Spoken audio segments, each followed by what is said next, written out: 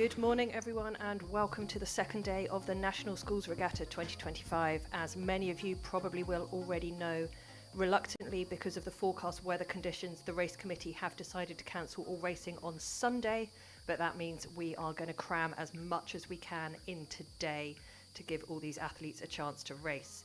So the time trials today will be run in the format already announced. That means that the championship eights and quads will run down one single lane at 30-second intervals. The championship singles will race in two lanes at 20-second intervals, and everything else will run as programmed across three lanes. Those of you who joined us yesterday will be used to seeing time trials run across three lanes. Few tweaks to that today, as you have heard. The afternoon program for today will change. The changes will be announced towards the ends of the time trial today, but we are going to endeavour to run the side-by-side finals this afternoon, prioritising the A finals. And all crews and coaches are reminded that in the prevailing conditions, the time trial might be the medal race for your event at the regatta, so everybody all out all the time. So we've just been looking at some of the fantastic photographs from yesterday, some of the fantastic racing that we saw yesterday. And as you'll see, if you've seen the sun that we saw from the preview, today is a whole different sport. And we've got our first sculler coming towards us, sculler 502, Ella McDougall from Barn Elms. And she is racing in the championship singles for the International Cup. And yeah, a whole different day today in weather forecast. The forecast is looking okay at the moment. It's projected to get much worse as the day goes on. And it's the sort of direction of the wind that's giving us cause for concern, because it's going to be sort of going directly up the course, possibly worse winds on the start area, which makes starting for these athletes quite difficult. Of course, in the time trial, they're not getting onto stake boats. They're starting at 17 or 250 metres and racing 1750 metres down the course. As Caroline's already said, this may be how they are placed in the whole event. So, yes, time trial's very important in these days. What a good shot there of our second sculler. Just 505, and she is Scarlett Palmer of Chester Street. Sorry, Nottingham. I did think that's not Chester Street colours, because it's usually red and black. But single sculling is quite a hard discipline if you're not into rowing. It's just you and your boat fighting the elements, fighting the clock, doing your best to maintain your boat speed. And it's really a psychological sport, single sculling, I think. And as you can see on the footage on your screen at the moment, these athletes have been set off in two lanes. So the sculler ahead on the left, we can't quite see the number from here, does know where the athlete behind her is, can see her, can push off her. It's a little bit less psychological if you've got someone that you can see and physically race. But for the athlete on the right-hand side of your screen, that is a little bit more of a challenge. She's not going to be quite sure where the girl over her shoulder is. And we now get a lovely shot of sculler 507. That is Harriet Bray from Hartpury University and College Boat Club, making her way down this slightly bobbly lake here today. Yesterday, absolutely flat as glass. Today, a little bit more conditions to contend with, as my colleague Carol has said. But this is a big psychological game in a single scull. We had a lot of Coxed boats yesterday in the quads and the octopools. There's always a Cox to cheer you on, to shout at you, to make you push a little bit harder. And just passing through the shot there, I think that was a sculler from American School in London, which would have been Maya Weiler in number 508.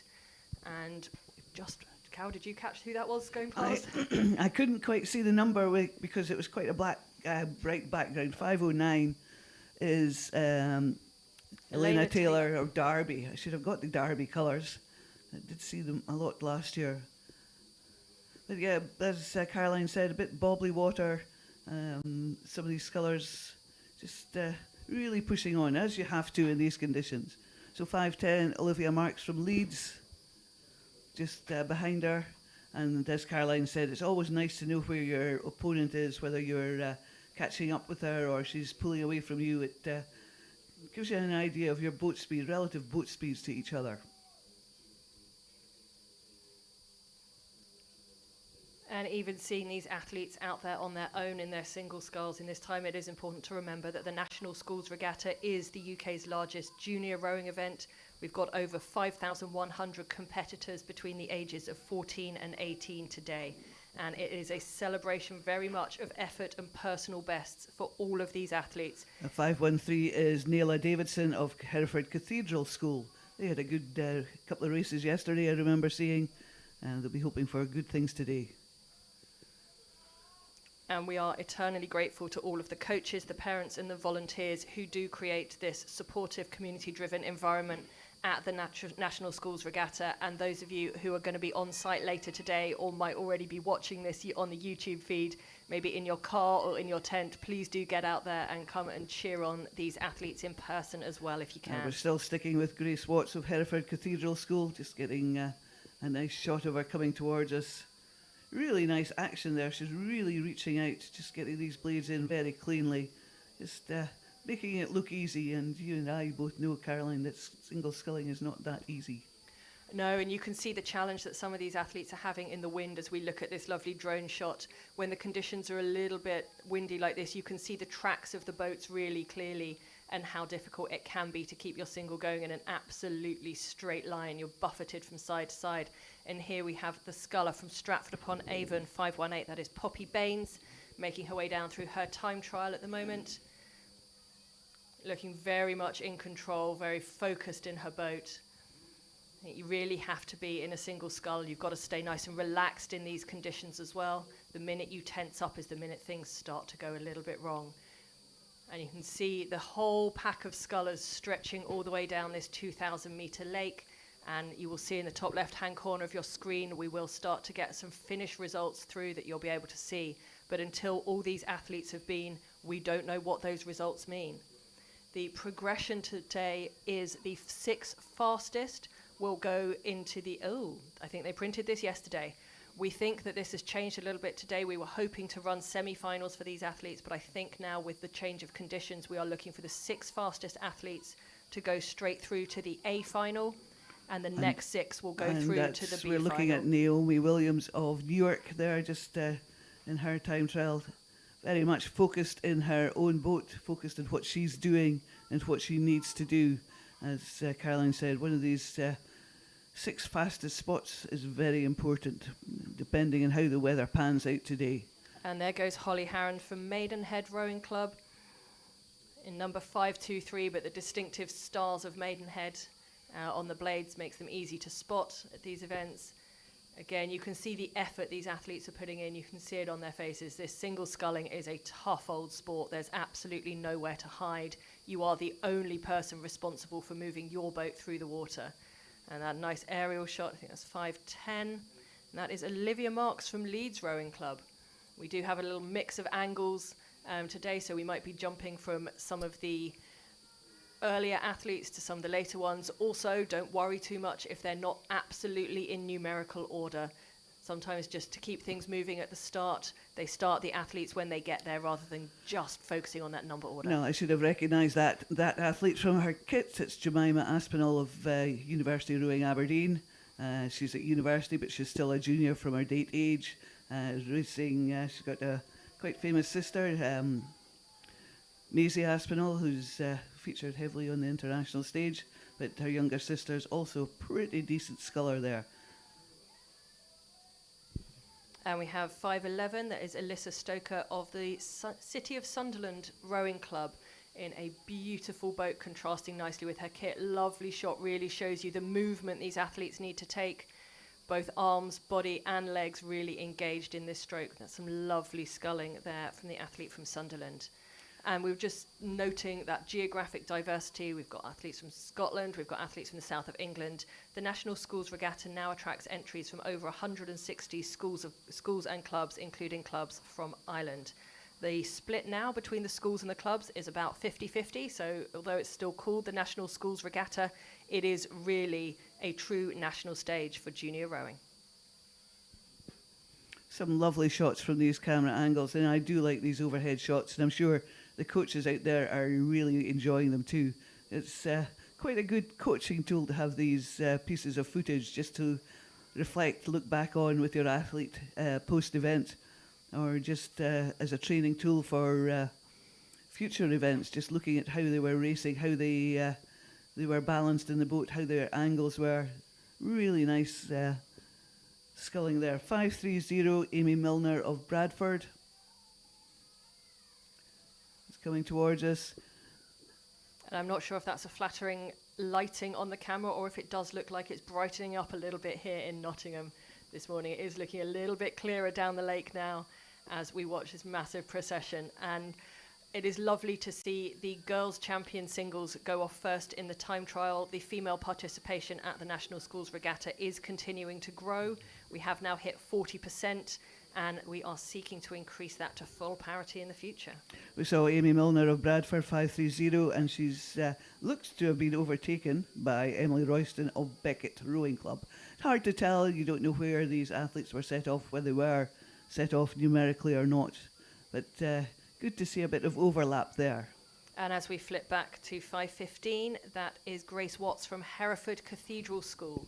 You might also notice quite a lot of differences in the equipment they're using. There's a large number of boat manufacturers that can look slightly different, and also the rigger setups look quite distinctive. You can have your rigger fixed to the boat in front of you, like this athlete. This is number 535. This is Abby Pittaway from Bryanston School, which is more traditional. And we've seen some boats where the rigger, where the oars are held, is only behind the athlete, leaving them with absolute freedom for their hands at the front. And this is now 521. This is Naomi Williams from Newark again, who we saw a few minutes ago, now on that lovely overhead shot from the drone. Conventional rigger setup with hers at the front. And that also allows you to strap a little speed coach on so she can have a little look down and know how many strokes a minute she's taking, know her speed, giving her that data to make some strategic decisions herself as she goes through this time trial. I think from that kit, that looks like we have a sculler from Evesham Rowing Club, but I might be completely wrong. I wondered if that was the Hereford sculler. Ah, yes, the other club with the blue and white hoops. So that, if I'm correct, that's 537 Molly Weil of Hereford. And the shots are lovely. Another lovely overhead shot. You can see the contrasting riggers. The one on the left has their rigger at the front, and the one on the right has the rigger behind them. It's been a long-running argument in recent years about which one makes your boat go faster. I think it's down to personal preference. I think the engine makes the boat go faster, personally. Oh, absolutely. But yeah, wing rigger is a really interesting, great design, move on in technology, but they are a pain to pack on a trailer. And that again is another shot of Lottie Bolton from Bryanston Boat Club, who I think we had coming across our screens earlier as she comes past the 1,000-metre mark through that middle part of the course, and she is pushing hard to catch up on the sculler who is ahead of her, who I think that is Tara Wright of Twickenham Rowing Club based on the colours there. Might be a little bit of a funny angle, but it really looks like Lottie from Bryanston pushing hard to catch up with Tara from Twickenham. Everyone gunning for the highest place they can. What is lovely at the National Schools Regatta is the breadth of and the number of entries in each category. The regatta very much supports both participation and performance, which these days can be a rare and vital balance within sport, and we are very proud to be able to do that here. Just seen Lila Wesson of Notts County Rowing Association. Really nice bright green kit, often easy to spot from a distance. So she's just come off the screen. One of my favourites. County have been very loyal to their very bright green, shiny all-in-ones for a very long time. 544, the sculler there is Philippa Mitchell of City of Cambridge.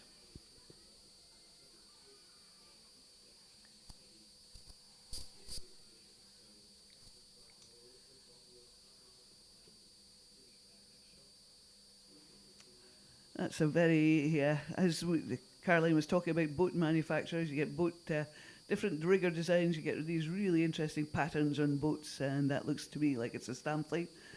Just big S in the canvas there. And I recognise the blades. I think that was a set of blades that I think I have learnt this weekend. I think that might have been St Peter's School, York. which means that would have been 524 Alexa Glyn Mills in her bright green stamp fleet. And now on the screen we have 545, who's Isabel Murphy from the Westminster School Boat Club, down based on the Putney Embankment in southwest London, in their distinctive pink with their pink oars. Another crew who are easy to spot. This flat lighting, it sort of makes it quite difficult sometimes to spot some of these colours. But pinks and greens always stand out, yellows stand out too. Very few clubs racing in yellow here this weekend. And it seems we have, I think, one camera out of order, and we can only apologise for the slightly glitchy picture. I know our video wizards are working to get you the best pictures as often as they can, and this is now 546. Olivia Hudson of St Mary's School, Cambridge. It looks a bit bobbly further up the course there, Caroline. I think the wind's blowing up the course, so closer up to the start it is a bit bumpier. As they come closer to the finish, it just flattens down because we're in the lee of the trees and the sort of embankment behind us. And indeed, the sailors among you might recognise the term fetch. The longer the wind has to blow in a straight line, the worse the impacts, which means where we're a little bit sheltered by the trees and the boathouse at the finish end of the lake, it's not so bad. 2 kilometres later, where the wind has had free rein to sweep down the lake, it does tend to blow up the water a little bit more. And we're just looking at Rachel Sylvester of Gloucester Rowing Club.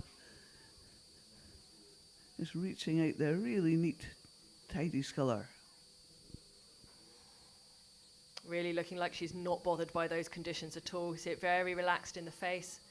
Really, hopefully to flip back to that picture in a minute. We seem to have a black screen on our live stream at the moment. We hope it is coming through on your end.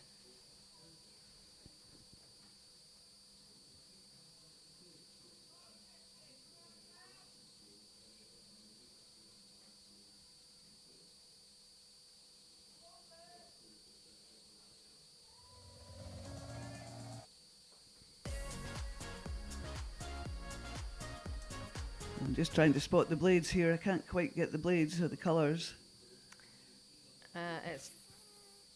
That is 550 in a Barn Elms boat, and that is Sophia Alcock from Streatham and Clapham High School Boat Club. Barn Elms, recently down in southwest London, has been a massive programme for community outreach, and there are now a number of schools who you will see in Barn Elms boats, just generally white with distinctive green ends, say BAE on the side. But now who actually have enough athletes rowing to row as their school as well. It's been an absolute success of outreach there. And now on the screen we have 552, who is Libby Doughty from Stowe Sculling Club. They row on what is affectionately known as the pond at Stowe. That undersells it a little bit. It is bigger than that. It is a pretty good sized lake they have available to them at their school.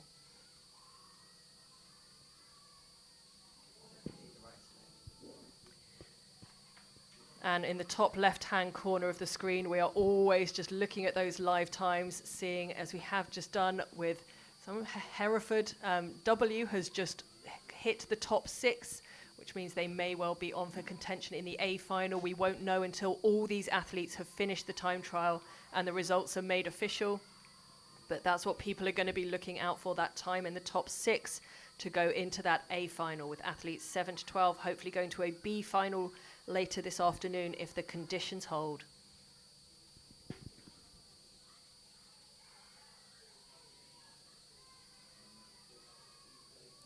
Our drone is positioned pretty close to us in the finish here. I just figured out where it was, just looking at the blades colours that are coming towards us.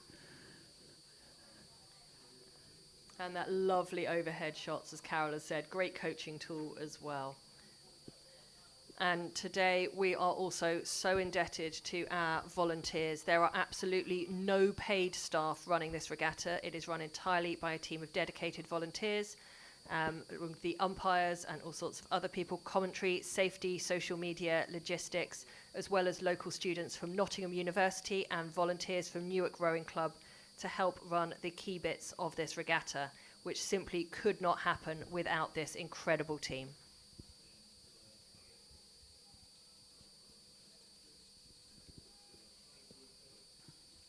I've got a picture on your screen now from further up the course, just making me look like telling a bit few porcupines. It doesn't look that bad further up the course. It's sometimes hard to see unless you've got a side-on picture of the boat. Some Ooh. really nice pictures We of... do now have two athletes in the same lane, however, closing very quickly. Can't quite catch the numbers. It is, in these situations, the obligation of the slower athlete to give way to the faster athlete. There is just about space in a standard racing lane for two singles. It's a little bit tight, and no one is going to want to give way until they really, really have to. But this is a little bit of a risky move. But that was just as they were crossing the line, I think. Yeah, just as they came, watched them coming down that last little bit of the course, and they were just sort of getting a bit closer. But they did manage to avoid any collisions.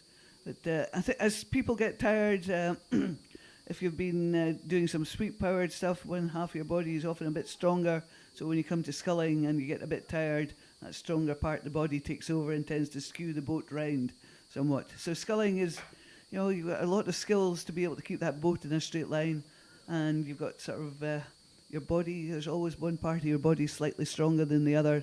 And as you get tired, that sort of stronger side takes over. You're also contending with pretty much a headwind. And sometimes the headwind can just gust a little bit and knock you a bit sideways. And it does look like we have a little knot of three scullers. We can see them out the window as well as on our screen here, who are quite close together, making sure they don't get in each other's way. We have got an umpire who is just drifting a little bit closer to give them some guidance, currently off screen.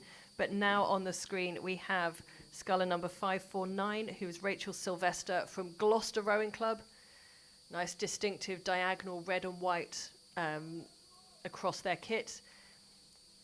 Well known on the circuit, but this is a lovely display of sculling in quite challenging conditions. And as, of course, everyone is watching the times in the top left-hand corner of the screen, the other shout-out we need to give is to the timekeepers at the regatta, who are made up of parent volunteers. So huge thanks to the timekeeping team. They are the reason we have accurate timing of these races. And later in the day, with the side-by-side racing, we will also have intermediate times at every 500 metres. So crews can not only know their time at the finish, but also how they went at every stage down the course, which is hugely valuable to them. And if you are sitting at home wondering how you can be involved, please do have a look at the website. There should be plenty of contact links there for how to come and help us out next year. I did have a walk up the course yesterday, and so one of the volunteers had a dog guarding the timing box further up the course. So it is dog friendly too. And looking at the shots on the screen now, I think we have finished the championship girls single scull time trial, and I think this looks like we are on to the Open. Indeed it does. Just and that's always good to see these scullers, because some of these scullers are pretty nippy down the course.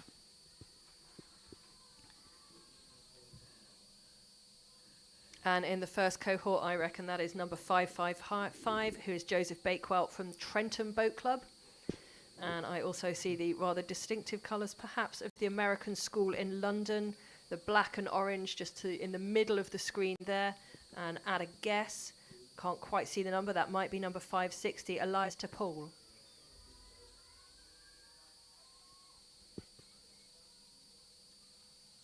And 555, Joseph Bakewell from Trentham, can see what's going on behind him. He knows how he has to judge his effort to stay ahead. It is a powerful position to be in, going off at the head of these time trials. Would highly recommend anyone who is listening to this and not yet there for their time trial, make sure you are on time. You want to go off in your allocated spot. You want to be there in plenty of time to see the crews behind you, so you know how hard you need to push. Oh, absolutely. And if you want to keep on your umpire's good side, always be up in the start zone plenty of time. It does help everyone if we know where everyone is, so that they can get them lined up and go off in their allocated space. A really nice sculling from Joseph Bakewell there.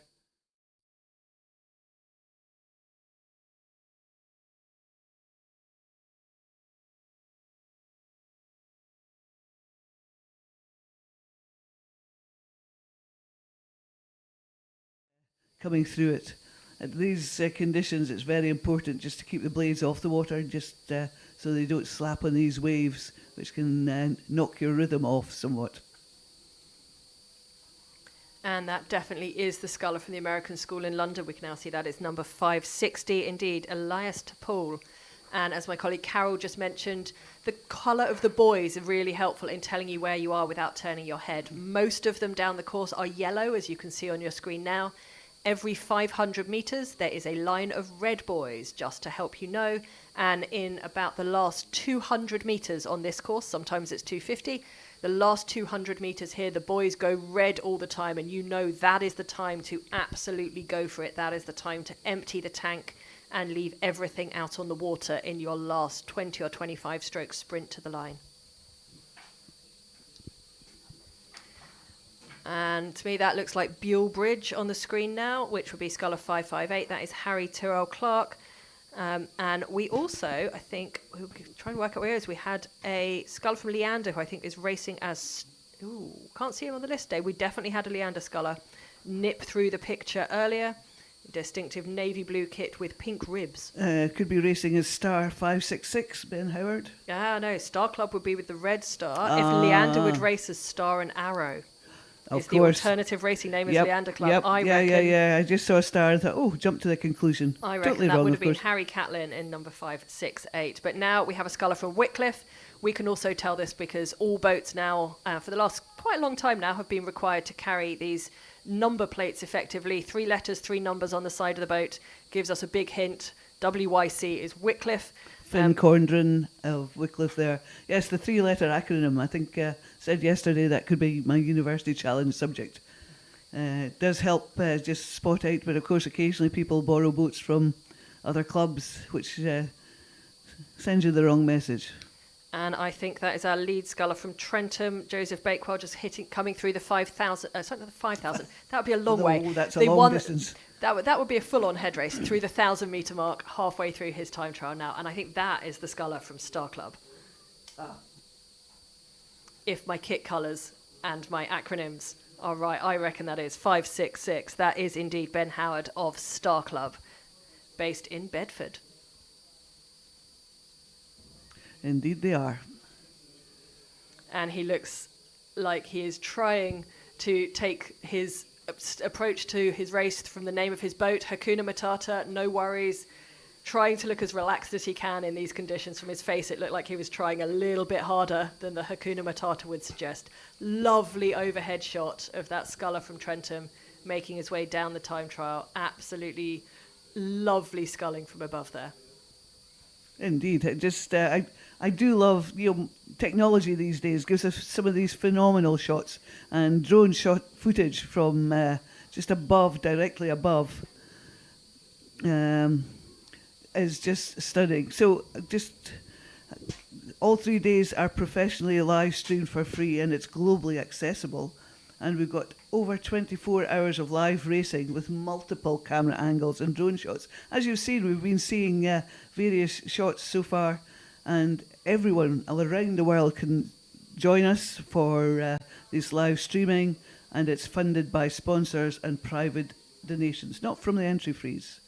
So just thanks very much to Gigglebox team for delivering this coverage. And they've been listening to us, and the cameramen there are on their toes, giving us shots of the boat, 3-letter acronyms, Maidenhead there I've just seen, and giving us good shots of the Maidenhead boat, Windsor Boys School sculler in it. As we said, sometimes they're misleading. That was Leo Curtis of the Windsor Boys School carrying number 569, who is being hotly pursued down the course by Adam Pritchard of Warrington in number 573. Yeah, just it's one of those commentary things. The minute you open your mouth, you're proven wrong. It's makes me smile. I've got a big smile on my face standing here. High risk, high reward.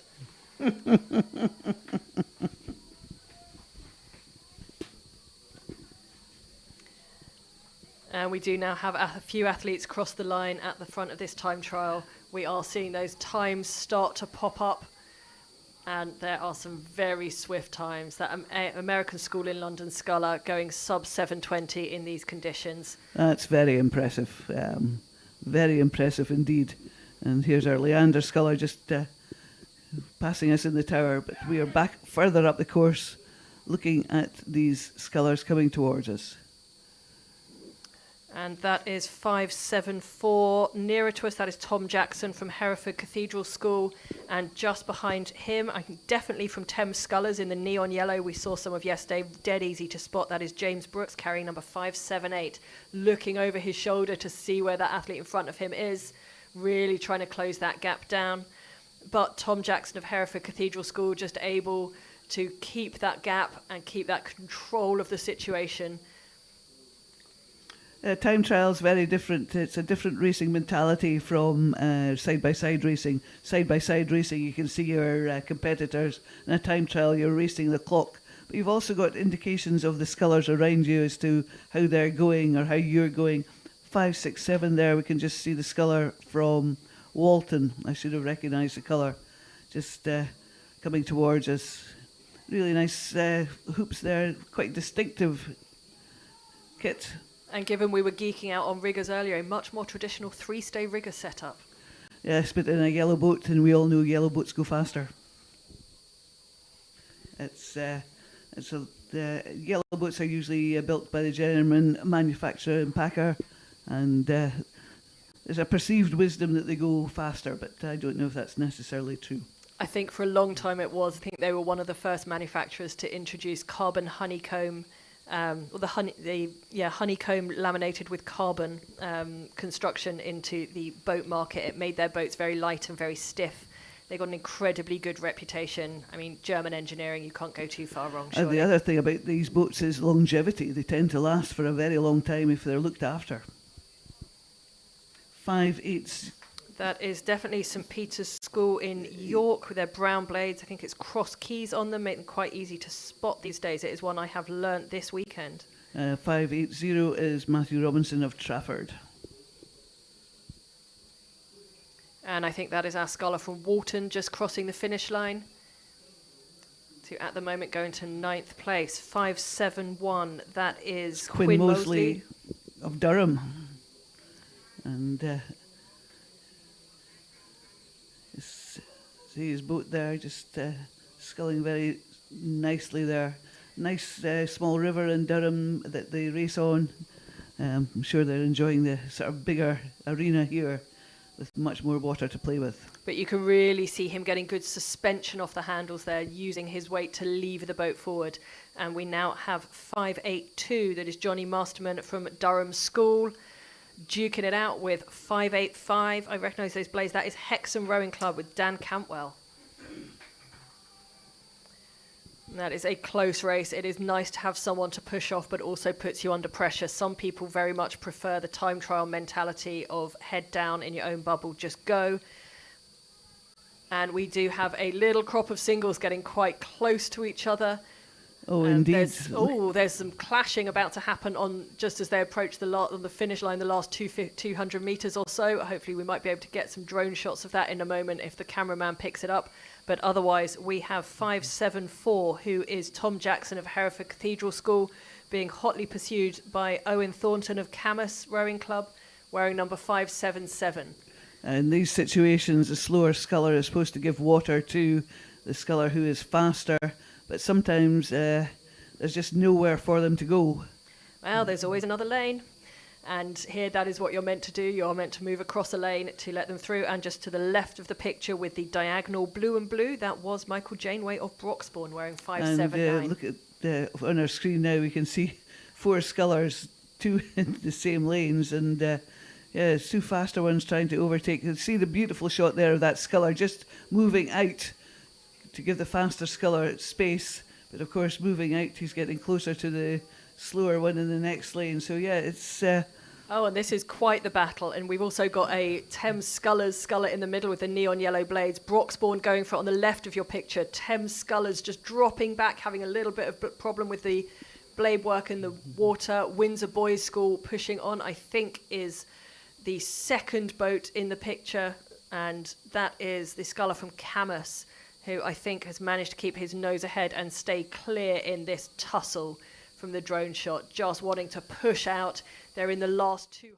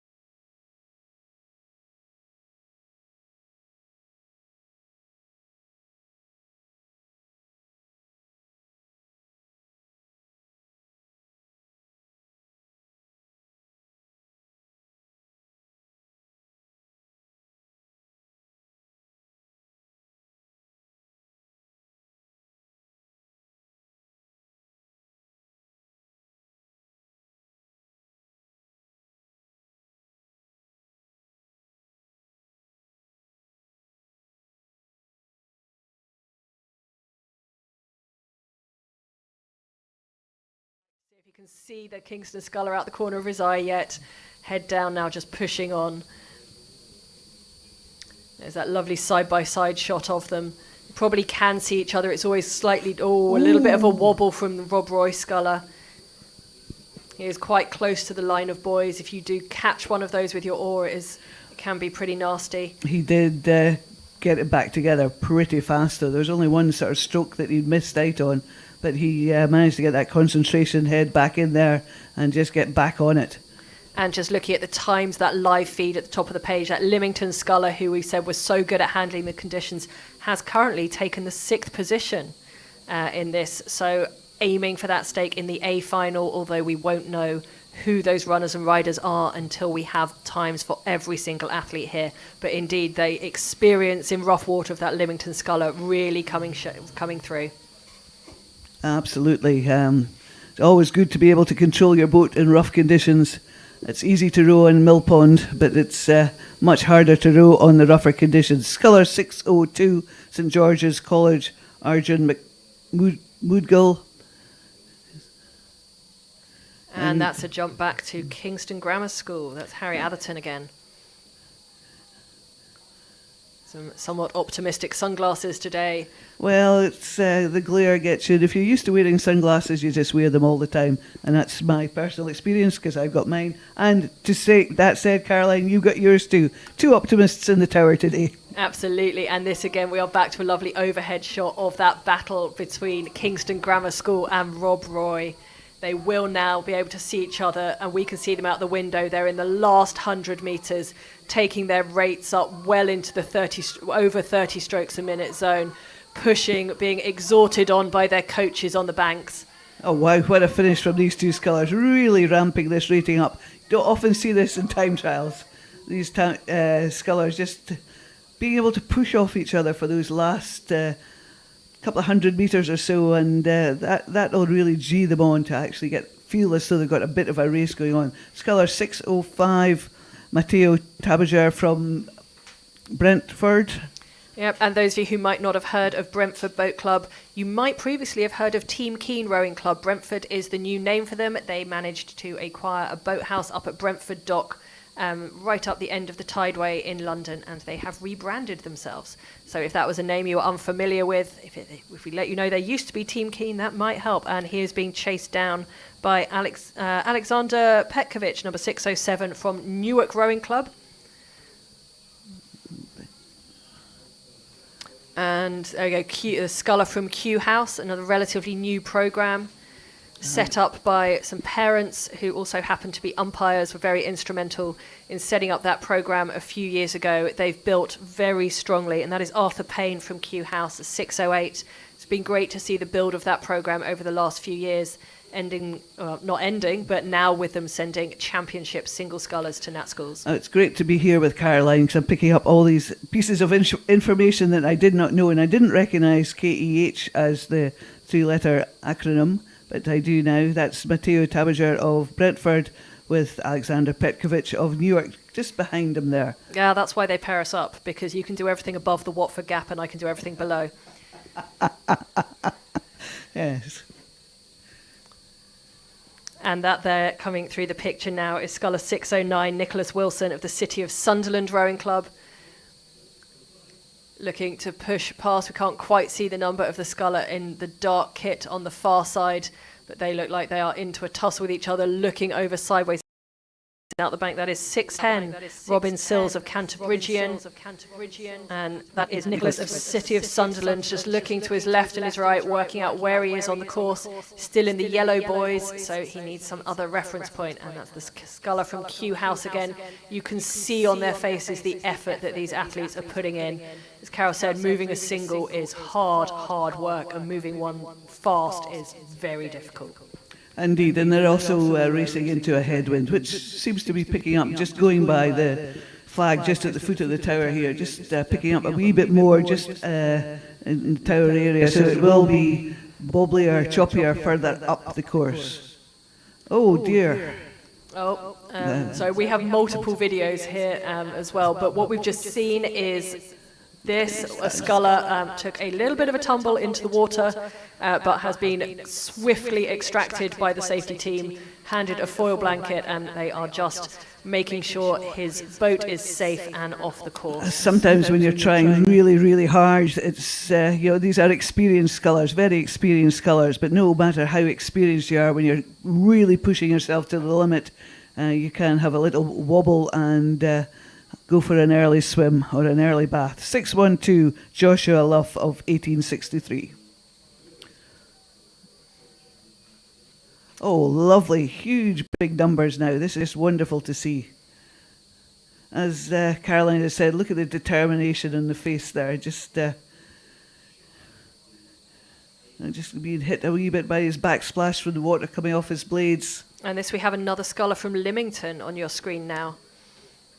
Not sure of that would be Patrick McCabe, number 615. Hoping he has as much experience with the rough conditions as his clubmate did, who we saw go down the track a little bit earlier. He certainly looks completely unbothered by the rough water and really ready to get his teeth stuck into this. He seems to be coming through the last 250 metres of the time trial. Just that drone shot overhead again of a couple of the scullers. We haven't got too many scullers left now in this championship single sculls time trial. We can see just 4 of them left on the water. Just panning up. See the last pair of scullers almost abreast of each other. I think I recognise the one in the yellow boat. That'll be Finlay Morrison of Aberdeen Schools. And that is 6'11", Arthur Blackmore of the Worcester Rowing Club. I think that pair of them, we've got a couple more that we can see out the window just making their way down through the last 500 metres of this challenging time trial this morning.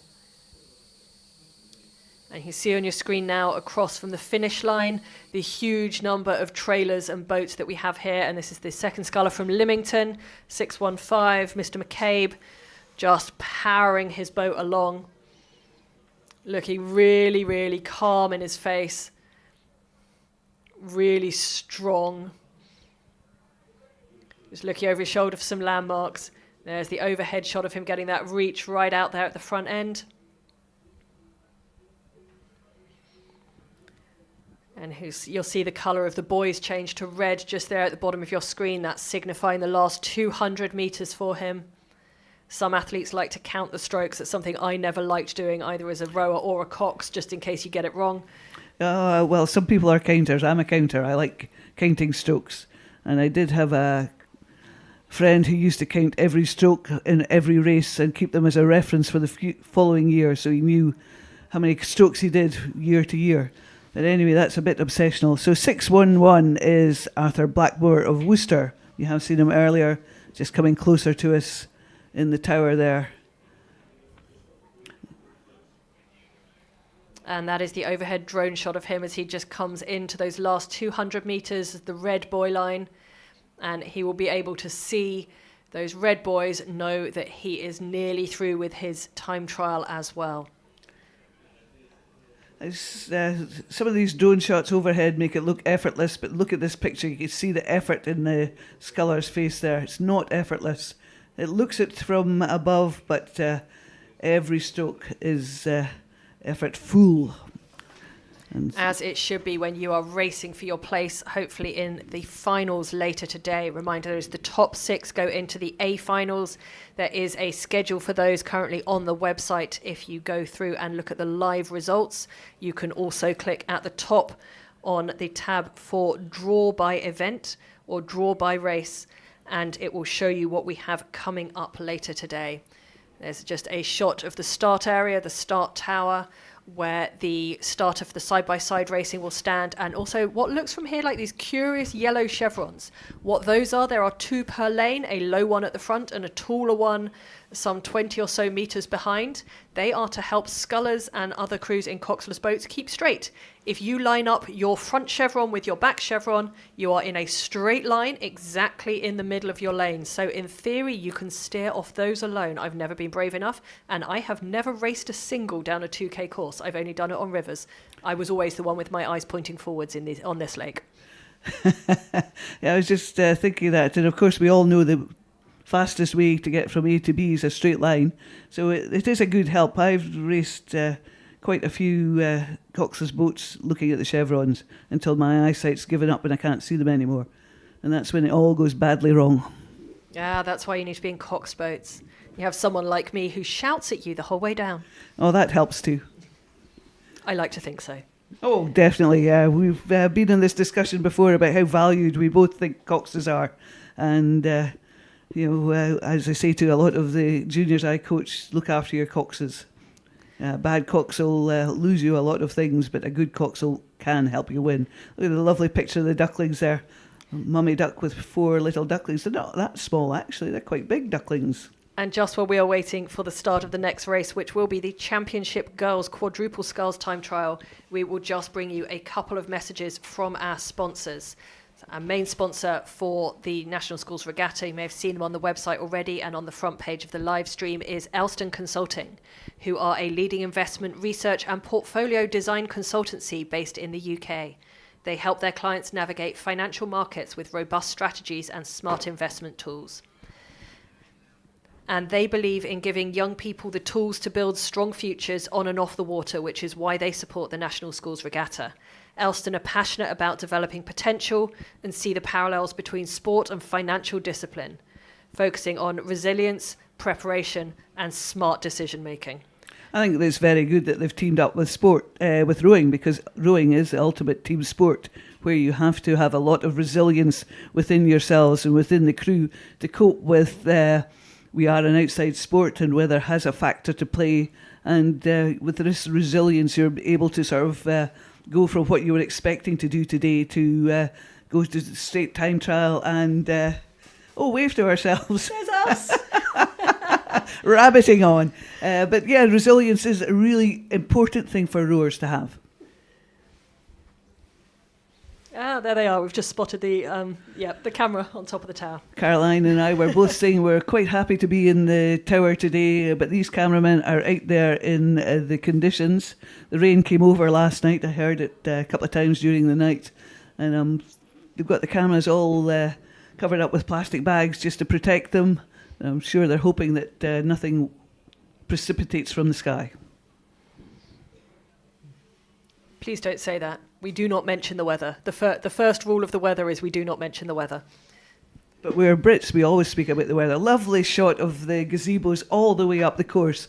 Now the gazebos stretch all the way from the finish just up to 1,000 metres. So we've got 1,000 metres, 1 kilometre of gazebos from schools and clubs. But here we go with the first of the championship quads for the girls. This is for the Sheriff Cup. And I love watching quads race, championship quads specifically, because these are very well schooled squads. And look at these bodies just moving together. Oh, wow, the timing is just superb. And I think this is the quad from Wycliffe College, who have been absolutely dominant for the last couple of years and also had some very good results so far this season. They won the women's J18 quad event at the All Sport Junior Sculling Head just a couple of months ago. And I believe they won here last year with a young crew, and they are very much looking to repeat that if they can.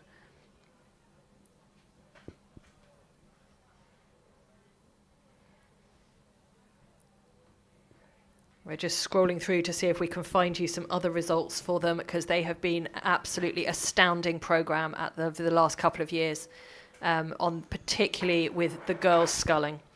This is an absolutely class start to the day from the Wycliffe College girls quad. I remember seeing them racing last year, and they were really strong and powerful. And they did also win the Girls' Championship quad category at the Schools Head this year. Oh, no, they didn't. They came fourth. Sorry, the Schools Head website has given it to me in start order number rather than finish order number. So they won at the Junior Sculling Head, fourth at the Schools Head, but they will be looking to lay down a really quick time here. They do not look bothered by these conditions, and they look so together.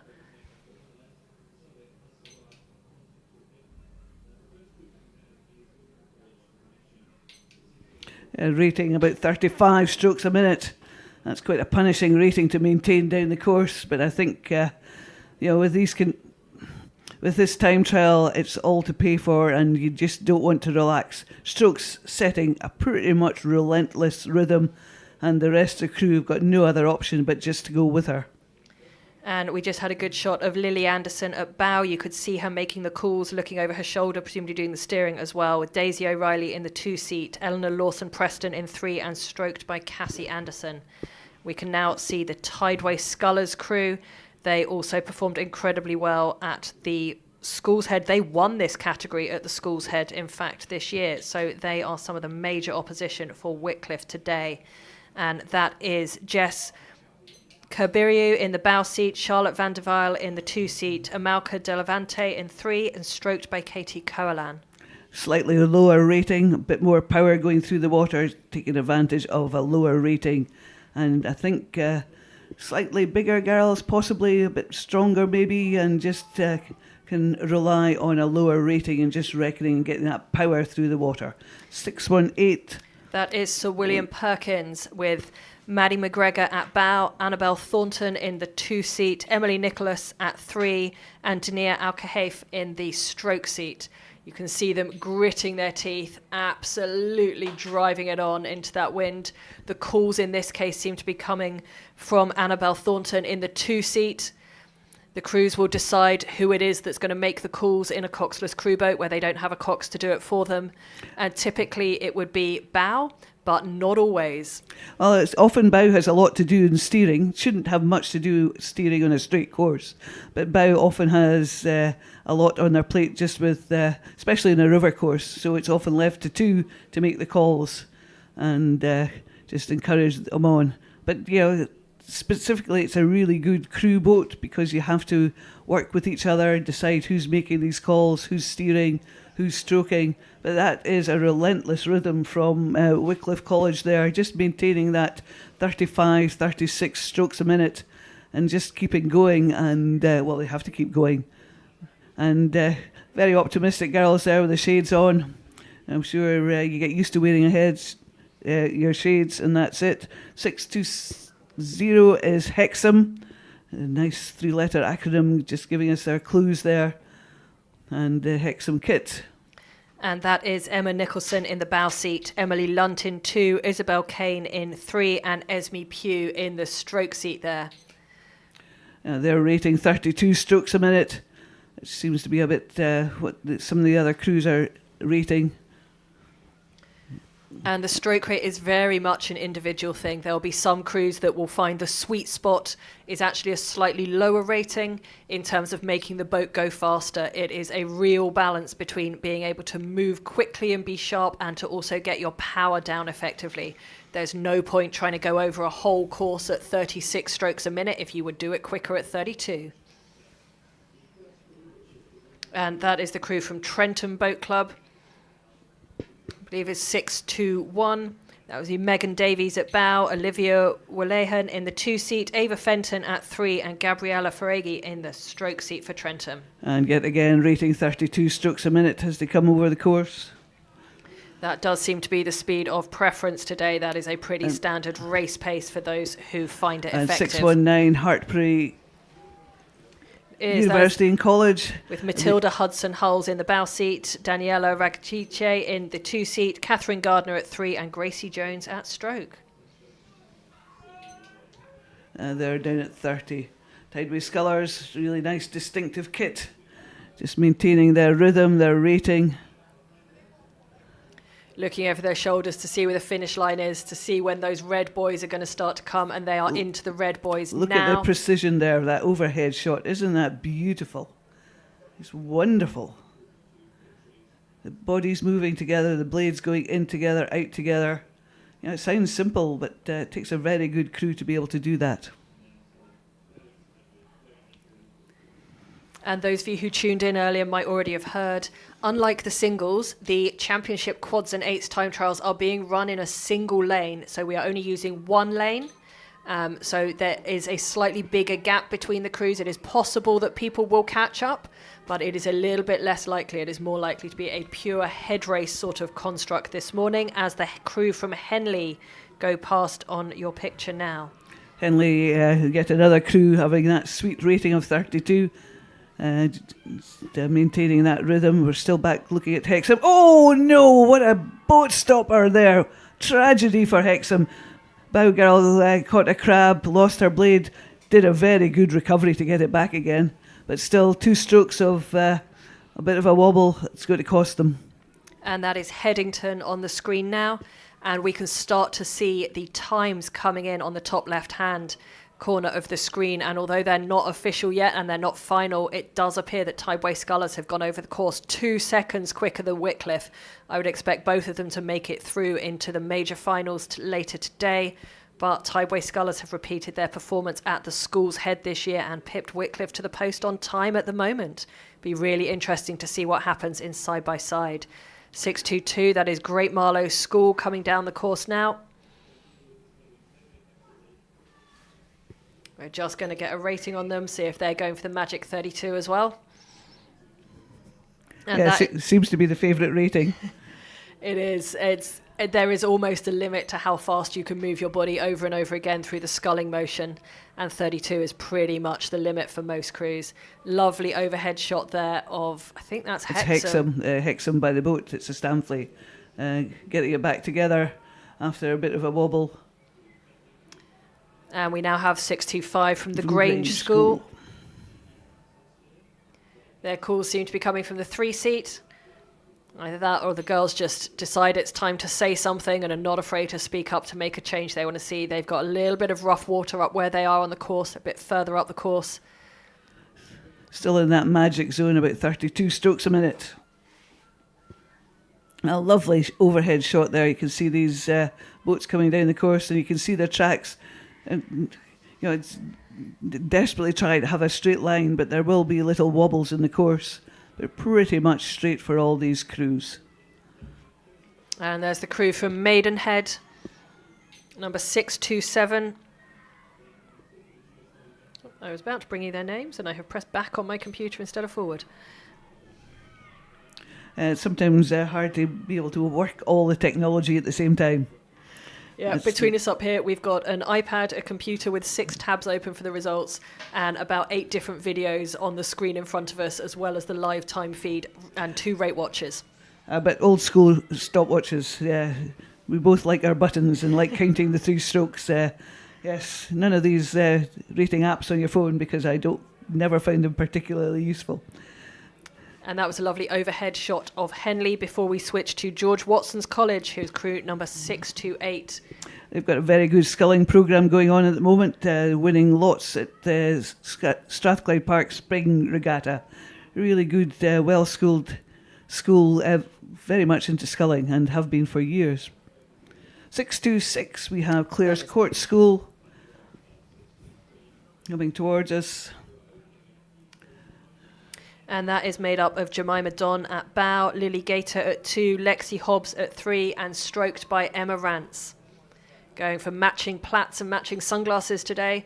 It really does make you feel like more of a crew. It really gets you in the mood to race when you go through those little crew preparations like that. They'll come down to the decision whether they wear t-shirt, no t-shirts, long sleeves, short sleeves, and as Caroline said, it makes you feel more professional. Makes the other crews think, oh yeah, they've actually thought about this. They're really interested in how they're going to be racing. So really thinking about it does help. And I think that is an overhead shot of Headington we've now got. Looks like very quick finishes there. I think it might just be the camera catching up, but there's very quick movement around the finish and back out onto the toes. You want to get that weight forward as quickly as you can without overly rushing. Once your weight is on the toes and the front of the seat, you are in control of the run of the boat again.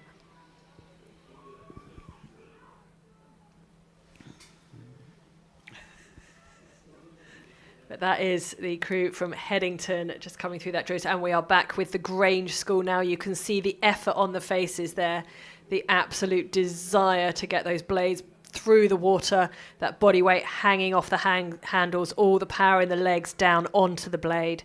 And that's the weird thing about rowing. Your body is the connection between your oar, which is the source of propulsion, and the boat, which is the thing that you are trying to move.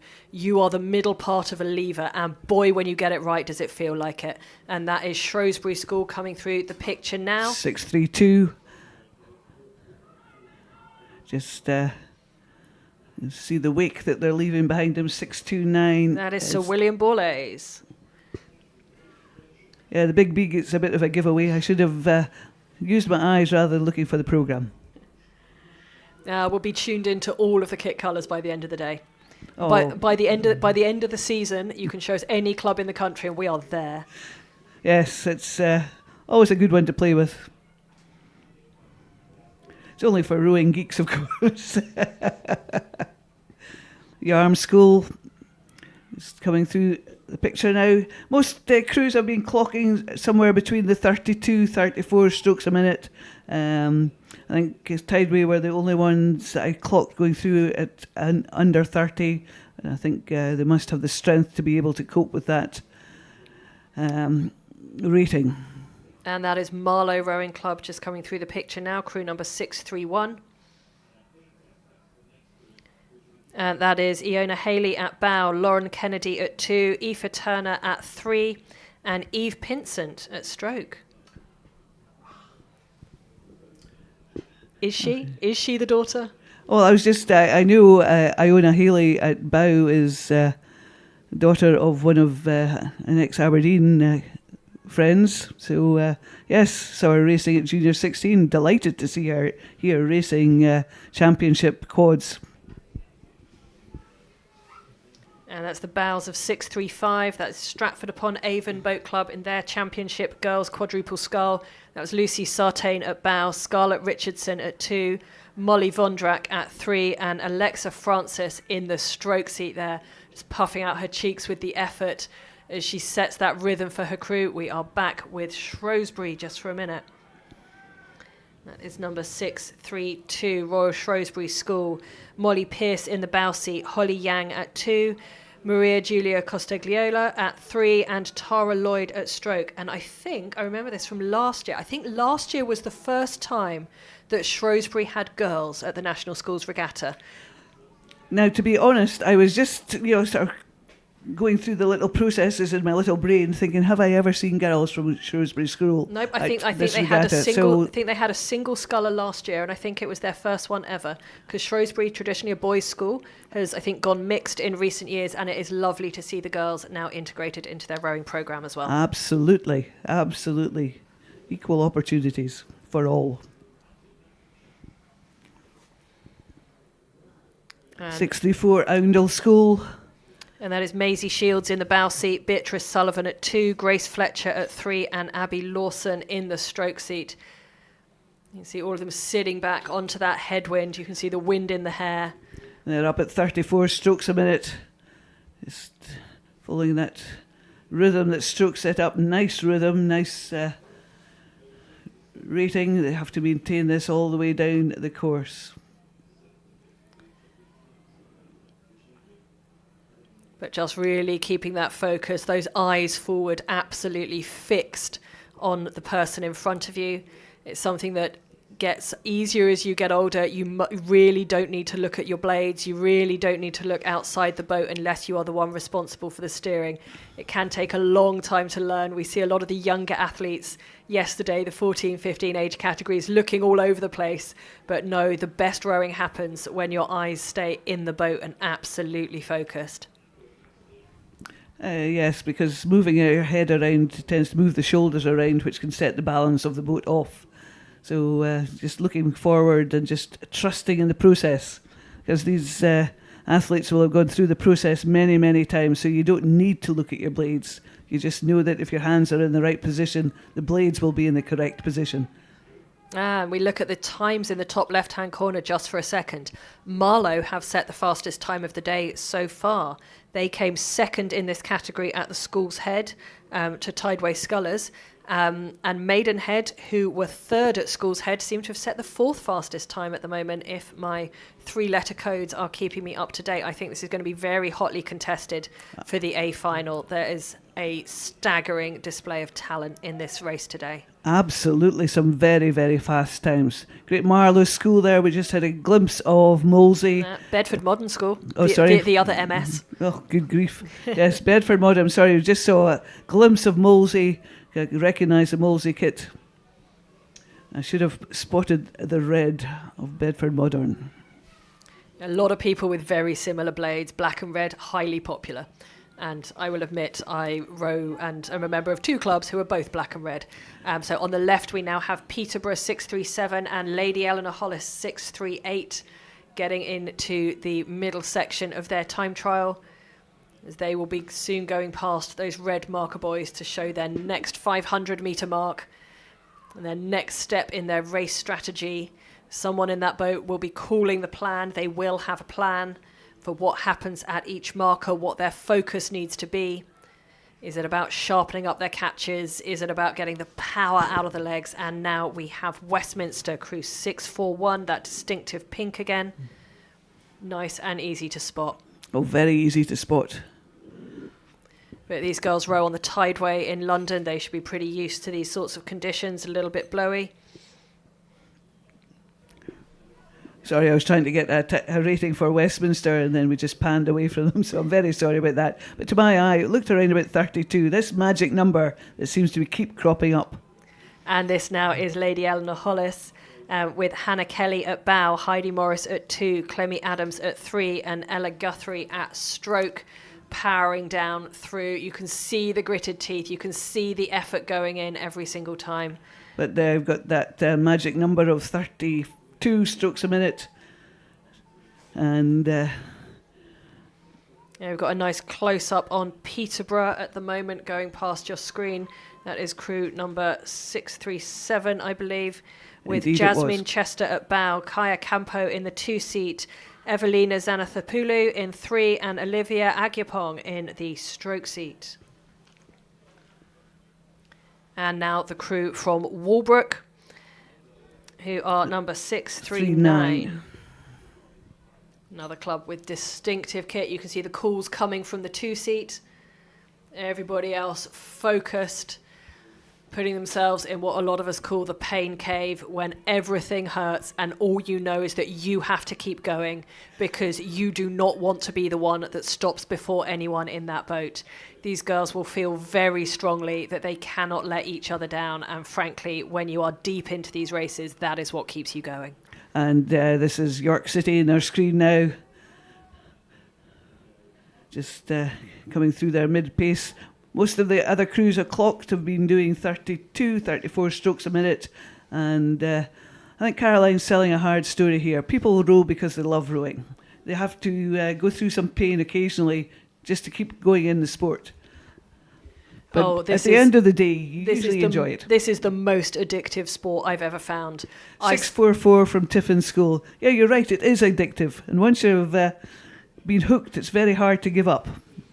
Absolutely. I've been in the sport for more than 25 years now. I got in a boat Freshers' Week at university, loved it so much I went 3 times in the first week, and that was it. I'm absolutely hooked. You and I have a similar experience then. First time in a boat was Freshers' Week university, so yes. So I'm always full of admiration for these athletes who take on the sport at a younger age, and they must be so grateful for the opportunities to have access to the sport, and that is something that National Schools Regatta is so pleased to support, both through the wide range of opportunities that they provide on the regatta for both performance and participation, as well as the support that they provide to the sport in general through the registered charity here at National Schools Regatta.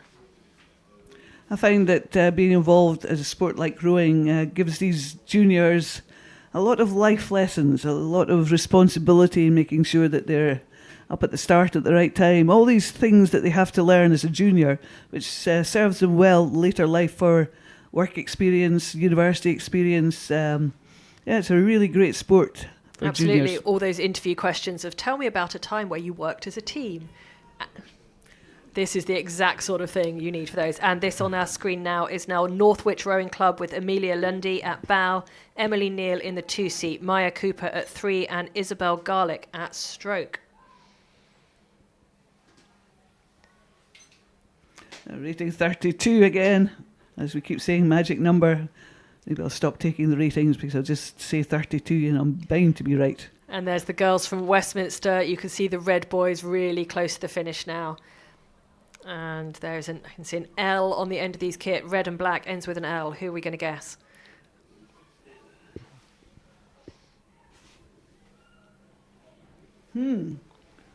We are not brave enough to guess that one. Hopefully we'll pan back in due course and we'll be able to bring you the name of that crew that just so gallantly rode through the middle of the shot. Just a couple of overhead shots coming your way. That is Northwich with their green and yellow blades on the screen now. When it zooms in, it looks very flat. You can see the ripples on the water once we're zoomed out a little bit more. There you go, that is Northwich into the Red Boys. They are coming down towards the last 200 metres or so of their time trial. Really driving, and you can see them with the kit celebrating 150 years of their club this year. Wow. Great to see these long-established clubs still having a presence on the national stage. I was just admiring some of these shots that we're getting. 545 is St Ives. And that's not the red and black crew we saw earlier. But some of these shots are just superb. The camera lenses are giving you such sharp precision from these distances. Looks like to me St Ives going for a slightly higher rating. That is a crew of Nancy Halen at bow, Zeynep Ochelek in the 2-seat, Hannah Chaff in 3, and Alice Vardy in the stroke seat. And we are now with a crew from Tiffin. Who I will admit I hadn't realised had gone mixed either. I saw quite a few Tiffin crews yesterday in the J14s, J15s, and I hadn't realised they'd gone mixed either. So 647, this is our mystery crew. The mystery Godolphin and Latimer. I should have known that. They're local to me. I'm a Thames Rowing Club girl, really. And that is Godolphin and Latimer with Isabel Runstrom at bow, Julia Klebergen at 2, Caroline Burns at 3, and Audrey Song-de-Sur in the stroke seat. Yeah, and if you look at the backs, you can see the G and L, so it's obvious when you know. Yeah, long-established club down in southwest London. One of the row of famous boathouses down Thames, and they are pushing hard to catch up with the American School in London, crew number 646, who row at the other end of the tideway. And that American School in London crew is Anastasia Corley at bow, Galia Birch in the 2-seat, Louisa Marcotti at 3, and Hannah Abdul Mohsen in the stroke seat.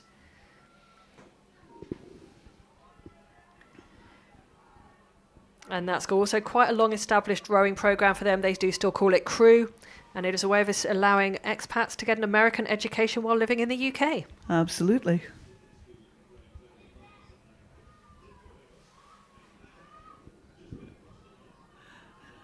As I keep saying, some of these overhead shots are just stunning.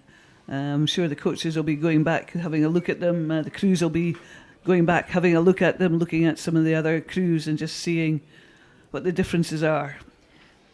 And again, a big thank you to our sponsors who support the live stream. This does not come from the entry fees. This is done entirely through sponsorship and private donations to help us put this on.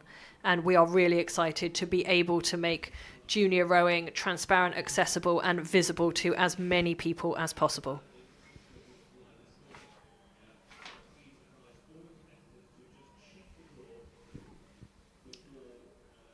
And that is King's Chester as we come down through the last few crews of this championship girls quad. Alice Henry in the bow seat, Willow Parker in 2, Fleur Bartram in 3, and Holly Sutcliffe in the stroke seat. And yet again, rating 32 strokes per minute.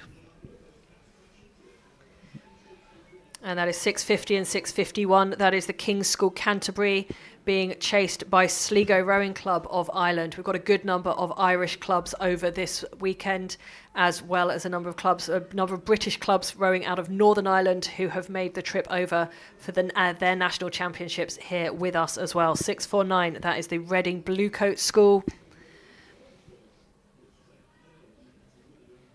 of Neve Askin, Lula Smith, Annabelle Billing, and Jasmine Adams stroking that crew. That is the Godolphin and Latimer crew crossing your screen again there. And back to Reading Bluecoats. Rating 32.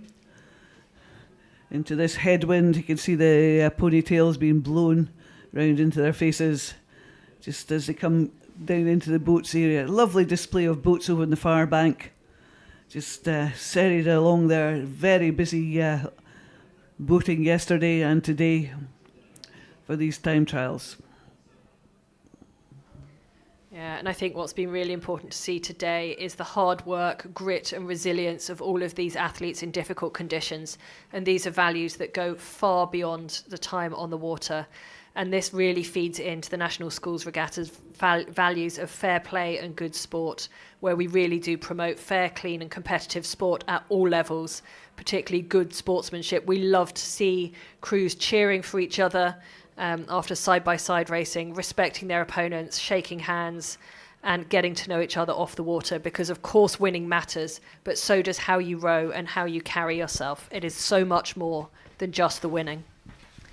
And just like that, we are on to 652 Windsor Boys School, the Open Championship quads. They are going to be absolutely galloping down this course. Now, I know Windsor Boys School have a huge entry in this event. I think they had 32 crews. They did very well yesterday in the quads, succeeding very well. And the next crew is from Leander. What happens when we run out of letters? Because those of you who are looking at the draw notice that there is a letter associated with each crew, and this is just to do with how many crews the clubs have entered. And so if you get beyond 26, what happens? I don't know. This was the big debate that we were having yesterday, whether we were going to double letters but then there's not enough space for our three-letter acronyms, so I'm not sure. This is going to be really interesting. Also, although we've got the girls just finishing off on the screen now at the moment, and this is King's Chester versus Sligo, the last couple of crews. It looks like Sligo have taken the lead over King's Chester. A little bit close together. It might be a little bit difficult to tell on the shot we had. It might be a bit deceptive. But we are now back with Windsor Boys. Windsor Boys won this category at the Sculls Head earlier this year. And Leander Club, who we've already seen on the screen in this time trial, were in second. So they are going to be looking to stamp their authority on this. Windsor, a programme that focuses very much on sculling, doesn't do a lot of sweep rowing at all, although I heard last night over dinner they might be starting. So a real focus on sculling for these Windsor athletes looking to get their nose ahead. This is Hartpury now on your screen. They came fourth at the Sculls Head, looking to improve on that today, I'm sure. All of these early crews looking to book their place in the A final. Indeed. Windsor going over at 34, Hartpury 34-2. Really look at the grit and determination on these faces. That's Leander just going through the shot there. Distinctive pink blades, distinctive kit. It's not pink. Rule number one, the name of the club is Leander Club. Rule number two, the club colour is cerise. And to be fair, nobody, including me as a member, knows the rest of the rules. But the club colour, definitely cerise for Leander, fact of the day. And we are back with the Windsor Boys School quad leading the way at the moment. We don't know about the times, but they have gone off first, so we can still say that. That is Bailey Taylor in the bow seat, Reuben Taylor at 2, Joe Wellington at 3, and Isaac Thornton in the stroke seat. That is a lovely stroke rate there, a lovely rhythm. Just so nice to sit and watch it, or stand and watch it. Great Marlow School there. No, it was Trentham. STK Trentham. We don't know why Trentham is STK, but Trentham is STK. Sorry, I do apologise, my mistake. My 4s and 6s are getting confused. And 6, 5, 7. Grange School now on the screen. That is 657. One pair of optimistic sunglasses from the stroke seat there. You can see even on the boys' hair, this is a blowy, blowy day. These conditions are tough for these athletes. 653, that's the bow of Leander Club.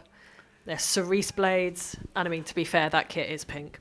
No, I would say the kit is cerise. To me, the blades are pink.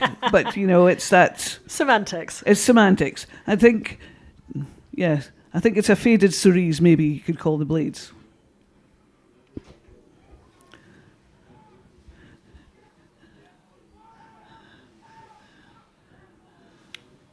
That is 656. Now, that is the crew from Great Marlow School. Just heading down, Sam Terrett in the bow seat, Connor Kwan at 2, Ethan Hunt at 3, and George Spencer in the stroke seat. Those eyes all resolutely pointing forwards. They've got 500 metres to go. They just see that marker skim past in the background. these young gentlemen or the open category certainly going over the course at a higher rating. Most crews have been clocking around about 33, 34, just 2 pips higher. Definitely a lot of determination in these faces. Hartprey there just going through the shot. Grit and determination, I think that's personified in this shot. That is, if you look at the times there, that is a stunning performance from the Windsor Boys School. That is pretty fast. That is the first sub-6 minute of the day. We will have to see if the Eights can keep up with that quad. That is a big difference at the moment between Windsor Boys and Leander. There's nearly 15 seconds between them.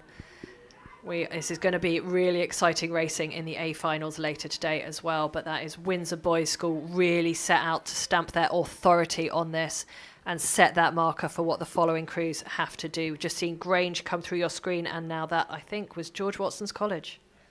And we are back now with Great Marlow School.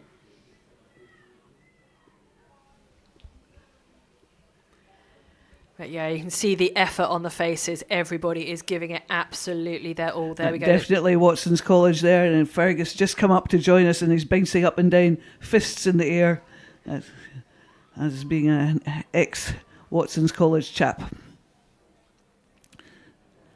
And yes, we are commentators, and yes, we tend to be impartial, but there are times where partiality does come into it. And you know, your home club, you've always got that sort of warm feeling. And that is the bow of 662 Tideway Scullers School. Yeah, there we go. Distinctive kit, can't miss them.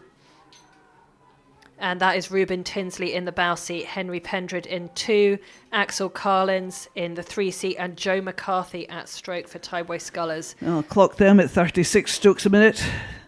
So a bit higher than the other boats, but yes, there's a distinctive kit. I'm going to say it's Lee. It is definitely the Lee. 659, one of our fellow commentators who I think is downstairs doing the on-site commentary at the moment, will no doubt be getting excited about this one. This is Machenko Watson in the bow seat, Vincent Gretin in 2, Thomas Pakulis in the 3 seat, stroked by Maddock Gundry for the Lee. A long-established club out of Hackney in East London. And we now have Molesey on the screen, crew 660. And that is Charlie Thomas in the bow seat, Daniel Briodi in 2, Ralph Hardwick-Skotowe in 3, and Dylan Morris in the stroke seat. You can see the effort on the faces. They're trying to relax a little bit at the finish, but you can see those gritted teeth as they push through the water each time. And that is the overhead shot of the Lee as they come through the 500 metres to go point. And we pan back to Maidenhead, crew 661. I'm laughing. Fergus is still bouncing up and down, seeing George Watson's having the 5th fastest time of the morning so far. At the moment. Still lots of crews to go, still lots of things to play for. It can all change. Lee put in a good time there. Gosh, these times are very impressive, Caroline. Lee have just beaten Leander. That is super impressive from the Lee. These are some very, very quick times. This time trial is, I think it's about 1,900 metres. I think we start them as close to the start as we can, but they need a little bit of time to turn around and get going. And the finish is on the finish line. So these are not quite comparable to the 2K times that we'll be getting later today. But nevertheless, for 1,900 metres, this is still some serious talent on display today at the National Schools Regatta. And we have to remember that these times are into a headwind. So even more impressive when you take that factor into account. Yeah, I think, and just looking at the effort that's going on, nobody is letting that bother them today. Everybody is here to leave it on the water, show the country what they've got. And I think this is 665. This is King's Worcester, another set of blades I've learnt this week. The little spots in their oval, which is Elliot Baird in the bow seat. We've panned away. We're now with Yarm. And with Yarm now. And we grab the Yarm crew while they are still on the screen. It's always a bit of a race to keep up with what's on the picture. This is William Javens in the bow seat, Sai Sigadan Male in 2, Patrick Tulloch in 3, and Harry Dambrigo in the stroke seat for Yarm there. Yarm rating 34 strokes a minute over the course, and seem to have been maintaining that for quite a distance. Oh, and just on the times, Molesey, I think NBC have just slipped into that second place. They haven't quite managed to get the sub 6 minute time, but 6:01.95. This is going to be very, very tight at the top. And just coming into shot, we have Clare's Court School, 664. Really nicely schooled quad there, nipping it along quite nicely. 34 strokes a minute again. And they came 7th in this category at the Sculls Head this year. So again, they will be looking for something big today. And that is Tommy Beaver in the bow seat, James Howard Bolton in 2, Joshua Spanswick in 3, and Arthur Llewellyn in the stroke seat for Clare's Court, based out of Maidenhead.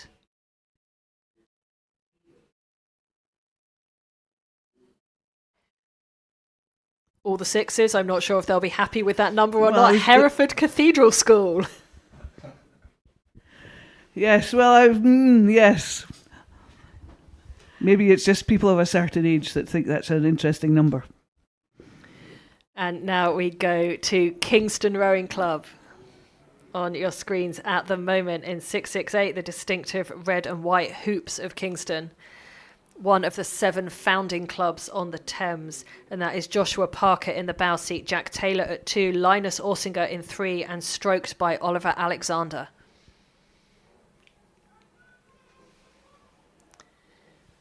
And that is back to the crew from Hereford Cathedral School.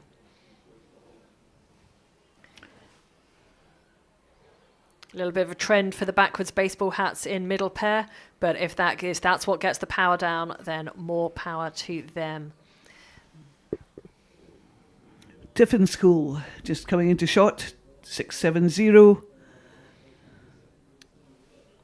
And that has Michael Dennis at bow, Lucas Wilde in the 2 seat, Jesper Naseby at 3, and Vladislav Markov in the stroke seat with some very distinctive sunglasses. Yeah, you may wonder why people are wearing sunglasses in these overcast conditions. Get a lot of glare coming off the water, and sometimes it makes it just a wee bit more comfortable just wearing sunglasses just to keep the glare down. Goodness me, that's another fast time from... That is Clare's Court have done what Windsor Boys have done and broken the 6 minutes and gone into second. We've now got 3 crews sub 6. Tideway Scullers going over in 5:58 to take the 3rd spot at the moment. And as a reminder, you are looking for a top 6 finish when all is said and done to make it into the A final.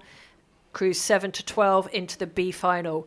We hope to be able to bring you more racing later in the day, but it's very weather dependent. Please do keep an eye on the website in general for updates to the racing program. But I think for the A finals, those times are already visible. Hopefully we won't have to change them because this is going to be some absolutely cracking racing. So we just had a glimpse of Crew 671, Cambridge 99, and we now got Hinksey Sculling School 669 on screen.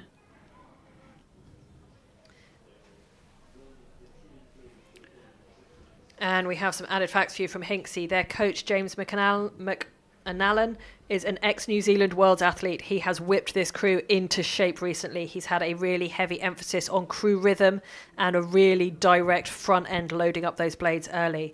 They were 3rd at the Junior Sculling Regatta, 2nd at the Caversham Private Regatta, and had a bit of a rocky start and only came 10th at the Sculls Head, but they are excited to do better today. One of their crew, Judah, is a returner from the last 2 years, won a bronze medal last year and is looking to add to his tally today. 673 on the screen is a crew from Northwich. Yet another crew rating 34 strokes a minute over this course. That seems to be popular with the boys today. That Northwich crew is James Pope at bow, Finn Howard in the 2 seat, Oliver Neal at 3, and Max Finney at stroke.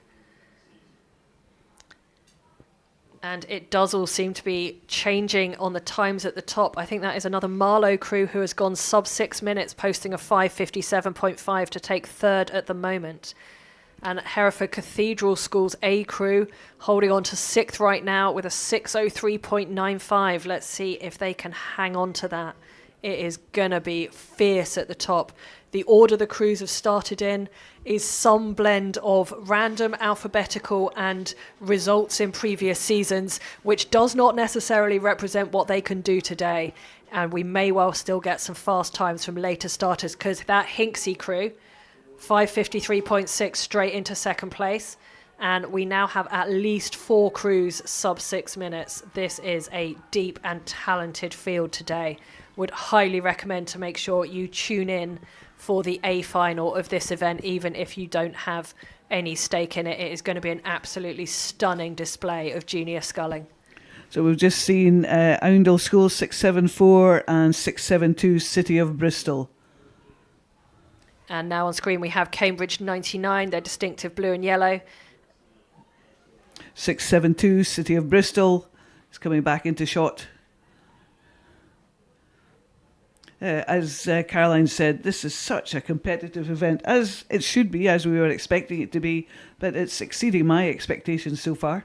This is absolutely stunning. I was not expecting to see so many crews sub 6 or close to it. No, 676, that is Royal Chester on your screen now. And that is Hugo Ellison in the bow seat, Jack Wills at 2, Zachary Gooding at 3, and Carter Foster in the stroke seat for Royal Chester.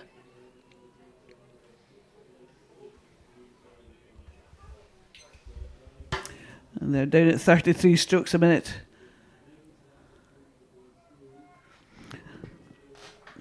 Six, 7, 4, the back shot from Oundle School.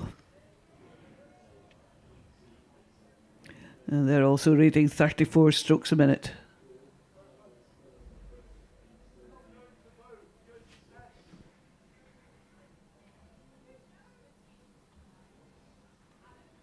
I just read that the stroke seat in the Oundle boat is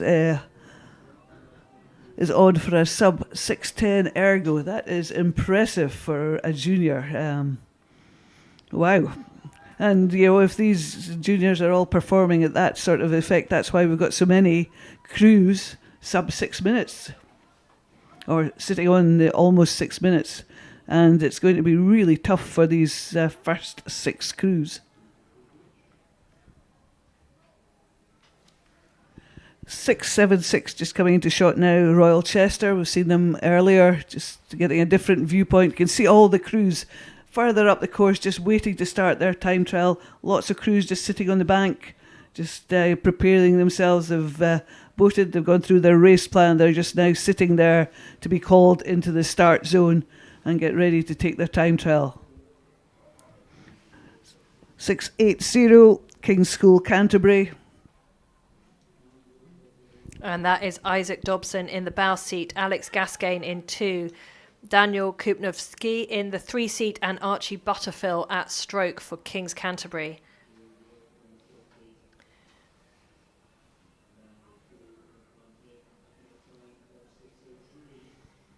I think I'm going to guess Worcester Royal Grammar maybe. We've got WRG code on the boat. 677, absolutely correct. Well done, Caroline. 10 out of 10. Top of the class. Might have been doing this a while. That's Matthew Ferris in the bow seat, Jacob Hartley at 2, Freddie Fielding at 3, and Jackery Dew in the stroke seat for the Royal Grammar School Worcester's crew. We have just a handful of crews left in the quads. I think all of them have now started. We can see 8 or so quads coming down the course out of the window of the tower here. There you go, there's that long shot, and you see all the 8s marshalling for their time trial. It's going to have to be a bit of a gap to make sure that the 8s don't catch up with the quads. And this is Shiplake 678, looking to see what they can do down the course. We might expect some big things from them. This is Cal Critchley at bow, Alex Butler at 2, Archie Dodwell at 3, and Daniel Wilson in the stroke seat.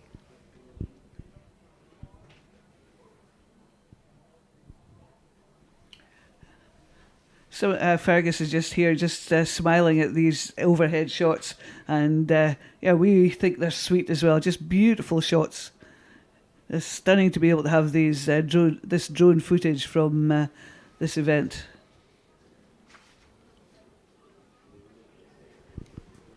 And this is now Lymington. We learnt their colours in the singles time trial. Great to see them send a quad as well, who again don't seem to be having any issues with these conditions at all, used to rowing both on the river and on the sea.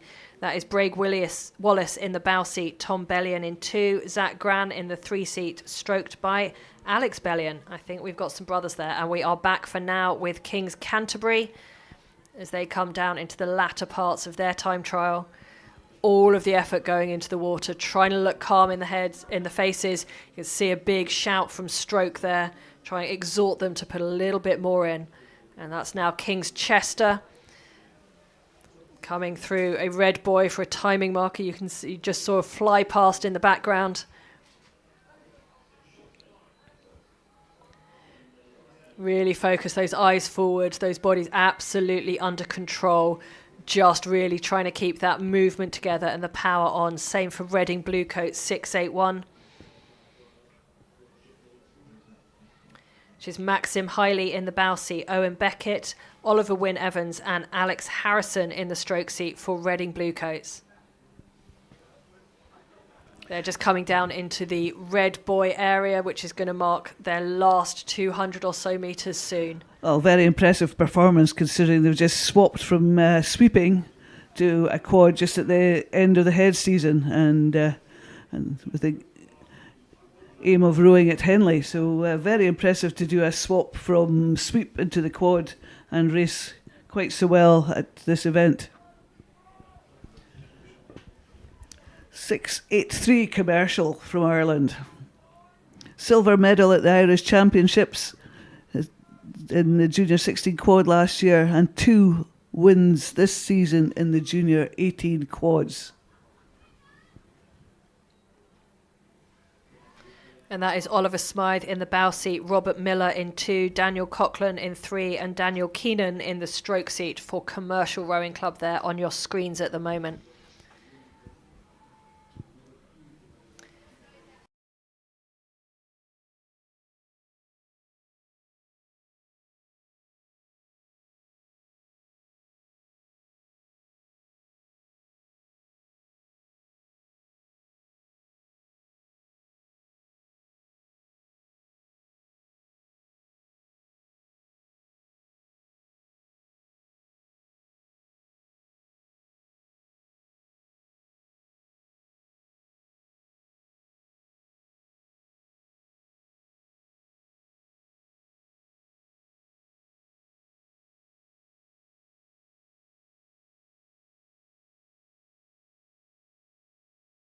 Towards the finish line with all that focus, that effort. You can just see those little looks to the side. How far have we got to go?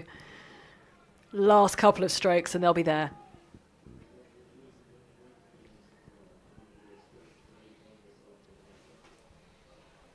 And that's the lovely shot. Oh, and here we are into here we the go eights. with the eights.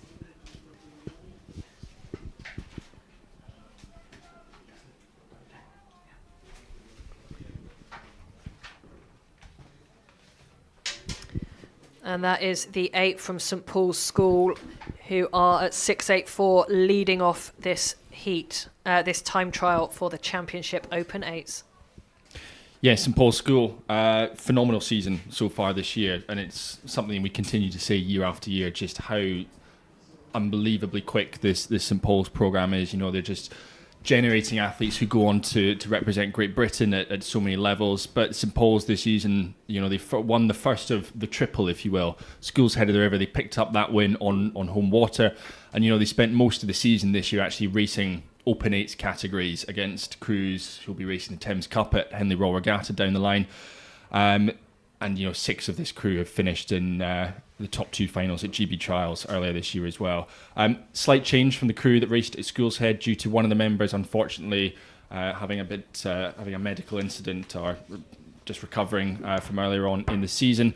So they've had a bit of a change of lineup. 3-seat up to the bow seat, and you know, a whole crew working together as they look to build on that win from School's Head.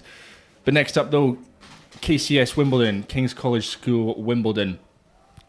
Just like St Paul's, you know, they've been racing internationally. St Paul's went over one ahead of the Charles. Well, at that event, it was KCS Wimbledon who took 3rd place. 2 of this crew as well gone on and raced for Great Britain already at the Munich International Regatta just a couple of weeks ago.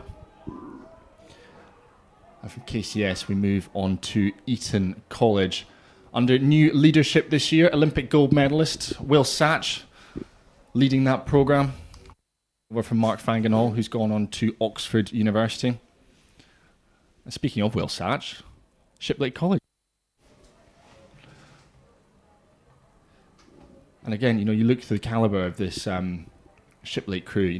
We've already talked about the number of GB vests across St Paul's, across KCS, across Eton. Well, Shiplake, 7 GB vests. They've got 1 world champion returner in the form of William Harper, 4 from Coupe de la Jeunesse. It's an absolutely stacked field. And Caroline, you were talking about the standard of athletes in Champ Quads. The exact same thing can be said for this Championship 8s field. And given that they're going up and racing universities and men in the domestic season and quite often beating them, it speaks volumes to the level of these crews.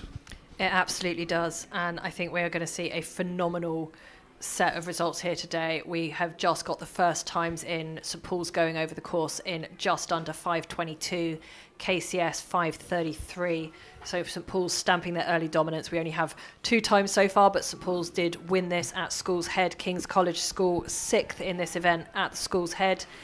But this is a little bit different in strategy when we get into side-by-side racing today. Some crews can be a little bit better over the longer distances. Of course, Scull's Head, about 4 miles, slightly shorter than the full championship course, but can be totally different strategy. And Shiplake have just crossed the line. They look absolutely spent from what we can see out the window. They have not left anything to chance today. Yeah, and I think that's a real statement from Shiplake, coming out, beating St Paul's in this time trial. They were so close behind St Paul's at Poplar Regatta, and that was probably the last opportunity crews had to lay down a marker before National Schools Regatta. And here they go, Shiplake go top, and we'll see what they can do later on this afternoon. Radley College, though. Radley College on screen. So much success, so much pedigree in this event, and as we see them, we always see Radley build throughout the season. They're always quick at Scull's Head, a little bit quicker at national schools, and a little bit quicker. They're very, very good when it comes to peaking at a Henley Royal Regatta later in the summer.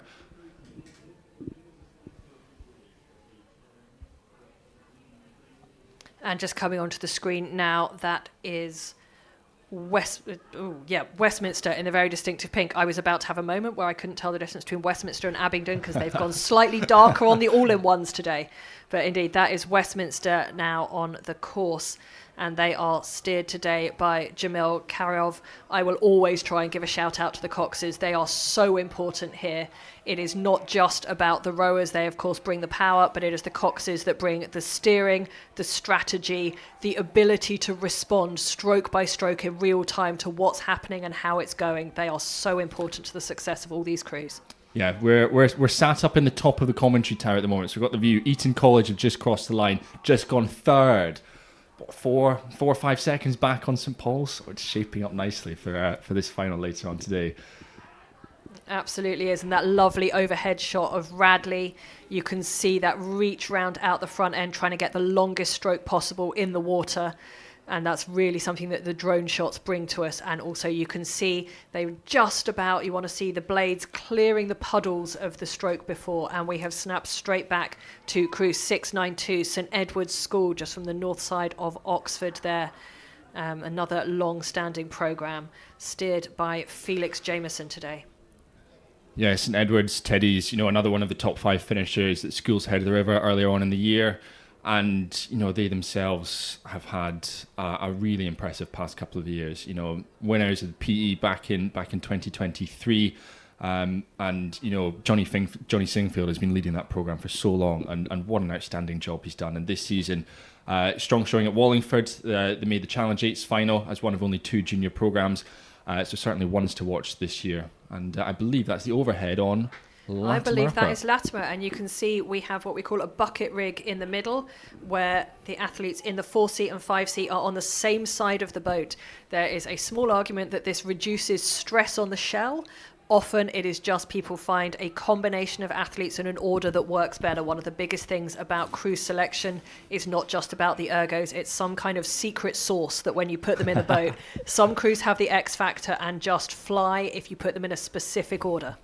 Well, Latimer Upper go 5th, and whilst we're talking about them, we missed the fact that Radley have just gone 2nd overall, which is phenomenal. Radley beating out St Paul's, but Shiplake still are race leaders. We've just seen Hampton School, who were 4th place at the School's Head. A real resurgence here for Hampton School in their newly named first 8 after Martin Cross, one of their alumni and Olympic gold medalist. But Abingdon School on screen at the moment. The other crew in a distinctive, slightly darker shade of pink. And they do, the other way you can tell them apart, just those thinnest white stripes down the side of their blades. Yeah, just in... we see Westminster there crossing the finish line. Westminster goes 7th overall. At the moment, not quick enough for the A final. Results still unofficial. Bedford School, though, are next up. Bedford School, it's a young crew, mostly J16s, mostly J17s on board, wanting a crack at the A final. You know, they beat Eton at Wallingford earlier on in the year. So it's a really impressive Bedford outfit. And, you know, we've talked about Hampton's resurgence. You know, I really feel that Bedford are starting to get that as well over recent years. Absolutely, and Bedford in the top 10 at Scull's Head. Do we know if this is the same Bedford crew? Is this their same bunch of youngsters looking to come back today? No, we don't know. We're going to assume that this is, but Bedford in that top 10 at Scull's Head, which is pretty impressive, and looking to, we've just had, no, that's Hampton School. That's Hampton School. Hampton School go third. And St Edward's School Teddy's on the screen at the moment, the teeth gritted just as they come through into the last portion of their time trial, absolutely emptying it out. Do you know what? I'm just watching. It looks like one of their telemetry screens has just fallen off on their stroke side. You can just see it just about falling into the water there for Teddy's. Their 3-man's telemetry has fallen off.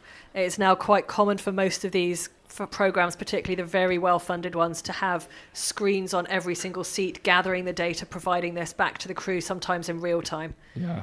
Abingdon School are back with them. Their bow seat, Ben Horner, we can see him there with the blue shades on. This is his 3rd year in the first 8. So a real stalwart of this Abingdon School programme. Someone that's very consistent throughout this 8. And he'll be hoping that he'll be first over the line of a quick time for Abingdon School. And steered by Dennis Otsterprak, just to still give those shout out to the Coxes. And on the screen now we have Shrewsbury, because these 8s would not go anywhere without the Coxes, other than probably into the bank. Shrewsbury on screen at the moment. Probably looking to improve on their 11th place finish at the Scull's Head. This is still quite a resurgence for Shrewsbury. They've been on the scene for a very long time. It's a very cyclical game, rowing. There'll be programmes that rise and dip as time goes on. Shrewsbury on a bit of a rebuild at the moment, and that 11th place at Scull's Head, looking to see what they can do here. I was going to say, have you got the crew lists up for Shrewsbury? I think it's their 4th seat. It's told us he's a type 1 diabetic, which I think is fascinating that he's able to manage that and still row it at such a high level as well. So kudos to him.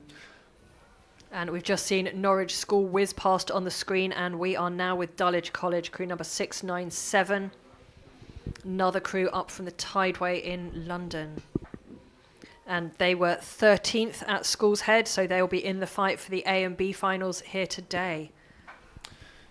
Yeah, they certainly will. And I think Dulwich, there's so many of these programmes are Tideway based, you know, just along from them, Westminster School, St Paul's further up as well. Loads of them will see each other training every single day. But we go from Dulwich to Reading Bluecoat School. And that is, as we go down the crew, get a quick shot of them all. Theo Maynard in the bow seat, Harry Cole at 2, Finlay Griffiths at 3, Matt Karajavi at 4, Isaac Mono at 5, Samuel Lindsay Halls in the 6th seat, Ben Nathan at 7, Harry Floyd at stroke, and steered there by Thilak Patel. Yeah, this Reading Bluecoat School, feel they've had a big step on from the School's Head of the river, and particularly in this time trial, they've got to lay down a marker. But I'm just watching on up here. I'm basically sat on the finish line. I think they stopped probably about a stroke before the finish line and just glided over.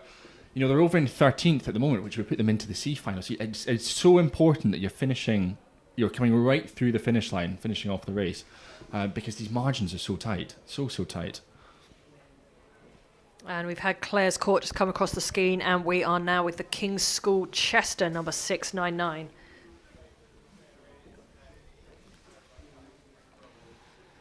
Yeah, King's Chester. I think over the years, King's Chester are always there or thereabouts, but I think their ability to produce individual talent over the years is superb. Harry Brightmore, who's now coaching at Oxford University, won gold in the men's 8 at Paris. He was an old King's Chester, so I'm sure he'll be watching on and cheering for his old school.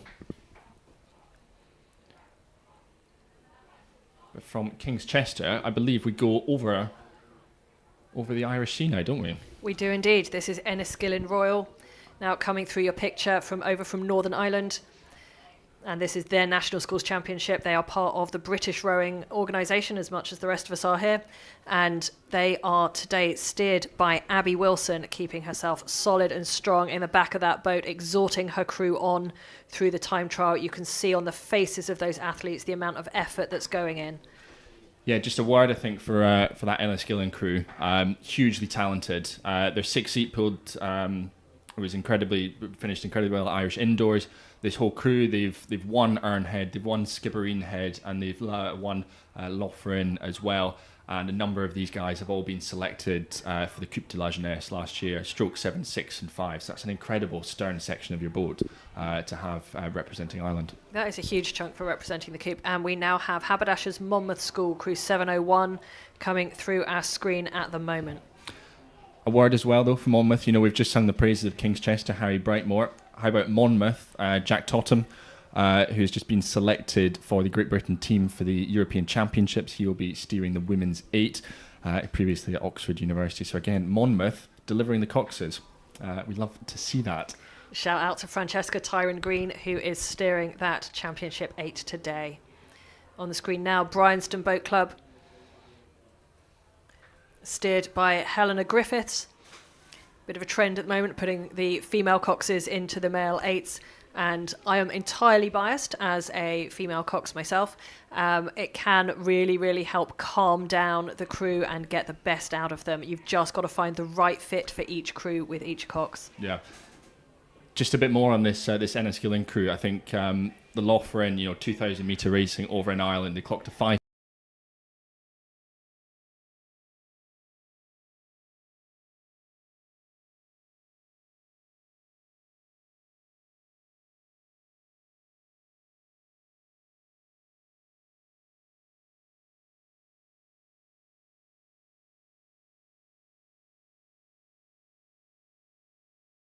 Very well. I think 15th and won the overseas pennant. So we love having them. We love how it all comes together, and I'm fascinated to see how Enniskillen get on, and hopefully we'll have them back over for Henley Royal as well. And just that lovely overhead shot of Monmouth as they come into the last few strokes of their race. The red boys either side of them in their lane now, showing that they are just coming and they are crossing the line now. Yeah, I'm sure Sam Wells. They go 18th overall for head coach Sam Wells, formerly of Oxford University Lightweights. And here come Enniskillen. They are going to be the next crew across the line. They're just disappearing behind our giant TV monitor here in the commentary tower. They're winding up. About 3 or 4 strokes to go for Enniskillen as we come up to the line. What do we get for them? 14th. 14th for Enniskillen. And they are...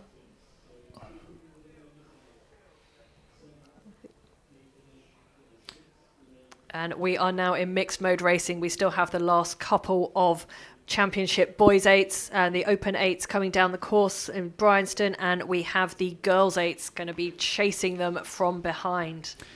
Yes, it's the J15 Girls Second 8s up next.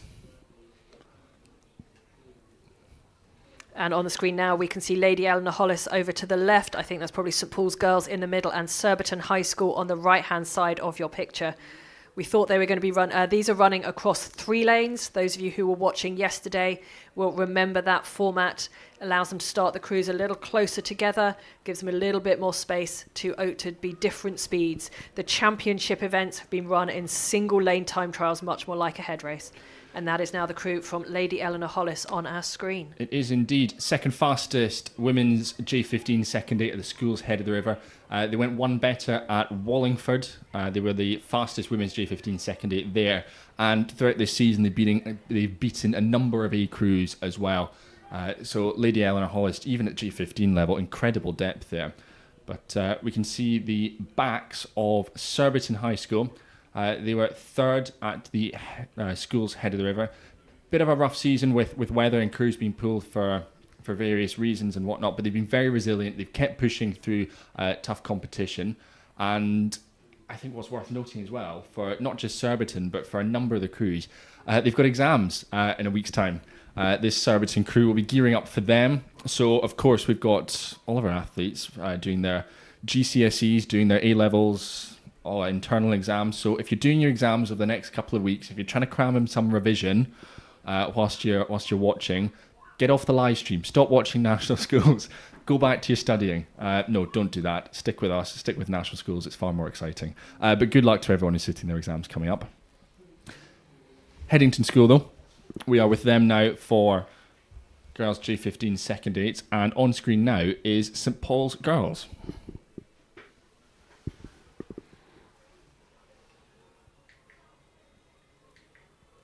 Indeed, and they are setting a nice steady rhythm for themselves, finding their race pace, something they can sustain over this 1900 metre time trial today. It is a long old way in these conditions. It is still quite heavy going. That is a lovely drone shot. You can see the ripples on the water, you can see the tracks of the boat, and you can see the wobbles as the wind is catching these crews and trying to push them around all over the place. Yeah. I think that drone shot was spectacular because I think it gives you a real indication of the number of people who are competing at Nat Schools. You know, over the weekend, over all of the racing, we've got over 5,000 athletes, over 5,100 athletes are racing.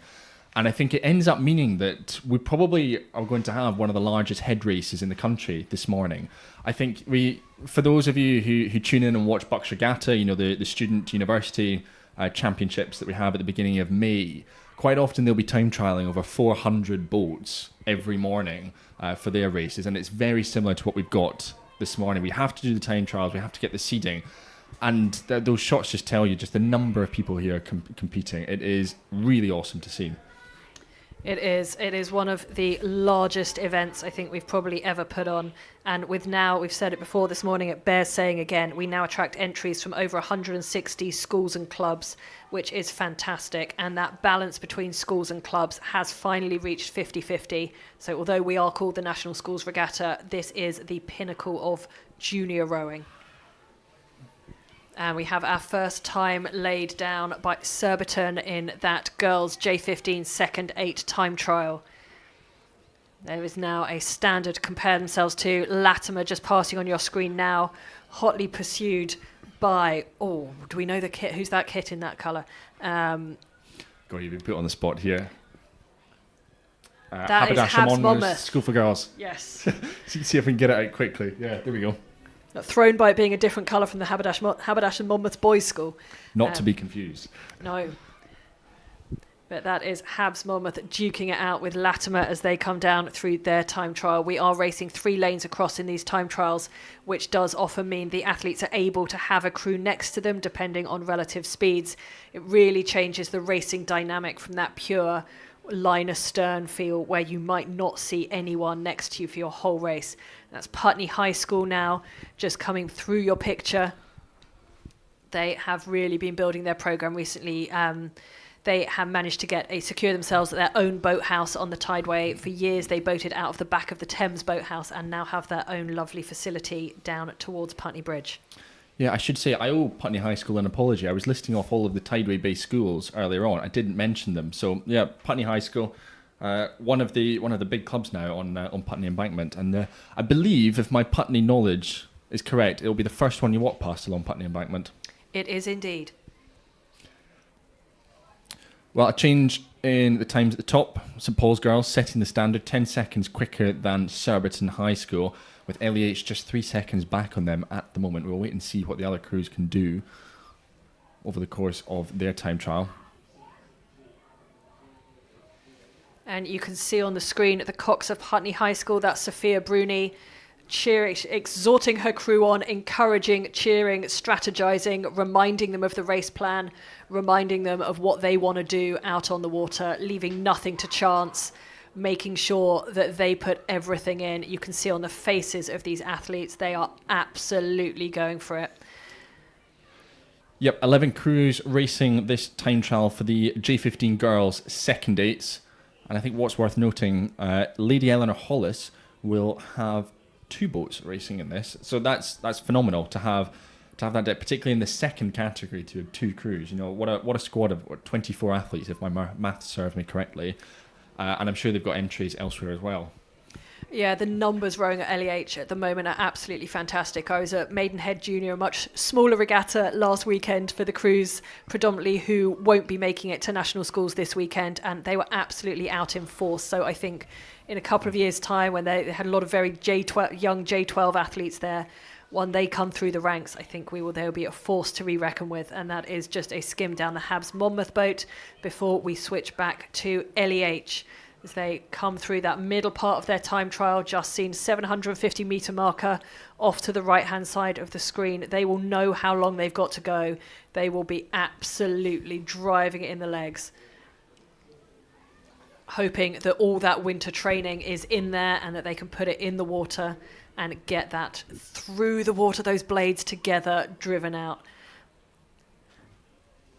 Headington School, as they came through, they go 3rd overall, pushing LEH down into 4th. Putney High School come through in 5th place, just ahead of the 2nd of 2 St Paul's girls programmes. So as things stand, as we're heading through to the A final, St Paul's girls have 2 crews in there, which would be wicked for them.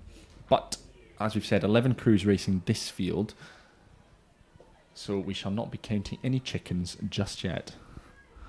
And we still have this rather tidy looking crew from Latimer just coming down into the last 250 metres on your screen now to see what they can put in. They are looking pretty sharp and together, their rates nice and high, and they can back that up. It is looking good for Latimer. It'll be interesting to see what time they can post as they go over the line in about 10 strokes time. And I think we've got at least 4 more crews behind them, although we can see coming down the course the next time trial is going to be hot on the heels of these J15 girls second eights. That is Latimer crossing the line now. Yeah, I think it's worth noting, speaking of Latimer, I bumped into one of their coaches, Ellie Hizzett, yesterday, who just arrived, I think, with about 70 or 80 kids to come and race. So these schools will travel, will bus all their kids up. And I imagine there'll be plenty of coaches will be out shepherding people around. And last night's challenge, as we've got all the schools out, last night's challenge was going and booking dinner for all of your athletes and getting that sorted out. But hello to everyone from Latimer Upper. If you are watching, your crews are looking excellent this morning.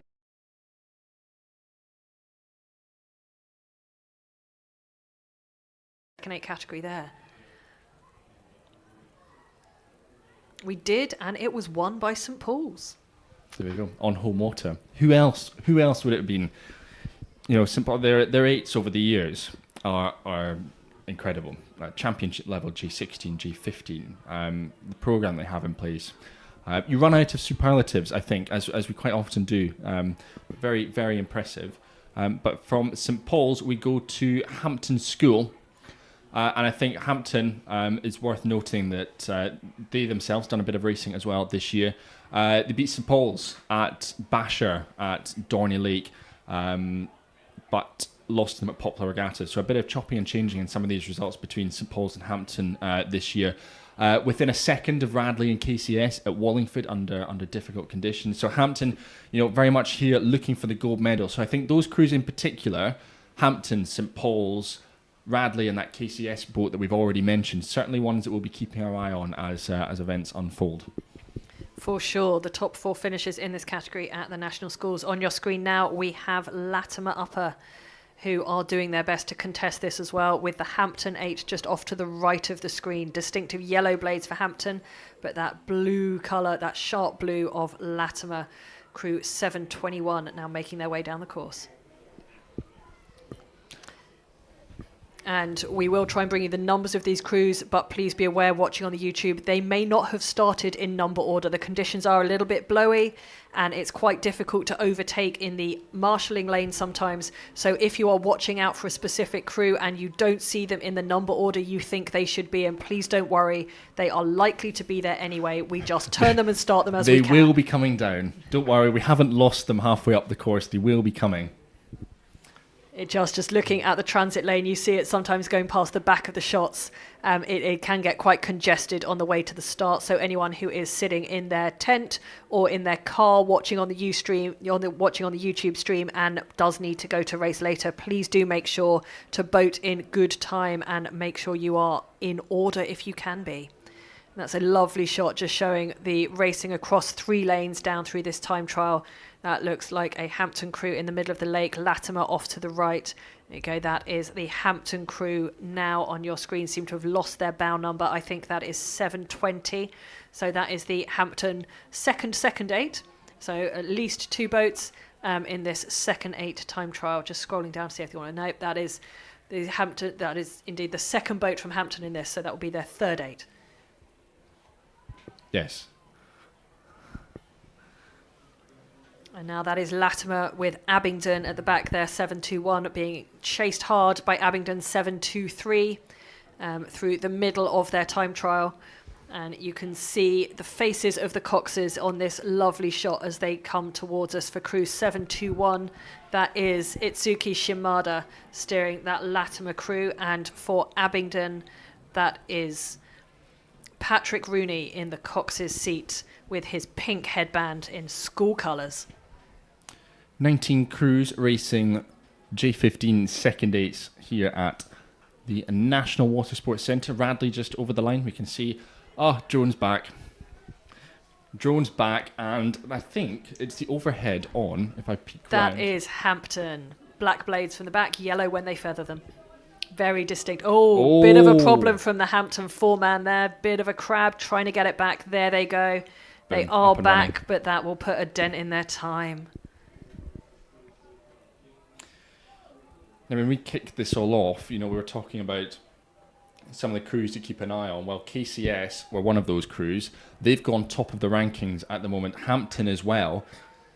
We're hunting for the gold medal. They've gone second. They've got 5 seconds to make up over the longer distance. And that St Paul's crew have come third provisionally, with Radley fourth and the second of the St Paul's crews in 5th place. That's outstanding from St Paul's. We saw the same thing actually in the race before with the St Paul's girls. We'll need to double check those results, but at one point St Paul's girls were going to have 2 crews in the A final.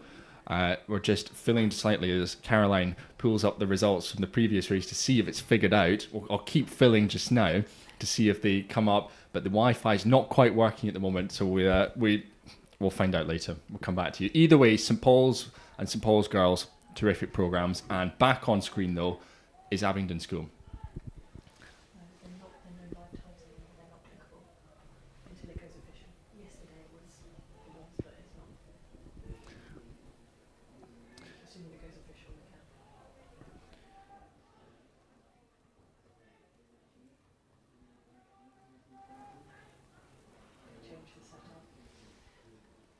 And that now on the screen, 722, that is Latimer Upper. They had 2 consecutive boats entered, a 721 and 722. So Latimer, again, another crew with great depth in their programme, large number of J15 rowers to put 2 8s into this J15 second 8 event here. Managed to not start them one after the other, maybe through some crafty marshalling, because you don't really want to race the crew you already know. These is always better to race somebody else. So that is now 725 on the left-hand side of your picture. That is the King's School Chester, and with Bedford School in their blue with the distinctive vertical white stripes in the back. All 3 crews, and Latimer will be able to see the other crews as they push down through the time trial, trying valiantly to stay cleanly in the middle of their lanes. King's Chester a little bit close to the buoy line. You can see those blades perilously close to those yellow buoys. You don't want to clip those. That can be what causes you to catch a crab. It is tricky in these windy conditions to keep it clean. You don't want to leave anything to chance. No, you certainly don't. And just looking at the times, I think all bar one of our crews have started. It will be Royal Shrewsbury School, who will be last, but by no means least, to start this time trial for J15 second 8s. Back with the overhead on Eton College as they come up to the finish line. And those who've been watching the Championship Eights as well might be a bit confused why Eton sometimes row in different colours. Their top 8 will row in the sort of Eton blue, which is almost similar to Cambridge blue, pale green sort of colour, and their lower boats will row in a dark, more Oxfordy blue. So that was why Eton in this J15 Eights time trial, you'll see them in dark blue, but you will see their first day in the Champ Eights in that really pale, greeny, Cambridgey blue. Yep, Eton College, as we said earlier, for the Champ Eights. Under new leadership, Will Satch taking over the helm at that programme. And we do now have official results from the J15 girls' second 8-time trial. Oh, I'm glad we've come back to this. Yeah. Did So- St Paul's get the 2? No, they did not. In the A final, we have St Paul's girls, Surbiton, Headington, LEH, Latimer, and Surbiton. So Surbiton got 2 boats in. St Paul's regretfully did not. Their other boat is through to the B final. And on screen now, that is Radley. That is crew number 729, steered there by Jack Skinner in the yellow baseball hat.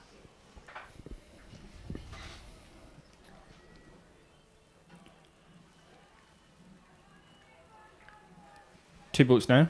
We've got Abingdon School in the background of the shot. I think Reading Bluecoats. There is not. We're going entirely on the colour and the crest. I think you're right. Yes, as you Yep. see the blades now, that is indeed Reading Bluecoats 727. Working hard to catch up with that Abingdon crew. It's difficult to tell from the picture on the screen. We look out the window, we see Abingdon about just over a length and a half ahead of Reading Bluecoat as they both come down towards the finish line. There you go, Abingdon crossing the finish line. Abingdon, I'm expecting something quite quick, I think, from Abingdon. Yeah, 8th overall. I think 7th and 8th from our 2 Abingdon crews. And Reading Bluecoats into 13th at the moment. And this, I think, is Eton. There we go. Yep, that's Eton. They're dark blue of their lower boats, crew 730. Tell you what, yeah, the 2 Abingdon boats, I think 7th and 8th they've just gone, 637 and a 641. Those cruises, I mean, particularly when you'll be racing against each other in training so often, to have the two crews that close together will be great from a training perspective. So hopefully that's they've found some more speed and they're able to bring that into their racing. But Abingdon don't go 7th and 8th at the moment with their 2 8s. And actually, we are with Dulwich, who, despite being in the J15 second 8s category, are racing Dulwich just racing with 7 athletes at the moment. So I will be fascinated to see how this crew gets on. You know, shout out to them. There's clearly something that has gone on in the background. Unfortunately, one of their crew isn't able to race. We're not quite sure why that is at the moment. So we're wishing the best to their other crewmate. But, you know, kudos to them for going out, cracking on with this race. Delighted to see them still out on the course, having a real go at this. And we'll see if the 7 can take down any of the 8s in this time trial. That is fascinating, and that has long been a challenge and a threat of coaches to see whether crew members really do move the boat and pull their own weight. I do know athletes who have been threatened to be seat raced against an empty seat. So indeed, we will see, and I think that is brave of them to go out there and find a way to compete anyway, after some misfortune has clearly happened this morning. On the screen now, crew 732, that is Bedford Schools Boat Club. That is their second boat in this event as well. So another crew, another squad with a large programme, putting out multiple J15 second 8s. That's the overhead shot of the Dulwich crew. You can very, very clearly see the empty seat. And actually, it looks to be moving pretty nicely with the remaining 7 athletes. Have they kept their seat in?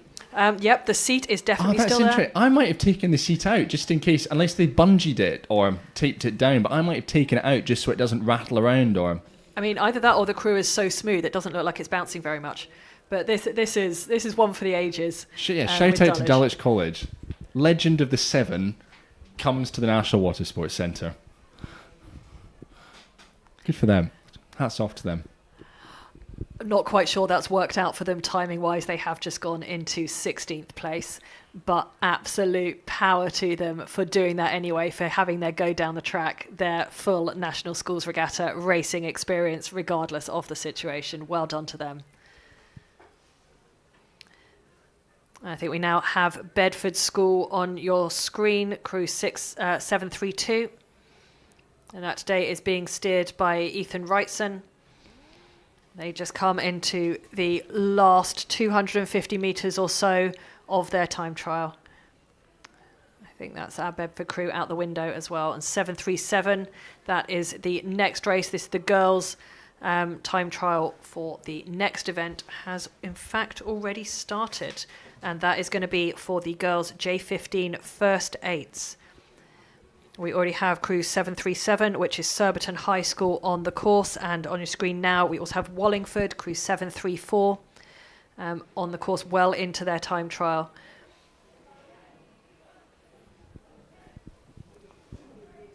In fact, it looks like the Wallingford girls have just about 400 metres left to go and are catching up with the Shrewsbury crew in the last of the J15 boys second eights, as Bedford School in the boys J15 second eights cross the line now. And I think Shrewsbury, the last boys crew on the course, can see the Wallingford girls behind them. And on the screen now, we've just had Kingston in their bright red and the Putney High crew powering through.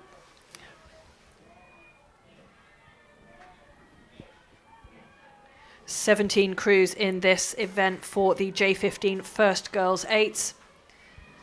They, same progression, will be looking to book a top 6 position to lock in the A final, crews 7 to 12 for the B finals, but we will have to bring you more on the schedule of the whole event a little bit later in the morning. There is still a bit of uncertainty around what is going to happen with the weather. We will let you know that as soon as we can, but for now we stick with these time trials. That is Putney High's girls J15 First Eight coming down the course. Yeah, Putney High School on screen at the moment. Consistent performers all year round. Actually, we're now with St Paul's girls on screen at the moment. We are indeed. That's St Paul's girls crew today, steered by Mira Johnson. And Wallingford have been the first crew to cross the line in this J15 girls First Eight time trial. We'll just wait for their time to pop up. We've still got the times from the boys, with Surbiton now on the screen. Yep, the Green Army of Surbiton, all gas, no brakes, as they say, all about trusting the process.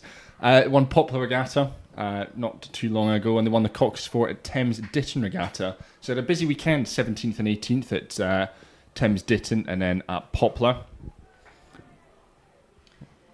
Indeed, and just looking at the J15 girls results from Sculls Head, Putney High, who we've seen on the screen already, were 4th at Sculls Head. Wallingford, who are the first time posted, were 2nd in this event at the Sculls Head this year. And right now, Wallingford have crossed the line nearly 15 seconds ahead of Putney High School. And out the window, we can hear the Coxes. I think that is LEH are going to be the next crew across the line. You've just got the drone shot now. Really, really powerful coxing there from the LEH Cox, who is Rebecca Allen today, really doing her best to drive the crew over the line. We now have Wimbledon High, crew 738, on the screen for you. Yeah, Wimbledon High, cracking set of results at Wallingford Regatta. They won their heat before finishing behind that LEH crew that we've just seen. LEH, of course, have just gone 2nd overall, so fascinated to see how Wimbledon High, if they've stepped on from Wallingford. I think it's worth noting that the performances weren't built out of nowhere. They've had a well-planned training camp over in Sabaudia over the Easter holidays, a lot of water time at Dorney as well back in February. It shows that they're heading in the right direction, this crew. And now coming into the last 500 metres of their time trial is Latimer Upper. We've just seen their second eights. This is now their first J15 8 coming through in their time trial. And there's a lovely shot of the effort that Wimbledon High are putting in and what it takes to pull an 8 down 1900 metres as fast as you can in a time trial. That absolute focus, the determination on their faces. And Surbiton have now crossed the line. We are just going to wait for that time to pop up on the live system. We'll keep waiting. We'll keep waiting for that to come up. Back with King's Chester, though. You know, a number of those crews that we've talked about this morning already. In a boat, I believe, is named after Amelia Standing. There you go. Indeed it is, and steered today by Rose Smith. Yeah, so we've had Wimbledon High have now crossed the finish line. We have a time for them. We still seem to be missing a time for the Surbiton crew that went across before them, but that Wimbledon High is looking good. They are less than 2 seconds behind LEH. I think they are going to be contesting very strongly for that position in the A final. There is King's Chester now on your screen, giving it everything as they come through that middle section of the time trial. I think I spotted the 750 metre marker on the side of this shot. That's the lovely overhead shot of Latimer. Really good synchronicity in the rowing there. You can really see in these drone shots, they're not very forgiving whether the crew are together or not. Yeah, and I think that Latimer crew, you know, they've got 50 metres left in the time trial. They've been quietly building a case this season, 5th place at the Sculls head of the river. And over that long course, about 20 seconds behind the race winners, who are on screen at the moment, and that is Headington School. They won the Sculls head of the river event, brilliant for them. But I think they've had a little bit of inconsistency throughout this season, and they'll be looking to step on from Wallingford and bounce back with hopefully a great performance from them at National Schools Regatta. However, we have a change at the top of our provisional leaderboard. St Paul's girls go top. They go quickest in this time trial for the J15 First Eights. And a reminder, this time trial is so important because the top 6 crews will automatically go through to the A final, and then B finals if we can race them later on today, and C finals and so on if we can race them. But A finals are the big ones. They will be coming up after our time trials, and at the moment it's St Paul's girls in position A. And not only are you racing for your qualification slot, you're also racing for which lane you get in your next round. In general, the faster you go, the better the lane you get. Depending on the weather conditions, that might be the lane in the middle, or it might be considered to be the lane at one of the sides, depending on the wind and what methodology they use for drawing the lane. So not only do you want to be in that top 6 for the A final, you also want to be placed as well as possible so you can get a good lane for your next race. And we are now with the Bedford Girls' School crew. They come down the course, their time trial. We had a quick glimpse of Norwich on the way past while we were talking as well. That's crews 745 and 746 for those of you watching out for them. Yeah, Bedford girls travelling on force from the Ouse, Bedford Modern, Bedford School, Bedford Girls' School, all sharing that boathouse there in Bedford, obviously. But King's Chester on screen at the moment. Now, all of our crews have now started. We can be expecting at the tail end of this, we will have Haberdashers Monmouth, we'll have Bedford Modern School, Maidenhead to look forward to. But on screen at the moment, it is Pangbourne. Lovely to see them put big boats out. It's been a bit of a rocky time sometimes for the Pangbourne programme. It went through a few quiet years, but it is really nice to see them starting again with big boats, particularly at this young age category. I think hopefully we get a lot of these athletes enthusiastic about the sport and get them wanting to continue up to the older age categories and really help that rebuild of what has been a really astonishing programme in the past. It's lovely to see them here today, and we have Norwich School back on the screen briefly before we have whipped back to King's Chester again for those close-up shots, and you can see members of the crew shouting. They want to change, they want something to happen, they want to make sure they put the best time they can down.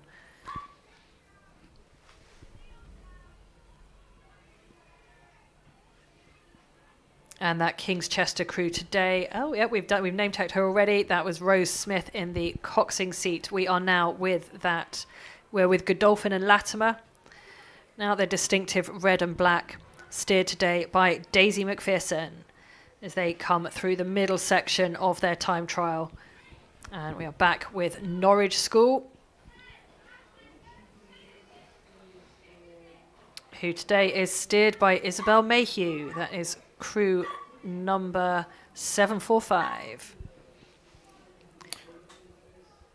Well, we see there on screen St George's coming through third quickest time in this time trial, just 9 seconds back on our race leaders, St Paul's girls, and a second ahead of Headington. So that's a second separating third place and fifth place. That's very, very tight margins in this J15 girls first eights category.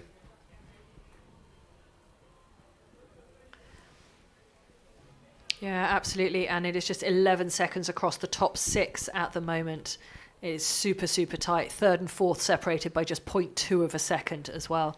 I think we are going to be on for some really exciting racing this afternoon once we get through the time trials. Yeah, we certainly are. Back with that Pangbourne crew now, racing very nicely through this course.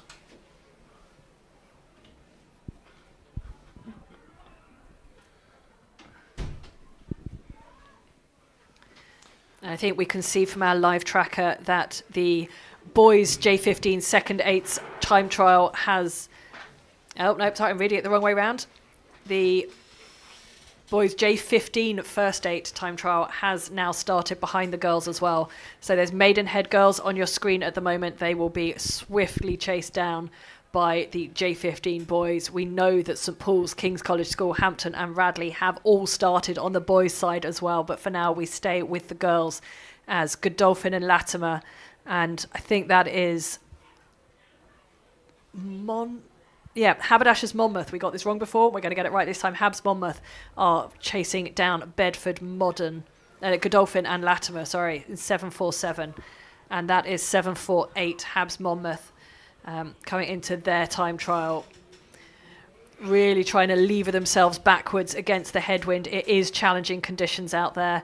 You can see the hair blowing around, and that's not just because the boats are moving fast. It is pretty windy here today, particularly down at the start end of the lake. This is challenging conditions for young athletes. Yeah, it is, but they're handling it very nicely. And actually, you know, you're watching the conditions, watching the windsock out there.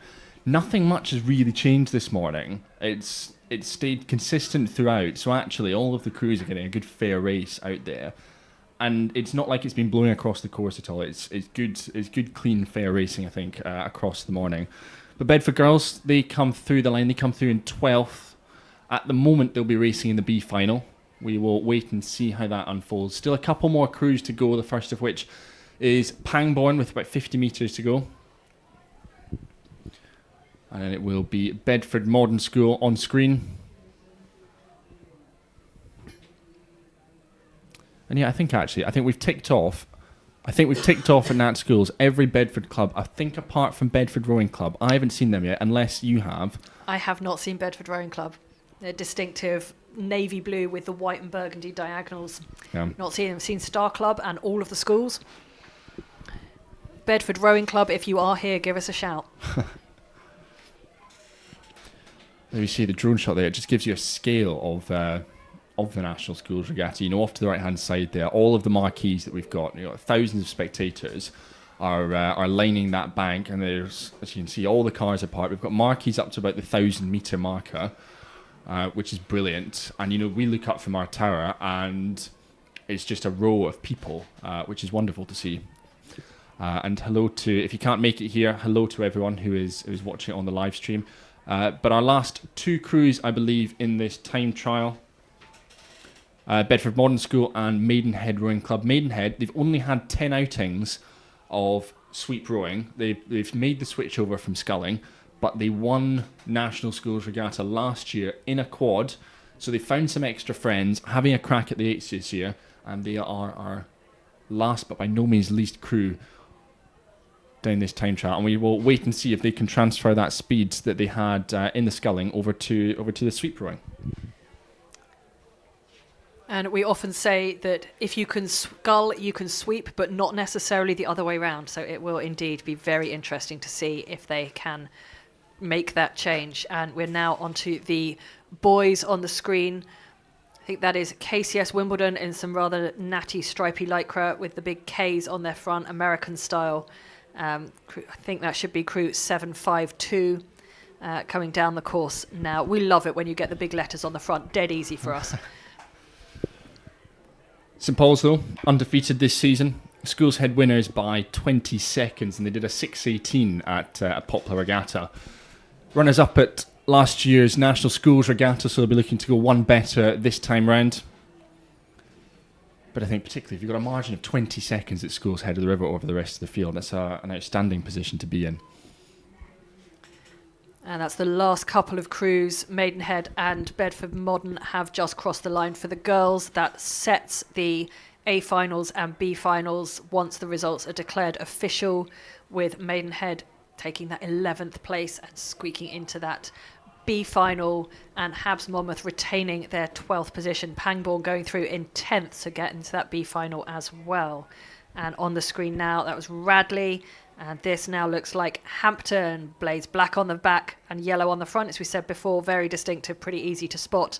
As once you see both sides of the blades, you can see the effort on the faces. This is a lot of input from these young crews.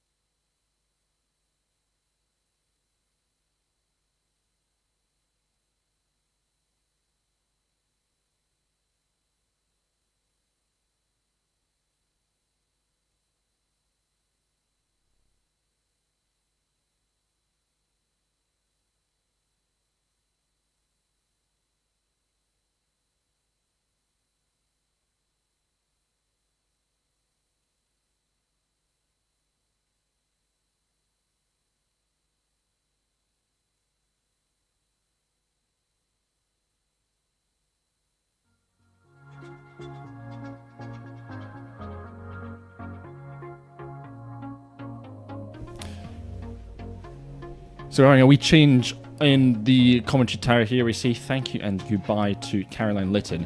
You've she's put a mammoth shift in. You've been here since 8 o'clock on time trials this morning. You've done over 2.5 hours of time trials. So, shout out to Caroline. And joining me, just getting set up, is Martin Unsworth. We'll be taking you through the next few time trials before I'll be handing over shortly to Mark Davis. We're just doing our wee switcheroo. And running.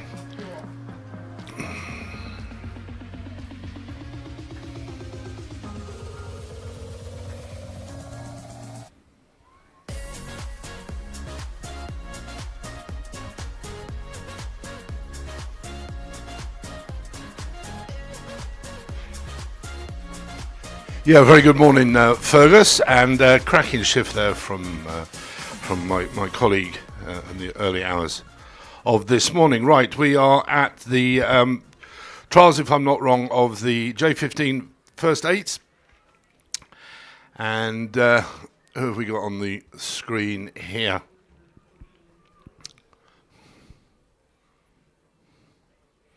Haberdashers Monmouth. And coming into shot there, crew number 761, that's Eton College, the F crew. 760, that's King's School Chester. So it's all establishing times here to get through to the finals, running a little later on today. First 6 obviously through to the A final, and then up to 12 go into the B final. So they're very aware that it's give it your all here to get through to the finals a little later on today. You can see the Coxed there giving his instructions to the crew as King's School Chester respond to his instructions.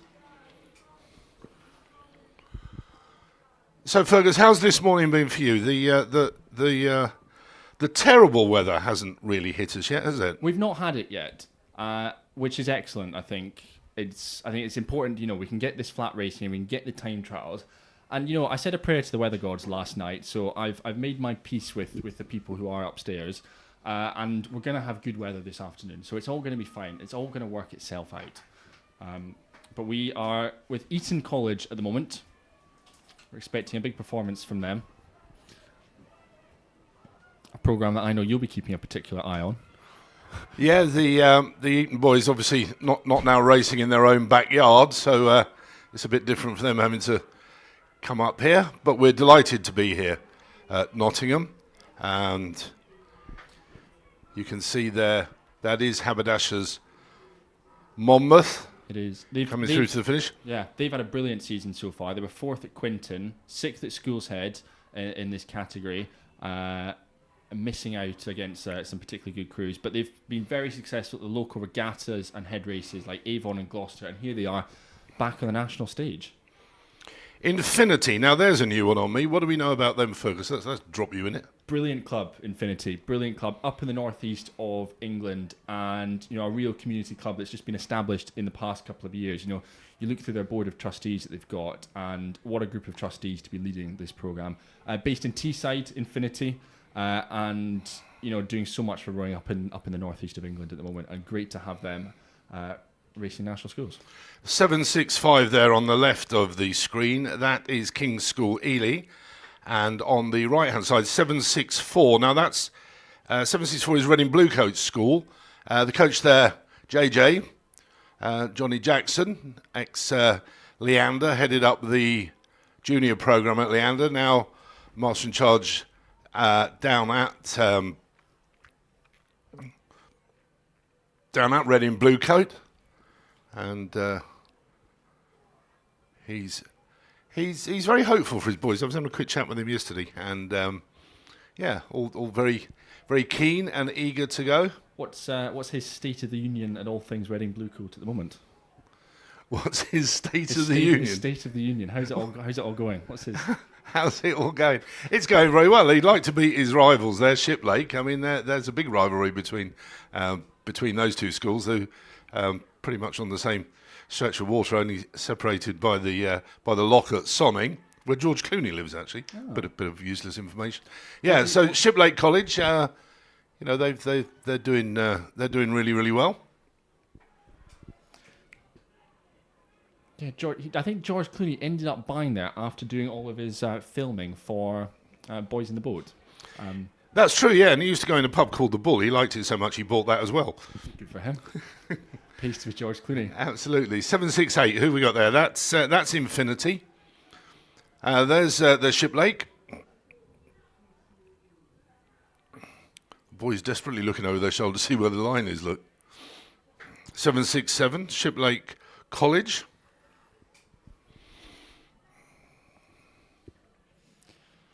Shiplake, and just in the background, we're starting to see the it's not black and white, dark blue and white, I suppose, of Shrewsbury.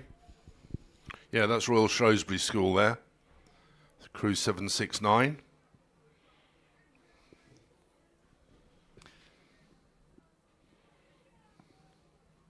So the graphics at the top left-hand side of the screen, as you're looking, they're giving the finish times and the current position of where you are. So should it stop now, Eton, for example, would be in the B final, and you can see there that Haberdashers would just miss out. They go into what would have been the C final. So it's just A and B finals later on this afternoon. At the moment, they'll wait and see as the schedule unfolds on the day. But A finals are getting the priority. They're the big ones. They're the main ones.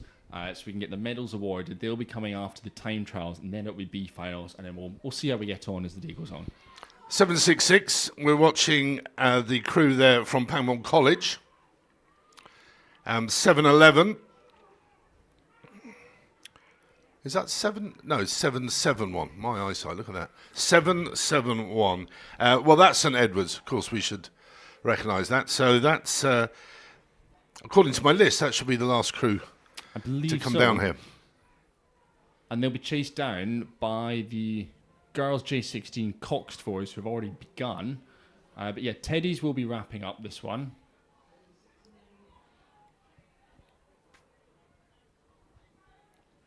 that'll be Bedford Modern on screen at the moment. Midway through their time trial. Infinity go 10th. Just keeping an eye on them.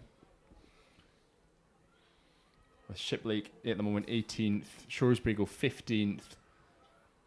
Just behind, or just ahead of Reading Bluecoat.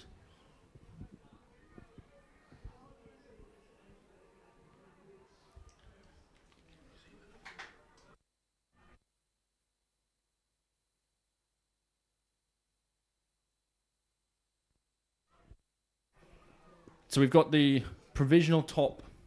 We'll give you the top 6 at the moment, just so we're not reading too many names up. It's St Paul's top at the moment. They were 4 seconds up on Radley, who had about 10 seconds up on Hampton School, ahead of Leeds Rowing Club, KCS Wimbledon, and Abingdon, provisionally rounding out your top 6. So, we've got 2 right at the top, St Paul's and Radley, out in front, ahead of the rest of the field. So you'd imagine they'll be racing off for that gold and silver medal, and Hampton at the moment best of the rest, 10 seconds back on the rest of the field, but work for them to be done if they're wanting a medal in this A final to come later on today. Now that caught me by surprise. Thames Rowing Club boat, but Thames Rowing Club don't have juniors anymore. However, it's Q House, which means that we're on to the J16 girls Coxed fours.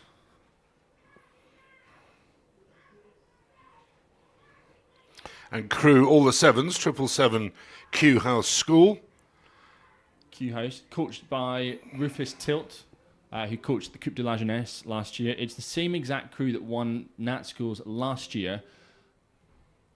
That Nat Schools were on the verge of being the A final last year, I should say. And they're hoping to sneak into that A final later on today. So we're wishing them all the very best of luck. As we said, coached by Rufus Tilt, and we will see how they get on. Right, here's one of the first curveballs I'm going to throw you this morning, because I know you've been up bright and breezy, Fergus. Had a run around the park and everything, so the brain is there. The coupe. The coupe. Lots of people sat there thinking, what's he on about, the coupe? The Coupe de la Jeunesse, to give it its full title. One of our European championships. You've got, I suppose, a couple of levels of international racing for our juniors. The Junior World Championships, the flagship event. But what Great Britain and a number of other nations will do is they will send a team to the Coupe de la Jeunesse. For Great Britain, it's sort of our second level team.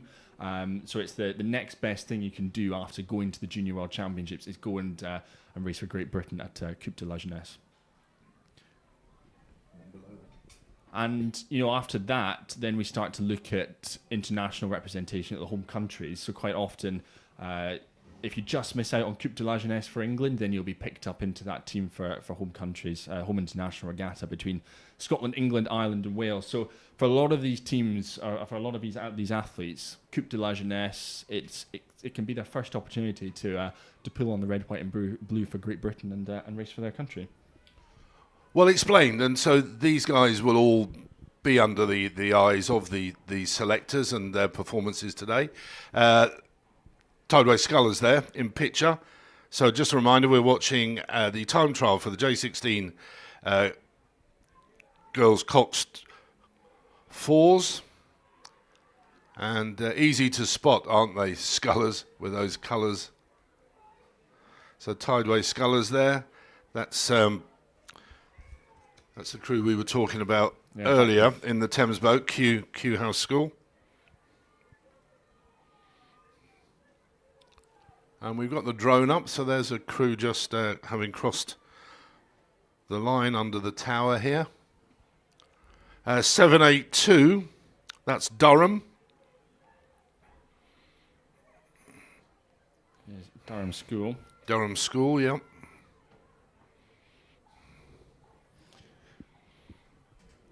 The bows of 783 coming into shot. That's Emmanuel School.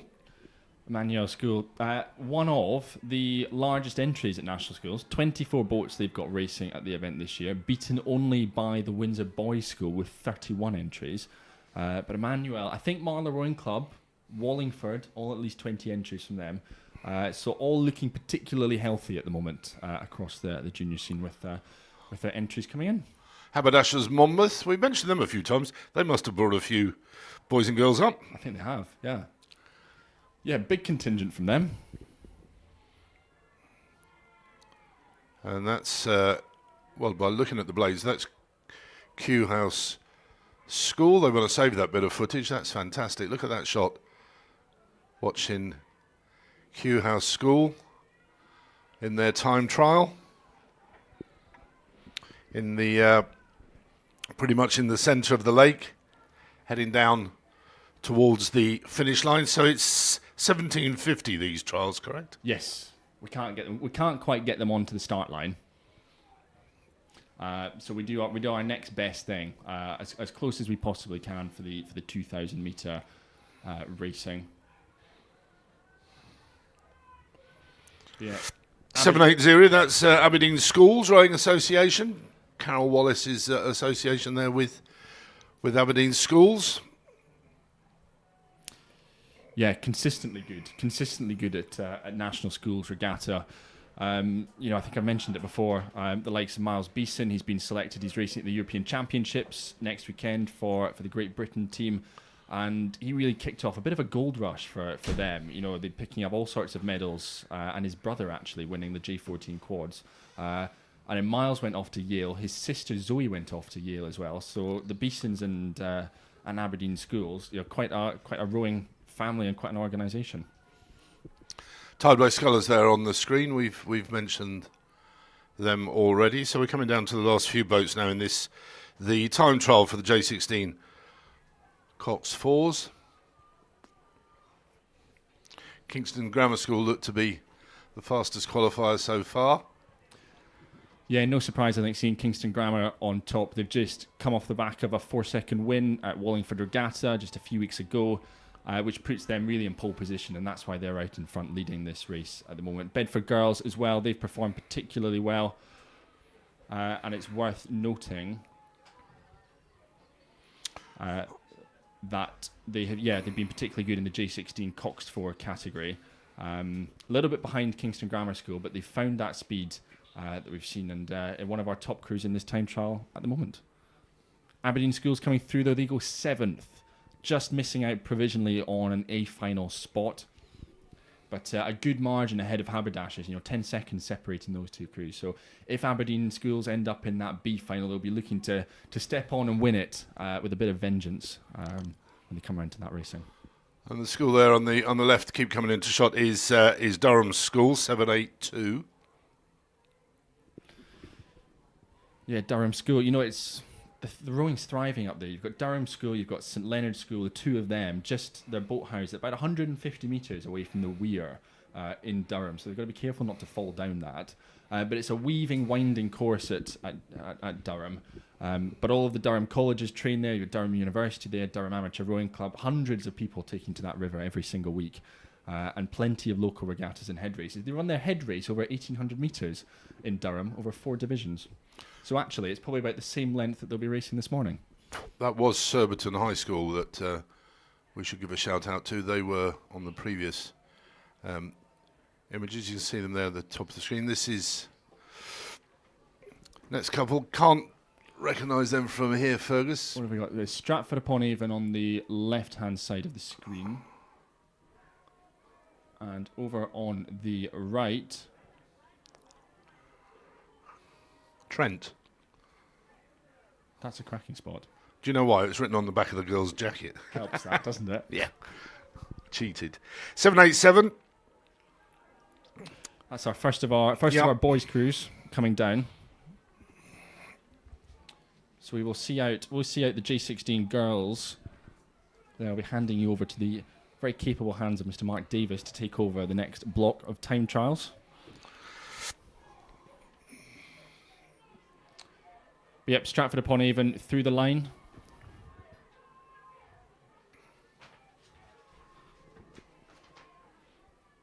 And yeah, just as you see, on the back of the jacket, Trent Rowing Club in the background of that shot. Good spot. Good spot. Time's up on the left there. What's the running order at the moment, Fergus? Can you see? We'll do a wee refresh of our live results. See what they come through. Aberdeen School still holding that 7th place position. Durham School come through in 11th. 4 seconds back on Emmanuel, who hold that 10-second place. And just ahead of them, Tideway Scullers School. as well. All provisional. All the results are still provisional. They will be finalised.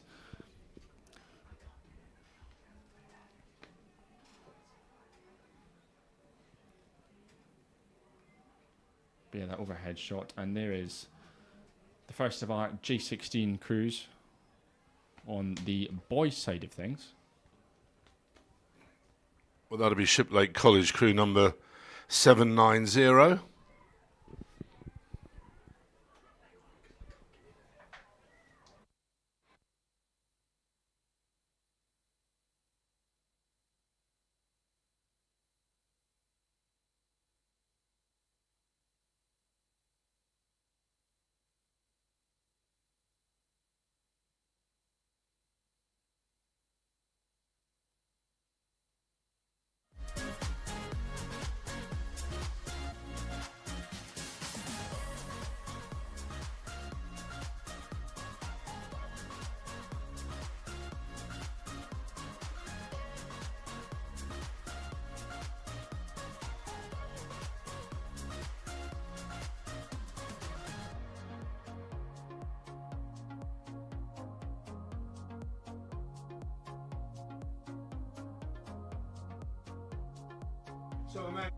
Set a time there of 6 minutes 33.81, being the first to cross the line.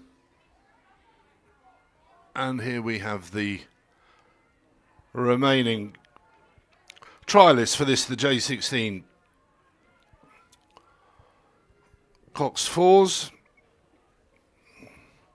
Manuel Scull, who else we got out there? Great Marlow. We saw Shiplake earlier. Queen Elizabeth High School. Down for the Northeast. One of their coaches, Dan Jones, ex-Newcastle University Boat Club. He stayed up there. At St Edwards. Queen Elizabeth High School, though, one of the brilliant crews have sent in some information to us. 5th at Junior Interregional Regatta, but it's the first event in this combination due to GCSEs. We've talked about a load of the crews racing, but yeah, 5th at Interregionals. Very excited to see how they step on. And we did see a shot there earlier of Windsor boys doing sweep, which they're not really renowned for. But I'd say in recent years they've started to kick on. And you see a few entries now coming in from them in the likes of the PE. So that explains why they've got 32 entries, because they can scull, they can sweep, they can do the whole thing, despite being a boys' school. Yeah, Mark Wilkinson been in charge there for many, many years and produced some cracking results and athletes over the years. The bows there of 795. That's Q House School. We saw the girls earlier.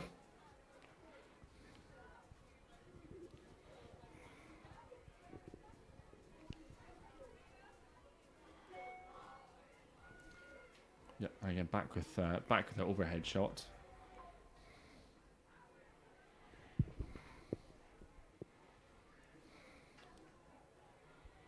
Overhead of who, we're not entirely sure. Light blue blades. 798 though, that is Kings Ely. One of the crews came 2nd at Poplar Regatta, 6th at Junior Interregional, so just behind that Queen Elizabeth High School crew. A few more of these times starting to come in. Q House. Q House with the, well, we've got Mark on the case with keen eyes there, seeing that Q House have now posted the fastest time. Which means Great Marlow. Great Marlow, second fastest time. Doesn't really mean a lot at this stage, no disrespect to them, but the rest are still to come.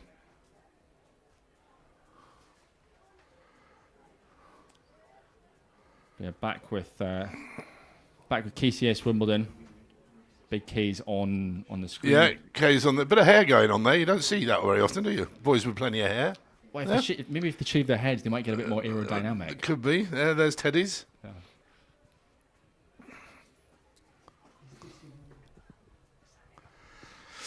St Edward's School.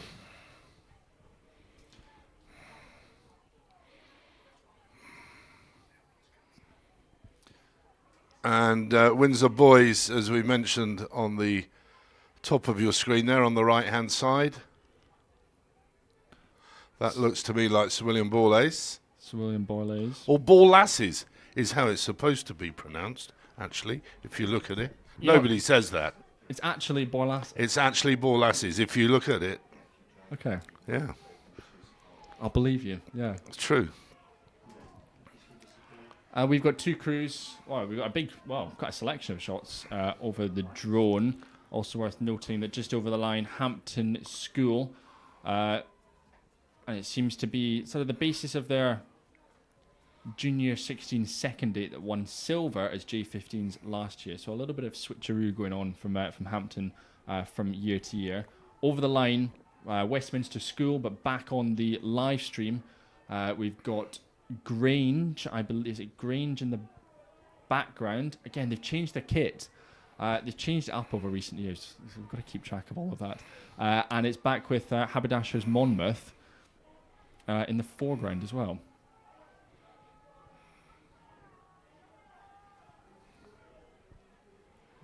Yep, Haberdashers Monmouth there, 8:06. A couple of the crews, time still coming in. Hampton School go 9th. Westminster go 8th. Windsor Boys at the moment in that A final with a 6:42. Aberdeen Schools, though, 4th place with a 6:35.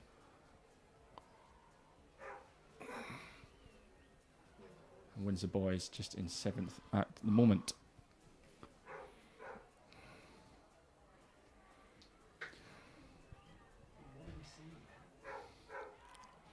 What are we looking at? 809 and 810. 809 is Rob Roy.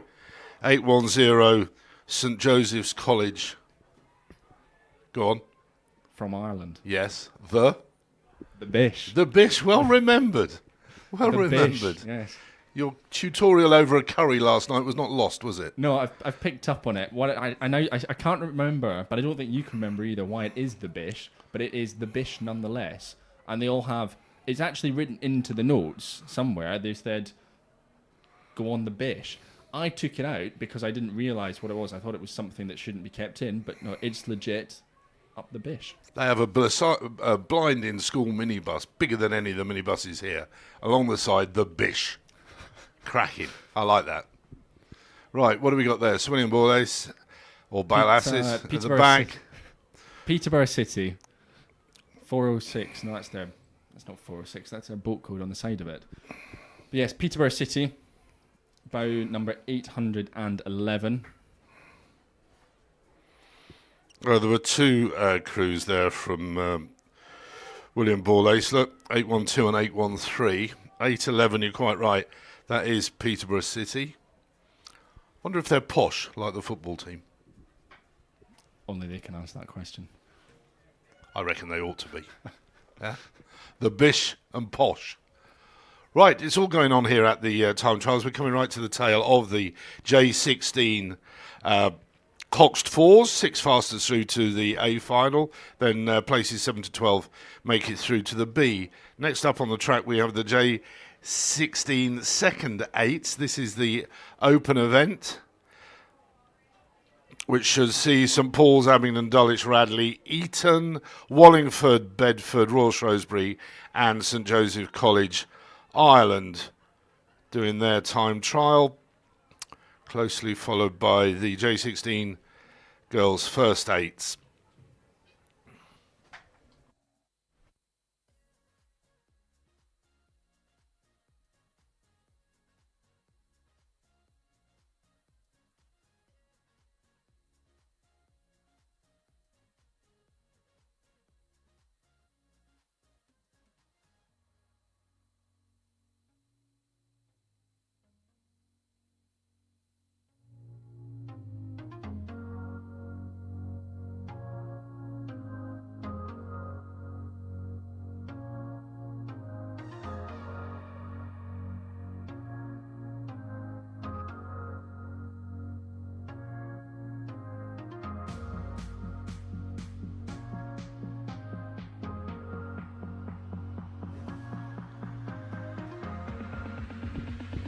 A very good morning, Mark.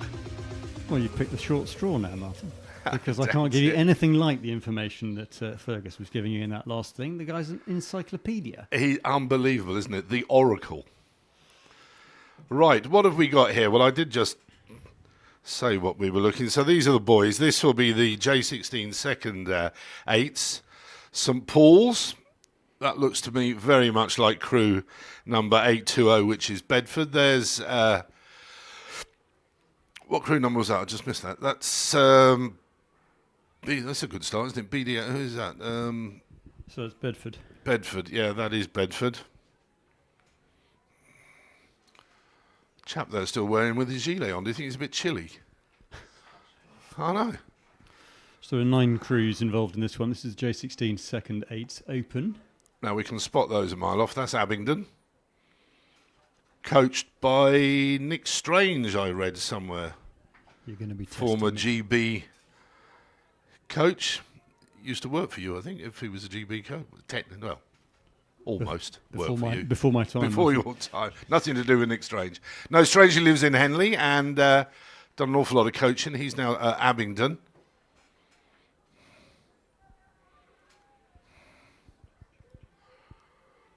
Radley. Going nicely, producing some good crews, Radley. Always quick. 816 in the background there. That's Dulwich College. That's a good shot lot. 819. Ingford. 818. Eton College. So Eton haven't had a great day so far today because their first 8 didn't make the final Championship 8s, and that doesn't happen very often. So they finished 7th. So they were the first crew squeezed out of the top 6, and they'll be very disappointed in ECBC. So there will be work to be done from their more junior crews to see if they can salvage their day. Well, it's all or nothing, isn't it, the time trial? And, you know, should the weather, God forbid, really close in, that's how the medals are going to be presented. So you really do have to go for it. Yeah, particularly on weekends like this, Martin, where you haven't got the second day, you might not have the minor finals, as you say, you might not even have the major final. If things were to go particularly bad this afternoon, I think we'll get most of the A finals in before the weather closes in. But yeah, if you're not making that top 6, and Eton would have expected to make it. Just for those people at home, I mean, they're not up here, they can't see or feel the conditions. It is the wind, isn't it, that is the killer, if you like. Yeah, look, steering at home pier point is not the most fun, it has to be said. I mean, I did it many times as a Cox, and you steer into quite a headwind, and it's not easy on this course at all. And although it looks relatively calm at the moment, the weather is forecast to close in quite badly, and yeah, it can be pretty miserable out there on the water. It becomes much more like coastal conditions. I have to say, I was up here commentating yesterday on the J14s, J15s, and the standard of rowing and just the overall competition, it just gets better and better. I mean, it was really noticeable how absolutely professional a lot of those youngsters were. Yeah, I mean, there have been some fast times posted today. In fact, let's have a look at them quickly for this race that's just finished, the J16 second 8. St Paul's have finished in a very, very quick 5:57. They've gone under 6 minutes for the J16 second 8 is quite astonishing, really. So they finished 10 seconds quicker than Wallingford, who are in second place. There are still 3 boats out on the water, but the top 6 as things stand going into the A final in the J16 second 8. So St Paul's, Wallingford, Eton, Radley, Abingdon and Dulwich. But Bedford and Shrewsbury and St Joseph's are still trying to change that. Bedford across the line now. They've come in 7th. So that top 6 remains unchanged. And Shrewsbury are coming towards the line now and don't look as if they're as quick. And then you've got St Joseph's there in the centre.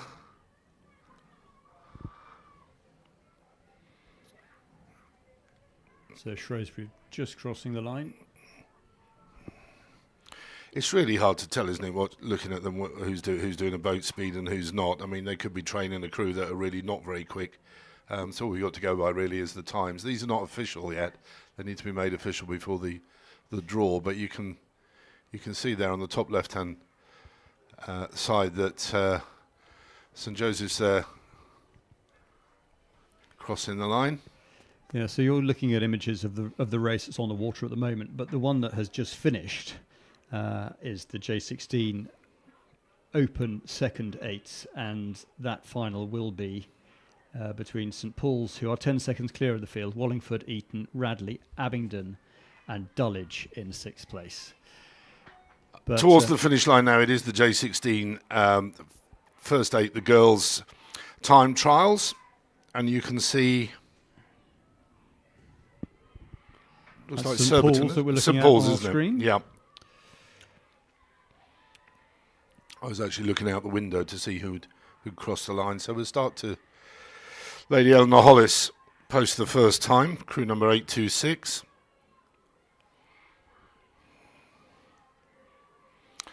There's Henley Rowing Club.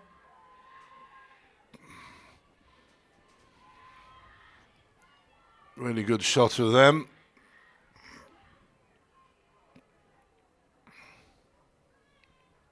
Don't recognise the boat. Red. Don't see many of them around. Is that Stamfley? It's above my pay grade, Martin. Yeah, it's a boat.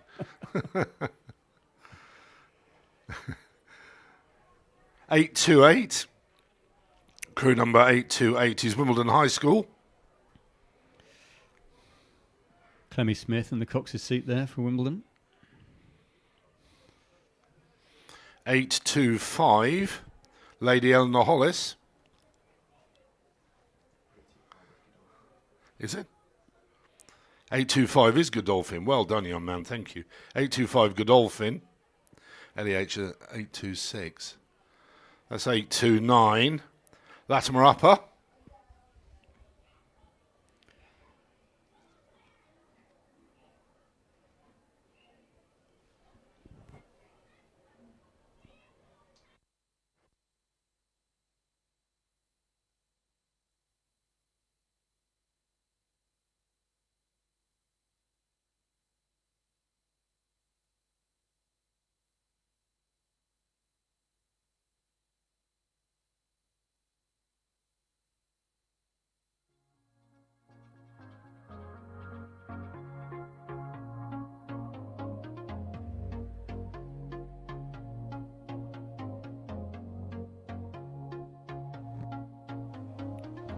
Crew number 2.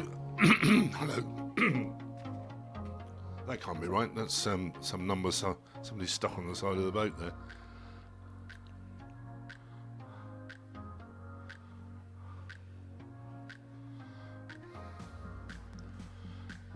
Yeah. Lambton. So Lambton Rowing Club up in the northeast, that is. It split from Chesterler Street, slightly acrimoniously. A couple of years ago, there was a little bit of a debate inside the club, and so the club effectively split in two. But it's nice to see them on the water. Nice to see peace breaking out between the two of them, I hope. What have we got there? 830. That's Royal Shrewsbury School.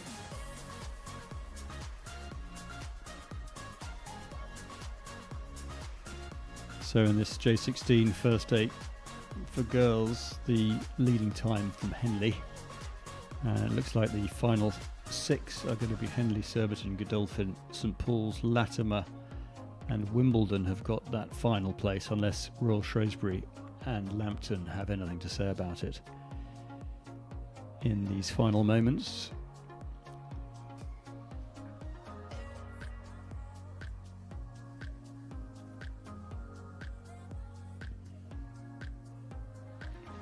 It's the bows of Royal Shrewsbury that you can see there. Yeah, Royal Shrewsbury are chasing down Lambton by the look of it. Must make it a bit easier if you're actually chasing someone, trying to catch them. You've got a bit of a target, even though it's a time trial.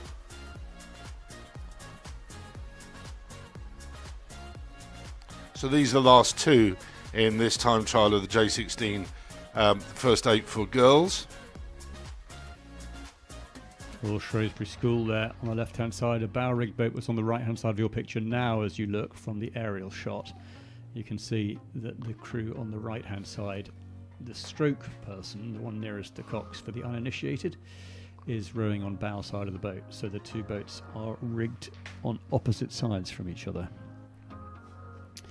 So those crews, they were in a nice tussle with each other, but they haven't troubled the scorers as regards the finals places. The top 6 in that J16 first 8s for girls are unchanged as those two crews cross the line. So that means that the A final will be between Henley, Surbiton, Godolphin and Latimer, St Paul's, Latimer and Wimbledon High.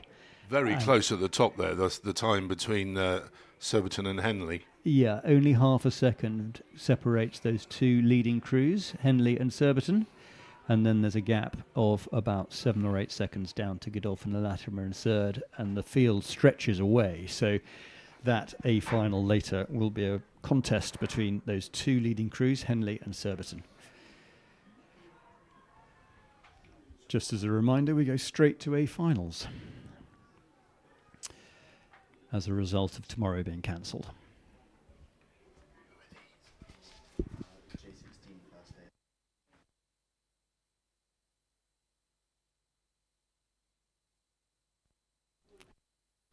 So it's the J16 Open first 8s on the water. That's Radley that we're looking at there.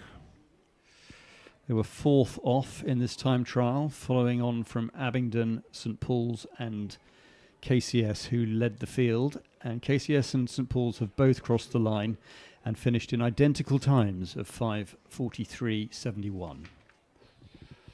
Again, the top 6 go into the final, the A final, and then we'll see if there are minor finals later in the afternoon. Radley just crossed the line. That's Canford School that we're looking at there. Are they still coached by Ian Dryden, Martin? Not sure. Peter O'Hanlon, no, he's ex Canford, but there's Eton.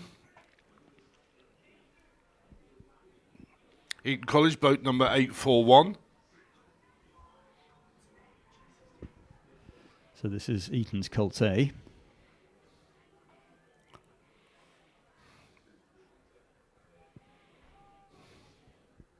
Known to the rest of the world as the J16 first 8.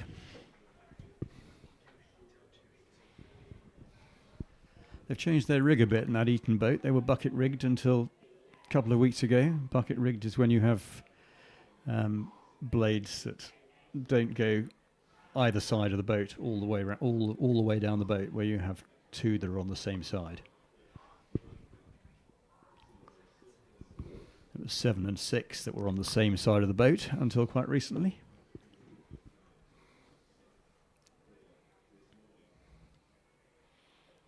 So that's crew number.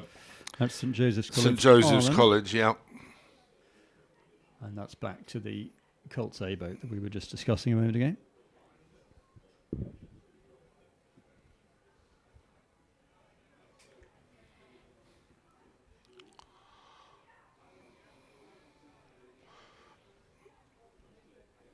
There are a full screen shot there of St Paul's.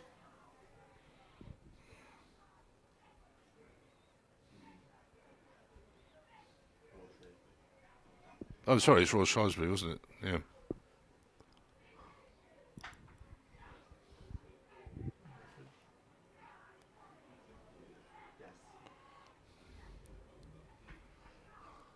That's Bedford, stroked by Sam Else. Oscar Qualtrough backing him up, and that's Hampton. That is Hampton, easy to spot. Blades, gold on the front, black on the back. 848. 848, that's... Is it 848? 843, I beg your pardon. 843, Royal Shrewsbury.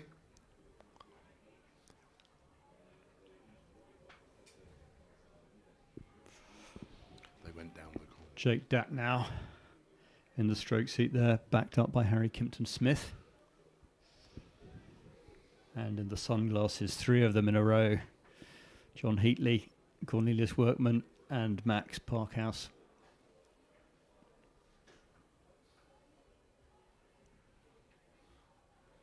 Winchester College. So we're coming down to the last few here, trying to make it into these finals. So that opening time hasn't been beaten, the one that matches King's and St Paul's. But as I speak, commentators curse. Royal Shrewsbury School have just posted Just as you the quickest said it. time, literally as I open my mouth, and they've gone quite a 5:31. lot quicker. In fact, so much so that I don't believe that time. I can't believe 5:31. that's. I can't believe that's not going to be adjusted. I think that 5:43 that's been posted by St Paul's and King's is unlikely to be beaten by Royal Shrewsbury.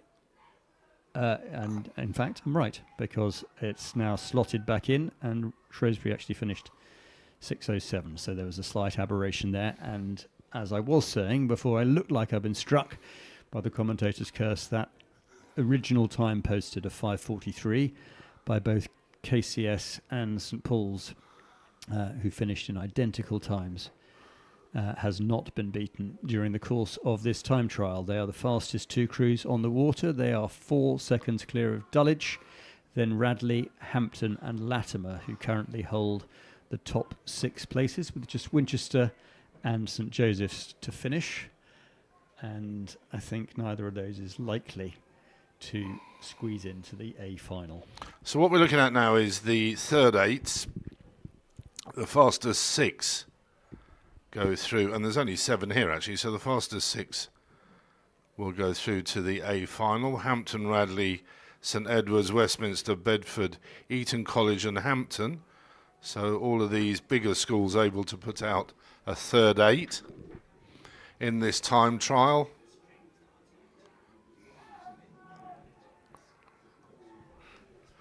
.852 we saw briefly there, that was Eton College. 848 Radley.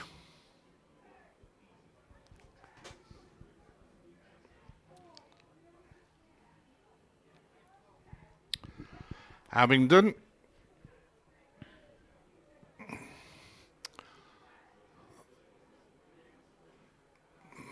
No, that. So it's Hampton, top of your picture, just crossed the line, and at the bottom of your picture, Radley, just crossing the line. Sorry, that was Westminster, wasn't it? Yeah. Or that is Westminster, rather. Very close, those two that have just finished, within 0.3 of a second of each other. Hampton, just the quicker.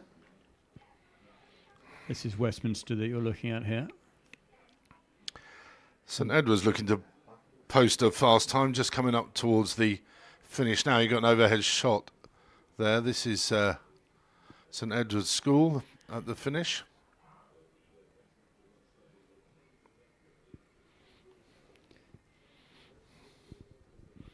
.851, that's Bedford School.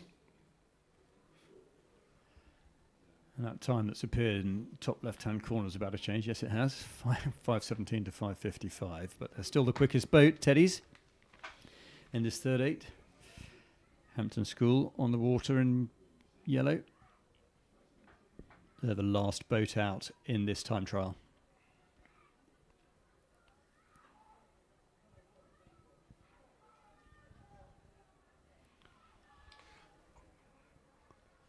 It's Bedford, named after James Crowden, stalwart of Cambridge University rowing, president some way back in the 1950s, I think.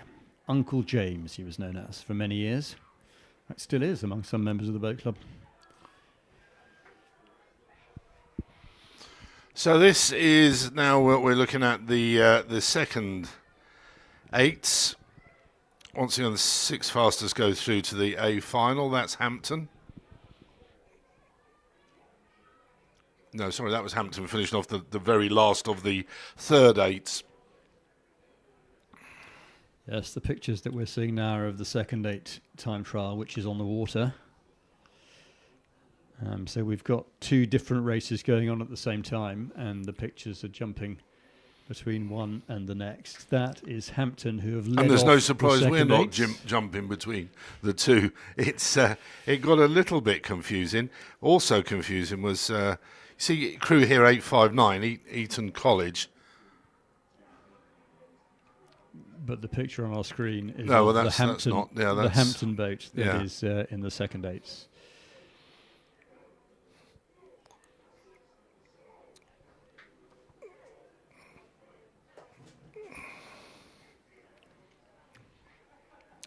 So just crossing the finish line underneath us, that is Hampton. Sorry, that is Eton College, yeah? Yes, that's the Eton third eight that's just finishing in race 215. The picture on your screen is of Radley in race 216. So there are two races on the course at the same time at the moment. They're both time trials. Hampton are just completing their time trial for the third eight. Mm-hmm. That's a picture of Radley in the second eights. All but one crew in the second eights is on the water. And now all the crews in the third eight race have completed, crossed the line. And the crew that will not make the final is Hampton School, because they finished 7th. And only the top 6 of the 7 in that particular race will make a final. So the final of the third eights later this afternoon is between Teddy's, Hampton, Radley, Bedford, Westminster, Eton, and then a second Hampton crew hasn't made it. So second eight's on the water. That's the second eight of Shiplake College. Right-hand side of the screen there now you can see King's College School, with the white tops to the left, 857, that's St Paul's. These, remember, the second eight, 6 fastest through to the A final. So there are Hampton boats everywhere. I talked about 2 of them in the last race, and one of them has just finished this race and posted that time that you can see in your top left of the screen for 49.78. So that's the marker for the second Open Eights, race 216.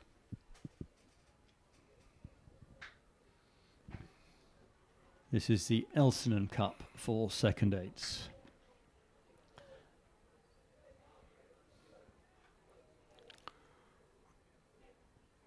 And at the top of the screen, 857 is St Paul's. Nearest to us, Westminster. No number on the back there, thanks for that. 856, King's College School. Ethan Gosh in the stroke seat and the sunglasses. Coxed by Bridget Gilligan.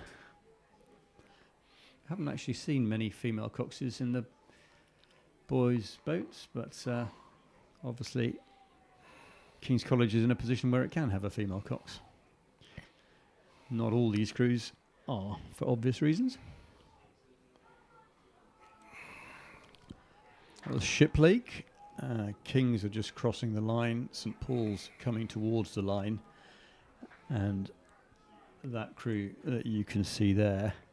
That's 862, that's Bedford School, yeah. Bedford really helps, doesn't it, when the Cox has a number and the name of the school on their back. That's so well done, that's what we David want. Shirley, in the Cox's seat for Bedford. You've made our life a lot easier. Yeah, more of that, more of the same. Finishing under our nose here, that would be Westminster. And that's Eton. Leo Sullivan in the stroke seat there, in the cap. And then Ed Slack in the 6th seat, also in a cap. Archie Garendi between them. St Edward's School, 3 caps.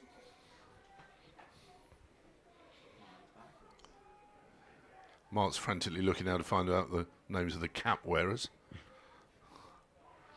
And here we are, halfway through our times trials on this, the second day of the National Schools Regatta. And so far, we haven't got wet. Eton have crossed the line in 5th place. 6 crews have finished. 5 are still on the course. So let's shout out, as they say here, Who's that at the top there? 863 Dulwich. Bedford and Dulwich, we can see that. Dulwich nearer the Dulwich further away from the camera. Bedford closer to it.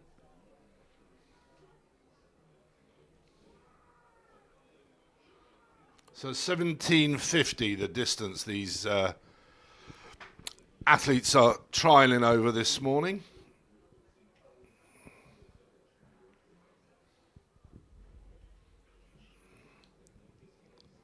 And the intention to post a fast time to get you into the A or B finals this afternoon. So the second 8 open coming to a conclusion. 6-9. What did he have on his numbers? 693. Oh, well, that's thrown me. Well, 863 we can see there. That is Dulwich.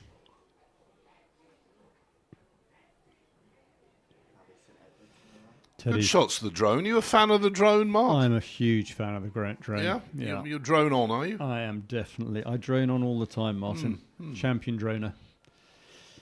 It's really good, isn't it? I don't know when it first came in, but it's fantastic shots. That's Latimer upper. 864. Just 3 crews left to finish. So Eton's second 8 have been pushed out of the A final as well, just as their first 8 has. They're in 7th place at the moment.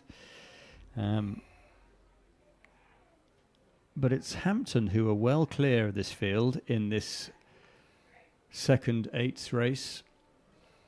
They finished 8 seconds clear of Teddy's in second place. Shiplake were third. KCS fourth, Radley fifth, and Westminster sixth. So unless either Dulwich or Latimer, which are the 2 crews that you can see crossing the line there, displace them, that will be the finishing final places. I do spy somebody, though, Mark, coming up here, finishing all on their own. 868. That's... Is it? I think that's in the next race. Oh, it's the Martin. next race. Okay. Yeah. So Bedford definitely didn't trouble the scorers. They've 10th quickest of the day. Latimer's time has yet to be confirmed, but I think it's clear that the A final for the second 8s will be Hampton, Teddy's, Shiplake, KCS Wimbledon, Radley. There is. and Sorry to interrupt you, Westminster. Mark, but there is a boys' 8 just finishing under our nose here. Yeah, that is Latimer. Just crossing the line.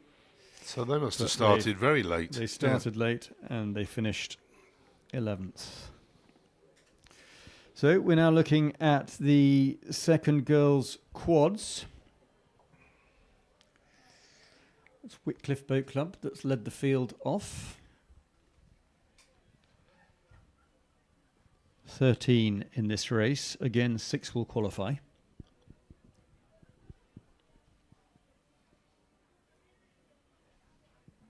That's William Perkins on the left of your picture.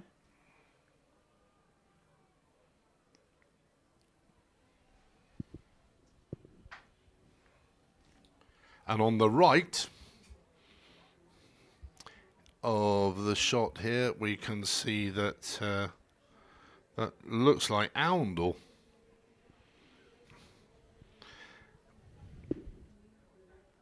$867 was great. Marlow Scull, that's Maidenhead. Maidenhead had a good day yesterday, actually. They going well. They look very very comfortable. Look at the amount of boats, Mark, at the back there. You missed that in that shot. Well, actually, you can see. I mean, the logistics here is just mind-blowing. It's hugely impressive how quickly they're getting these crews off. I was saying earlier that looking down the course, it's like seeing planes stacking up to land at Heathrow, one after the next. It is, as isn't you it? drive in on the M4 and you It's can see their yeah. lights in the evening. I There mean, you the go. umpires. That's the shot that we can see. Yeah, all those volunteers, umpires, marshals, what a cracking job they do. They were all in a straight line when I made the comment earlier. They're not now, so if you're wondering what my view of aviation control over Heathrow is, it's not quite reflected in that shot, but the principle is there.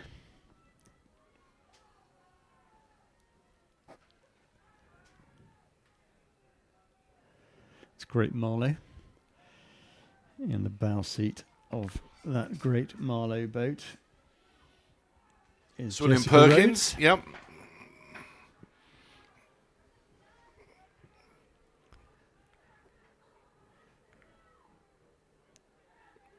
Not sure which of the two William Perkins boats that is, because there are two in this. One of them stroked by Hannah Miller. That's crew number 871, so that is Hannah Miller's crew.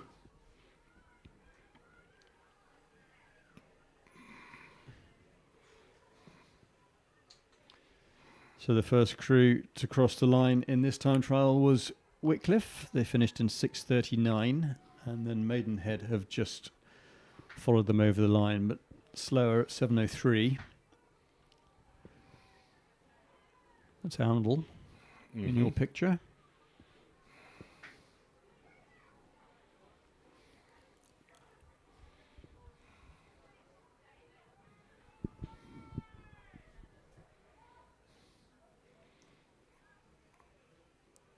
So a shot of Arundel coming through the 500 metre mark.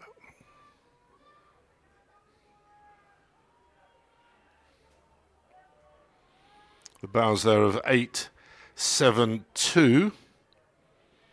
Molesey Boat Club.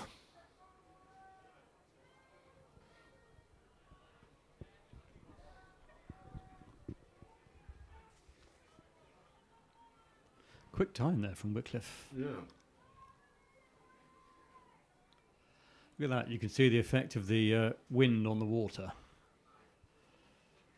And you can also see a little bit of steering problems. As I was saying earlier, it's not easy on this home pier point course. I slightly get PTSD when I come to home pier point from a coxing perspective. Looking Yeah, back you on can my see days here, this one you is, can see how difficult it is. yeah, these weaving. coxless quads, they can hit a bit of turbulence. So not only are you concentrating on trying to put as much power down as you can, you've also got to steer the thing. It doesn't take much to send them just a little bit wayward. William Perkins just crossed the line. That's Trentham on the left of your picture. Molesey just crossing the line. And the Grange School. That's a shot of Trentham, isn't it? Yep, that's the Trentham boat. And then 874, that's Headington. So as before, there are two races going on at the same time at the moment because there's a second quads for the open category. So we've had the second quads for the girls, which is just finishing up. There are 5 crews still to finish, and every crew in the open category, which is 17 crews, are on the water at the same time.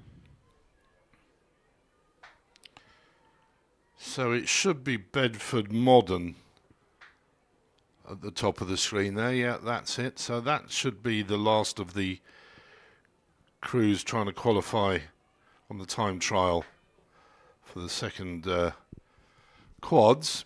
And as you rightly say, on the water also at the same time is the open quads. So we should see Marlow, Molesey, Maidenhead from that.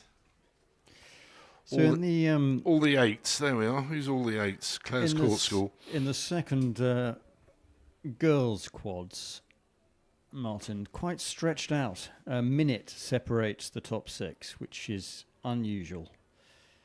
6:39 is the finishing time for Wycliffe, who were the quickest crew. But that to was finish. a cracking time, wasn't it? I mean, and 7:35 for Great Marlow in the 6th slot at the moment. There are still 3 crews that could dispute that, but as things stand, the top 6: Wycliffe, Maidenhead, Great Marlow, Molesey, William Perkins, and then a second crew from Great Marlow. Times split from 6:39 at the top end of that to 7:35 at the bottom.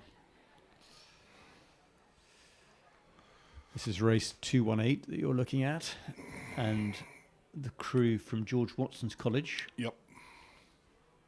This is open second quads.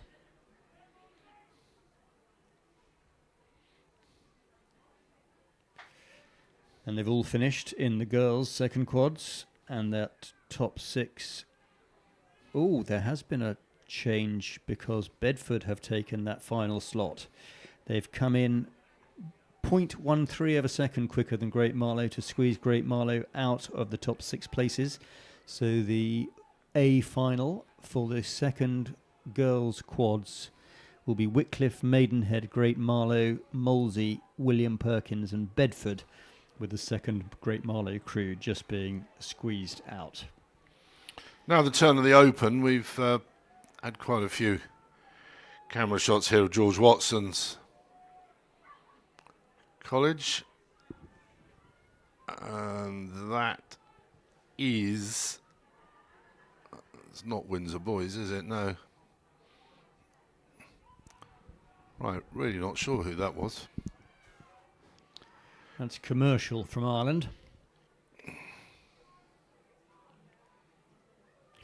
You can see just how blowy it is out there. Yeah. It takes somebody with long hair to show it to you, but just look at that. Look at the 2-man in that Commercial boat. He's being blown around. Great Marlow School. Crew 886.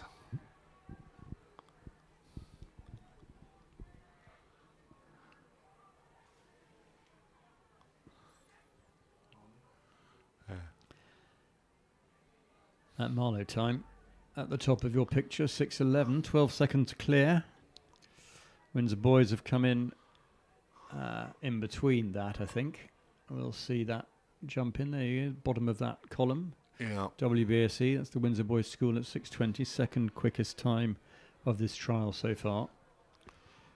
That's City Marlow of Bristol in third, that you're is looking it? at. Marlow in third, Maidenhead still in the... It's Molesey in third. Molesey in third, I beg your pardon, and then...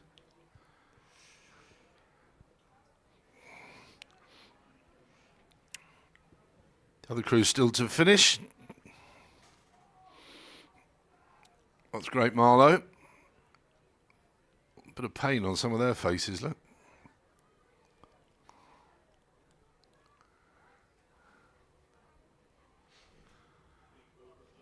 It is interesting when you see the drone shot. So we just assume that it's all going straight and smoothly, but you know they're obviously being caught by the conditions a little bit and the steerings.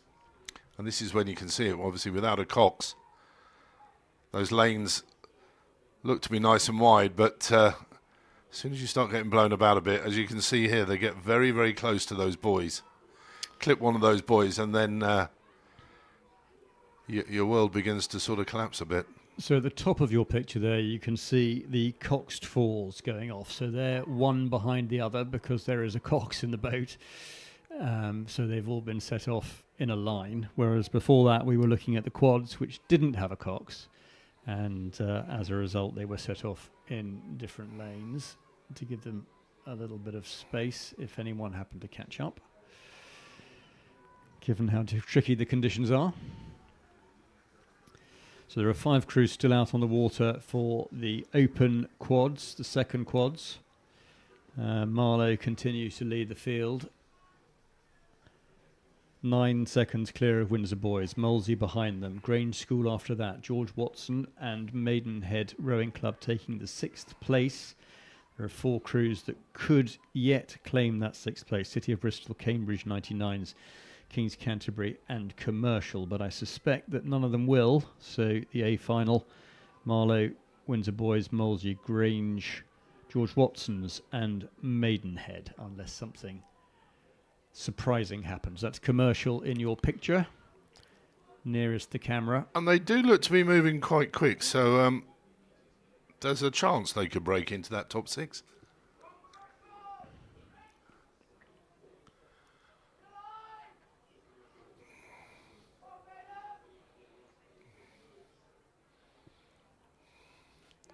We'll wrap up on the open, I think, before... Oh, there we are. You're quite right, Martin. They've taken that final place. Hey, so he knows his stuff. He's got an eye, that man. He's got an really eye, has. that man. Hey, that was So pure fluke. 6:28 they finished in. So Commercial have taken the final slot in that A final. Right, that was lovely. We close the door on that one, then we move on to the Championship Girls Cox Fours with Shiplake College. The first images we have on the screen.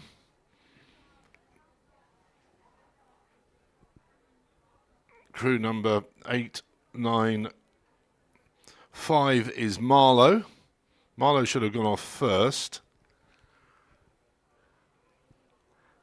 Is she smiling or grimacing? She the girl at 3 pulling some faces there. So I often find, Martin, when parents watch a live stream or they see a Coxed Four for the first time and they see the cocks in the bows of the boat, it's not something that you expect to see, because watching eights, the Cox is normally sitting, well, always sitting in front of the stroke person. People say to me, what do you do with your legs? And the answer is they are down right into the bows of the boat, as far down as you can get them. And do you know what? You do get quite wet. Do you know what? The question that I'm always asked. I wouldn't know any of that. You go. I barely get in a boat, let alone the little bit you use to get in. No, I dreamt of being a Cox, but there we go. It wasn't to be. But I can't remember when these first came in. What do they call them? Bow loaders. Bow loaders, yeah. Because, you used to have somebody about 7 foot tall sat at the back, barking over everybody's heads. Then all of a sudden there was a talking head at the front of the boat. Yeah, I used to find when you were sitting in a bow loader that your bowman, whether you did a good job, in which case he would congratulate you by sort of slapping you round the head, or a bad job, in which case he'd admonish you by sort of slapping you around the head. I'm sure that doesn't happen anymore, but it certainly used to happen in my day. It was always encouragement, but at the end of a race, I used to duck. That's Wimbledon High School. Yep, that is Wimbledon High School. Nice colours, I have to say. Yeah.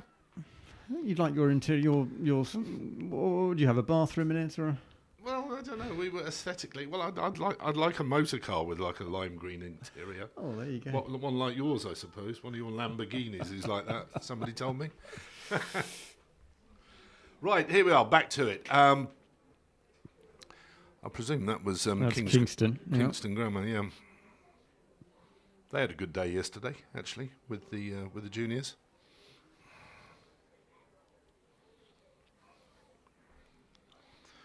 The flag, I'm just looking at here, Mark, out the window. The flag is it's not too blowy. I think probably it's a bit more blowier up at the start. No, I mean, you can clearly see the wind on the water as you look down, but you're right.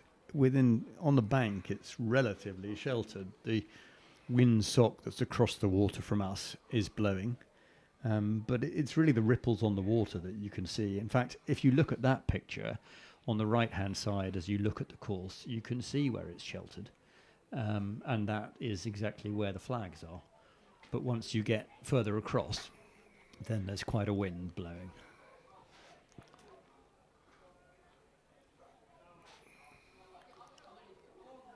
The girls from Shiplake there, all gone for a bit of a plait, I see. So wind resistance cut down as they've plaited their hair. So that's Shiplake heading down the track. 1750 metres, the trials here this morning. And looking at the running order up there, Marlowe posting the fastest time ahead of Henley. Kingston Grammar third, so 6 spots. That's not a bad time, is it? 7:07. No, I don't think so. That's Putney High on your screen.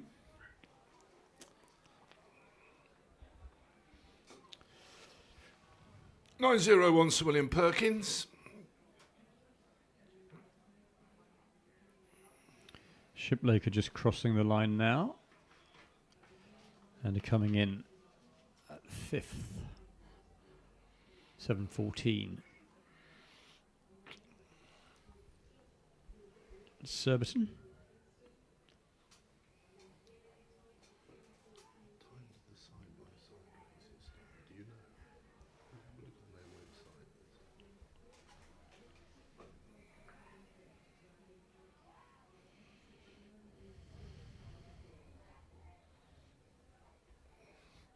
And as it says on the screen there, this is the Championship Coxed 4 for girls. That's Norwich School.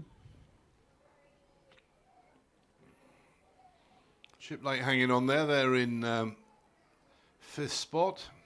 Kingston Grammar still 3rd. Wimbledon High 4th.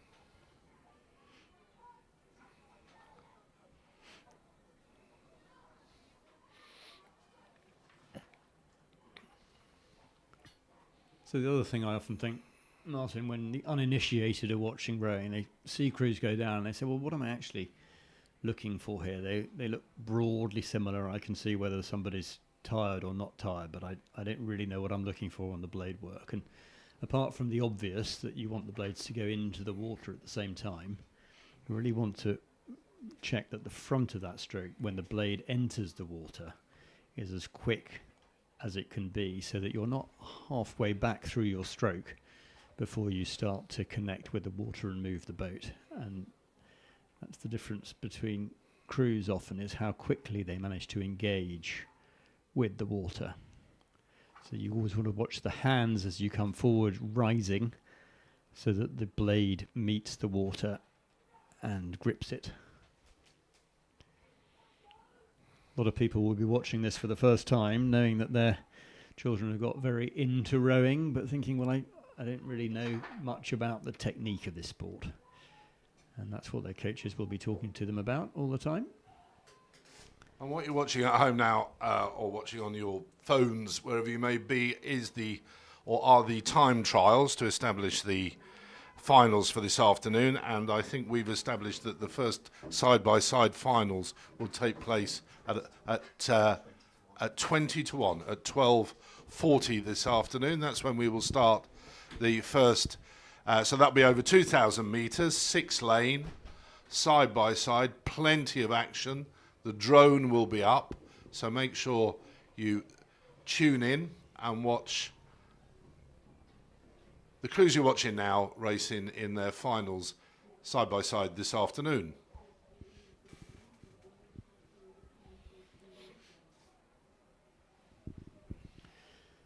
Also an interesting difference in technique that you can see on this crew. Some coaches talk very much about the hands going down and round when you get to the finish of a stroke, and some are much more in and out. And we were just looking at a crew there that was much more in and out off the stomach. And others you see really making a shape around the turn, the bottom end, the back end of the stroke. And the boat is going its quickest when the blades are out the water, which they call the run, yeah? Yeah, you want the boat to run as smoothly as possible, and ideally, if you picture a bicycle wheel and you have in your hand a stick and you want to be able to accelerate that bicycle wheel, you have to poke the stick in between the spokes in order to re-accelerate the wheel. And what you don't want to do as you poke that stick in between the spokes is stop the wheel. So you're trying to slot in between the spokes and accelerate round. And in exactly the same way, in a rowing stroke, you're looking to drop the blade into the water, imagining there's one single slot where you can do it, and then keep the boat moving and send it away and let it run underneath you so that you can recover. So we're watching these guys with one oar rowing. Different technique with the sculling, or similar principles? Well, obviously with the sculling, you've got two blades in your hand rather than the one, but the principle is the same. You're looking to slot the spoon of your blade into one single clean slot. Imagine that you're trying to put a slice of toast into a toaster. You want it to go absolutely into the slot without touching the sides.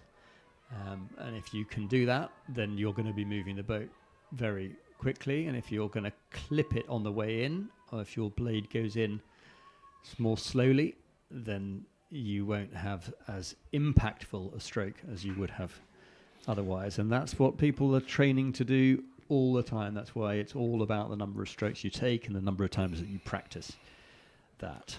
So when you hear people talking about the rate, it is exactly what? It's the number of strokes that you're taking per minute, but of course there are different ways that you can generate pace. You can either generate it through the water, or you can generate it on what otherwise would be your recovery time as you come back up the slide.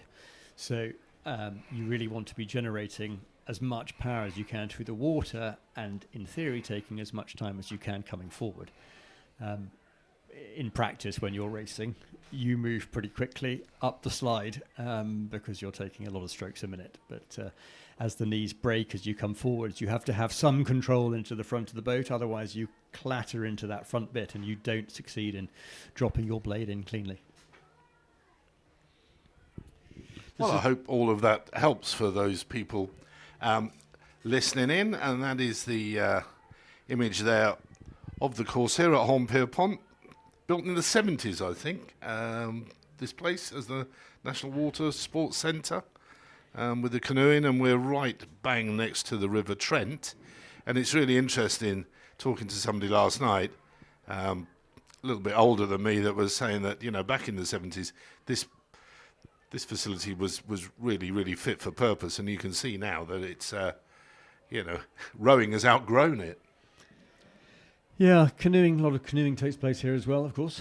Paddle UK, I think, are headquartered here. British Rowing are headquartered down on the championship course in London. But for a long time, this was the only course that we had in the country. So it was used for national schools for many, many years. Of course, it's returned here this year, having spent the last decade and more at Dorney. Let's just have a look at these times for the championship girls Coxed fours. Top 6 go through to the A final. There are a couple of crews still to finish. That is King's School Worcester that you can see in your picture, and the time that they need to beat is 7:25 if they're to get into the top 6, which at the moment is Marlow, Henley, Kingston, Wimbledon High, Shiplake and Aberdeen Schools Rowing Association. Leading time in this race is 7:07, set by Marlow. And 4 crews left on the water. Shrewsbury just crossing the line now, hotly pursued by St George's College. And then I think we've got King's School Worcester and St Michael's Rowing Club from Ireland.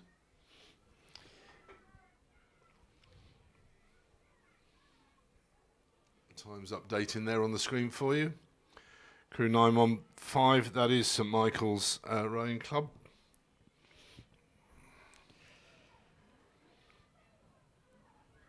So Aberdeen Schools are hanging on to that 6th place in the order, which would mean that they make the A final. Then 11 seconds off the pace for the rest of the boats.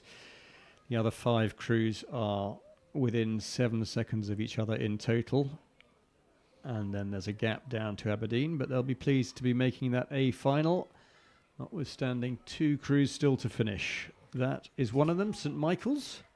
And there's a possibility that the Irish crew here could upset the apple cart if they post a quick time. Well, we saw it happen with Commercial a moment ago. We did. St Michael's Rowing Club come from Limerick. And they're the only crew now that can rob Aberdeen of its 6th spot in the final. They're just coming towards the finish. I'd be surprised if they take it. And then we turn our attention with these pictures to the open category for Championship Coxed fours. And we're looking at KCS Wimbledon, who have led the field off here. So we're on the last lap of the penultimate time trial.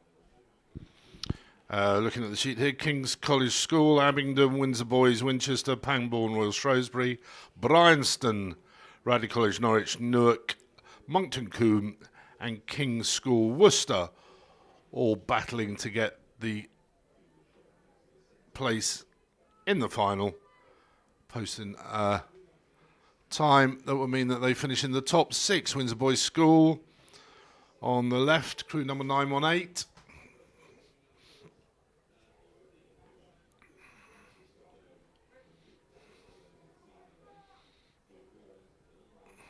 So you were talking about run on the boat, Martin. You can really see as that aerial shot, you can see what the run means, because what you'll be trying to do is make sure that the puddles that you are making disappear as far away. As you can see from this shot here, you want the puddles to have cleared the stern of your boat, ideally. If you're managing to do that, then you're doing extremely well. And if you're getting completely even spaces between your puddles, then you're doing what is known as chaining. If you do get more space between the puddles you make and the puddles that are created between the blades themselves, if that makes sense, Yep.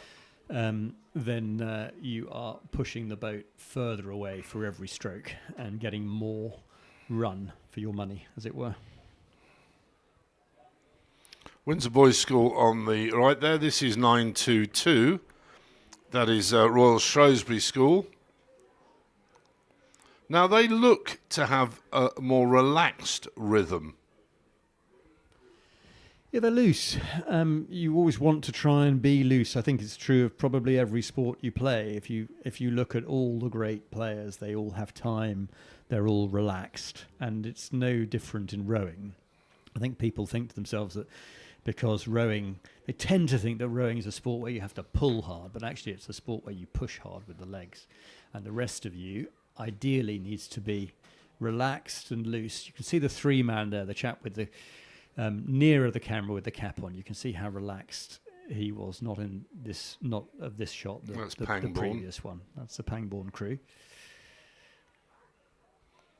You can see there people are trying to give it a bit of grunt, as they call it. Yeah, I mean, you can see they're working hard, and the great beauty of a boat that's working really well is that it looks as if nobody's putting any effort in, and then you see them cross the line, and of course everybody falls over themselves, over their blades, over their handles.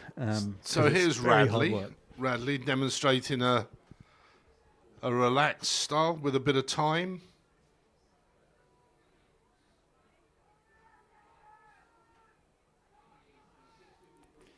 Shrewsbury. And who's gone quickest here? Windsor Boys have set the quickest time here so far by 13 seconds over Pangbourne.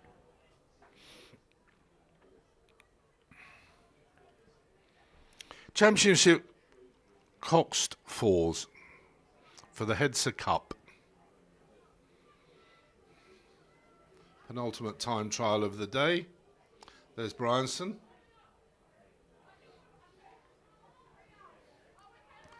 Helps to keep your head in the boat, presumably. You don't want to start swiveling around, taking in the scenery. Yeah.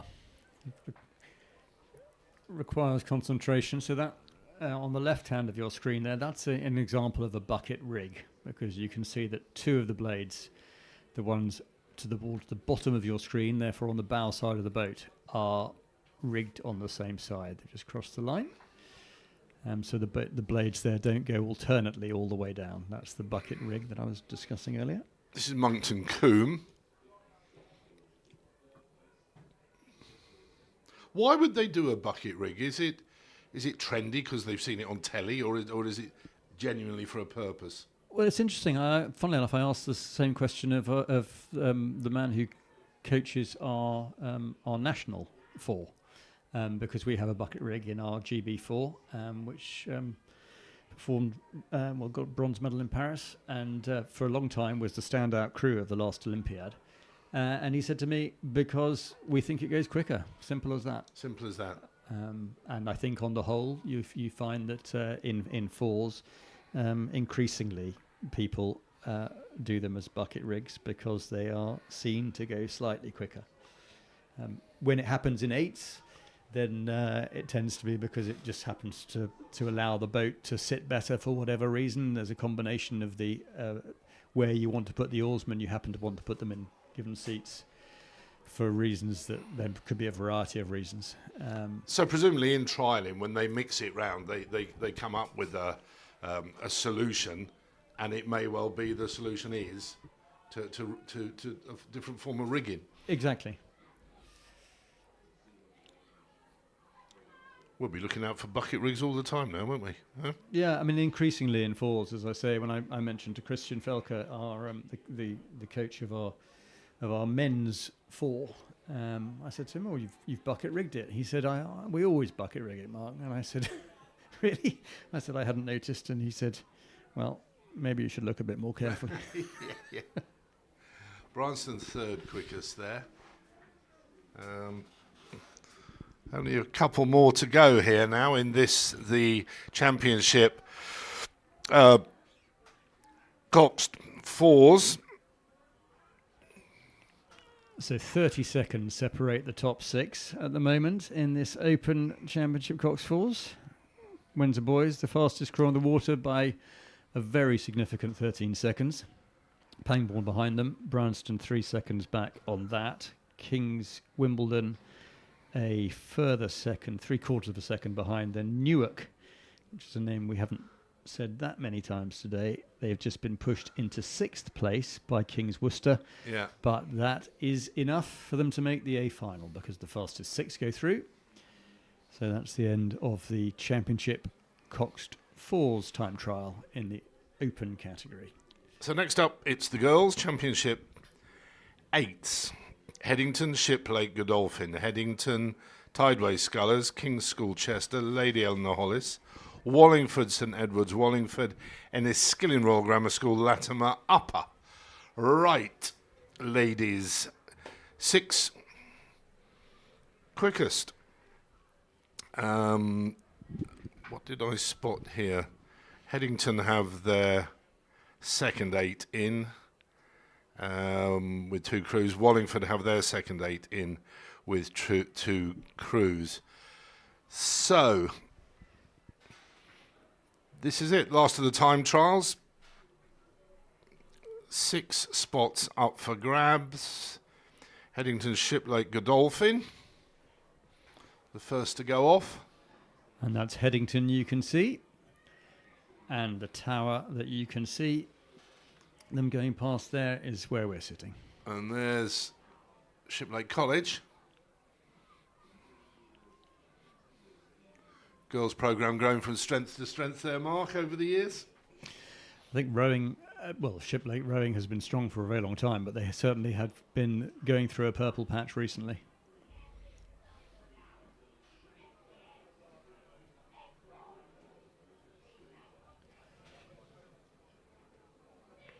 That's Headington. That's the second Headington boat that's taking part in this race. They led the field off with their first 8, and this is their second. Shiplake just crossing the line. And have posted the fastest time by the look of it so far. Shiplake have, 6:29.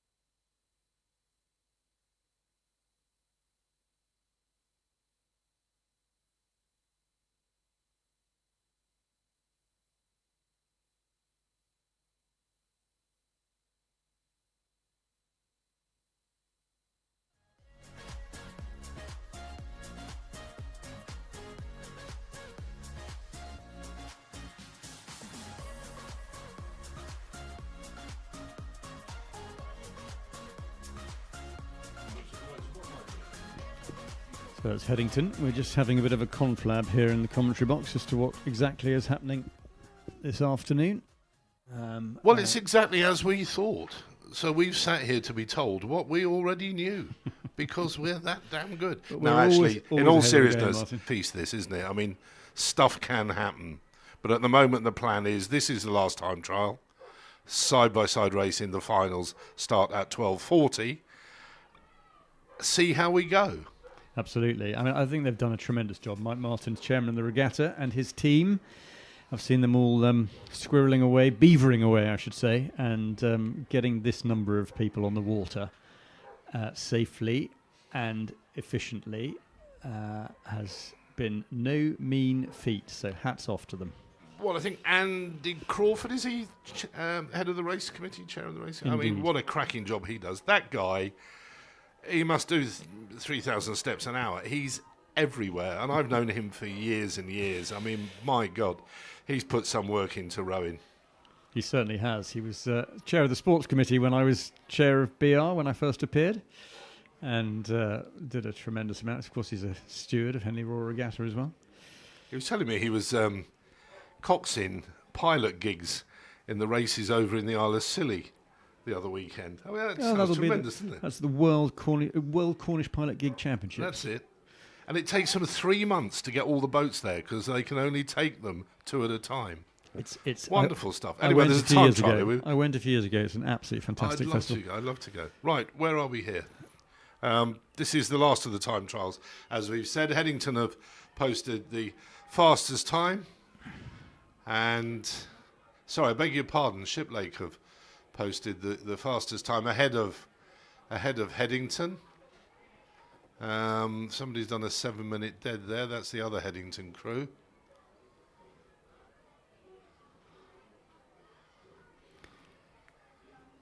That's St Edwards by the look of it. 937 is Wallingford.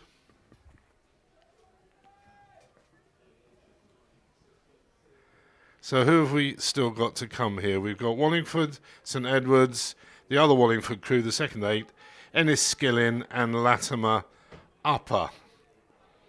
So Shiplake College 6:29, Headington 6:33, LEH, Godolphin and Latimer. So 1, 2, 3, 4, 5, 6. King's School Chester just missing out. So that's Wallingford just crossing the line. Coming in into 4th place on the time trials, so that squeezes out a Headington crew. Yeah.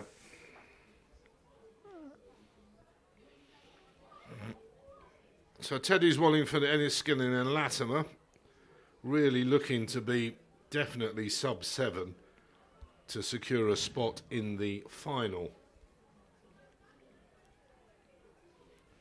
That's the Wallingford crew.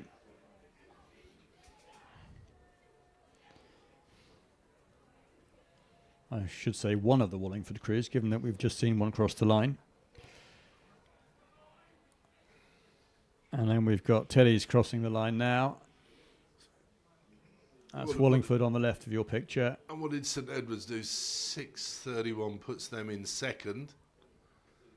That's very respectable. So who's squeezed out now? So the pushes Tideway Scullers out. Yeah. And presently in 6th spot, Godolphin and Latimer.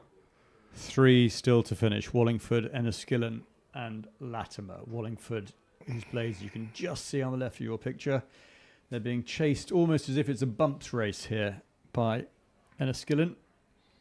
And then at the top of your picture is Latimer Upper.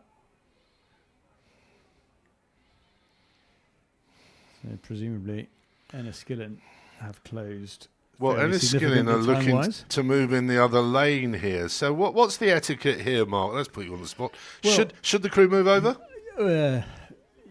Look, I'm surprised actually that they obviously think they're closing on them at a rate of knots for them to take the evasive action that they have. I think yes, in theory they're the quicker crew, and so in theory Wallingford should give way to them, but I'm not sure what the race rule on it is. We should get one of our race committee members to inform us, because I should probably something I should know. But Enniskillen are quick.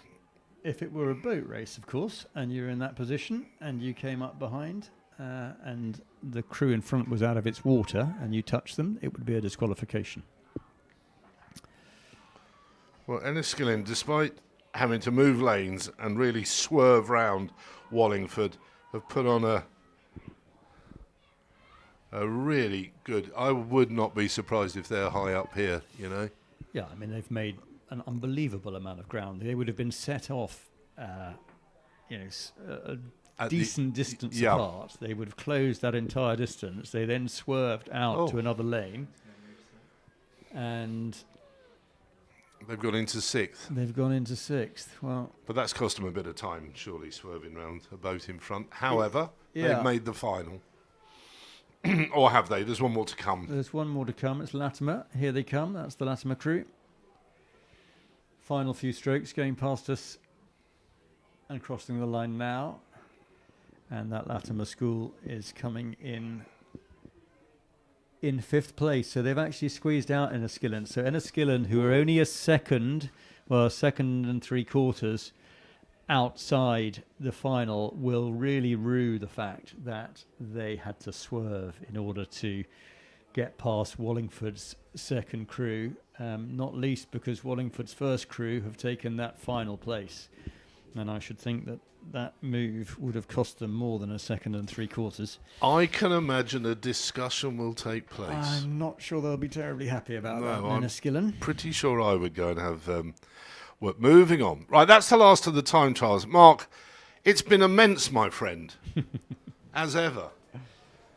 As ever. You say you don't know. You know lots, my friend. You know lots. Not like the encyclopedia that is Fergus Mainland. But you like a bit of stats, and you like a bit of theory, and you certainly like a bit of technique. Well, I'm conscious of how many people will be watching rowing for the first time here at National Schools because their children have got involved, and every day, more or less, I hear stories from people who say, "Oh, my son or daughter's got involved with rowing and is loving it, having not really been engaged by a sport before, and they find rowing and it becomes life-changing for them." And often for parents, they're trying to catch up to understand how the sport works, and so it's nice to be able to explain a little bit of what you're looking at, because two crews tend to look the same if you haven't ever talked about what the technique requirement is. So, funny enough, yesterday I was walking over to the car, and there I see a fellow from our village whose daughter is in a Hinksey crew, and he's all bubbly and excited. He didn't know one end of a boat from the other, bless him. It's first time he'd ever been here, massively excited. So there's 5,000 competitors here. So, mums, dads, siblings, aunts, uncles, there's a huge amount of people tuning in, and this is, dare I say it, alien to them. Well, it is. And they get the rowing bug for one reason or another. And it's great to see that happen. And one of the things that we're very focused on at the moment at British Rowing is, first of all, trying to expand that, broaden the number of people who can catch it. But second, create a mechanism whereby people can stay involved in the sport for longer than they do, because it tends to be very time consuming for people, and as they move through life to different stages in their life, and they find that different draws on their time come up, they tend to give up rowing, not because they suddenly decide they didn't like it, they always love it, but because they can't find the time to do it. So one of the things we're very focused on is taking these 5,000 people and giving them a lifetime in the sport rather than just 4 or 5 years in the sport. One thing I was conscious of maybe 5 or 6 years ago was that the junior regattas, so to get kids racing, that there was a real need for some junior regattas, and one example was a junior regatta. It was parents of the Windsor Boys School, funny enough, who pretty much took over the running of a junior regatta because of their interest in rowing. So the boy went through Windsor Boys School and they stayed interested and they put on.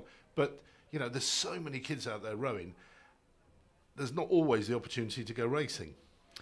No, it's true. And I mean, you touch on a couple of interesting points there, not least of which is how dependent we are on volunteers. It's the volunteers that deliver the sport, ultimately, day by day, the organisation of regattas and things. And very often, as you say, they do get involved because their children get involved, and suddenly they become involved as volunteers. And another of the things that we're keen to do is get as many people through initial coaching qualifications as possible so they can retain that involvement again.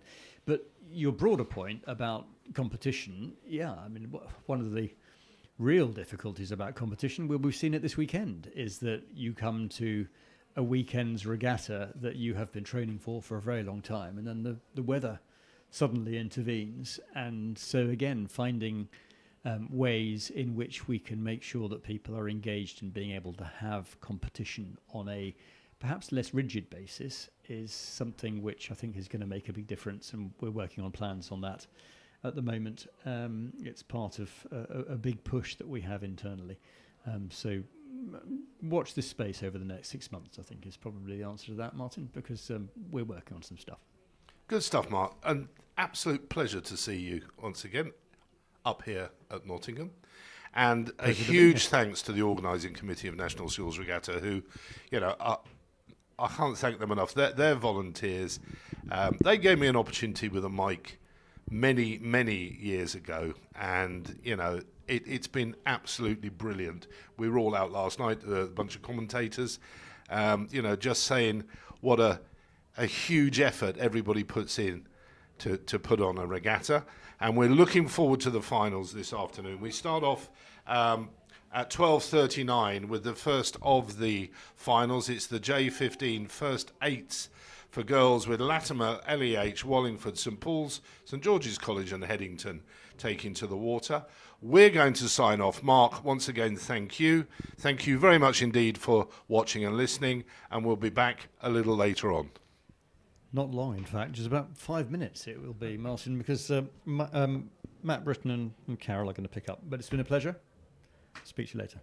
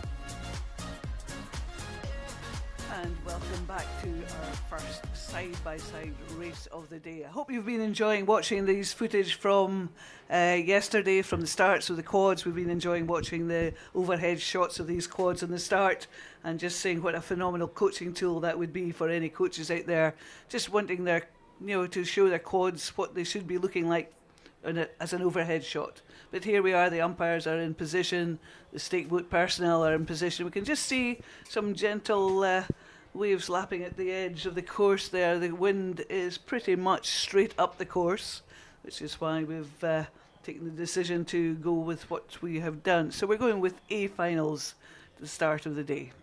Yeah, welcome to the National Water Sports Centre. It's Matt Britton here with Carol Wallace, and really excited to bring you some finals. Today's weather, well, it's a bit grayer, isn't it? And a little bit more windier than we had beautiful weather yesterday. You can just see the water and the waves splashing into the top of the lake there. So, Carol, what do you make of the conditions for this afternoon? A bit as you said, a bit choppier, and the conditions on the start will be challenging.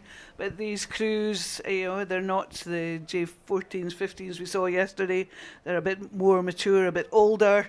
These are bigger boats with Coxes involved, and you can see the first 8 just coming over to turn and get their stern attached onto the pontoon. Yes, I think that's Latimer there and Lady Eleanor Hollis' school coming across our picture. They'll be quite nervous at this point, I think, really wanting to get underway, won't they? Well, they've done their time trial. They know they're the 6 fastest boats, and yes, they will be just very interested to see. Usually they have going into the A final, they have a bit more of a time lapse, but this time they're straight in there. Here we have the running order: Latimer Upper in lane 1, Lady Eleanor Hollis in lane 2, Wallingford in lane 3, St Paul's Girls' School in lane 4, St George's College in lane 5, and Headington School in lane 6. Some really fast boats there. Looking at the time trial earlier, and they were pretty close together. Yeah, so if you're not familiar with the format, what we're doing normally is a time trial, which happened this morning, and that sorts the crews into time order, and then the fastest, well, that's the 6 we've got in front of us.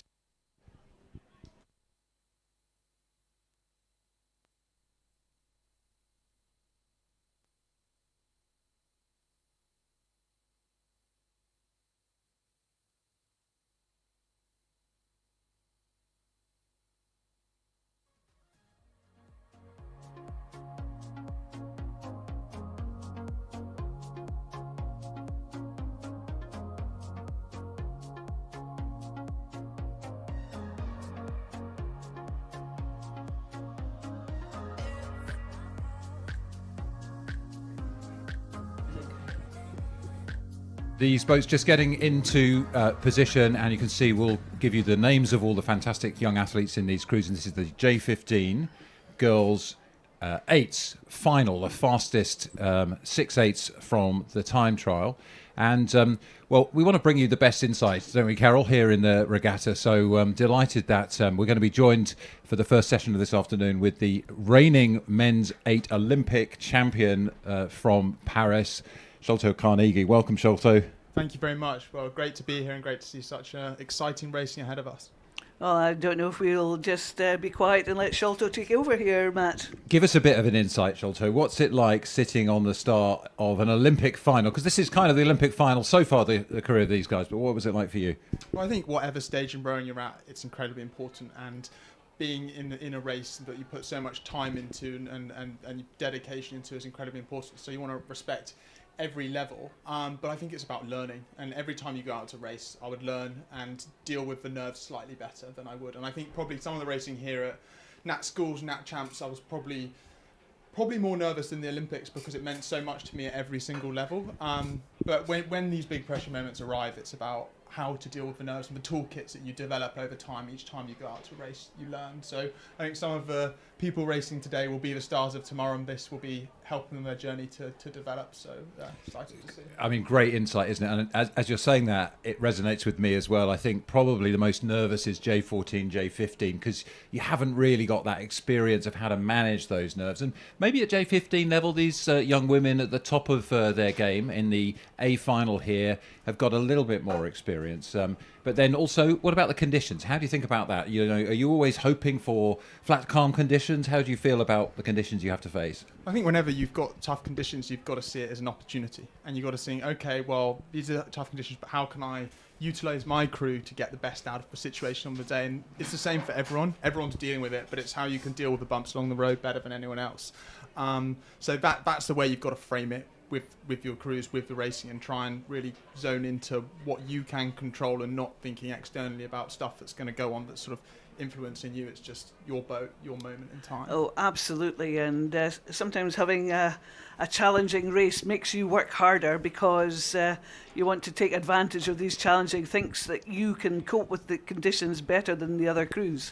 Yeah, completely. I used to get so nervous, and it was like, oh, I'm just feeling this way. This is such a hard situation. And then I looked around on the start line once, and I was like, everyone's feeling just as nervous as me. And actually, just by me realising it, that made me feel that little bit better. So I think hopefully some of the athletes today can take some of that into their racing and just do what they've done in training. That's the hard work that they've put in already. So.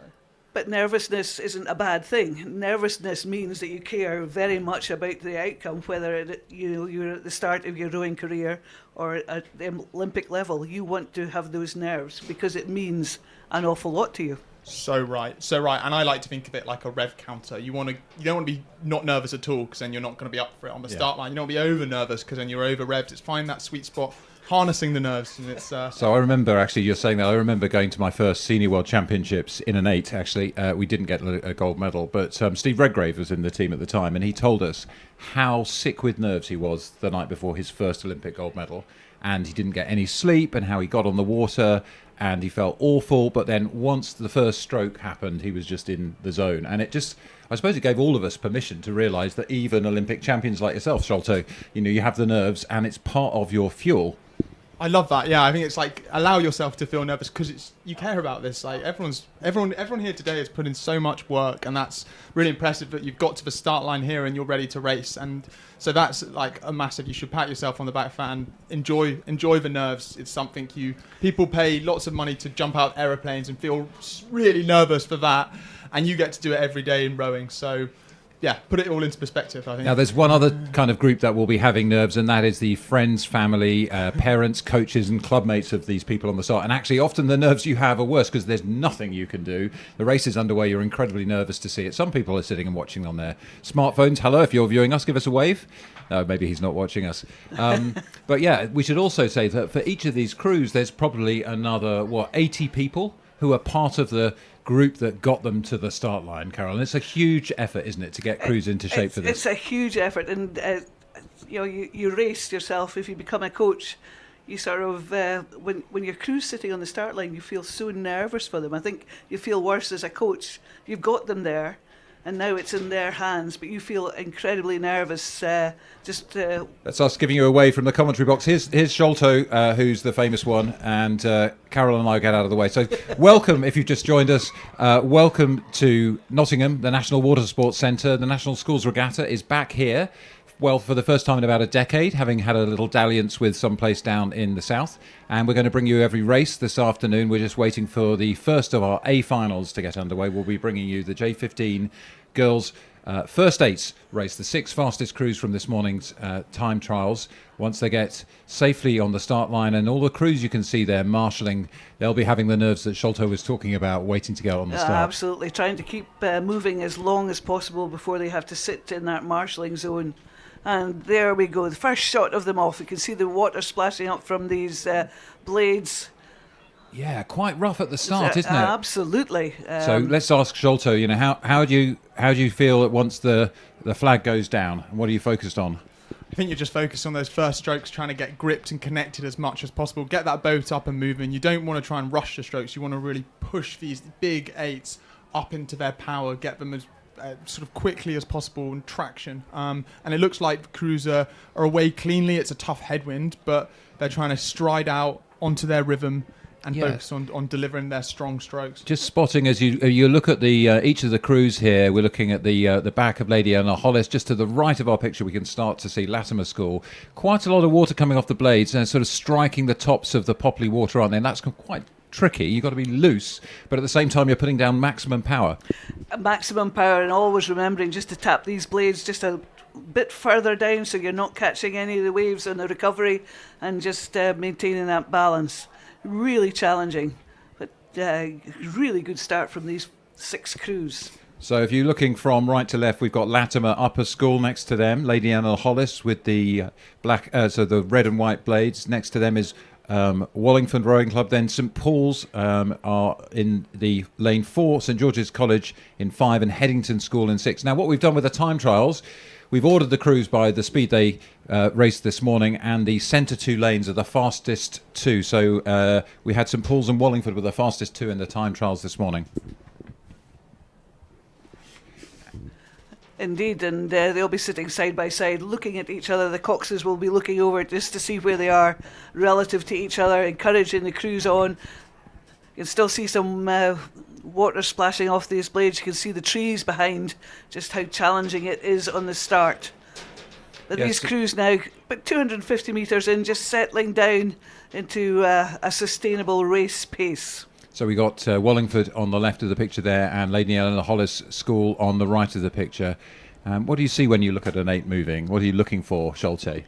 Yeah, for me, it's looking at length of the stroke and how they're applying the pressure around the front end. It's a fast boat. It's one of the fastest boats, but you've got to collect the boat together and making sure that you're all driving it through as one. And I think the best 8s do that really well, and they keep it really simple. It's like not trying to overcomplicate the stroke. It's very easy to get overcomplicated in rowing, but stroke lengths, separation around the back, and moving as one. And I think there looks like there's been a good start here. We're sort of pushing just into that, through that 500 mark, just approaching that 500. But it's going to be a long race, so it's who can stay long, who can stay calm and collected throughout, and just dialing into your process.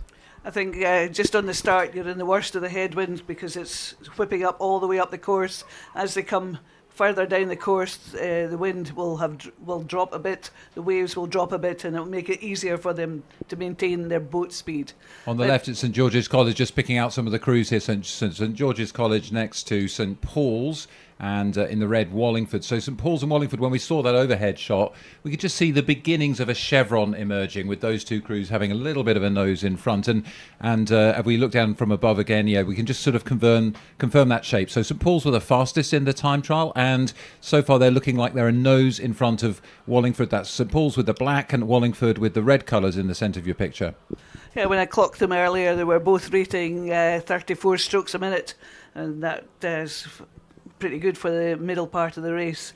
So yeah, but St Paul's just looking more effective in their rating there. Yeah, and in that sort of wind, you can see the shins are really still coming to vertical, and that's a sign that they're trying to row as long as possible. The wind is, if whatever happens with wind, they're just getting connected around the front and levering it through, and that's showing why they're sort of taking that lead in this final here.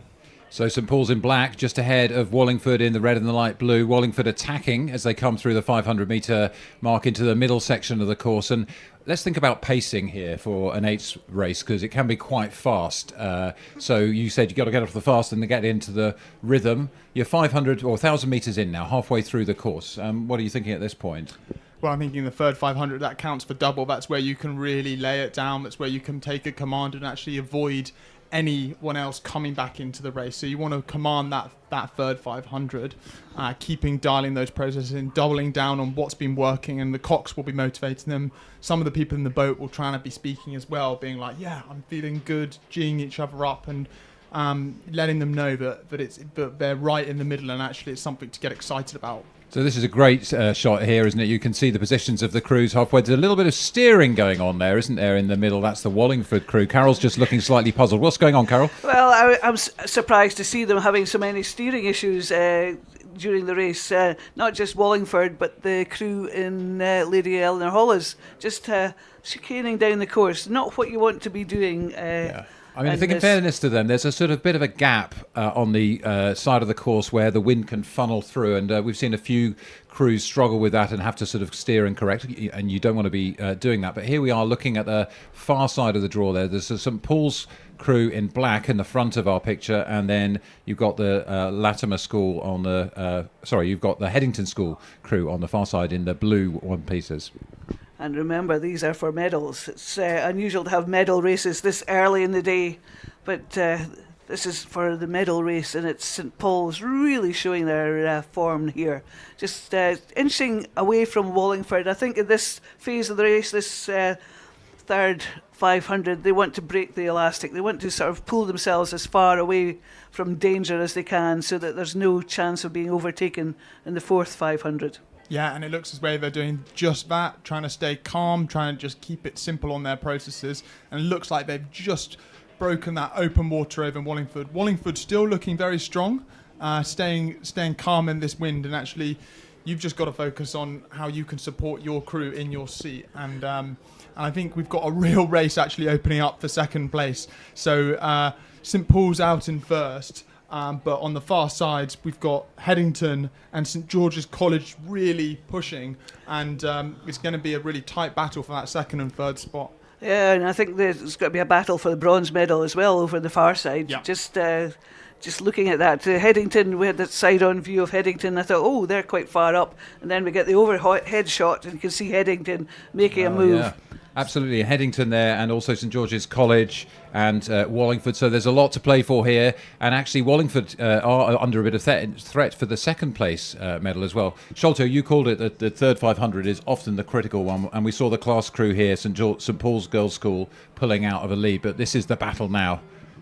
This is where it's all going to happen, and it's been a long race so far because this headwind has just lengthened it out, and sometimes that stretches the margins, but actually this is not happening today. It's really, really close between Headington on that far side and Wallingford. So who will get that battle between second and third? And it looks like St George's College are right there as well. I think St Paul's are looking the strongest. They're staying long. They're trying to stay calm and push into this last closing stages of the race. Just 100 metres to go, like 10 more strokes for the St Paul's Girls' School, who are looking to pick up the gold medal in this first of our afternoon of finals, the J15 Junior Women's Eights. And while there's Wallingford putting everything into it, tired faces but determined to get to the line ahead.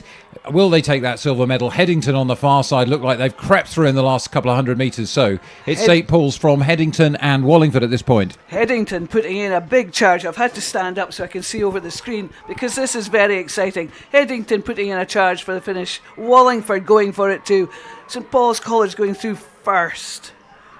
Celebrations from St Paul's School. Wallingford coming in second. Looks like they had a great last 500, and Headington coming in third. Hats off to St George's. They really pushed these crews all the way, and should be really proud of that. But big celebrations happening from that St Paul's crew. You could see them all the way down. Very dialed in, very focused, and now they've got the amazing reward. Well, that sets the standard for this afternoon's finals, doesn't it? Brought to you by an Olympic champion, and that was a champion performance from those crews. The race unfolded, well, stage by stage, really. That third 500 was critical to cement the lead for St Paul's, and then, well, there was a battle for silver between those fantastic crews from Wallingford and Headington. Wallingford just held on to the silver medal position.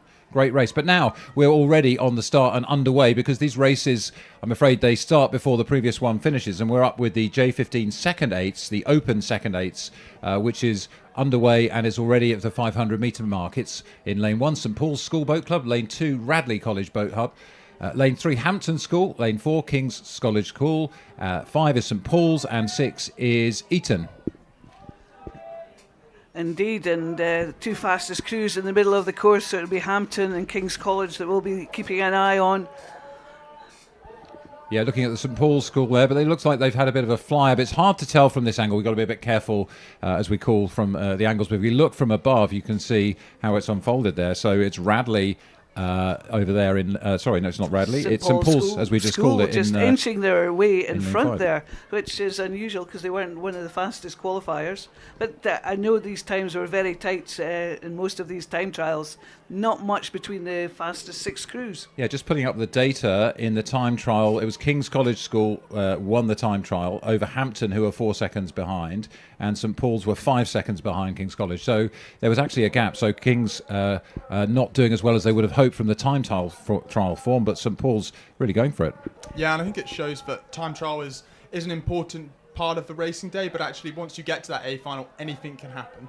And you've just got to put your bow ball ahead and not focus on what happened this morning and just really dive into that. And it looks like this is exactly what these crews are doing there. They're staying resilient and they're just pushing on, and looks like they're striding out onto a really nice rhythm there. St Paul's staying long in this wind, and they're saying, okay, bring it on. We'll still be able to row well in this wind, and we'll show them what we've got. And I think that's a great attitude to have. Oh, absolutely. And they'll been sitting down with their coach and talking through their race plan, and they've maybe been told to go out hard and strong in that first 500, get yourselves in front and just stay there. And I know it's a hard ask, just stay there, but they seem to be still moving away from the rest of the pack. We're into the last close to 500 metres of the race now, so their legs will be burning and the lungs will be bursting. But as we know, this is often the most decisive period, and there's a pretty strong battle unfolding, I think, for the medal positions, the silver and bronze medal. This is the St Paul's School crew that we're riding with. Still, they had a bit of a flyer down the first half of the course. And quite often, at this experience level, you're wondering, well, have I got what it takes, or have I gone a bit too hard too early? Do you remember that feeling? Yeah, I often had that feeling, but I think these crews look like they've got it under control, and looking here at the picture, looks like they're just levering it through.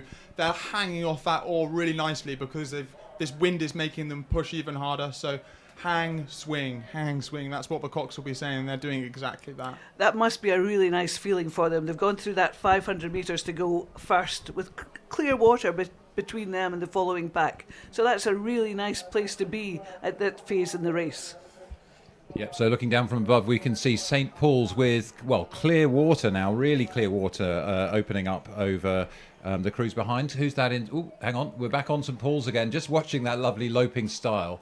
And I could see in the coaches' races, we could see the head coach at St Paul's, Bobby Thatcher, following along. And, lots of people look to his crews for class technique. And even at this level, I think there's something going on with the technique they've got there. Yeah, I think it shows that you've got a deep squad and everyone's contributing to the success of the higher level boats. Everyone in the boat club pushes each other on, and I think it's every successful crew or squad that I've been part of, everyone really counts. So I think that's really great to show from this crew here. So, yeah, St Paul's School from King's School, and then to the right of our picture, we've got a battle going on. Hampton with the yellow blades there, you can just see alongside Radley. So Hampton and Radley are battling it out for that bronze medal position behind in second place King's Wimbledon, and in first place St Paul's, as they're coming into the last 200 metres, 150 metres, maybe only 10, 12 strokes to go for these guys under normal conditions. A bit more in this headwind. Yeah, it slightly flattens out as you're coming into this last 250 metres, so it's an opportunity to really try and bump that rate up a little bit and keep pushing forwards. And you've still got this St Paul's crew leading by a touch of open water, but the pack is closing behind them, and actually looks like it's going to be a really close race for this bronze medal. And then in second place, it's King's College School, look like a commanding lead, but it looks like an absolute barn burner here between Radley and Hampton School. This is going to be so close, and Hampton on the line, oh my God. Well, there was a canvas in that, Hampton and Radley battling out, but that another great race, setting the benchmark for these finals this afternoon. J15 Open Eights there. St Paul's taking the win over King's Wimbledon, and Hampton, Radley sadly missing the podium on this occasion. And we've still got the second St Paul's School crew in this A final to finish their course. So for St Paul's School, great to have two boats in the A final. Yeah, and hats off to all these crews racing. Looks like they've laid it all out there on the line, and to have such a great sprint between Radley and Hampton at the end was really, really impressive. But hats off to that St Paul's crew for taking home the gold.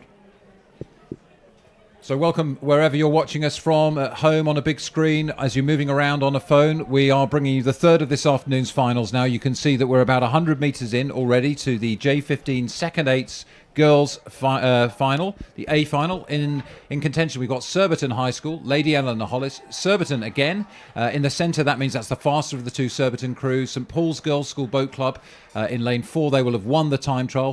3 and 4 will be the first and second place in the time trial. Headington in 5 and Latimer Upper in lane 6. Much credit to Surbiton for getting two boats into this A final. You know, like St Paul's in the previous one. That's a lot of credit to the coaching team. Yeah, real depth in that program. Just taking a quick look here at the shot, we could see a little bit of steering connections. And if you look at this, you can just about make out the trails behind these boats. And we've seen a little bit of manoeuvring, haven't we? A bit of a zig and a back zag. Some of that's the wind blowing the surface of the water, but some of that is the wind blowing these eights around. And you can see that right here. Yeah, it's windy, but I think we've just got to see which crews can deal with the challenge better than anyone else, and how you can unite your crew and just stay focused on your processes. So. Yeah, the crews are coming off. They're sort of striding into the base chunk of the race, and it's who can actually deal with the conditions and who can get into your rhythm all the way down the track. It's not a sprint. This is what it's going to be in this headwind. It's going to be a power and length that's going to provide. Absolutely, not a sprint, a bit of a slog, really. Cox is playing an integral part in this race, because in these conditions you need that Cox calling it just as you come off the start to get you to settle into a sustainable rhythm, and they will be encouraging their crews all the way down the course. Very much an integral part of the crew.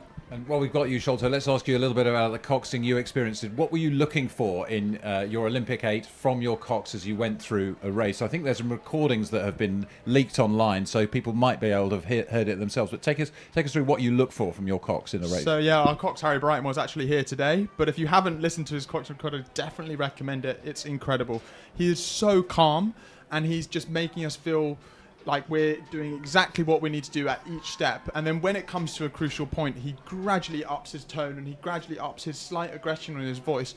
And he's like a jockey, and we're the horses, and he's making sure we're getting excited, we're going at the right time, we're reining it back at the right time, and he's keeping us really dialed in. I was such a great cox, I barely looked out at all. I was so dialed into what he was doing. I think it's really notable how calm he was in the first part of the race, and now his intensity ramped up as you're getting tired and you need more coaching and more adrenaline and so on. But as we look at this race unfold, well, it's in line with the form of the time trial, in that St. Paul's have got the lead, but they are struggling a little bit with the steering. I don't know if you can see that in the centre of the screen, just coming across a bit and then straightening up. That's quite a big steering connection. Behind them, we've got Headington and Latimer. You can see them there. There we got Latimer on the left, and then Headington in the middle, St. Paul's in the black, and then to the other side of St. Paul's, it's Surbiton High School. We mentioned two of those crews in the race here, Carol. Indeed, yeah.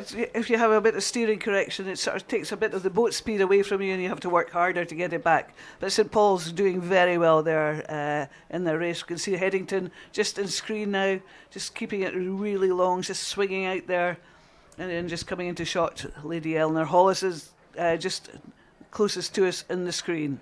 Just getting a sense here of quite how challenging some of the conditions are. You can see against the hulls of the boat here, you've got significant waves. And I think we're noticing with these second eights, we saw the first eights J15 girls final earlier. The second eights struggling a little bit more with the conditions. Perhaps that's part of the reason they're the second eights, not the first eight. But I mean, credit to them, rowing through this quite wavy centre of the course. They're keeping it pretty damn clean. So we can see now the 1,000 metres times, and that will confirm St. Paul's lead. But I'd say they haven't broken as clear as we might have thought they would earlier on, and the other crews are staying well in contact here. So that's St. Paul's coming through ahead of Surbiton High School in second place, and Headington taking the third slot at the moment. We're looking there at St. Paul's and Headington. St. Paul's in the black and Headington in the blue.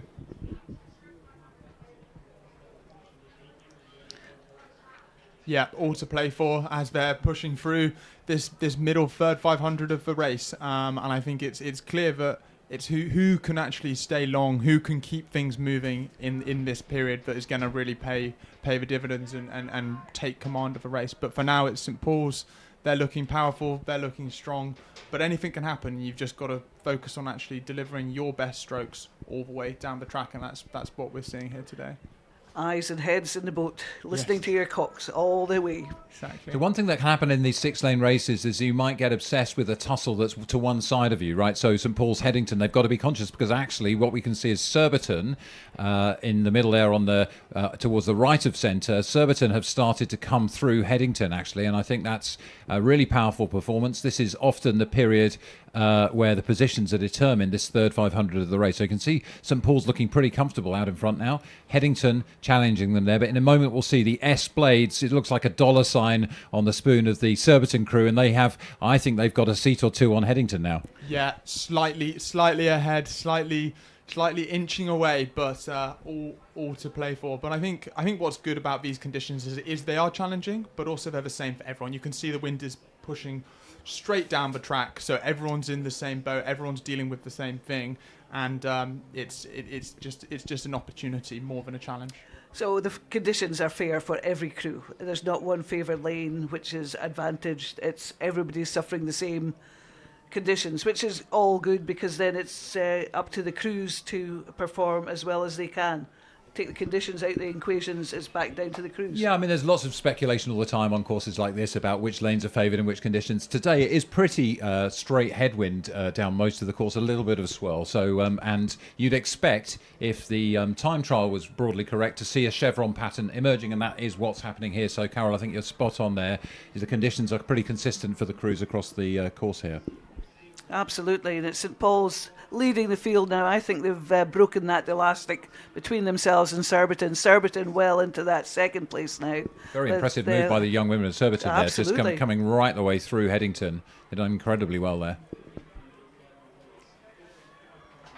So Sholto, at this point in the race then, Harry's voice, his intensity, his encouragement, let's say some of the language was getting a little bit more intense. And what's happening for the oarsmen and the Coxed at this point? I think as you're getting into the closing stages of a race, it's very easy to take your eye off the ball and think about, oh, I'm going to win this race.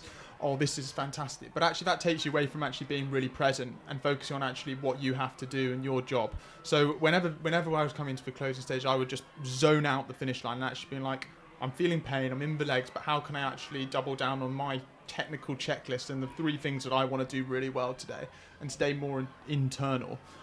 Just because there's that external factor that's really taking you away. So looking at this crew from St Paul's here, you can see they're actually all really dialed in, and they're keeping their heads straight down the boat, and that's actually really, really impressive.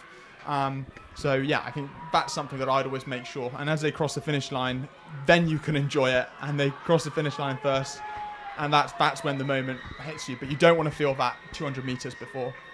You can just see St Paul's just taking it easy there. Surbiton coming into that second place, and Headington having to settle for third. Really impressive race. Long race, but really impressive. Well, credit to the J15 squad at St Paul's, taking both the open and the girls category this afternoon in successive races. Some very strong racing. Well done to Surbiton, I think, who really came through in that last 700 metres or so to take that third place position. Just seeing Lady Eleanor Hollis crossing the line now, and Latimer still to come through. And so that was another pretty significant race for these young athletes, the J15s, the peak of their year this year, and St Paul's showing real strength in their squad.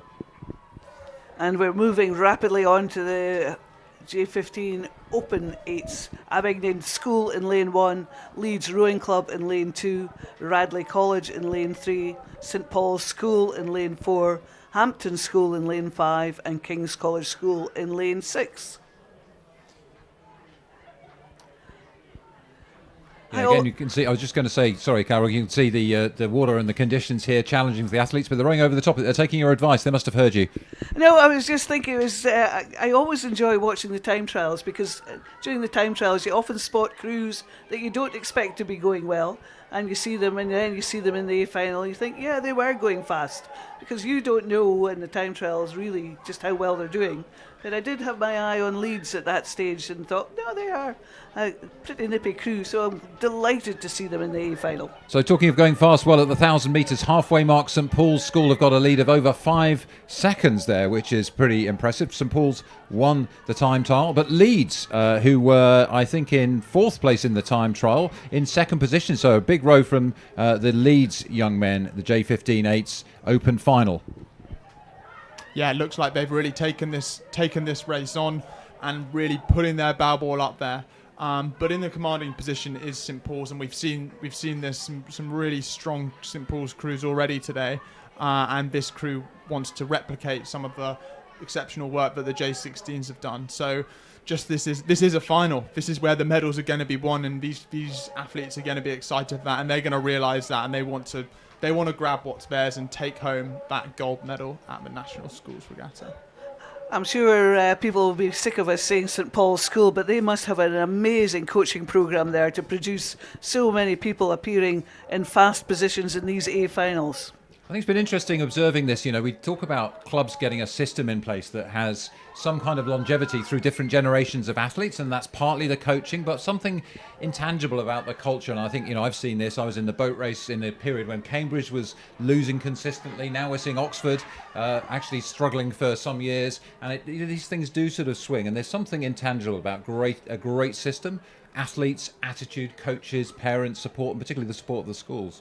Yeah, absolutely. I think you've hit the nail on the head there. It's all of those things to make this recipe of a program that's successful. And a lot of the time it is the way the athletes turn up every day and what is passed down between generations, just to have these non-negotiables that you have as part of your training and the way you go out and practice. But here you can see on screen you've got Abingdon, who've historically been a really strong program, and it's exciting to see them up here in the A final of the J15 Eights, and it's not about where you finish today always as a J15, it's how you can build the squad and continue to grow all the way through up through the rankings. Lovely shot there of the St Paul's young men, and quite relaxed in the shoulders as we look down from above and see the gap that they've now opened up over the rest of the field. So St Paul's looking extremely strong there. And it looks like Radley in second place, but maybe two lengths of Clearwater behind. So St Paul's coming into the final 100 metres now. Radley in second place. Who's it going to be for third? Oh, that battle is on for third place over the far side. Hampton and King's College, they are battling it out. I think maybe a canvas between them at the moment, but that is going to be the big battle on for bronze. Exceptional crew from St Paul smashing the water as they win the National Schools Regatta. Really, really impressive commanding row. Coming in second is Radley, also a fantastic crew. Very excited for that silver medal. But the tight race on that far side, and it looks like Hampton are just going to take it by 3/4 of a length. What a race. Absolutely. Great performance from Hampton to pull themselves so far in front of King's College, because when I glanced out the window there was nothing between them. So a really good performance that last 250 metres or so. Slightly biased, but good to see the Hampton sprint finish becoming back into the repertoire there after a long time. I think last time we saw it was when I was racing here in Nottingham for the Hampton School. So again, what an incredible performance from St Paul's, and that was a really dominant one. But we're now moving on, and we're underway with the J16 Coxed Fours. The girls' final: Norwich School Boat Club, Nottingham and Union Rowing Club, St William Perkins School, Kingston Grammar School, Bedford Girls School and Kew House School. Well underway already. Yeah, a really, really interesting boat class for Coxed 4. It's definitely one where you want to try and nail that rhythm, because slightly heavier than a Coxed 4, slightly heavier than an 8, but it requires a really clear communication from the athletes and the Cox, because the Cox can only see forwards. They can't see the athletes, so they've got to go off feeling and feeling that rhythm and seeing how you can push on. And it looks like there's been a good start from all the crews here. They're trying to get in that rhythm, and the middle part is what's going to be even more important. How you can keep it consistent, keep it pushing forwards, and nailing that middle part of the race, the bread and butter. So, Sholto, I was going to ask you, we've just switched from some 8s races and the blistering pace of the 8s. What's the difference when you're moving into a Coxed 4 in terms of how it feels to move the boat and how you approach the rowing? Yeah, I'd always think about it in a Coxed 4, whenever I'd race one, is just trying to get those long strokes and that swinging rhythm. And if I can focus on that, just zone everything else out, focus on the rhythm and trust that it's going to be a slightly longer race, then you'll be in good stead. But it is an adaptation, and you need to be aware of that. You can't just race every race the same. You've got to adapt to the boat class.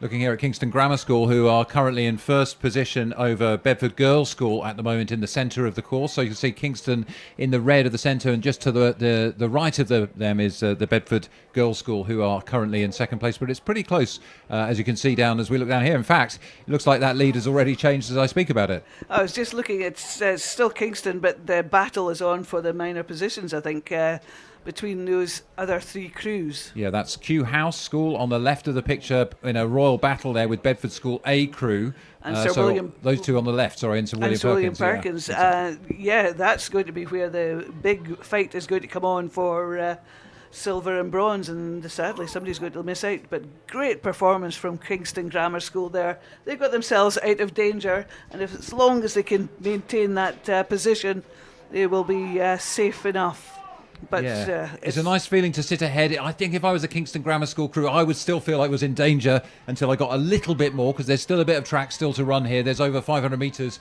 still to run in this race, so it's a really close race for the silver medal position. But gold, is it in reach at this point? I whenever I've been leading, I never think it's enough. You can always do more, and the mind has a way of tricking you. But like, am I doing enough? I need to keep pushing for more, and you might be winning by a large amount of clear water, but these athletes are so determined that they will want more, and they will want to nail that hammer and get it all the way home. So Hammer that nail that hammer, whichever yeah, way round. whatever Just way throw round. the tools at the wall. Throw it all there, empty the tank. But it's very difficult when you've got the adrenaline surging through your body. It's very difficult to take that foot off the pedal and say, I've done enough. You just want to keep going as long and as hard as you can, because you just never know. Yeah, emptying the tank on the very last stroke, and that's what it's all about here. Yeah, so it's the girls' Coxed 4s, J16, so we've had J15s up to now, and I think you can see perhaps a bit more of the extra years' experience that these athletes have had, being able to row a bit more cleanly over the top of the challenging conditions, racing harder, and being more committed through that bit in terms of who's going to get into the silver medal position. But this is Kingston Grammar School, looking really good and strong in that position. Sholto wants them to get a bit more of a lead, a bit more dominance. Oh, the line can't too fast for them. I think Kew House School is coming back on them. They're just inching away from Bedford Girls' School on their inside, but it's still Kingston Grammar School just maintaining that lead. You called it right, though. I think Kew House School on the left of our picture there, just moving. It looks like they've got maybe a foot stretching up to a couple of feet. I might say a metre if we want to go metric here. Not enough, I don't think. But Kingston Grammar School still looking strong. I think that the length of their stroke, staying composed, and actually just you can see there's that trust amongst the crew. They're all unifying around that clear rhythm, and that's what's holding them through. I mean, the pack is always going to close a little bit. That's what happens at high-level racing. But if you can just stay dialed in... well, we've got three crews, actually, Sholto, coming in.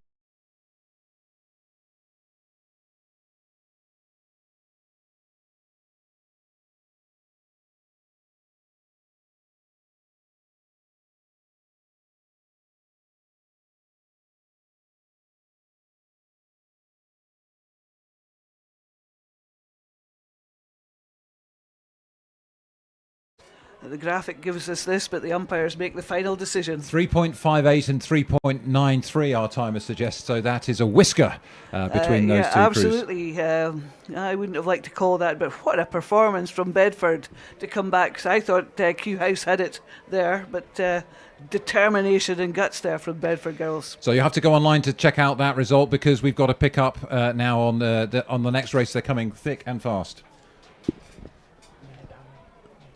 So we say a big thank you to Sholto Carnegie as we move on. Thanks for joining us, Olympic champion. J16 Open final of the Coxed 4.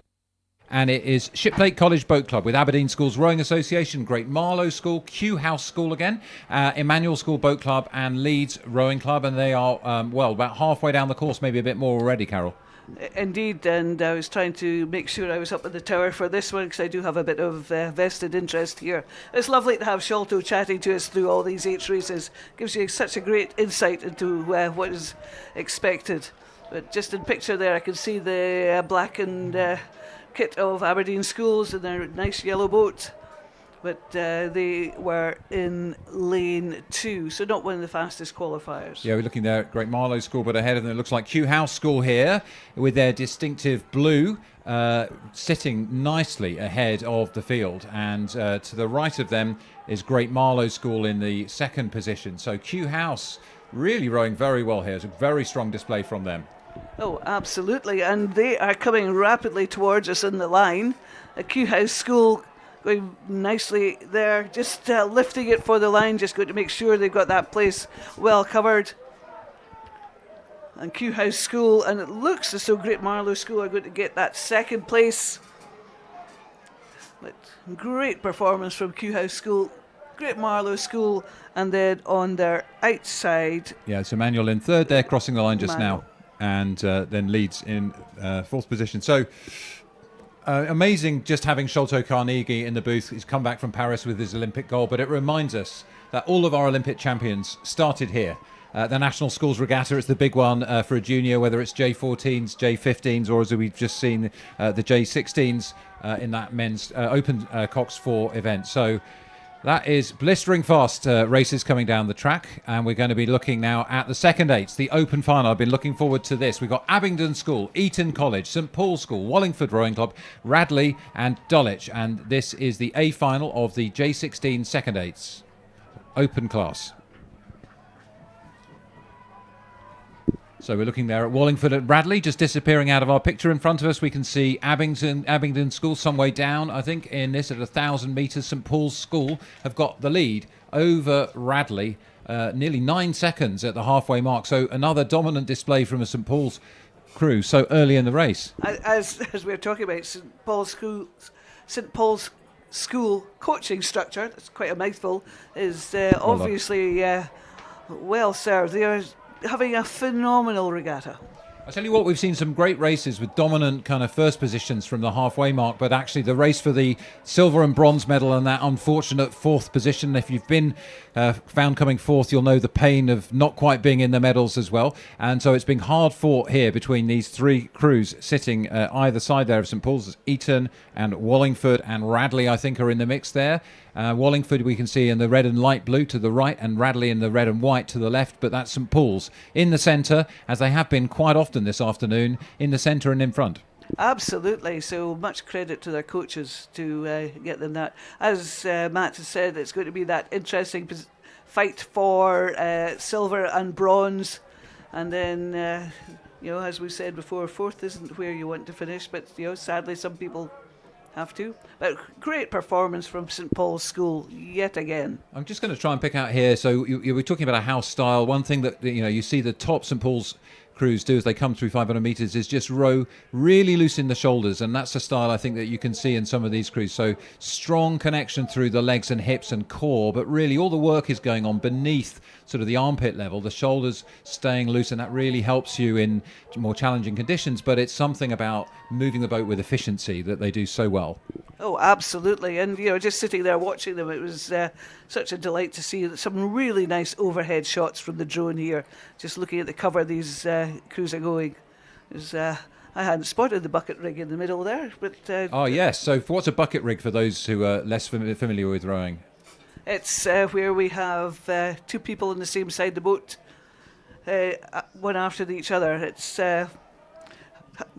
There it is. You can see it. We know it when we see it, don't we? The two blades close together. It's hard to describe, but two blades close together so that we've got 4 and 5 both rowing on the same side of the boat. Yeah, so usually we sit alternately, one or one side, one or the other, and sometimes people choose to do that. They believe that it has a better, more the physics are better for how the boat moves, but not everybody will do it. Sitting the boat, like who sits in which seats, is a sort of an art and a science, isn't it? You want to find a dark art. Sometimes think a dark art. There we go. Now you can see the grit and determination that's required to come through. We're coming into the last 150 metres or so of this second eights open final for J16, and look at that gap. St Paul's very, very strong. That's probably 2.5 lengths of clear water that's opened up there. But so the race is very much on for bronze and silver there. Look at this fight for the line. These three crews really ramping up the rating now, just sprinting for it.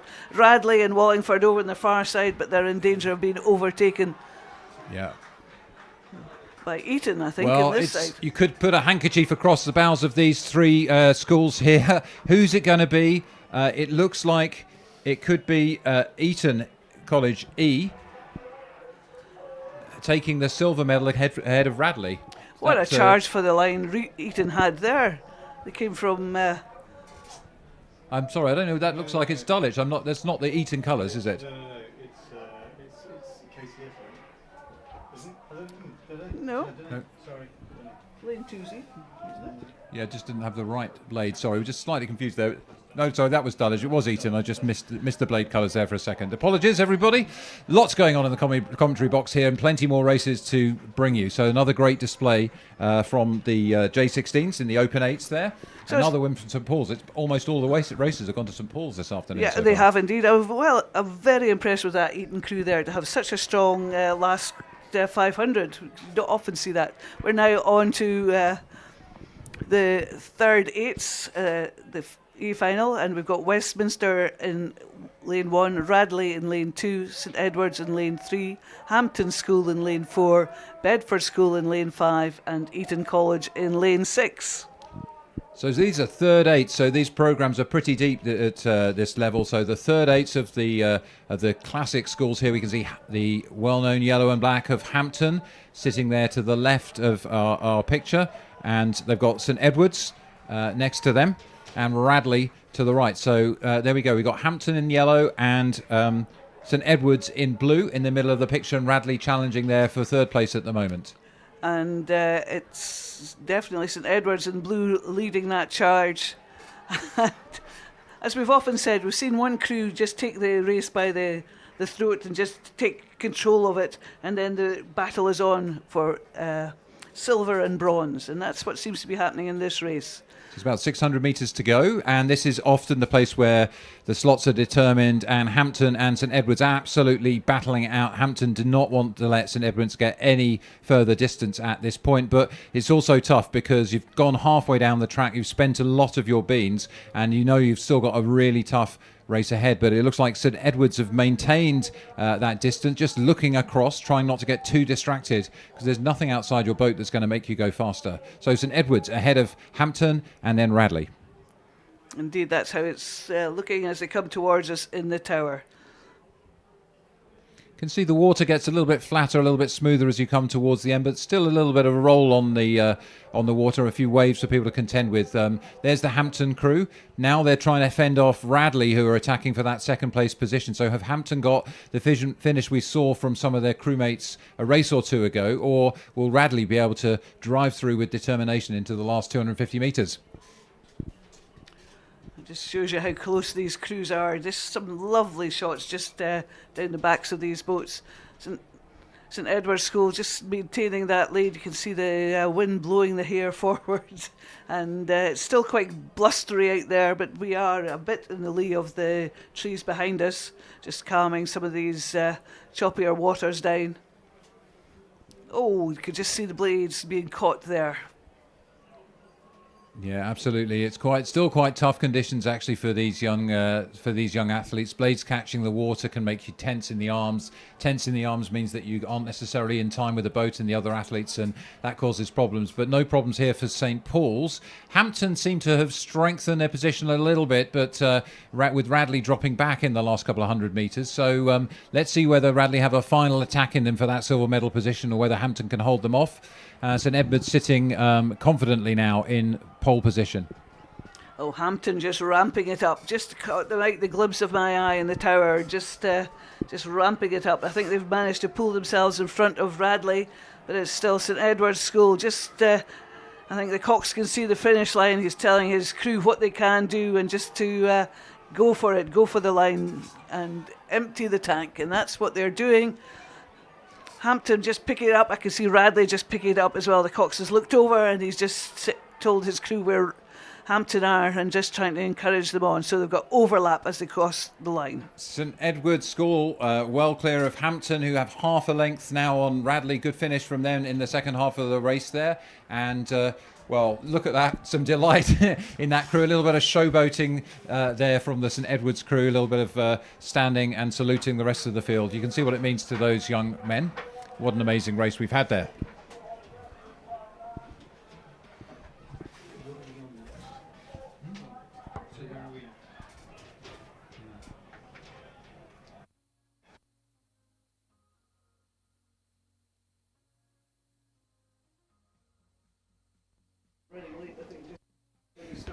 So we're going to hand over now. Carol and I have been exhausted by those finals. We're going to hand you over to Charlie and Mark for the next race, which is already underway. The second Eights Open A final still to come. Thanks, Matt. Crikey, it's all go here. The races are coming thick and fast. You've barely got time to work out what on earth is going on. So hugely impressive, the coverage that you've given us over the course of the last 20 minutes or so as one race after the next has come. This is, as Matt was saying, the second Eights Open. Westminster in lane 1, King's College in lane 2, KCS, Teddy's in lane 3, Hampton, Shiplake and Radley in lane 6. And as we look down the course, they look like they're roughly at the halfway stage. Here we go. We're just picking up the pictures now as we come in, and it seems like it's Radley who are making the early pace in the first half. They are in lane 6, and they have a lead of about 3 seconds over the field. Yes, indeed. And looking at that picture there from the drone, we can see that the crews have sort of arranged themselves into an echelon. I don't think the lanes have been drawn in this way. Sometimes in strong crosswind conditions, you would put the fastest crew in the time trial on one of the far side so they'd be sheltered from the wind. But we've got a direct headwind blowing down this course at the moment, and that's why some of the times recently have been really quite slow, as the crews have been having the wind pushing against them, slowing the speed of the boat right down and making it actually really heavy. I mean, those sorts of conditions, they can bring out different results than you might expect. Certain crews favour heavier conditions versus some crews who might be better suited to a tailwind.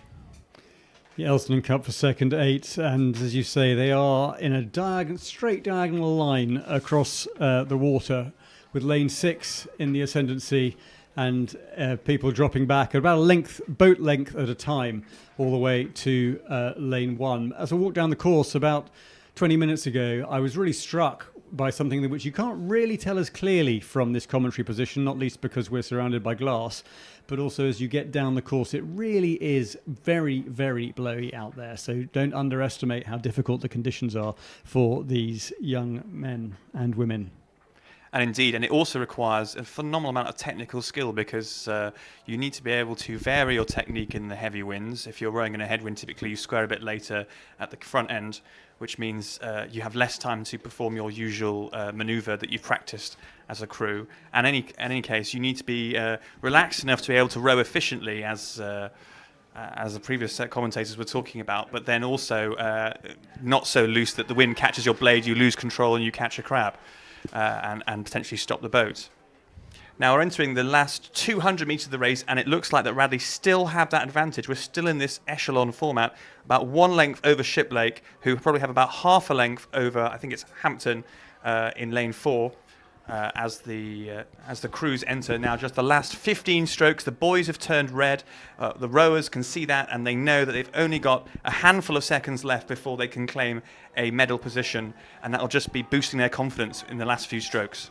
Yeah, Radley have made pretty short work of this. They're going to come home a length ahead. Mauro Marin in the Cox's seat, calling his crews home. He's going to tell them now that they're crossing the line. They have won the Elstone Cup for second 8s for Radley, ahead of Shiplake in lane 5, Hampton in lane 4, and Teddy's now crossing the line 4th, KCS and Westminster. But that was some performance from Radley, not least because these crews are seeded, so you would expect the quickest crews to be in lanes 3 and 4, and Radley were in lane 6, but they were a good way ahead of the field. They didn't really struggle at any stage during the course of that race. They won it at something of a canter, came home by more than a length to win the Elstone Cup for second 8s. And that is a bit unusual, because you would, in some regattas where they run a time trial which then goes into semi-finals, you sometimes see crews not give their full effort in the time trial so that they can then save a bit of energy for the later races. But here, because of the weather conditions and the redrawing of the course, they have to go maximum in the time trial to make sure that they make the A final. And there's been a handful of seconds, even half a second, between crews in the B final and the A final. So an interesting result. Anyhow, we're moving on now to the Desmond Hill Cup for junior J16 first 8s. In lane 1, we have Hampton School, lane 2, Dulwich College, lane 3, King's College School, lane 4, St Paul's Schools, lane 5, Radley, and lane 6, Latimer Upper. So that's from right to left on your screens. And we're just waiting for a shot that gives us any indication of how the race is going. To my untrained eye, it does look like St Paul's have got a bit of an advantage there. This shot doesn't really tell you anything, but the shot previously did look like that St Paul's have again used that far side perhaps advantage in these conditions just to sneak out ahead. So mentioning the seeding, you would expect St Paul's and KCS in lanes 4 and 3 respectively to make the running on this, and it does indeed look as if St Paul's, that's in the black all-in-ones that you can see third from the left of your picture there, are making the early running. It's KCS to the right of them on the screen as you look, and then outside them is Radley College in lane 5. So looking at it from this direction, that is KCS that you can see on the right of your screen, and Dulwich inside them in lane 2.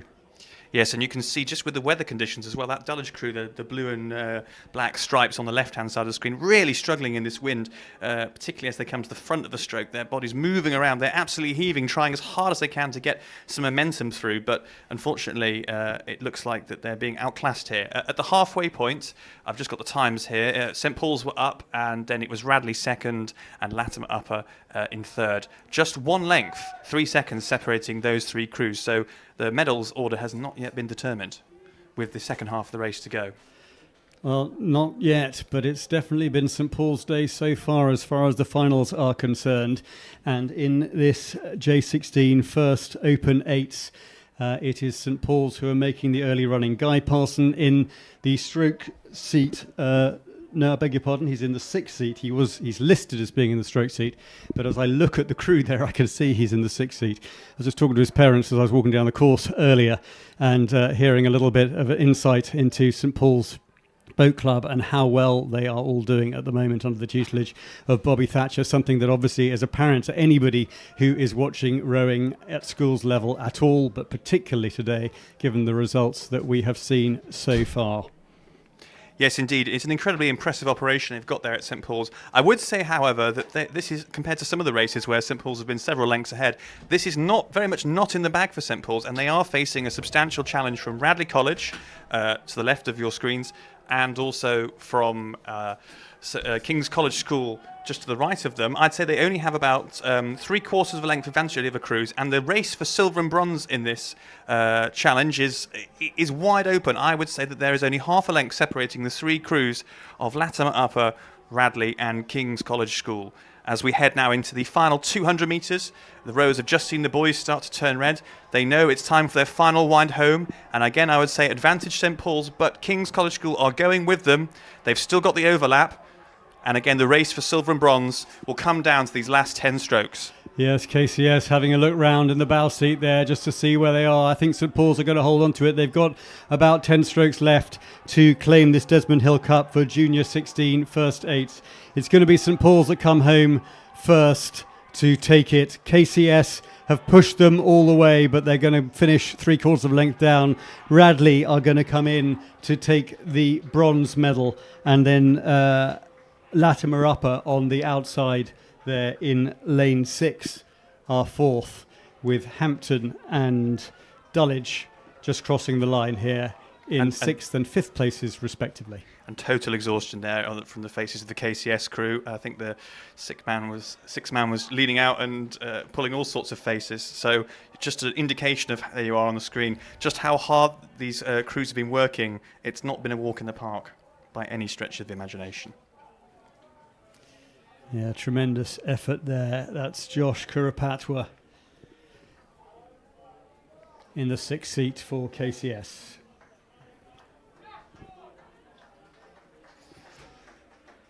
But the St Paul's March of the day continues. They've certainly had it mainly going their way, Charlie. I know. I think we were on a running total of something like 6 out of 6, which is frankly astonishing. You know, it's sometimes you see in big clubs like that they're able to produce a really consistent result at the top end. But what I'm finding really impressive from St Paul's is the fact that they're producing that at every level. Yesterday, the J15s had a 1-2 win in the Octos, and today we're seeing results for both the girls and the boys at the J15, J16, and now indeed the first 8 level. So just a moment to take a breath. I think this is the first time that we've been able to do that for the whole of the afternoon session so far. It has been coming thick and fast down the track, and the organisation that requires has been impressive to behold. Yes. So, Mark, you're, is it fair to say, a bit of a big cheese in the British rowing system. What does it mean from the British rowing perspective to have such a huge volunteer-run regatta happening for school children? Well, all our regattas are volunteer-run, just about. So the whole sport is absolutely reliant on its volunteer base. National Schools obviously is a standout among those because for many people it's their first experience, and there are so many happy young faces and happy families that come along to watch them. 5,000 young people taking part in the National Schools Regatta over this weekend. And they've done a tremendous job. And I was just saying to the team back at headquarters when we were discussing this earlier in the week that to be able to celebrate the sport is really a great privilege for us, because we can just stand up there and cheer people on as they deliver experiences and fun for so many people, and it's great to behold. Yeah, and indeed, it's not just at the regatta as well. I mean, I'm the captain of one of my rowing clubs, and that's an entirely volunteer-run operation. The committee, the organisers, the adult coaches, all the session coaches, and it's really fantastic that we're able to continue our sport thanks to the work of parents and other adults who are volunteering their time here today. Now it looks like we're finally moving on to the J16 First Eight girls category boat. Now I did actually prepare some commentary notes for some of these races, but I was caught a bit on the hop for the last few because of the we're running slightly behind time. But the regatta organisers are doing their best to get us back underway, and it appears from the shots that we're seeing on screen that racing has just restarted. So in lane, this is from right to left. In lane 1 we have Latimer Upper School. In lane 2 Godolphin School. Lane 3 Henley Rowing Club. Lane 4, Surbiton High School, Lane 5, St Paul's Girls' School, and Lane 6, Wimbledon High School. And this could be a very interesting race. Henley Rowing Club were by far the fastest crew of this race in the time trial. They were 6 seconds, almost 2 lengths ahead of any of their opposition. But of course, time trials don't necessarily translate to side-by-side results. The time trial is the race of truth. It's just you and the stopwatch. But actually, some crews find it motivational to have a crew next to them who they can charge against. Some crews react badly, and actually they prefer having to be able to row their own race. So it'll be interesting to see what happens. In terms of the people in this race, as I say, Henley were the fastest in the time trial, and they have a pretty strong crew. 6 of the 8 members of this crew won last year as J15s, so that stands them in good stead for this J16 race. And they, as I say, had a pretty strong result. There was 1 second then back to Surbiton, who the second fastest. So it looks like if you were to place money on who might win, it would be between those 2 crews for the gold medal spot. And then between them, there was a bit of a gap back to Godolphin, St Paul's Girls, and then a bit of a gap further back to Latimer Other. But as I say, people can turn that round in the side-by-side racing. Might have a bad race, reset, refocus, and go again. So we're just waiting to see from these pictures who's out ahead and the times from the first quarter of the race.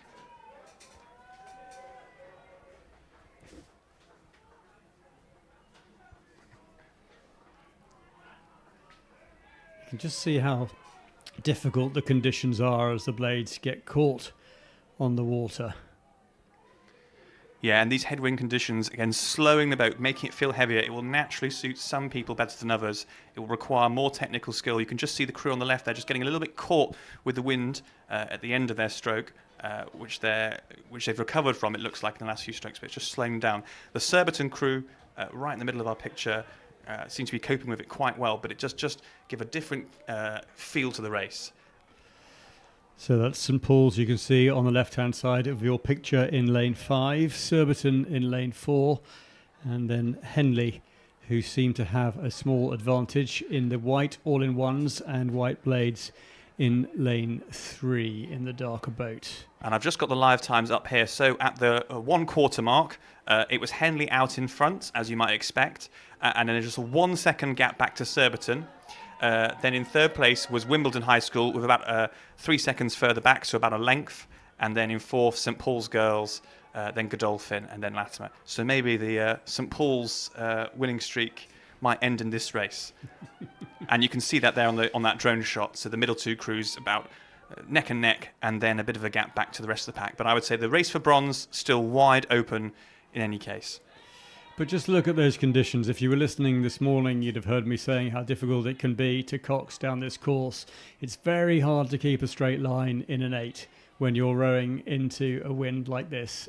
You get buffeted around a little bit, and you can see the trail of the boats, quite how difficult that is, because it's not the straight line that you would hope to see behind any of these boats. It's tricky conditions. Equally, if you look at the conditions here from this kind of shot, you can see how much the water is rough underneath the blades and up against the side of the boat. It's not easy at all to contend with, but Henley Rowing Club are contending with it extremely well at the moment, stroked by Scarlett Hyde and Grace Haldane behind her in the 7th seat.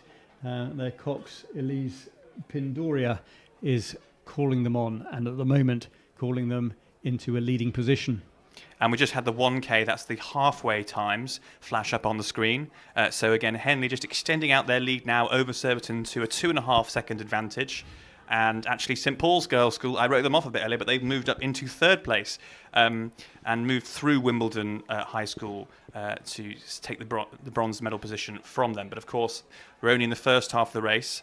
It does look like there that crew is just, the Wimbledon High School crew, just having a bit of steering issues and dropping back a little bit further relative to the rest of the pack. Yeah, I think Godolphin there in lane 2 are having a few steering problems, but Henley continue at the moment untroubled, although they are being pushed by Surbiton. There's half a length in it between Henley Rowing Club and Surbiton High School. Henley in lane 3, Surbiton in lane 4. 3rd place is St Paul's in lane 5. Then on the left of your picture there, Wimbledon High School in lane 6. Those are the first 4 positions at the moment. Henley having the best of it. This is the Henley crew that you can see in the forefront of your picture, and then on the right hand side in the green all-in-ones, that's Surbiton High School. Yeah, and you can see just from the way that they're rowing, the confidence that Henley crew has. I mean, if 6 of the crew won last year, so they know what it is to be a champion, and that's just translated evidently into their success in this race, just sitting out strongly and ahead. It's interesting because the Surbiton crew won J16 Eights at the Sculls head, and so perhaps for them, they're a bit unsettled by the fact that they're now not finding themselves in that first place position. That's why Henley have just been able to eke out a little bit more of an advantage as the crews now have gone through the 500 metre mark to go point. They're into the final quarter of the race. If Surbiton are going to go, they've got to go now. There's half a length in it. Henley sitting on that half-length lead for the last 500 metres. Surbiton making them work, but they've got to make a move now if they're going to have an impact and take this Steve Gunn Bowl for Junior 16 first cruise in the girls' category.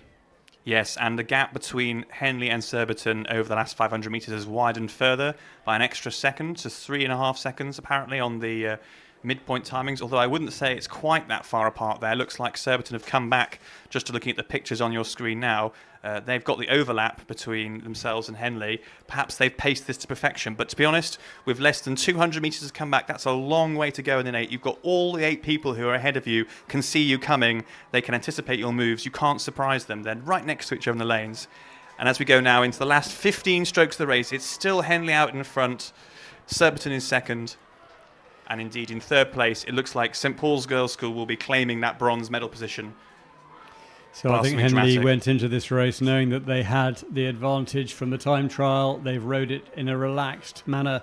They really haven't been troubled. They've been able to watch Surbiton on the bow side of their boat all the way down the course. They come through now to win the Steve Gunn Bowl by just open water for Surbiton, who put in a game effort for a silver medal. It's St Paul's who are going to be 3rd, and then in the tussle for 4th between Godolphin in lane 2 and Wimbledon in lane 6. It's Godolphin, I think, who came home the first of those. But no doubt about the winner, Henley Rowing Club, stroked by Scarlett Hyde and coxed by Elise Pindoria.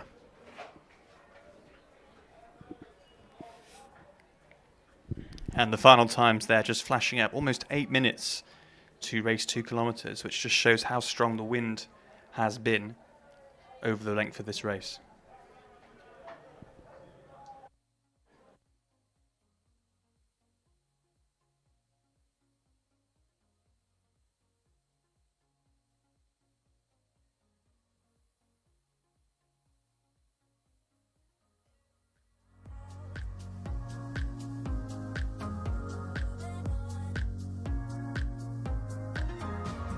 Now move on to the second girls quads A final, and this is between the crews, as you can see on the screen, in lane 1, Sir William Perkins School Rowing Club, lane 2, Great Marlow School Boat Club, lane 3, Wycliffe College Boat Club, lane 4, Maidenhead Rowing Club, lane 5, Molesey Boat Club, and lane 6, Bedford Modern School Boat Club.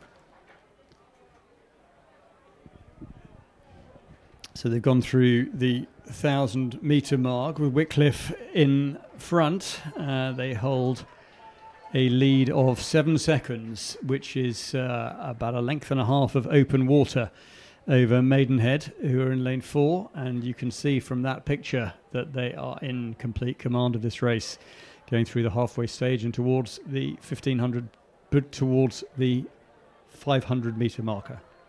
And I have to say, this is not really what commentators are meant to do, but it just does look pretty sewn up as a race.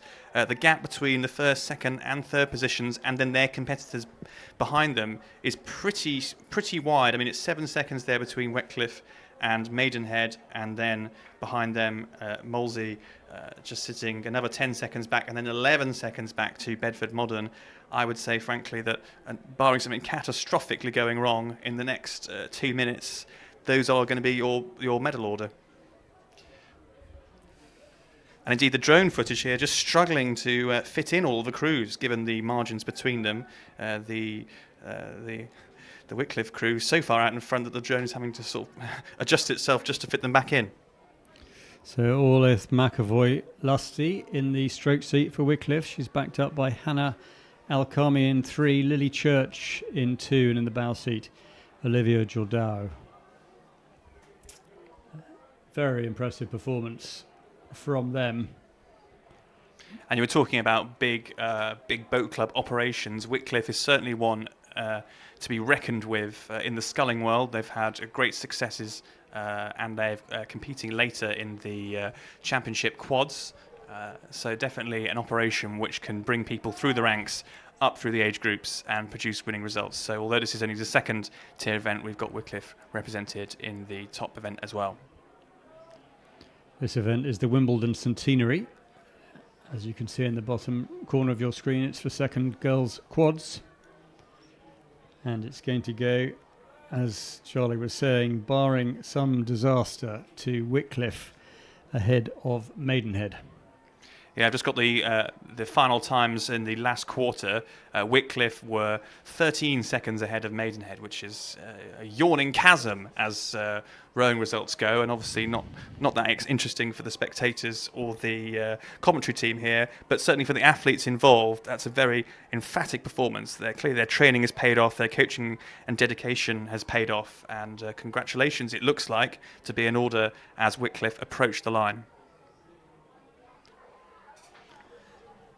Yes, 13 seconds over this distance is quite some margin. They're coming towards us now in the commentary tower. They've got about 6 or 7 strokes left before they cross the line. And then just a bit of a gap back between Maidenhead and then Molesey in third place. It was 13 seconds at the 500 metre mark, and I think that distance has probably been maintained. And the Wycliffe crew crossed the line, and they easied in a way that actually let them drift slightly with their blades in the air, as if they were coming to the end of a training outing and coming towards a pontoon, and then they let their blades drop and their arms went aloft in celebration at an extremely impressive win. Well done, that Wycliffe crew.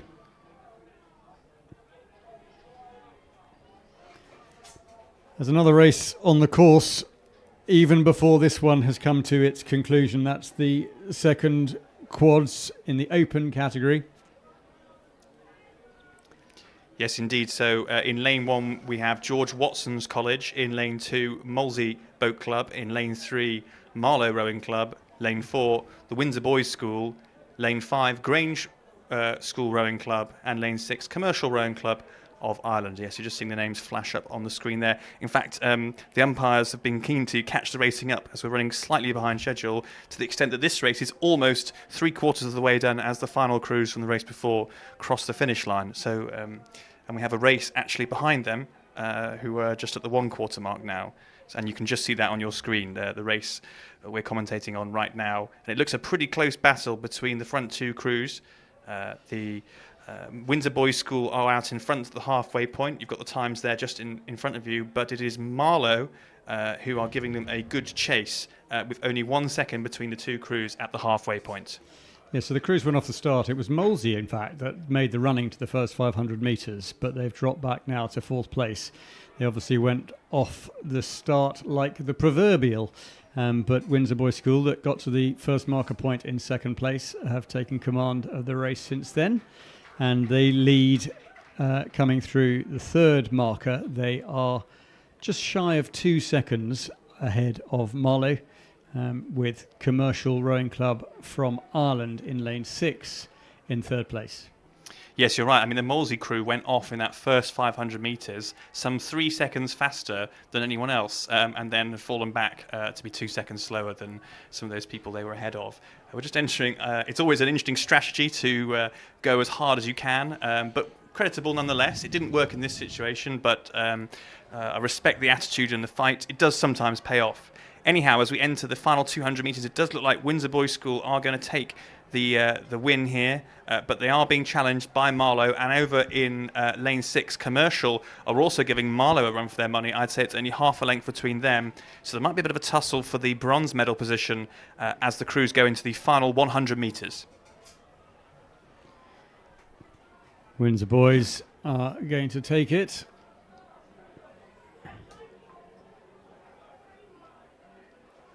And again, another massive operation that produces consistent winners year after year after year. And they were very happy with that. But it does look like Commercial have gone through Marlow. This is going to be a photo finish. I'm afraid I can't call that from the tower. I think Marlow have just held on, but by an inch, perhaps. Tremendous finish from Commercial there, who absolutely threw everything at it to see if they could overhaul Marlow. That was a brilliant finish from Commercial. Whether they did quite enough to grab that 2nd place, we shall see. But there were, a couple of tenths of a second in it at most. Now we're moving on to the next race, which is the Championship Coxed 4 race for girls. Again, this is all A finals at the moment. In lane 1, we have Aberdeen Schools Rowing Association. In lane 2, Wimbledon High School Boat Club. In lane 3, Henley Rowing Club. Lane 4, Marlow Rowing Club. Lane 5, Kingston Grammar School. And lane 6, Shiplake College. Now at the 500 metre mark, it was 1/4 of the way in. The crew that was ahead was Kingston Grammar School. In 2nd place at that point was Henley Rowing Club, and 3rd place by just 0.2 of a second was Marlow Rowing Club. And you're just seeing the 1,000 metre times flash up there, so it looks like that Kingston are still out in front, but there's only half a second between them and then 1 second back to Henley Rowing Club.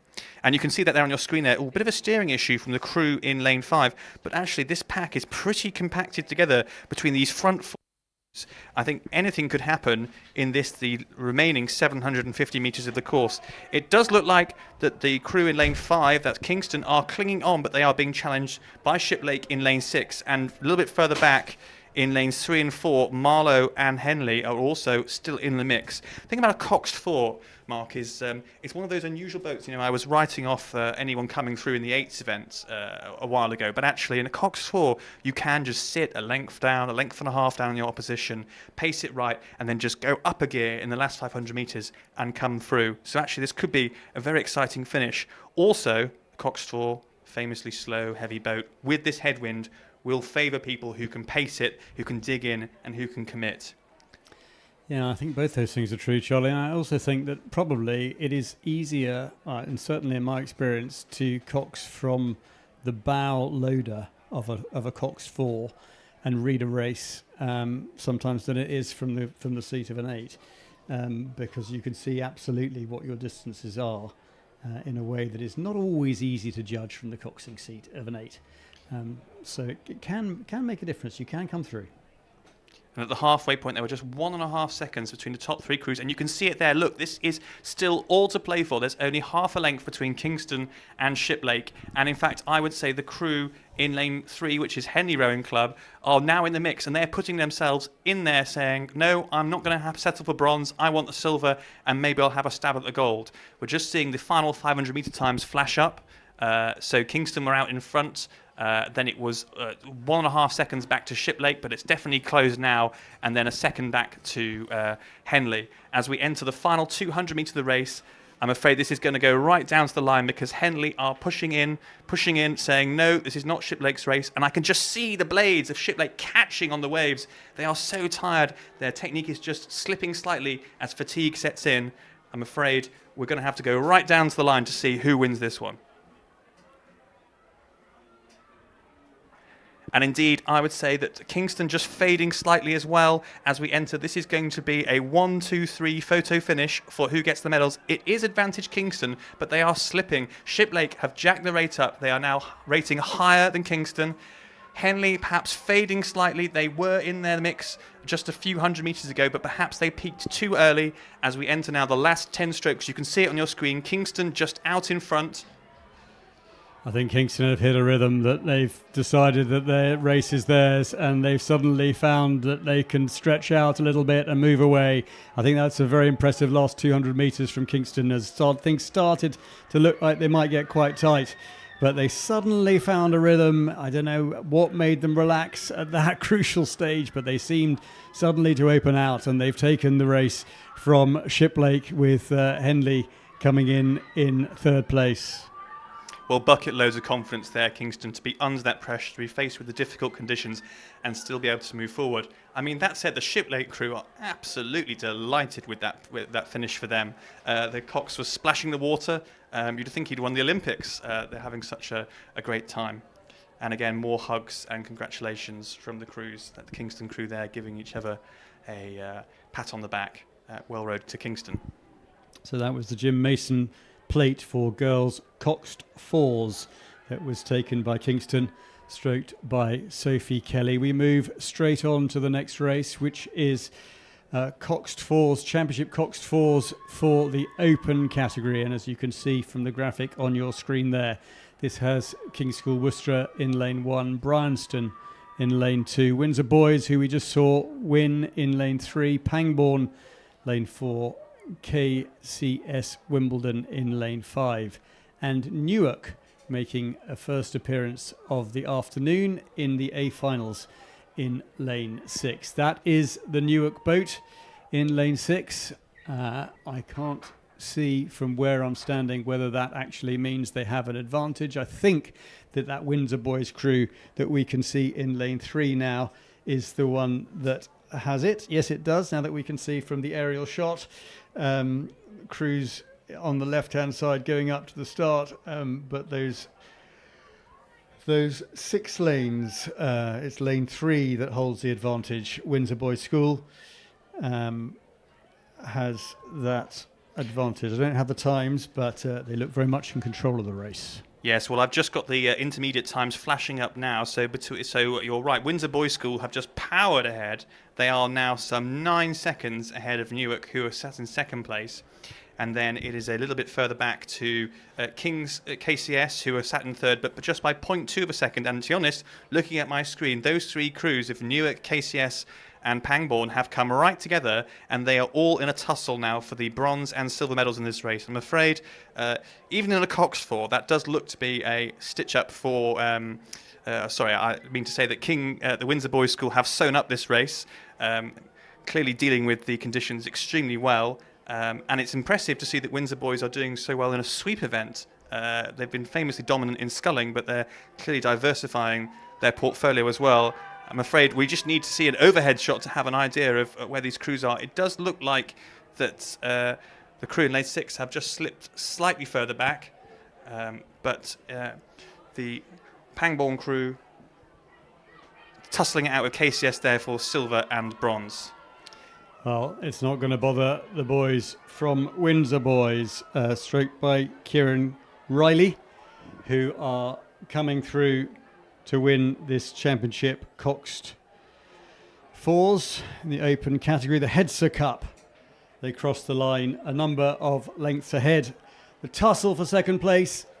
Oh, goodness me. That looked like a very, very late surge. I think Pangbourne. From Pangbourne. I think Pangbourne might have just got that. I think but it was Pangbourne, but it's very hard to tell. But that will be one for the judges. And you can see on the screen, they reckon the unofficial times. I think it was even tighter than that, to be honest. I think it was 0.4 tighter than seconds. that as well. Wow, what fantastic racing here in the Championship Open Coxed Fours.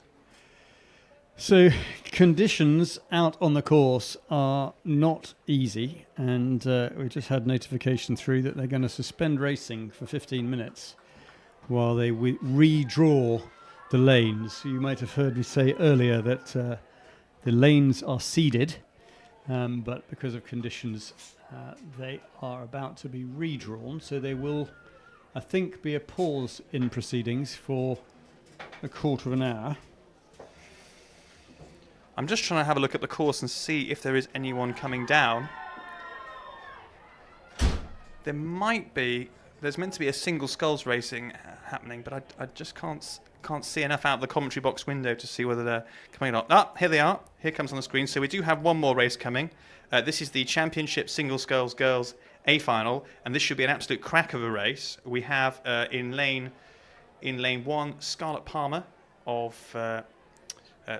In lane 1 we have Molly Weil of Hereford Rowing Club. In lane 2, Holly Stoker of City of Sunderland Rowing Club. Lane 3, Sarah Page of Nottingham Rowing Club. Lane 4, Ellen McDougall of Barn Elms Rowing Club. Lane 5, Maisie Brittles of Warrington Rowing Club. And lane 6, Scarlett Palmer of Chester Street Amateur Rowing Club. Now, in the time trial, there were just 2 seconds between Ellen McDougall and Sarah Page. There was then a bit of a gap back to Maisie Brittles, but Holly Stoker was hot on her heels. In fact, there's a glittering array of talent in this single sculls race. We have multiple people who've been at trials. So Scarlett Palmer came 8th last year at this event and was 15th at the April GB trials overall. Ella McDougall came 7th in this event last year, won J16 singles last year and was 2nd in the women's J17 single. And there's been a capsize. That's lane 4. Looks like to be the sculler from Barn Elms. That is Ella McDougall, and I think she will be terribly disappointed with that outcome. It just shows, Mark, how difficult the conditions have been dealing with the wind. And the thing is, if you're in a bigger boat where there's more people around you, if one of you loses your grip for a second, it's okay. But when you're on your own in a single scull, that's it. It's curtains, and I'm afraid. Well, if you want evidence of how difficult it is, Barn Elms is, if you don't know already, is a club on the Tideway. So Barn Elms rowers are used to rough water, and the Tideway can get very, very rough indeed. And Ella McDougall will not be in rough water for the first time in her life, and the fact that she has caught a blade and gone over shows just how difficult these conditions are to race in. It's one thing to train in this kind of water, it's another thing to be able to race and give of your best. And heart goes out to Ella McDougall. That will indeed be disappointing for her, but tough. I wouldn't like to be out there in a sculling boat racing right now. I don't know about you, Charlie, but I definitely wouldn't I'm very much a fair weather sculler. I need mirror flat weather conditions, generally. a touch of sunshine before I'll make myself anywhere near single scull. Some lovely shots, though, of the sculler in lane 6 from Chester Street, Scarlett Park. She has been, as I say, came 8th last year in this event and was 15th at the April GB trials, so clearly very accomplished sculler. And you can see there that Scarlett Palmer in lane 6 has just taken the grip of this race and is moving well ahead of everyone else. She was 2nd at the 500 metre mark, and she's now ahead of the pack. And indeed, we're forming that sort of characteristic echelon pattern inadvertently, because it was the middle 2 lanes who came fastest in the time trial. So quite a turnaround from the time trial results.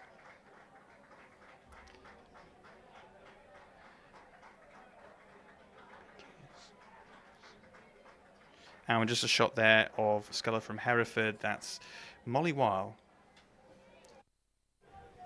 Again, dealing with these tough conditions very competently, but it does look like that the sculler from Chester Street, Charlotte Palmer will be stay ahead. But there is a challenge now happening between Maisie Brittles and Seren Page in lane 3 for that silver and bronze positions. Still lots to play for. The crews have just gone through the 500 metre mark. We're waiting to see if there'll be some intermediate times to tell us how they're getting on. The one benefit of the headwind like this is on the big open lake that as you get closer towards the finish, what sailors would call the reach diminishes and the waves therefore reduce. So with every stroke they get closer to the finish line and the conditions very slightly improve as they move forward. Some nice shots there, the scullers in lanes 1 and 2. That's Molly Wilde from Hereford and Holly Stoker from City of Sunderland Rowing Club. So we have had confirmation that they are suspending racing after this race. They were stopping people from boating. They're going to redraw all the lanes. It doesn't look like they've stopped people from boating from what I can see from where I'm standing. But we have had confirmation that racing itself will be suspended after this race. And they will redraw the lanes. So it does look like that this is going to turn into a tussle while Scarlett Palmer has first place pretty assured. Actually, there's a big tussle going on for second and third place between Seren Page of Nottingham and Maisie Brittles of Warrington over in lane 5. And indeed, I would say that the advantage here is Seren Page, who is just up to rate. She's on home water as a Nottingham Rowing Club member, and she's just paced that extremely well. I think she was behind Maisie Brittles earlier in the race, but has timed that to perfection, is just coming through and is now just sitting 1 length or so ahead as they enter the final few strokes of the race. Scarlett Palmer crosses the line and punches the air. She can't believe it. She's put her head on her hands, which is very difficult to do in a single scull, and moves through. A mark of sporting respect there from Seren Page just indicates to her rivals, well done, great racing, and massively dealt with the conditions. And indeed, third place there for Maisie Brittles of Warrington Rowing Club. Great to see that first, second and third are all taken by clubs rather than schools, Mark. Yeah, well done everybody involved in that. Championship Girls Singles Internationals Cup for Championship Single Sculls. So I'm not quite sure what's going to happen next, because it looks like we've got on the start line the men's equivalent of this race already loaded. So we'll just have to see what the umpires decide to do. Yeah, it certainly doesn't look like it's suspended. Are they going to release them and then send them back down to the bottom? I'm not sure. They've literally got them all there, and I think if I wouldn't want to prejudge or cut across any umpire's decisions, but there is an element of me that would just say, well, they're there now, let's get them down the course and get them back home, perhaps with a medal in their lap. Yeah, it would seem a strange thing to redraw them at this point, but who knows? A decision we were told had been made, but maybe they're going to row the singles first. I'm just playing amateur meteorologist and having a quick look out the window. There's a flagpole opposite us, and I have to say it doesn't look like... Normally we'd redraw the lanes if there was a strong crosswind from either side that favours some. And there is an argument to say that has been happening, because we have seen some of the crews over in lane 6. But looking at the flag you can see on your screen there, you can't really tell from this shot, but it is pointing pretty much directly down the course. And indeed the windsock we have on the opposite side, which is not on your screen, seems to be doing the same thing. So that would suggest to keep things as they are, but we will wait and see what the umpires decide. And it looks like some of the eights who are preparing for the Championship Eights Final shortly are spinning around. I don't know if that's because they're coming back or whether they're just going to do a few more loops to stay warm ahead of their race. So if they do go off, the next race due to go is Championship Single Sculls in the open category, the Sculls Cup. And then we've got the Sheriff Cup for Championship Quad Sculls Girls and the Forest Cup for Championship Quads in the open, before we look at the two eights, the Championship Eights for Girls, the Ailings Challenge Cup, and the Queen Mother's Cup for the open category. That is the schedule, which will finish with the J16 second eights for girls. Not finish with, but That is next on our sheet. And we're seeing that some of these have not yet been drawn, so it's possible that they're redrawing everything, which is what the message said that came through to us in the middle of that last race. Certainly haven't gone off in the single sculls, the Open Single Sculls Championships, the Sculls Cup. So there are 6 young men who are sitting on the stake boats wondering whether their race is going to go off. Yeah, we saw some shots out of the medalists from the women's race. So we had Sarah Page on screen, who's just received her silver medal and is being pushed off. Huge amount of interest, as you can see on the screen. I'm not sure it's the tow path, but certainly the path up to the start on this side where the commentary tower is absolutely ran full with spectators and parents, as you can see. I wouldn't like to be one of those single scullers up at the start there, Mark. I mean, I've never actually done a race competitively in a single scull, and it's tense enough in the big boats. If you're sat there on your own, you have to have... Actually, that's not true. I did do the Lee Spring Regatta in a single scull, and I totally messed it up. Washed out on one side and almost flipped the boat. So don't take lessons from me on single sculling. But it shows remarkable skill and perseverance from these scullers to just sit there in these difficult winds, keeping that single, not flicking around, while also dealing with perhaps an uncertain situation with the race. It shows real resilience and calm. Yeah, I think it is easy to tense up. I mean, the one advantage is at least it's not wet, so they're probably not going to get terribly cold. It's reasonably warm, but you don't want to be sitting there on the start on the stake boat for longer than you have to. And as you say, Charlie, you certainly get nervous, and the chances are that you're going to tense up a little bit. So keeping loose, keeping relaxed, and keeping warm are the 3 things that you want to do, and none of them are easy when you're asked to sit there for a long time. Yeah, I mean, I think they've been sitting there now for some sort of 5-6 minutes, which again is just... Oh, I've seen a light and a flash of green, so it looks like racing is proceeding as originally planned following that slight delay. So this is the race for the Championship Single Sculls Open category. So in lane 1, we have Hayden MacDonald from City of Sunderland Rowing Club. In lane 2, William Refford from Southampton Cole Porters Amateur Rowing Club. Lane 3, Jack Ribbons of Buell Bridge Rowing Club. Lane 4, Ben Howard of Star Club. Lane 5, Quinn Mosley from Denham Amateur Rowing Club. And finally, Elias Tejbal in American School in London Boat Club. Now, it does look like there, Mark, that they have redrawn the lanes. That maybe that was what they were doing. They were shuffling the singles around, if that's correct, because I know off the top of my head that Elias Tejbal was by far and away the fastest in the time trial. So if you were doing that, you would be putting him on the far side. So lane 6, which will be on the left of your screen when you see this picture, yeah, they put the fastest sculler there. So they clearly think, the umpires, that there's an advantage to being on the far side, the left-hand side of the screen. Perhaps it's giving the hills are just giving a slight lead to the wind compared to the other lanes. And we have seen that materialise in some of the other races so far.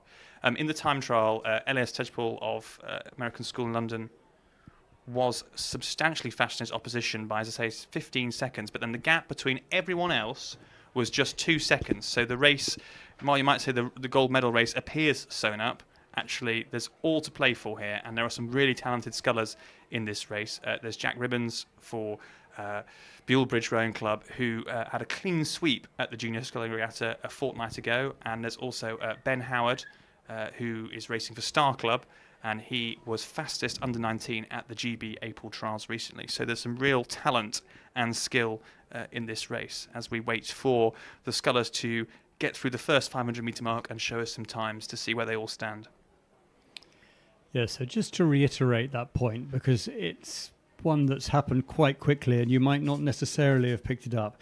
These crews are seeded according to what they did in the time trial, and on the whole you would expect the top seeds, the fastest crews or fastest individuals in the case of this single scull, to appear in lanes 3 and 4. So the fastest individual was Elias Tejbal from the American School in London Boat Club, and he was originally drawn in lane 3, but he is now in lane 6.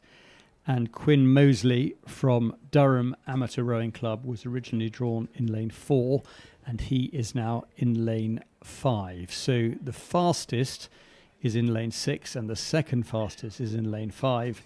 And then as you come along back to the other side of the lake, lanes 4, 3, 2 and 1. The crews that are in that order are in the order in which they finished in the time trial. So Yes. the American School in London is in lane 6. That is deemed to be the fastest lane, and the advantage is given to the fastest person, which many of you may think is counterintuitive, but this is not a handicap race. This is a seeded race, and it is Elias Tapal who holds that position. Yes, indeed, and rowing is indeed an outdoor sport, as we're all, if we didn't know it already, we were very much learning this weekend. And indeed, lane order can be extremely important in windy conditions. In fact, I don't think they do it so much now, but sometimes, even at international level, they will have a race for lanes before they have the main race in smaller number category events. Anyhow, we've got the first 500 metre times just flashing up. So Elias Tejpal of American School London was out in first by a big margin, 5 seconds over 500 metres ahead of the sculler from Durham Amateur Rowing Club, which was Quinn Mosley. Then in third was sculler from Sunderland, which is Hayden MacDonald. So those are the first three going into the first 500 metres. But I would say between, as I mentioned, so Elias Tejpal was way out in front of the pack, but between everyone else at the 500 metre mark, just 3 seconds. So that's probably a length and a half of a single scull, and that is eminently changeable throughout this entire race. In fact, if it was just 3 seconds with 500 metres to go, not just gone, then I would say anyone could win. And we're just seeing the 1,000 metre times come up now on your screen. And you may have seen just there in your picture, I'm not sure, I can't actually see who that was, indeed, Elias Tejpal in the black boat to the right of your picture now, right on the right of your picture, and he had one stroke where he almost completely lost his stroke side blade. So he did very, very well not to capsize at that point, I think. You may just have seen it. The camera cut to him just as it happened, and he basically crabbed on the stroke side of his boat. But there you go. From that picture, you can see that the crews are basically in a diagonal line, which is what you would predict given the seeding and given the time trial results. So it doesn't look like there's been much change since the 500 metre mark, so Elias Tejpal still well out in front. However, it does seem that the sculler from Durham, which was Quinn Mosley, has just gone through Ben Howard from Star Club no, apologies, other way around. It's Ben Howard from Star Club who's moved forward from fifth originally at the 500 metre mark. He's now put himself in second. So I think, although it does appear to be pretty sewn up in favour of Elias Tejpal as we enter the second half of the race, I still think it's wide open for the silver and bronze medals in this next 1,000 metres. And indeed, that overhead shot there, you can see the Elias Tejpal on the left of your screen, massively ahead, then a big gap to the crew in the sculler in lane 5, and then between lanes 4 and 3, there's just half a length between them. Absolutely nothing to call it. So, and the thing about single scull as well is that you can really make up a huge amount of difference. If you go into a surge in the last 150 metres of the race, you can really turn it around, and there's been many famous examples of that. It just requires you to have a little bit of energy left in your reserves. You lift the boat speed, the boat comes a little bit out the water, and you can take back a huge amount of distance. Yeah, so I did Elias Tejpal a disservice in saying it was him that caught a crab with his stroke side blade, because I think actually it was Quinn Mosley in the white blades of Durham. Where the confusion is coming here is that although the lanes have been redrawn and they are sitting in the lanes that we've told you, the numbers on their boat are the same as the original draw. So when you see that number 3 on the bows of the boat that you just had in your picture a moment ago, it is actually racing in lane 6. And when you see Q5 in that boat closest to us, it is actually, it was originally drawn in lane 5, but now it's racing in lane 3. So if you're managing to keep up with this, you're doing pretty well. You need something of a degree in maths in order to be able to follow what it is we're wittering on about. But basically they've redrawn the lanes, but they've kept the original numbers on the ends of their bows. That is Elias Tejpal. He is a long way in the lead. He's sitting in lane 6. He's also sitting a good number of lengths up. In fact, you can see there, he's in the bottom left-hand corner of your picture, and you might actually look at the other 5 boats in the race and not notice the fact that that white line in the bottom left-hand corner is the boat of the American School in London Boat Club and Elias Tejpaul, who is going to win this Sculls Cup for Championship Single Sculls by a country mile, if truth be told. He has rowed away with it and made short work of the conditions. He's going to get to the finish, a long time ahead of his nearest competitor. Yeah, it was some 15 seconds mark at the 500 metre mark, which is an absolutely galactic distance in the single sculls race. But we saw some great close-up shots there as Elias Tejpaul goes up, I think, of Ben Howard of Star Club. Absolutely grimacing. You can just see there on your right-hand shot in the red hat, his opponent celebrating and making an eagle sign in victory, while Ben Howard grimaces, thinking, can he just cling on to the bronze medal position as the sculler from Durham, Quinn Mosley, takes silver. And he does, Ben Howard, but he's had to fight for it every single stroke as the first 3 scullers go across the line. Hard work that was, although Elias Tejpaul made it look easy enough, but crikey, as we were saying earlier, Charlie, I wouldn't have fancied that myself. There are lots of ways to have fun in life, and single sculling is perhaps not top of my list. Anyhow, we move from the single scull to the quadruple scull, as we now have the final of the championship girls quads. In lane 1, we have Henley Rowing Club, lane 2, William Perkins School, lane 3, Maidenhead, lane 4, Wycliffe College, lane 5, Tideway Scullers, and in lane 6, on the very far left, is Marlow Rowing Club. Now, Marlow were 6 seconds ahead of the pack in the time trial, but then there was only 2 lengths, or 7 seconds or so, between the remaining, with the rest of the pack, and then less than 2 seconds, particularly between Tideway Scullers, Wycliffe, and Maidenhead. And indeed, it looks like that Scullers have taken that thrashing they took in the time trial and translated it to return with a vengeance in this race. They are out by some length and a half on the rest of the pack as they go through the 1,000 metre mark. You can see the times on your screen. So it's about a length. They've got clear water on Wycliffe, which is not what I was expecting based on those time trial results. And maybe it was Marlow. Marlow overperformed in the time trial. They found a gear which they've then not been able to translate into this race because they're some 7 seconds now behind the leaders, Tideway Scullers. Yes, so we've got similar confusion in this race in terms of the fact that they have redrawn the lanes. So Marlow are now in lane 6, having been drawn originally in lane 3. So you would expect them, therefore, as the seeded crew to be leading, but in fact they aren't. They're struggling more than they might have been expecting. And the lead is being taken by the Tideway Scullers in the yellow boat that you saw at the bottom of your picture a moment ago. I mean, we're talking about lane seeding. So Marlow, as they were fastest in the time trial, got the so-called best lane, lane 6, but it hasn't translated to them for success in this race. They're currently sat in, I think, 4th place based on the 1K times. And indeed, Tideway Scullers continue to just be walking away with this race. I'm just waiting for the final 500 metre time to flash up. Yes, they've got some 6 seconds now over Wycliffe College, who are in 2nd place.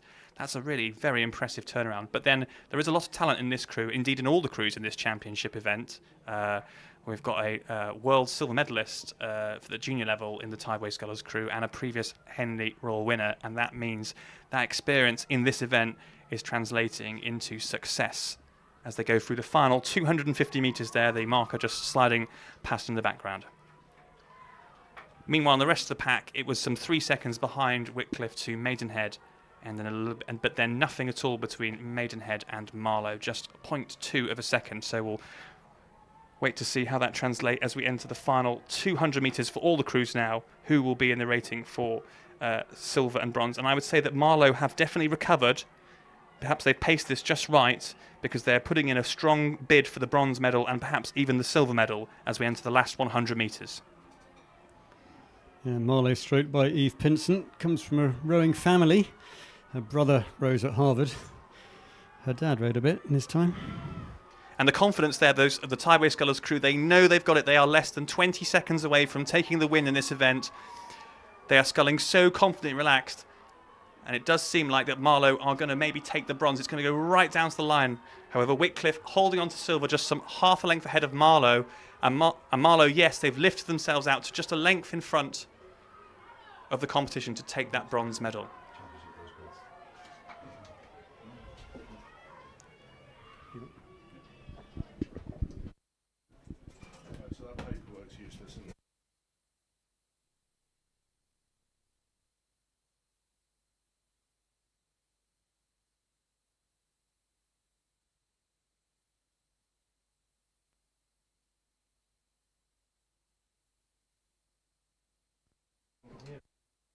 Thank you very much indeed, gentlemen. Right, we have a change of shift now. We have myself and Tom Morgan. Good afternoon, Tom. Afternoon, Martin. Thrilled to be here for some excellent racing. Well, we've got a good one coming up now. It's actually on the course, is it not, Tom? It is, and I'm going to stand up to see it. It's the Championship Boys Quads, 1 to 6, Molesey in 1, Scullers in 2, Marlow in 3, Clares Court in 4, Hinksey Sculling School in 5, and the holders from Windsor Boys School in lane 6, the red-hot favourites. And Martin, that programme that Mark Wilkinson's built, remarkable. Yeah, quite extraordinary. And in fact, they brought more boats up, is it? Was somebody telling me they brought more boats up than anybody else? But no, Wilco's done a fantastic job there. And it's a state school. How good is that? Yeah, nice to see some change from the community that's typically dominated by fee-paying schools. But yeah, Windsor Boys a lesson to everyone in how to build a competent sculling schoolboy programme. So just to be clear, they paused racing. They've redrawn the lanes. It was explained earlier that the redraw is to change the advantage, if there was any, or the preferences. So the quicker crews now, rather than being in the middle of the course, will be over on the far side from us. So lane 6. The seeding would mean that the fastest crew should be there. Yeah, and I think this picture illustrates exactly what you're saying, Martin. Windsor Boys in a class of their own here in the final of the Boys Championship Quads at the bottom left, leading this race by some 7 or 8 lengths at the moment. And there's the chasing pack. So there's a race on there, isn't there, really, for the medals, Tom? The Tideway Scullers nearest to the camera. And we will probably get an overhead shot soon to see how they are positioning. But it's fair to say, Windsor Boys, they've gone. Yeah, Windsor Boys, I think not much of a race to comment on. It's all about, as you say, that competition for the minor medals between, I think, Hinksey, Clares Court and the Tideway Scullers School at the moment in lanes 5, 4 and 2. You can see there Molesey in shot, probably not in contention for a medal at this stage, but plenty of speed to find in the run-up to the Forley Challenge Cup. There we go, a shot of Windsor Boys. The superlatives do tend to run dry. That's really as a hyperbolic crew. There's been a few comments. I've had certainly a few messages come through. Oh, it doesn't appear that windy. Well, if you're watching it on YouTube or telly, it wouldn't appear that windy. But I sent my man, young O'Hanlon, down to the start to do a bit of a recce, and it's fair blowing down there. Yeah, well, I don't want to make it all about me, Martin, but I went for a run this morning, and the headwind was fierce, even at 8:30 a.m. this morning. So I can attest personally that things are tricky out on the lake. But Windsor Boys showing no signs of slowing down here as they come up towards the line. I think this is their second consecutive victory in the Boys Championship Quads category. Another remarkable characterisation of Mark Wilkinson's fantastic programme. But as you say, Martin, the battle for second and third very much on here between the Tideway Scullers, currently in silver. Clares Court looking like they've got the edge on Hinksey. Windsor Boys cross the line now, as our old commentator used to say. And I'll ramble on because it's taken this long until Tideway Scullers now ahead of, who's that, Clares Court? That's Clares Court. And they have pipped Hinksey to the bronze. Cracking rate. What a performance. Absolutely outstanding. The Windsor Boys School take that one. And what have we got next, Tom? We've got Girls Championship Eights. The fun doesn't stop here, Martin. If anything, it accelerates. Because you're here, sweet pea. I try. Yeah, what a day for Tideway Scullers School. Gold in the girls' quads, silver in the boys' quads. Rona McCallum and her team doing God's work over there in Chiswick. It's been St Paul's Day, though, isn't it, so far? It's amazing. They won 4 out of 4, didn't they, this morning in the first 4 finals? Unbelievable. Yeah.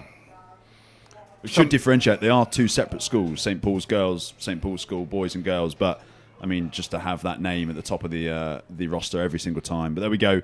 Roll call, Martin, for Championship Girls 8s. Yes, Enniskillen Royal Boat Club in lane 1, Wallingford Rowing Club in 2, Latimer Upper School in 3, Lady Eleanor Hollis in 4, Headington School in 5, St Edward's School Boat Club in 6, Shiplake College Boat Club, their girls' crew drawn in lane 7. Now that just throws another little bit which needs to be explained. I think from memory there were only 7 went to qualify, so they've made this A final a 7. Nobody disagrees with that. Okay, and the fastest crew are therefore over in lane 7. That's how we've read it, and we're looking down the course. They're not underway yet. Prize giving it going on underneath us, and they're off. They're off. Hard to see from here who's got the lead. The umpire trolling up and down behind them, just really making sure that they stay in their lane at this stage. But a clean start here, Tom. Yeah, that's what you want in an 8. You don't have to do anything magical in the first sort of 500 metres. Get the boat up to speed, find your rhythm, find your feet in what is probably going to be, for a lot of these young women, the most fiercely fought contest that they'll have been in their sort of fledgling rowing career. I mean, my eyes here, Martin, drawn to Headington, as we know, another sort of programme that just tends to produce so much consistency and quality. They won the Sculls Head by some 30 seconds. The form crew coming into this event, but Shiplake winning the time trial might just set the proverbial cat amongst the pigeons a little bit. And there's clearly an advantage being over on the country park side or on the far side. You are sheltered a bit, and I don't know, can we see much from that overhead shot? I think possibly Shiplake look ahead, somebody here in the middle doing a bit of good, but it's very early days. But the other thing is, Tom, they are getting knocked about a bit. I mean, they wouldn't necessarily train for these conditions, would they? They're being buffeted around by the wind. Yeah, you're right. I mean, the move from Dorney to Nottingham has definitely exposed us to a little bit more weather and climate, and some of the wind that the crews are having to deal with is tricky. But in these 8s, you'd hope that they'll have control. They've got a Coxed to coach them through. I mean, Shiplake obviously row near Henley, Teddy's. I mean, they all sort of hail from the same part of the world, don't they? Headington, Teddy's, Shiplake, all roughly the same sort of patch of water along the Thames. So you're right, they probably won't be that used to it, but some of these girls have rowed at international level, so will be seasoned athletes. Yeah, sure, and of course the head of the river, as we know, is on the tideway, and that's not always smooth. You know, it can be affected by obviously the wind and the tide. However, it's the same for all of them, isn't it? The wind's the wind, and they're making decent headway here. The championship, the blue ribbon event. This certainly for the girls. It feels strange that it's happening at 2:45 in the afternoon. I feel like we need to find our enthusiasm a bit earlier than we would usually, Martin. We usually get more of a gear change. I'm a big fan of making it the last race, or the championship boys and girls last race on Saturday for a whole host of reasons. But there's a huge crowd here, and the enthusiasm and the roar that these crews get will be absolutely phenomenal. There we see St Edward's School on the top of the screen. Wallingford nearest to us. Wallingford have put up a good show this morning, actually. Got very strong as a club. They've got a great programme under Katie Greaves. But this race at the moment, Martin, all about Shiplake. Put 3 seconds into Headington in second. And this, I have to be honest, coming into this weekend, this was not a result that I was expecting, or even an outcome at the 1,000 metre that I was expecting. Shiplake clearly found some serious speed under Dan Safdari since the Sculls Head of the River. I mean, they've got numerous talented athletes, including Amelia Westbrook, a junior world international from last summer. And at the moment, I know that their focus very much is on trying to win the 8 in the Prince Philip Challenge Trophy at Henley Royal Regatta. So they've gone through in a time of 3:41. And what's that then? Probably about over a length, is it? The gap they have in an 8, yeah. And that's Teddy's. No. What are they doing with the timings here? Well, it's certainly not LEH. No, it's clearly Shiplake College out in front. So our graphic man's had a bit of a liquid lunch, I think, by the look of it. Here we go. So Shiplake lead. Headington in second, I think. Teddy's in third. Headington second, yeah. Teddy's third. And then a bit of a scrap going on here. But, there's a bit to do. There is a bit to do. But Shiplake College put down a cracking time this morning in the time trial. And the question is, have they gone too early? Will they have anything left in the tank? Well, there's the answer, isn't it? Well, you're never sure whether crews tend to stack the time trial or whether they take it a little bit more comfortably and leisurely. But I think with today's racing and the way that it's all folding out, putting your best foot forward in the time trial is pretty important. We've seen crews come unstuck by employing that tactic in the past. And Shiplake, clearly not a flash in the pan. They're continuing to lead with, some 500 metres left. I don't know, we got 3 swans in a row there. I don't know what that's about. Here we go. Back to the main event. Shiplake College continued to lead. Coming under a bit of pressure now, though, Tom. Yeah, and you've got to expect Headington to respond there. Sophie Hazeman in the stroke seat, another very seasoned athlete, a veteran of the junior circuit in her final year under Ryan Domain. She'll be desperate to sign off with a gold medal. And Headington, of course, lost out on this trophy last year as well to Hinksey, so we'll be very keen to claim it back to what they believe is its rightful position. But I think, Martin, to be honest, Shiplake looking pretty strong here, and I think it's going to take something pretty titanic to overhaul them. Well, they're having a go, Tom. They are definitely having a go, and that's not just the angle we're watching at, but Shiplake over on the far side in lane 7.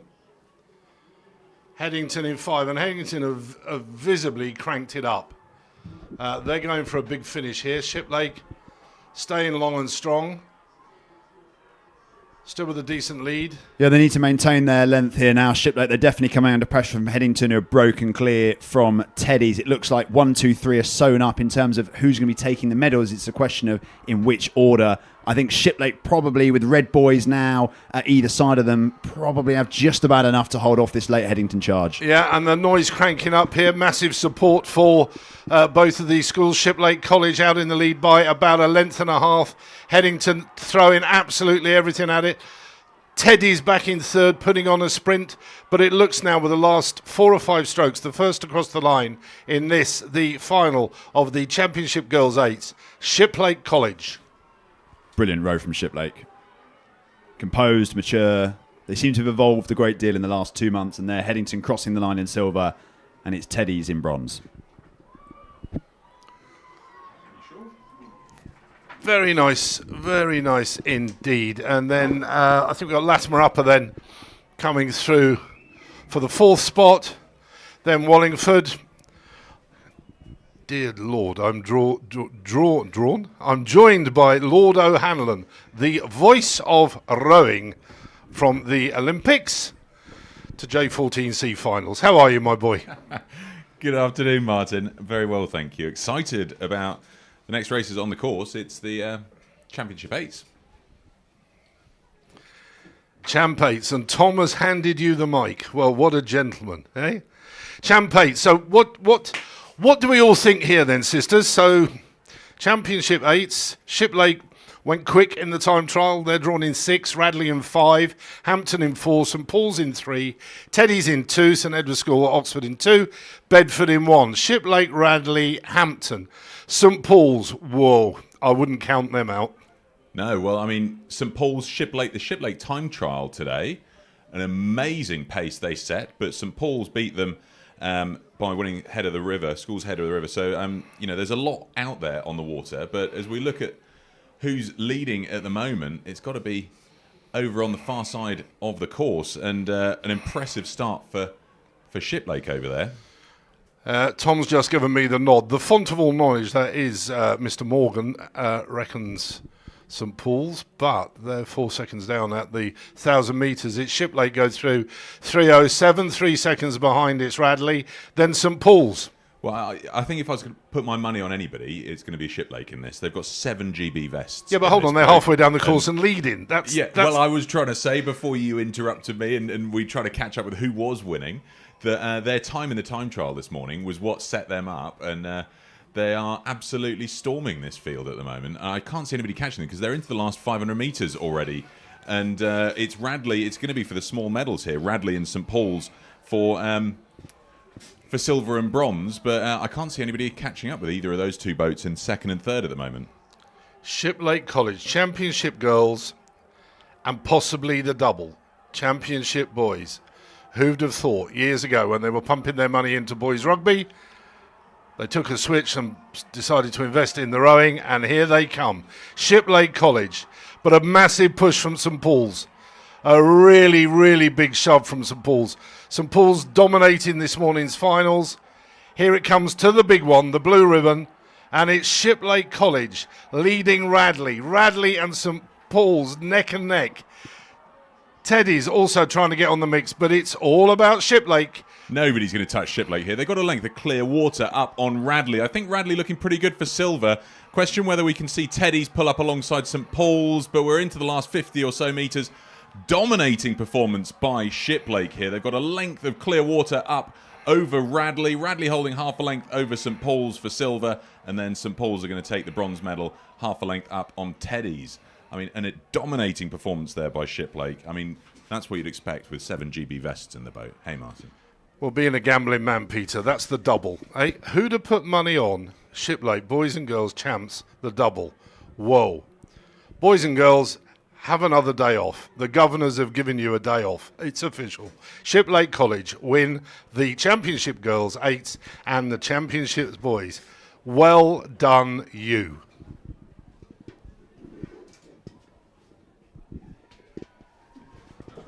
Remind me, Tom, who did you fancy? I don't get them all right, Martin. It's boring if I get them all right. Really well done. Well, fantastic. Peter, thank you so much for popping in and joining us for that one. Conditions here, yeah, it is blowy and then it seems to settle down. But I tell you what, when we were watching that race, nobody really cared. Absolutely fabulous. Shiplake College, boys and girls. Yeah, wonderful, wonderful. I'm absolutely delighted for everybody involved there. Yeah, Dave Curry's going to be one happy man.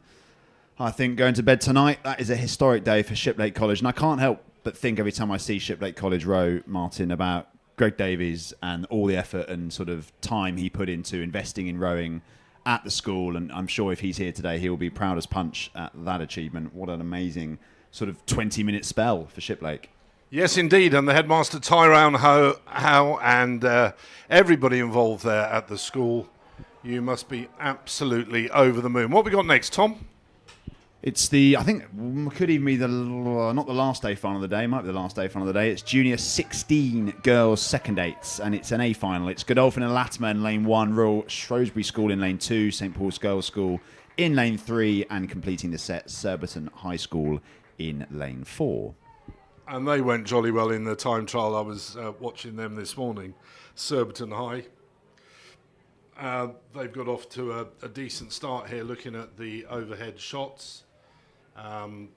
Surbiton out on. So we've got 1, 2, 3. We've got 4 boats here, Tom. How many have we got on the list? 4's correct. Right, okay. Just looks a bit strange, doesn't it, going from what was 7, 6 now down to 4. There we go, very early days, so they're coming up to probably the first 500 metres. You can see all the boats there on the left-hand side of your screen, all waiting to get underway. Pause in racing because they redrew the lanes. The seeded crews, faster crews, starting off now on the far side in lanes 6 and 7, then coming down. So here we go, here's a shot here. Surbiton High to the left of the screen. Probably not got it their way at the moment, Tom. Yeah, no, I'd agree. Being made to work for it by St Paul's Girls' School, the 2 crews on the left-hand side, it looks to me like Godolphin and Royal Shrewsbury not quite in it at the moment. Indicative of this lane draw is that the 2 crews on the left-hand side of the screen were the fastest in the time trial. Surbiton, another real success story on the junior rowing circuit, only about a decade or so old as a club, but starting increasingly to make waves right across the set of rowing and sculling categories. I think, Martin, this is our last A final of the day, so yeah, final match up for medals. And talking about medals, the medal ceremony, the Shiplake Girls 8, absolutely delighted having collected their medals just underneath us at the foot of the control tower. And there we can see the silver medalists, Headington, collecting their medals. All very busy down there. Lots of congratulations. Oh, hello. There's seem to be getting a bit close together here. Yeah, you can see the effect the wind's having on things, especially for Coxes who may not be as experienced These, of course, are young women under the age 16 or under, so they're not going to have had a lot of side-by-side racing experience, and just trying to combat the wind as well as the crews around them. You can see there's St Paul's Girls' School currently making a beeline for Surbiton. It's a non-contact sport, so we're going to have to just adjust there, and there we go. The adjustment comes on. It looks to me, Martin, as we see that side-by-side shot, it is Surbiton just about stretching out to a length lead. Yeah, we're at the halfway mark there, so we should get the times and the splits come up for this. As you say, Tom, the last of the A finals. Well, it's been frantic. It's been different. They called it last night that conditions tomorrow would just simply not be fair and safe. And to be honest, they've got the time trials out the way. We've got through our A finals. Fingers crossed we can get through the rest of the programme. Through the halfway mark then, and it is Surbiton in the time of 4:06 with a 5-second lead over St Paul's. Yeah, you never want to call things too early as a commentator, but it seems like Surbiton have a good grip on this race. I just wanted to actually comment, Martin, they're not in shot, but the two Shiplake crews we've just seen win Boys and Girls Championship 8s. The girls 8 just coming off the medal pontoon, and they sort of locked eyes for the first time with their boys 8, and there was a moment of mutual recognition, which was really sweet, and the boys 8 were sort of applauding the girls 8, and you just think what a programme that must be to be a part of right now. Yeah, absolutely fantastic. And you can tell they're just delighted. Did they really think they were going to do both? Do you know what? I tell you what, I didn't. No, I don't think many people If would you have went round the called it. boat trailer park and asked people, straw poll, before today, did you think Shiplake would win the double? I think you'd find very few who honestly could say that was their belief. Well, big things ahead for them. You know, we know what comes next for these guys, Henley Royal, and for the girls, they got Henley Women's, then Henley Royal. Yeah, it's. I think it sets things up beautifully. Absolutely. St Paul's, Headington will come back resurgent. They'll want to make sure they reclaim the titles that they both won at Henley Royal last year. So we're in for a really exciting 6 weeks. Yeah, and St Paul's have been so good, and you know, you included, everybody quite really fancied them to do this today. So they'll come back, extra grit and determination. So let's see. Meanwhile, back to the second J16 second eights for the girls. And this is Surbiton leading St Paul's girls. 500 metres to go. And it's been pretty much between these two all the way down the course. Surbiton, St Paul's. Yeah, I don't think Surbiton have moved too much away from St Paul's in the last 500 metres, but it still feels very much like their race to lose at this stage. I'm not sure that we're going to see too much of a challenge from Godolphin and Latimer or Royal Shrewsbury, who back in fourth at the moment, just on screen there. And you can see the sort of pain and discomfort etched on their faces. It is tough conditions out there. The waters, I mean, the overhead shot probably does the best illumination of how sort of unsettled that water is. So having covered rowing, certainly junior rowing, and lots of it. Any surprises, bar the Shiplake result? Anything else surprised you, results wise? Not too much today. I think Paul's dominance in the lower age brackets was to be expected. Scullers having a great sort of 20-minute spell when they won gold and silver in the girls and boys quads respectively, and I love it when Scullers do well. They're a programme based out of Chiswick, club rowing. They tend to bring in a lot of talent from the southwest London area and it's more West London area and develop it. And I think they do an amazing job on a shoestring budget. Nothing that's too surprising to me, but I think we've got enough balance and enough margin between the crews to make things really interesting, with 6 weeks to go until the pinnacle of what most of these people consider to be their competitive racing season. So back up here at Dorney, and I think, genuinely, the majority of people are really quite pleased. It feels like a better balance with the northern clubs coming down, the southern clubs going up. This feels like the middle ground, and we can see here coming up to the line a club that's had to come up and race today. It's Surbiton High School crossing the line for the final gold medal of Saturday's racing. It's the Junior 16 second girls 8s, and they crossed the line a couple of lengths clear of St Paul's Girls' School, who are winning yet another medal today. They won 2 golds in quick succession in sort of the opening flurry of races this morning. They win silver. and they look delighted about it, actually. It's always pleasant when all the crews who cross the line look happy with their respective result. And coming up into third here to secure the bronze, it's Godolphin and Latimer from the unfavoured lane 1. Also absolutely ecstatic with that row. And it will be Royal Shrewsbury who complete the set. Yeah, Royal Shrewsbury just paddling fairly lightly now up towards the finish line. I'm just looking out of the window here down towards the start, and I don't remember seeing this many people here on a Saturday. It's absolutely incredible. I know there's no racing tomorrow, but there's just seems so much more activity. Well, I wanted to open the door in our sort of little commentary hideaway at the top of the tower because I feel the atmosphere a little bit more. It really sort of brings the enthusiasm to bear. So it's certainly a busy towpath along the home Pierrepoint Lake today. And I think you're right, Martin. People probably saw the news that there would be no racing on Sunday and were drawn to Nottingham to support their clubs, their athletes, their children, whatever it is that they're here to cheer on. Yeah, I'm just watching St Paul's there, looking a little bit down after collecting their medals. Well, I've no doubt that'll come as a shock to the system. They won the quadruple last year, the coveted head of the Charles, Schools head, National Schools and Henley. That's now off the agenda for 2025. They won the first two, haven't collected the third, and now all eyes turn to the shiny straights of Henley Royal Regatta. And that's the one that all the schoolboys really want to win. I've spoken with numerous former Princess Elizabeth Challenge Cup winners, and I asked them, would you rather win a junior international gold at the Worlds, or would you rather win Henley? And all of them say they'd rather win Henley. So that's the one that they'll all be focusing on from now on in. Yeah, we got the shots here. The drone, and that's right down by beyond the finish where the crews are all boating and getting out of their boats, and I suppose all de-rigging and heading home tonight, which is a bit of a shame. But the committee have done well to get this on, cram it all into the 2 days. Giving people 2 days' notice that Sunday's racing was cancelled, I think, is important as well. Allows people to adjust their timings and their schedules. And it's a bank holiday weekend, lest we forget, so it's nice to get my Sunday back. There's a football game going on tomorrow that I really was keen to watch. I'm going to watch Wimbledon at Wembley on Monday. Wow. That'll be Association Soccer, apparently.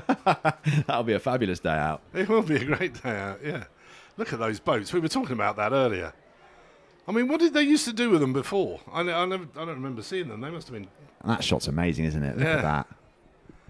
It is. Well, there we go. Well done, everyone, for rocking up and making this atmosphere truly, truly special, with the climax being those championship races. We're off in a minute with the J15 second eights. This is a B final. Haberdashers in 1, Lady Eleanor Hollis are in 2, St Paul's Girls' School Boat Club in 3, Putney High School in 4, King's School Chester in 5. That race is off and on the water. I'm just watching what's going on down below us. Radley are manoeuvring their boat beneath me to go and collect their medal. Shiplake are backpedaling to let everybody go and get their medals before they come in, and there will be some noise because we're right above the medal ceremony. Only a couple more trophies to be, well, in fact, two trophies to be presented, I think. There we go. There's the drone shot. River Trent on the left, the water park. You can see the canoeing course there that you very often see on television. And yeah, all the spectator cars parked there. And there are our crews heading up into the first 500 metres. Well, whilst I've been on shift for the last 45 minutes, I've had a few WhatsApps land from all over the world, actually. People in America, people in Australia who are watching this with, let's say, interested eyes, as I say, with the Henley Series coming up in the next 5 to 6 weeks. People keeping an eye on the form guide, who's going fast, who maybe has slipped back a little bit. And it's great to see that not only this stream, but actually the National Schools Regatta has a global appeal to it now, and it represents sort of one of the many milestones in the junior rowing calendar. And to your point, Martin, with that sort of array of boats spread out across sort of the other side of the bank, it's testament to how far this community's come. Oh, it's incredible. I mean, what were the stats? 5,000 competitors, 176 clubs or schools presented here. I mean, just fabulous. Fabulous. And the weather, well, you know, I'll tell you what. Can't have it all. It's just as blowy down south, so I don't want to hear that argument. Yeah, there we go. So we're getting some shots from around the place. We ought to go down to this race, I suppose, at some point, which is probably heading through now 500 metres. I don't actually think it's started yet. If I look up the course, if you look at the you might be right. crews that are out, it looks like some boats are side. Oh, okay. No, they're on the stake boats. Yeah, they're on the stake boats. You can see the lights have not gone green. Well, they'd be pretty daft, wouldn't they? Because you've got boats on the water. Wasn't a false start, was it? Maybe No. It looks to me like it's Oh, do you know what? Yeah. I don't know. Maybe you're right. Might have been a false start. They. I love it when the commentary team are insightful, knowledgeable, know what's going on. Yeah. Yeah, and if that fails, you just make it up. But it looks like with an umpire launch following 5 boats across, it could well be. Well, there we go. That's the medal presentation, isn't it, for Junior 16 second girls 8s. Yep. Final A final, or the last A final of the day. Last medal, last sort of silverware handed out at the National Schools Regatta this year. Obviously no racing tomorrow. But still lots of contests to come. B finals, C finals, and hopefully D finals as this day unfolds. Right up till about 7 o'clock tonight, I think.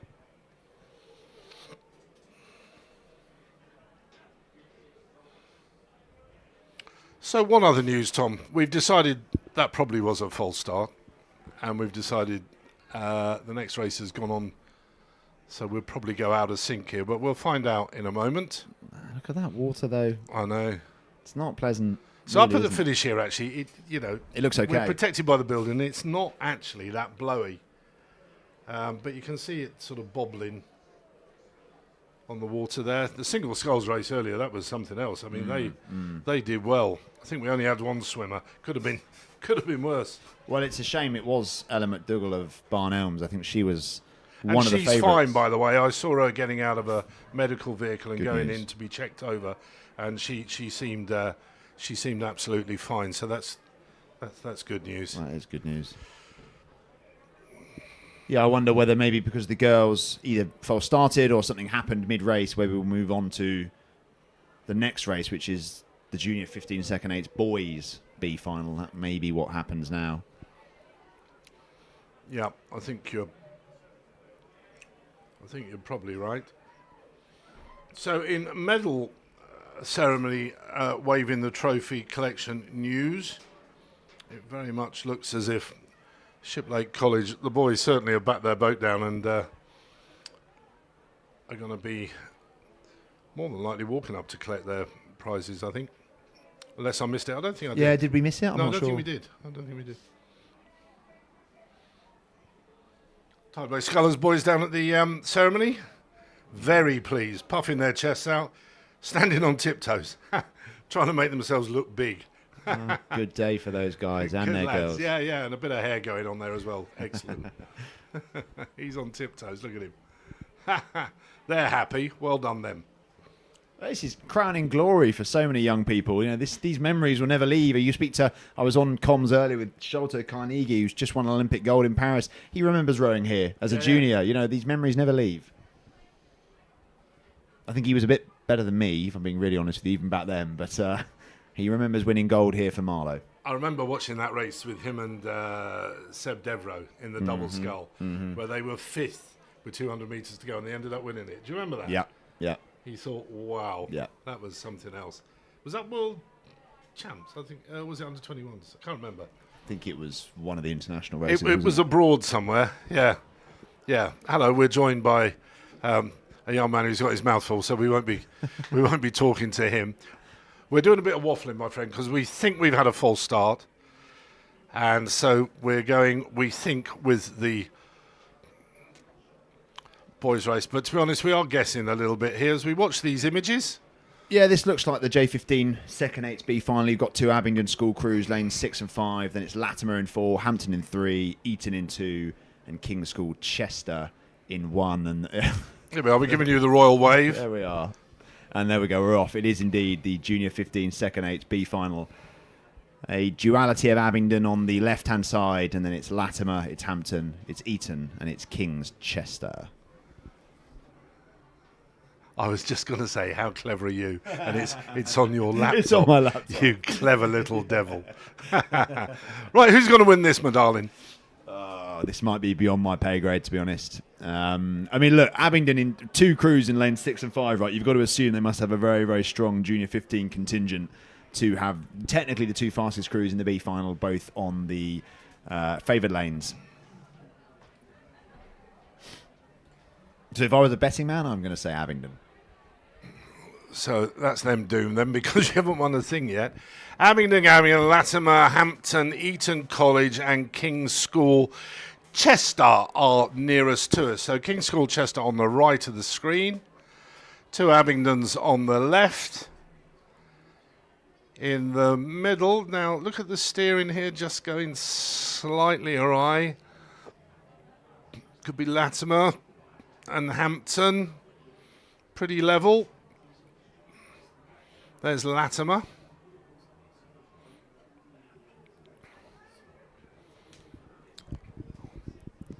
Latimer, Hampton. I don't know. Could be that. It's pretty even actually, Tom. I think Latimer quite possibly are there. Yep. So you got the 2 Abingdon schools over on the far side, lane 6 and 5. Latimer in lane 4, Hampton 3, Eton College 2, King's 1, and it looked to me like Hampton and Latimer had a decent start. Yeah, I think it's Abingdon actually out on the far side who seem to have, the advantage here, the 2 Abingdon crews. I mean, you've got a bit of intramural rivalry, haven't you, Martin? If I knew what that was. Into what? Intramural. Very good. Did you ever go to university? No, mate. It means inter-house, within Right. the walls. All right. Well, you only went to Southampton, so wind your neck in. Here we go. Well remembered, though. I know. Latimer, here we go. The abuse has started. It's middle of the afternoon. Tom Morgan, the spotty little youth, has arrived. What we got? Abingdon, Latimer, Hampton. And the umpire gets in the way. Thank you. I mean, this one's all about depth, isn't it? Junior 15, second Eight. So these are in the J15 squad, 15 years old and younger. These are athletes, 10 to about 26. So it's amazing that they've got this level of depth in Abingdon School's program. And of course, 10 years ago, Abingdon were the top junior rowing program in the country. That was on the tip of my tongue. I was just about to say, not that long ago. I mean, they were dominant. I remember they went to one of the first schools to go to 3-term rowing. The boys were stopped playing football and rugby. They all went rowing, and it was massive. They were brilliant. Absolutely massive. And they won the PE at Henley 3 years in a row, didn't they? Correct. 11, 12 and 13. And I remember them winning Championship Boys 8s on this very piece of water. I think it was 12 years ago in 2013. Yeah. Well, they moved back down to Dorney, didn't they, this in 2018. 15. Was it 15 was the last year here, and then it was 16 who moved to Dorney. Okay. I would bet my as yet not signed mortgage on this. All right. The other thing we were remarking on in the commentary tower earlier is the standard of boats these girls get to row in now. That's on the far side is a carbon rigged empacker. Yeah. That would have been. I never rowed an empacker. That would have been the creme de la creme of racing shells back in a decade ago, and now it seems that the sort of commodification of those top end rowing hulls is on full show. Yeah, it's certainly it's more accessible, isn't it? It's easier to do. But there you go. They're all having a good look at each other as well. So Abingdon take the lead. Not much in it between the 2 Abingdon crews, and then Latimer upper. So it is the second Eights B final. Latimer having a pretty good go there from lane 4. To be fair, I mean, if I'm right, they haven't been doing sweep for that long, have they, these boys? No, they won't. You're right. They sort of start out in octuples, don't they, and quads at J14, and this will be their first full year of sweeping. So a lot of experience on board. But every race will help. Yeah, and actually a long way for these lads, 2K. Well, the racing's was it over 1,000 metres yesterday? Yes. Yeah, okay. And there were a lot of age group kids at the same level rowing 1,000 metres yesterday. Yes. And in difficult conditions, it's not an easy row at all, to your point.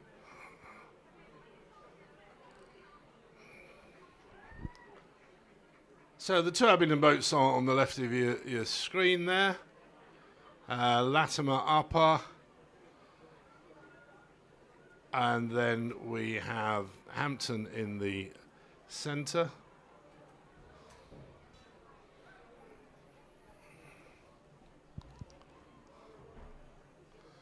.500 to go, then Abingdon's definitely Abingdon's race to lose. Latimer drawing level now with the sort of second Abingdon boat. Yeah, Latimer. Abingdon on the far side, Latimer in the centre, Abingdon out front. And Abingdon, the second, we presume it's the second boat, that's dropped back a fair bit. So there'll be a bit of a scrap on here for third, but up front it's over in lane 6. Abingdon. Second place, Latimer. Third, Abingdon's second boat, and then Hampton now making heavy weather of it with the other two crews chasing them down, Tom.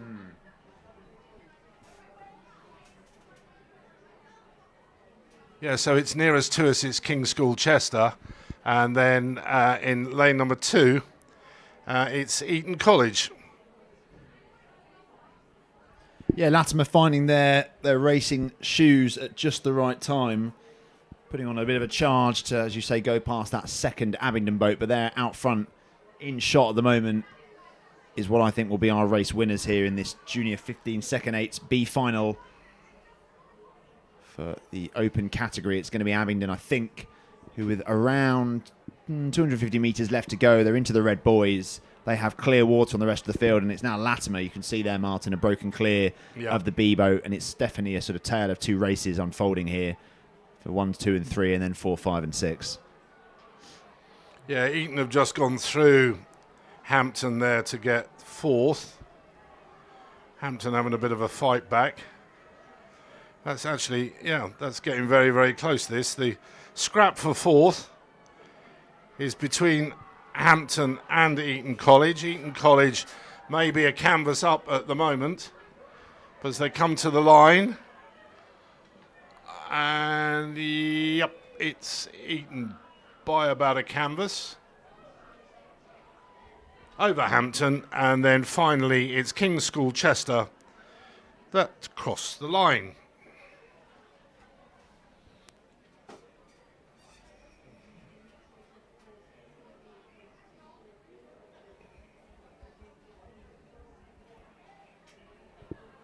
Well, this one on the course looks to me like it could be the rearranged Junior 15. No, don't try and guess, Tom. That never works. It's Junior 15 girls first 8, B final. With Haberdashers Monmouth School in lane 1, Maidenhead Rowing Club in 2, Pangbourne College Boat Club in 3, Putney High School Boat Club 4, Surbiton High School Boat Club in 5, Wimbledon High School Boat Club in 6, Haberdashers, Maidenhead, Pangbourne, Putney High, Surbiton and Wimbledon. Yeah, 5 schools and a club. Maidenhead having a good day, actually. They had a really good quad out earlier in the girls' championship final. And always a consistent production line of talent out of the Thames Valley. Helps, of course, to be in the beating heart of rowing in this country. But there we go. We can see left to right. It is, I think that's Wimbledon High School at the moment in the lead.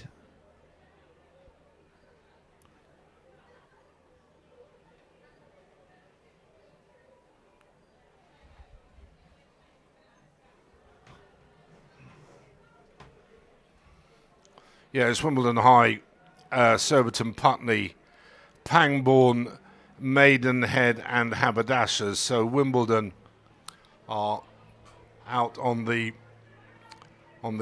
left-hand side of us.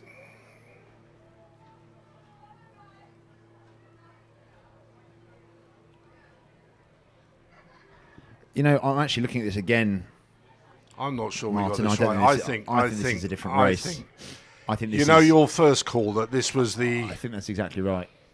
Yeah, this was the race that was. So that's King's Chester, isn't it? So we're looking at King's Chester here. So I think this is the J15 Second 8 Girls B Final. Yeah. So sadly, you boys in the production van, I think we may have actually got this one wrong. There's.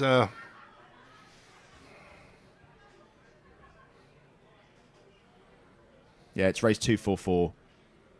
W, it's J15 Second 8s for girls, the B Final, and we're looking at King's School Chester there, and then Putney High, Putney High, St Paul's, LEH, and Haberdashers. Okay, so that is the race from earlier that was, we presume restarted, and now they've slotted it back in. Yeah. So race number 244. I also think we're missing Putney High. Yeah. I think that's far side is St Paul's, and then it's LEH in the middle, and then it's King's School on the far Correct, side. Yeah, exactly right. Phew, we got there. Well, it's King's Chester's race at the moment, isn't it? Yeah.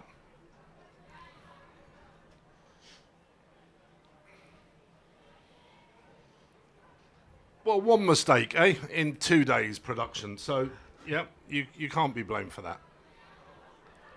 So we're back up and running with Putney High looking like a no-show. Is that what we're saying here, Tom?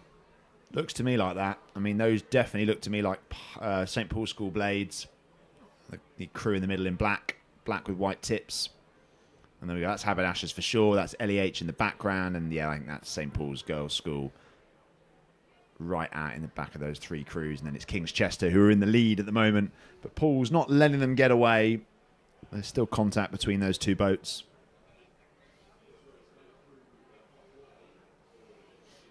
There we go. The dulcet tones of Mr. Peter Hanlon just wafting up to us like a soft breeze on a summer's afternoon. Alas, it's a cold afternoon in Nottingham, but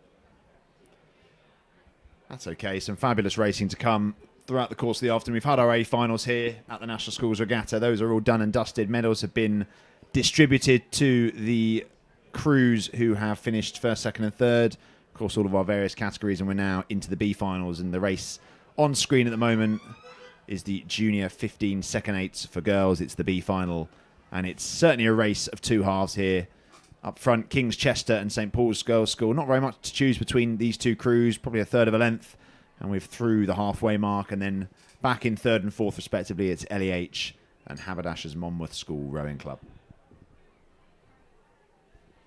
I think the plan is, Tom, isn't it, to keep running with these finals, right the way through to probably the last sort of finals around, what, 7 o'clock, 7:15ish tonight? Exactly the plan. That's the plan. And I think that's if the committee can put it on, they should. 500 metres to go, and I think that crews have travelled far and wide to race here. For most of these athletes, this is the pinnacle of their season. Getting the chance to get out there and do some side-by-side contests is quite important, not only for the crews on an individual basis and on a sort of contextual basis, but actually in terms of their evolution as athletes. The more chance these young people get to row, the better. Yeah, I suppose if the weather does really kick off later on, there's the chance that it might finish earlier. King's School Chester and St Paul's battling it out up front here, Tom. I think Paul's have actually taken the lead. Yeah. Been slow, it's been attritional in terms of the way they've mounted this campaign, but I actually think as these two boats move towards us and they're just about to enter the red buoy zone, I think, Martin, that Paul's have taken the lead here. Yeah, there's about 300 metres to go, and St Paul's have pretty much timed their run, sat comfortably maybe, and have now just put their foot on the gas and are moving through to take the lead. And I think now pretty much at every stroke are just edging ahead. So Wimbledon not Wimbledon, what am I talking about? King's School Chester, having got off from the start. It is St Paul's, isn't it, that we've gone through? Yeah, they've reined them in, I think, Paul's. Stroke by stroke, inch by inch. It can be a game of attrition rowing, it can be tactical, it can be thoughtful, and Paul's have executed their race plan to perfection. You can see there the faces of the King's School Chester girls. There's a lot of pain there. It's been a long race, tough conditions, and to watch your chief opposition slip by you in the final 500 metres just doubles down on that pain. And it's Paul's coming up towards the line now. They've almost opened up clear water. What a move. And what a day, actually, for St Paul's Girls' School. A win for them in the Junior 15 second 8 B final, and it's King's Chester finishing second, having led for probably 75% of that contest. It's going to be Lady Eleanor Hollies, I think, still with a few more strokes to row, who will take this third position ahead of Haberdasher's Monmouth School Rowing Club in fourth.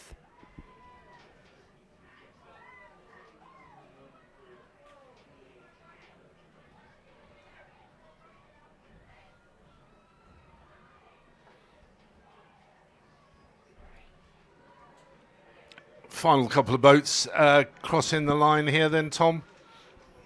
Yeah, it's LEH up into third. And it's going to be Haberdashers who finish fourth, just to close that one out.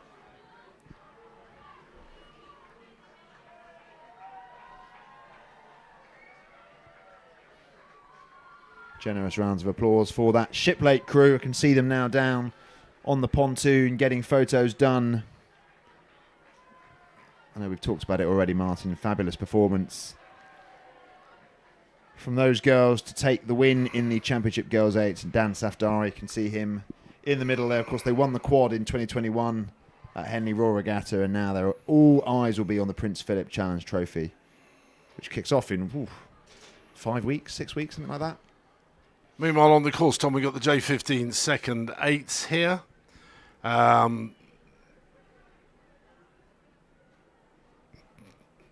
Have we got the right race?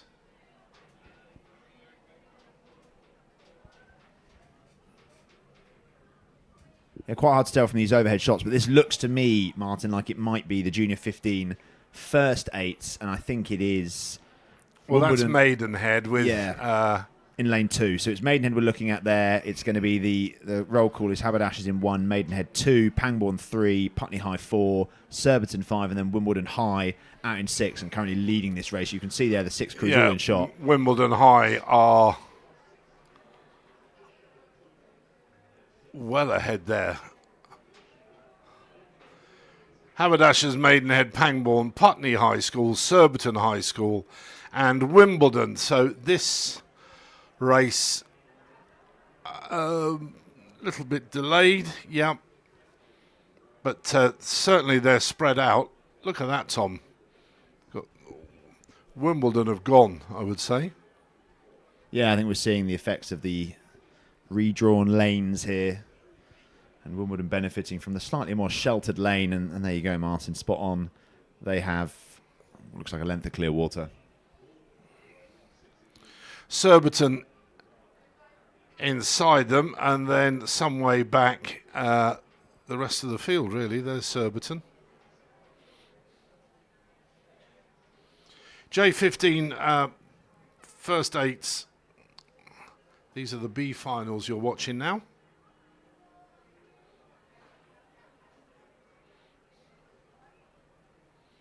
There we go, race leaders, Wimbledon High. Love the kit. It's good, isn't it? Really good. I like that.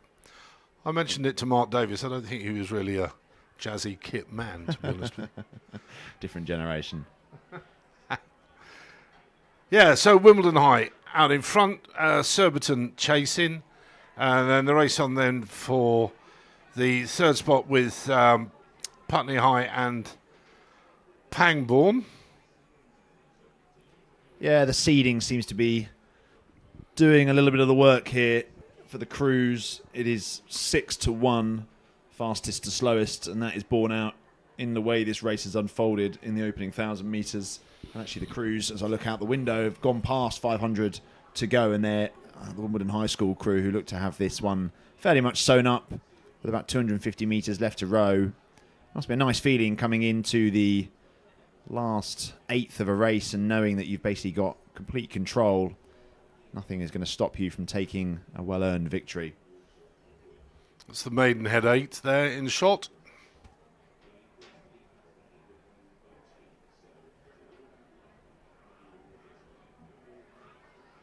Definitely a different spectacle to Dorney.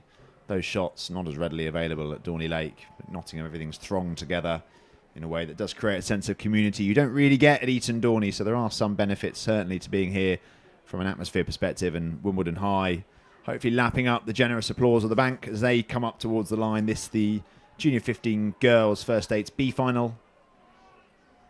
Yeah, and they're putting on a bit of a sprint finish for us here. Wimbledon High over in lane 6, coming up to the finish line and crossing the finish line. Now a little celebration perhaps. They're over the line. They've realised it. No, they're fairly subdued, congratulating each other. Yeah, muted. Muted is good. Maybe they had their eyes on an A final. Surbiton next.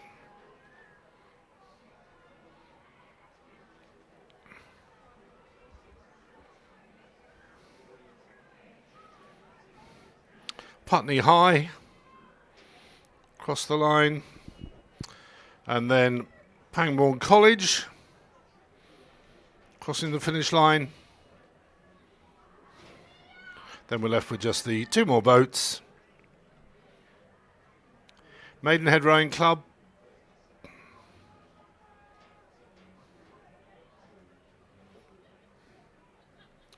and then we have Haberdashers Monmouth School Rowing Club coming up to the finish line any moment now. What's next up, Tom? I think it's going to be the Junior 15 Boys First Eights B Final.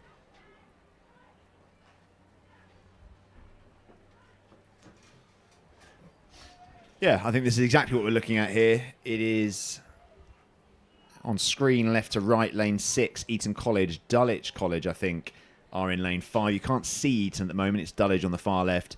It's King's School Chester in 4, Infinity Boat Club in 3, Latimer Upper School in lane 2. And completing the docket is Bedford School on the far right of your screen in lane 1. So familiar names by and large, but Infinity Boat Club not as well popularised on the circuit so far. Breakaway Club, I was told earlier by Mark Davis. So I think they're a charity boat club, as far as I'm aware, up on Teesside.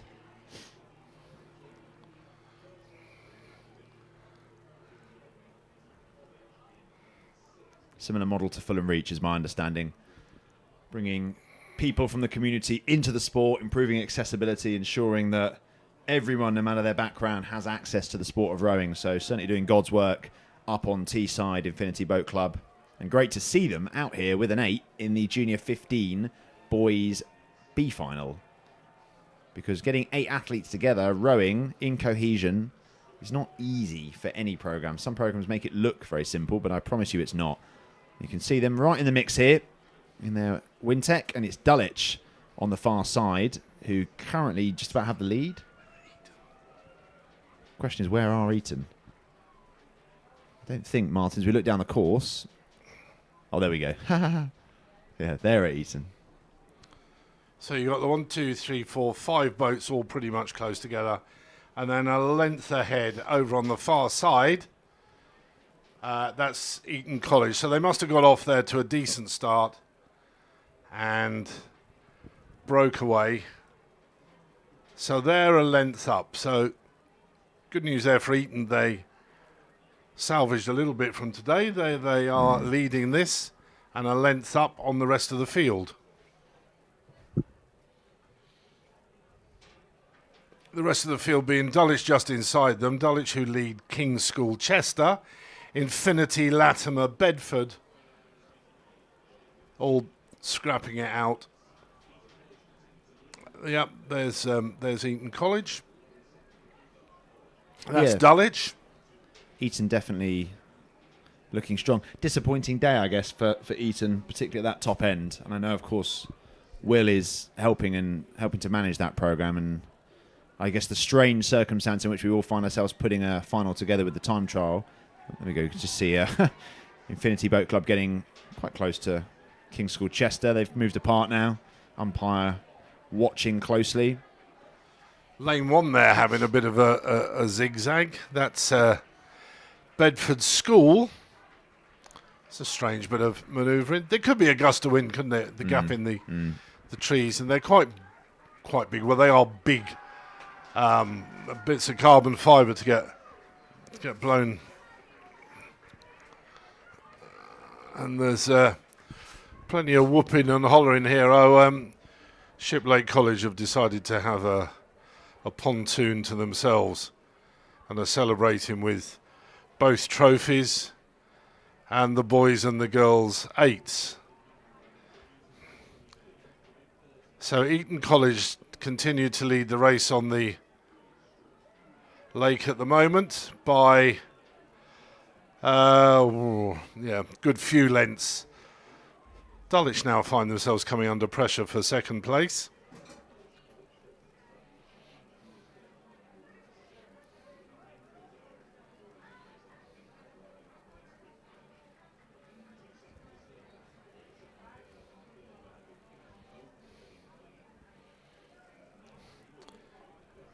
Yeah, so Eton 15 seconds up. Dulwich have slipped back into third here as King's School Chester have just overtaken them. Yeah, we've seen this pattern appear a couple of times, actually. The crew in lane 4 finding a bit of momentum in the latter stages. But it is Eton all out on their own. Totally dominant, have been from stroke 1 and will be right up to stroke -1. Decent battle going on for second spot here, Tom, between Dulwich and King's School Chester. Well, as I said, Martin, I think King's Chester may have timed this move to perfection, although Dulwich responding now. Dulwich are responding, and that's good to see. Well, you've done the hard work, you've done all that time in second, and you see someone slipping by you in the final moments. It's Eton who crossed the line. They've rode basically their own race, unchallenged all the way down. Totally dominant, but it does look to me, Dulwich, Martin, Dulwich you're have right. come back there, They have. They've retaliated well here. And that's a nice little result there for Dulwich, because they had let the opposition get past them. They responded. Dulwich second, King's School Chester third. Our new friends Infinity. Nice colours, Tom. We like it. We like a nice colour, don't we? We do. Yep. We do. We don't mind a bit of nice kit. Kit innovation, I'm always keen. Yes. Has the shop closed? Because I know there was a shout going out. Go and collect your stuff, I think the fella said. Go and collect any kit that's been ordered or pre-ordered, because the shop won't be there tomorrow. So, Tom, I know you've got a few bits and pieces. Go and collect them. Right, that's the wind-up.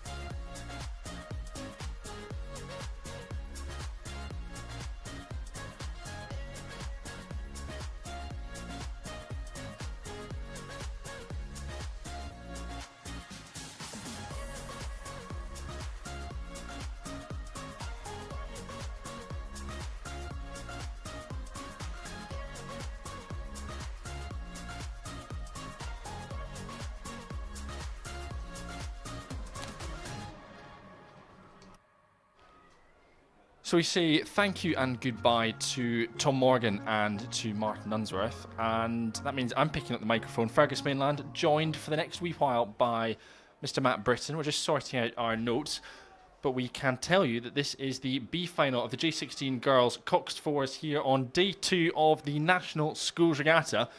And we are looking at our current race leaders, Aberdeen Schools, and that means we can only assume that our fellow commentator, Cara Wallace, is somewhere on the bank jumping up and down with excitement. Great performance from Aberdeen Schools in this B final, leading out ahead of their opposition next to them.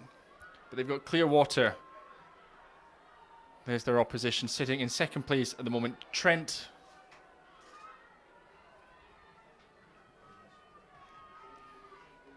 And then in third place at the moment, next to Trent, it is Haberdashers Monmouth School for girls. But actually the most exciting race in this wee race is that one for the third place position. Up on the line though, it is Aberdeen Schools with the win in this B final. Second place will go to Haberdashers. They're probably 2 or 3 lengths back on Aberdeen Schools, and they've got probably another 3 or 4 rest of the field. But that race for third place between Tideway Scullers and Emmanuel School, the 2 crews from the Tideway, just a few hundred metres away, their boat houses, will be won, that little contest, probably by Emmanuel School, who have got about a quarter of a length, a third of a length over Tideway Scullers School in this B final. Yeah, hard fought all the way through, isn't it, Fergus? It's great to see such tough racing from these crews all the way through this afternoon. Plenty more still to come.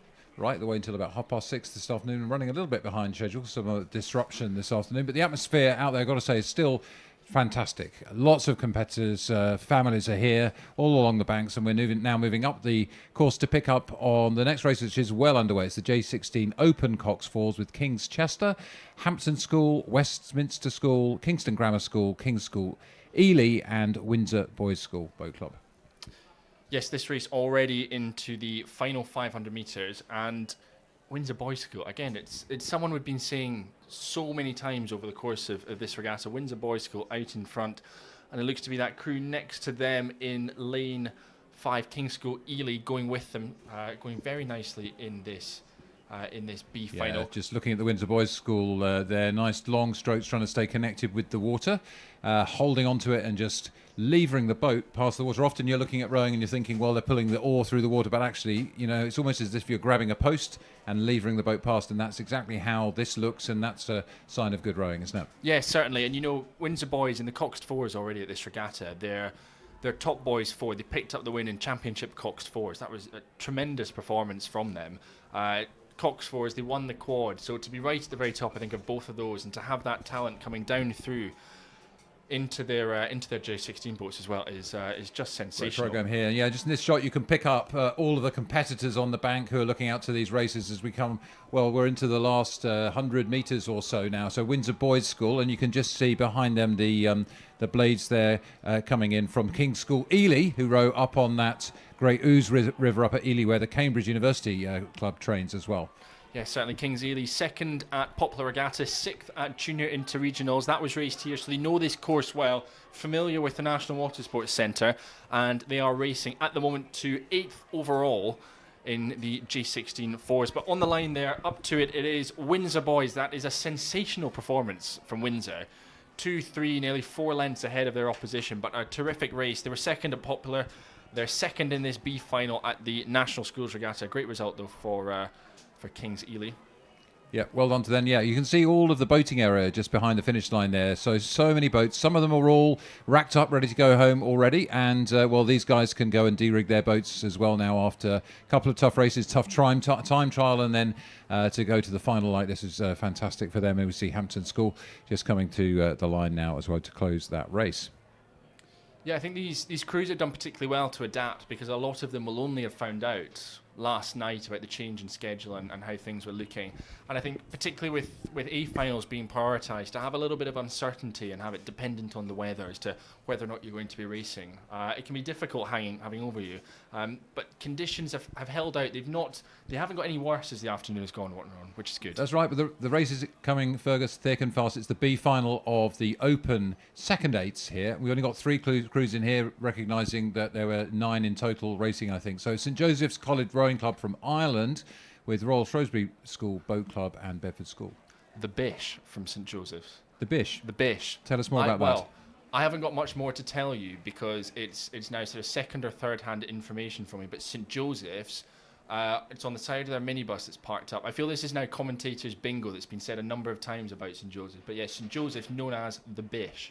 There we go. Well, the Bish are out there, and so far, though, it looks that Bedford School have got a lead over in lane 3. Royal Shrewsbury and St Joseph's College there coming through. And where are we? At 1,000 metres, so that's the halfway mark. I think the conditions have eased a little bit in the last hour or so, haven't they? It was quite tough earlier on, but the wind has dropped a little bit now. Yes, certainly, and I think the crews will start to appreciate that in the second half of this race. There'll be a noticeable difference from the water conditions up at the start in the first 250 metres to what it is now, because when we look out directly over the finish line, and it's looking quite tranquil, all things considered. So they'll appreciate that as they're coming down the course, seeing the conditions flatten out a little bit, and it should mean that Bedford and our other crews racing in this event, they can just loosen out a little bit, particularly in the shoulders and the upper body in the second half of this race. Yeah, so the second eights are coming down the track and Bedford School are leading the way. Behind them in the first lane number 1 there on the right of your picture, that is the Bish St Joseph's College from Ireland, and then Royal Shrewsbury in the middle there, just in third position at the moment. And nice shot here. Oh, look, they're actually labelled as Fergus instructed us to understand, so there we go. Yes, so if anyone from St Joseph's is watching or is around, please come and have a conversation with us. I would love to know the story about the Bish and how it's all come to fruition and how it's become their identity and their brand. We've got ecclesiastical bishops and saints in St Joseph's. We've got the royalty of Shrewsbury School and plain old Bedford School. The commoners are leading the way in this race. Bedford School, what is it? I think it's an eagle they've got, Bedford School. Yeah, I mean, I think we've got all kinds of signs here. We've got a Maltese cross, we've got eagles, we've got stripes. And one of the nice things is the colours get only wilder here down at the National Schools Regatta here in Nottingham.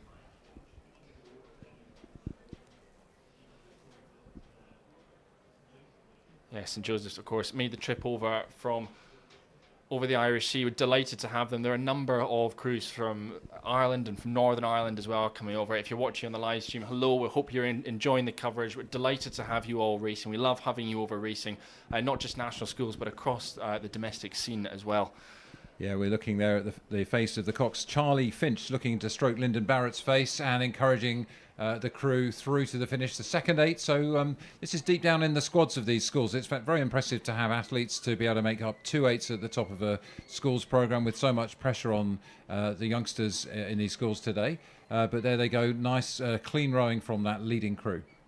Yeah, certainly. I think I love to see it when clubs have got that kind of depth. I think it's real testament to the programme and the emphasis the schools and the clubs put on rowing. And I think you tend to see the clubs that have got the depth will be the ones that will step up and perform well at the top levels, because they've got that internal competition on a daily basis and a weekly basis from session to session. So it's 10 years or so since the National Schools Regatta was held here in Nottingham, and in those 10 years I think we've seen huge growth at the junior end of the sport, particularly on the junior women's side, but it's great to see the depth, as you say. And coming to the finish line now, it's across the line first for Bedford School. Really happy to achieve that. It's lovely to see the joy of victory for these youngsters. And here come the Bish. Coming into the silver medal position of the B final for the second eights is St Joseph's College over from Ireland. Welcome to them. And in third place it will be Shrewsbury.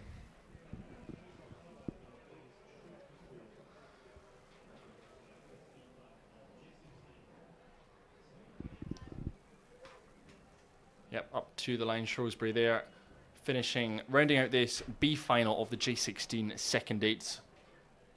Great work from them and from all 3 of the crews racing in this final.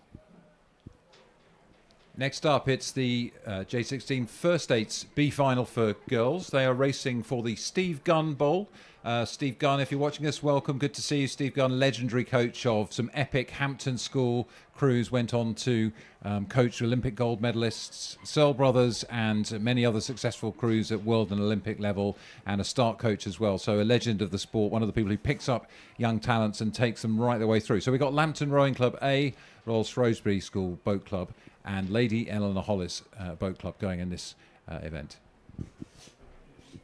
Lady Eleanor Hollis on the left of our picture. The white and red oars are easiest to spot. Shrewsbury we saw in the previous race, so we're familiar with those crosses there, and Lambton here in front of us. Different kit though for Shrewsbury. Boys in one version of the kit, girls in another. So even within the squads, big fashion statements going on. I've noticed in the National Schools Regatta a lot of commentary on different kits, and some clubs thinking they need to become like football clubs and change their strip every season so that they can maybe make a bit of extra money, get some telemetry to fit to their boat or some other kind of kit to make them go a little bit faster. Yeah.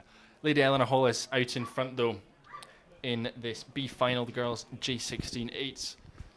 Again, across a lot of the finals that we've been watching this afternoon, we've been seeing Lady Eleanor Hollis quite often. They've had another good regatta here at National Schools. Yeah, I think they have. And, you might be asking, if you're not close to the sport, why have we only got 3 crews in this race? So we have the time trials in the morning. We saw all the crews in the event into speed order, and the top 6 go into the A final. Had 3 more crews here, and that means they make up the B final. We have B, C and D finals depending on the depth of entries in other events. So here we go, Lady Eleanor Hollis in the middle of our picture, and they're well away through the middle of the race into the final third of the race or so. Yeah, certainly. It looks like they've got about probably into the final sort of 600 metres or so of this race. And you're mentioning Steve Gunn there, all the work they did at Hampton School. Well, Hampton School sharing that boathouse on the Molesey stretch, isn't it? They share with Hampton, Lady Eleanor Hollis. The two of them are backing onto each other. That's right, and I think you see more and more the men's and women's, the boys and the girls squads kind of working and training together. I think it's a really great way of creating a strong culture in the club, and that's the Millennium Boat Club they had opened by Sir Steve Redgrave. Well, you can guess when. Last 500 metres there coming up for the young women from Shrewsbury School.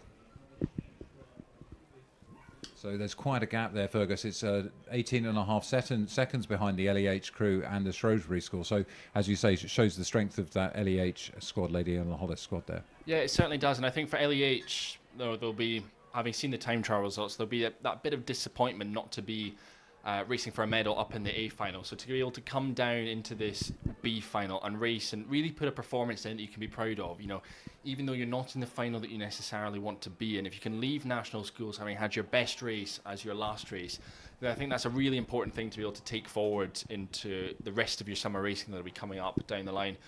But it's a challenging position for Lambton to be in, for Shrewsbury to be in, particularly not having other crews around you. So it's all about coming in, listening to your cocks, and trusting the rhythm that you're generating. Yeah, and look, it's easy to say it's all about the experience, but it really is. There's so much that you learn from competing in adversity and trying to conduct yourself well. And what you notice in this sport is nobody ever gives up, nobody ever gives in. And even if you're trailing behind the leaders like this, then you keep rowing well. There's pride in your own technique and physiology. There's pride in the crew.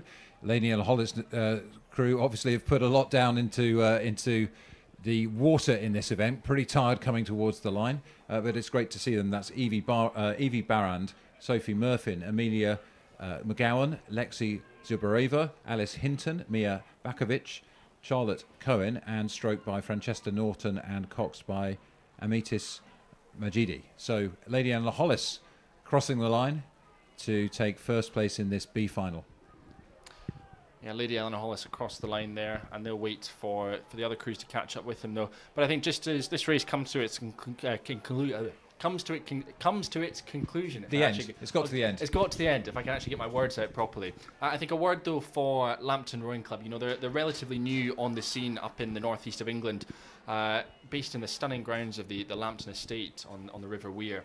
So one of the new clubs up in the northeast of England, and have been starting to establish themselves over the recent months and years, and fantastic to have them here racing at the National Schools Regatta. And they're doing a lot of racing up on the circuit in the northeast, and wonderful to see them having a stab at some of the national stuff, and very much looking forward to welcoming them back to National Schools Regatta 2026. Yeah, so well done to Lambton. You came and you rode and you put great credit to that young programme there, as Fergus said. So we're delighted to have you here, and hope to see you back again in the future, rowing ever stronger. So another race is underway. This is the J16 First Eights, B final of the girls J15 First Eights, and it's Lambton again. Oh, sorry, that was the last graphic. Excuse me. We're now back live with the J16 First Eights Open Final. That's what I was looking for. Winchester College Boat Club, Royal Shrewsbury College Boat Club, Bedford School Boat Club, Eton College, Wallingford Rowing Club, and Abingdon School Boat Club, and they are through the halfway mark just about now, I think. They are indeed. Well, I think, yeah, well into the third 500. There we go, and so we can see Abingdon got a lead over Wallingford by a couple of seconds, and then Eton in third place, Bedford, Shrewsbury there as well. So it's Abingdon leading this one. Yeah, and Abingdon, they've had a great season so far. Second at Quinton Head, second at Wycliffe Head, and Abingdon themselves, they came and raced here at Junior Interregional Regatta. It's quite a theme with crews that we find in leading positions that they come here and make the effort. But they're in a tussle at the moment. Wallingford Rowing Club are really pushing them. And they've got their work cut out to maintain that, what we're saying, third of a length lead at this point in the race. I'm just looking at the time, so 2.85 seconds at 500 metres is usually kind of closer to a length. It looks like Wallingford have attacked a bit and sort of maybe closed that as they've gone through the 500. So the question is, have they got anything left? Is there a change of gear for Wallingford to attack further, or have Abingdon got enough in the tank to stay ahead? So we can see Wallingford, Abingdon, stroke for stroke, alongside each other. Looks to me like Wallingford are really going for it here. Yeah, they certainly are. I mean, this is going to be a sensational finish. I think one of the closest we've seen for a couple. And from up here in our position, they're just thundering towards us, aren't they? I'm loving this Wallingford attack, Fergus. It's really strong, really strong. You can see it's very powerful, long strokes. And Abingdon feeling Wallingford coming through them. That's not the feeling you want to have. And they want to be able to respond, but they've only got about 10, 12 strokes until the line. It looks to me like Wallingford are on the rise. It certainly does. Wallingford Rowing Club, they've thrown everything at it into the final stages of this. And do you know what? Just looking at, we've seen the overhead drone shot. Wallingford Rowing Club have the lead, and they've taken that at just the right point in the race, and they come through, and it will be on the line. Wallingford Rowing Club, half a length or so ahead of Abingdon School to win this B final of the J16 First Eights. When you talk about timing a race to perfection, but here we go, and for third and fourth places as well, it looks like Eton just ahead there of Bedford School, but a very close race for first and second. Super timing by Wallingford, catching it on the rise and pushing through in the final 600 metres or so there. Very mature racing, very controlled, very powerful. They'll be very, very happy to do that. Winning a race coming from behind in the closing stages, there's something special about that, isn't there? Yeah, it really is. And, hats off to that Wallingford programme. As we were saying, time to perfection, and finishing their National Schools Regatta on a real high there.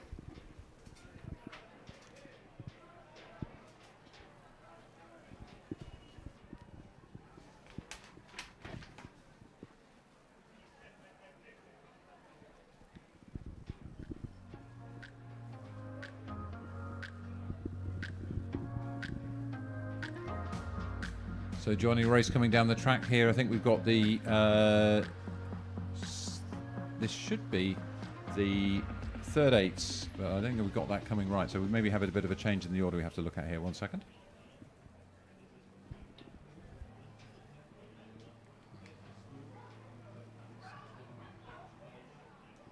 Second eights, sorry, it's the third eights. I think we've caught up with the graphics now. Third eights, open B final here.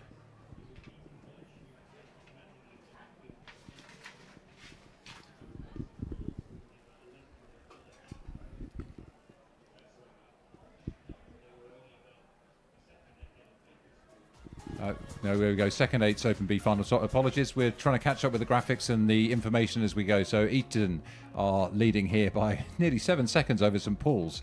Bedford, we can see here alongside them, and there we go. Now we can see exactly what's going on. There we go. There's the overhead shot, and that gives us a real good indication of that margin that Eton have over the rest of the field.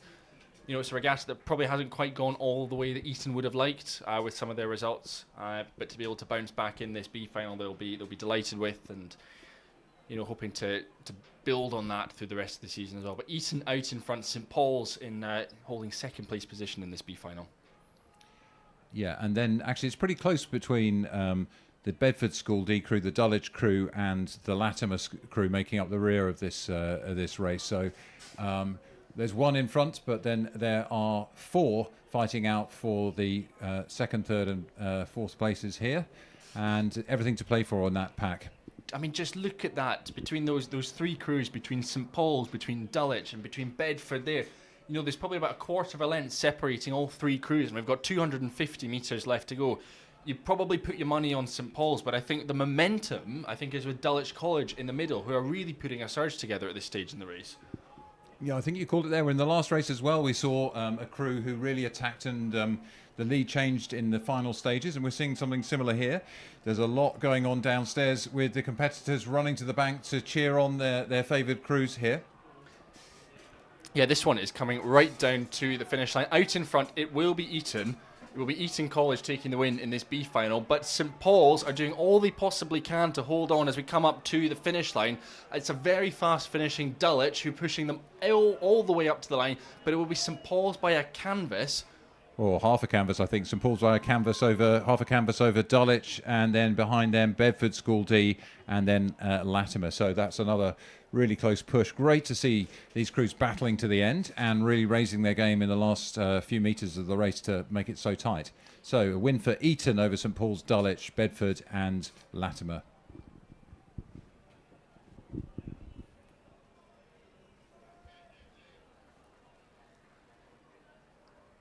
So we'll have a change up now from some eights racing, then we'll move to some of the quads that will be coming up next.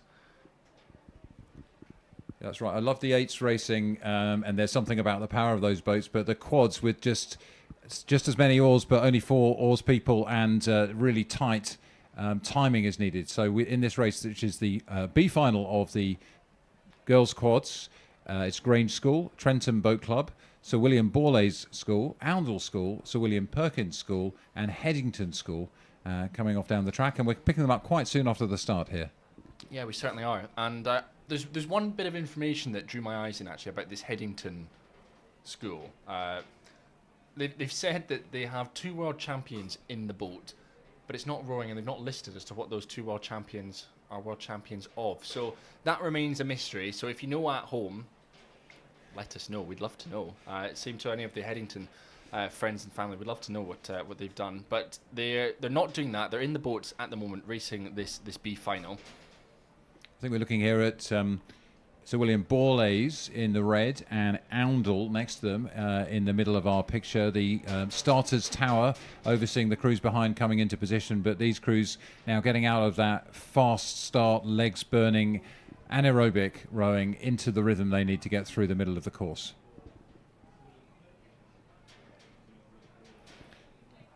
So yeah, we can see Headington there on the left of the picture. Next to them, Sir William Perkins. Headington looking like they're pretty aggressive still off the start. Good attacking style from all these quads. Yeah, massively. And at this point in the race, we're well into the second 500, and at this point they'll have blasted out the blocks. There we go, our 500 metre splits coming out. So they'll be looking to establish their race rhythms at this point. And Headington School, it looks like they're striking just a little bit lower than their competitors next to them. From Sir William Perkins School. Just out of shot though is Great Marlow School. They would be off to the left-hand side of Headington School. Yeah, just a breath separating those first 2, isn't it, Fergus? And then a bit more distance between the rest of the pack. So everything to play for the first place position. And in this second 500, it's so critical to be into a sustainable pace. But you can see that there's some value. If you think you can break the crew next to you and break away from a lead, then maybe you change your race plan up and decide, actually, we're going to push a bit early, see if we can break a bit of a clear water advantage. It becomes more of a one-on-one tactic at this point in the race for these 2. Yeah, it does. And I think, talk about tactics and strategy. I think you look at probably 2 of our leading crews at the moment coming from Sir William Perkins School and coming from Oundle. Oundle just striking a little bit higher, they're just a little bit quicker with their catches, getting a few more strokes in. It's got a bit more energy to it, their rhythm. Compare that to Sir William Perkins, who are just slugging it out a bit, but it's working for them. Slightly lower rating, big acceleration through the water, and those two styles keeping those respective crews in contention at the moment. So we're looking at the ball ace crew here now. You can see a bit of wash and a bit of wave still to cope with. It looks flat when you look from above with the drone, but actually you can see what they're having to cope with. And I like the sort of balance and poise and flatness of this boat, but they've got a bit of work to do against the rest in the race. Headington and Sir William Perkins just out of shot here at the moment. Yeah, so taking wider, that crew on the right was the one we were looking at, and now you can see across the rest of the picture the rest of the race unfolding.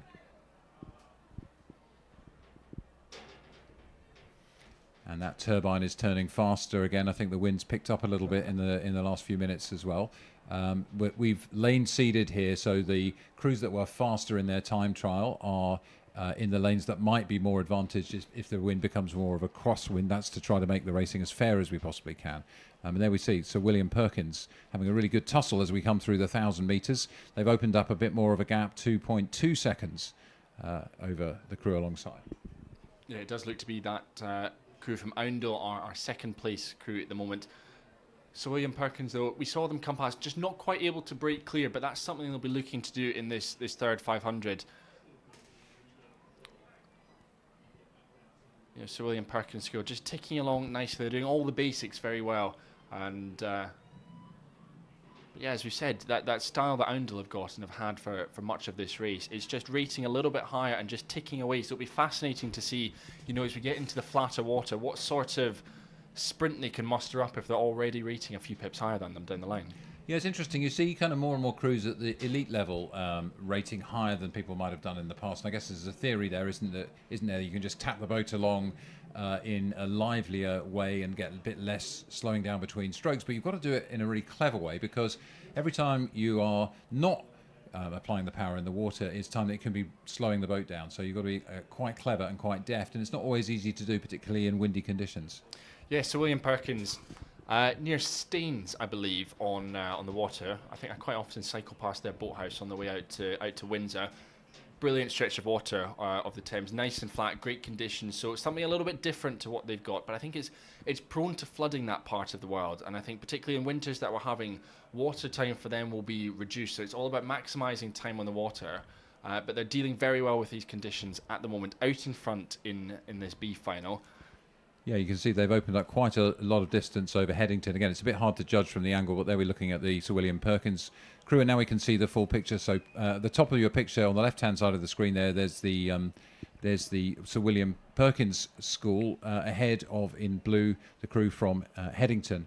And that's where the race is unfolding. And next to them, we've got Oundle, who are still trying to kind of fight for a place. We'll try and see if we can get a little bit of shot from alongside to get more of a fix on exactly the positions in this race. Yeah, it's worth noting as well, we can see just in the background, the next race is just coming up behind them as well. That's the B final for the open second quads, which is containing Yarm School, King's Chester, Great Marlow School, King's Worcester, Tiffin and Maidenhead. And that's the race that's going on in the background at the moment. But we'll bring you more information on that once this girls' race has concluded. So 500 metres to run in this race, and it looks like Sir William Perkins have got an 8-second lead, which they'll be pretty happy with. So that's pretty hard for Oundle to come back from with only 500 metres remaining. Headington, 14 seconds now behind their leaders. So Perkins have really done well, and I think you called it, you know, that clean style that they've got, long and connected, has really served them well through the middle of the race, and they just, every stroke they're just taking a little bit of distance here. This is the ball ace crew here, I think. So they haven't been quite as able to be quite as deft in the water, I think, as some of the others ahead of them, making a little bit more heavy weather of it. And then there's Oundle, who've been attacking, but they're a couple of lengths behind the crew from Sir William Perkins. Yeah, still chipping away that Oundle crew. But, you know, we talked about the halfway point at the 1,000-metre marker. They still had contact with Oundle, did Sir William Perkins. But that third 500 from Sir William Perkins has been so strong. I think probably their strongest quarter of the race so far. And to open up an additional 6-second advantage over the field in such a short space of time, it shows they're executing their race plan incredibly well and very well drilled and very cohesive at the same time. Yeah, and you know, in as much as you can ever enjoy the last 500 metres of a 2,000 metre major effort, this is going to be enjoyable for them. They look more composed. However experienced you are, there's a bit of tension that goes in the shoulders and a bit of extra grip maybe on the handle when you're feeling down and needing to fight it. That's what we're seeing here. They spent every last ounce of energy and they've still got a few more meters to go here. So it's really, really tough to be in this position, but you do learn from these experiences. And meanwhile, Sir William Perkins, by contrast, looking looser and longer and more relaxed, and rightly so, with that lead that they were able to open up, as you said, Fergus. And because of the work they did in that third 500, it means they can enjoy this run up to the finish line. So William Perkins, winners of this B final in girls' second quads. That was a terrific performance from them. Really, really dominant. And as we've said, that third 500 move. And you can just see them slapping the boat, enjoying it. Across the line, though, in second place is Oundle School. And they'll be followed by Headington School through in third place. So William Borleys, we've seen some of those pain faces on the camera. They come through. Great row from them. But still holding it together very well technically, so well done to them. It's been a really good display of sculling through all of these crews, but definitely a dominant performance by Perkins, particularly in that second half of the race. So now, what's going on behind? Will you already introduce us to this, Fergus? Yes, it's the same race, but for the boys, it's the second quads open, the B final. Yarm School, as we said, King's Chester, Great Marlow School, King's School Worcester, Tiffin School, and Maidenhead. And this crew, they've been rocketing down, actually. They're into the final 500 metres of this race, you know, almost into the final 300 metres or so of this. And it's the crews over on the far side, over in lane 6 and 5. That's Maidenhead and Tiffin. But we're also keeping our eyes on the crew in lane 3, Great Marlow School, who are leading 3 crews at the moment. Yeah, so great lead by Maidenhead. Here we can see it much more clearly. That sort of... that echelon of crews, which you might expect based on the lane seeding. These were the fastest crews by order from left to right of your picture. So Maidenhead, nicely ahead, scarling very well, very together. Look at that. Yeah, Maidenhead have produced some outstanding scullers over the years. I think Jack Beaumont, he was Maidenhead, and one of the guys I used to race against, Victor Kleshnev. They had a phenomenal quad that just seemed... They were qualifying for Henley, when they were J15s, J16s, and so on and so on. Brilliant, brilliant unit. And I've got a lot of respect for everything that Maidenhead are doing. And, well, they're out in front leading this B final of second quads. Clear water now. That margin that they had over Tiffin School, that's grown even in the last 100, 150 metres or so. So great performance, great row from the boys from SL6, Maidenhead, across the line winning this B final. Nick Kolev, Ben Kraukor, Eldar Aliev and Zaid Al-Qahev crossed the line first for Maidenhead. Nice victory for them. You can see how much went in to the Tiffin School attack on them. They crossed the line exhausted and devastated, but they can hold their heads high. That was a really good attacking row from Tiffin, and the rest of the crews coming through now. Great Marlow School in third place and King's Chester in fourth. The last couple to cross the line now. We've got Yarm School coming up, bringing up the rear.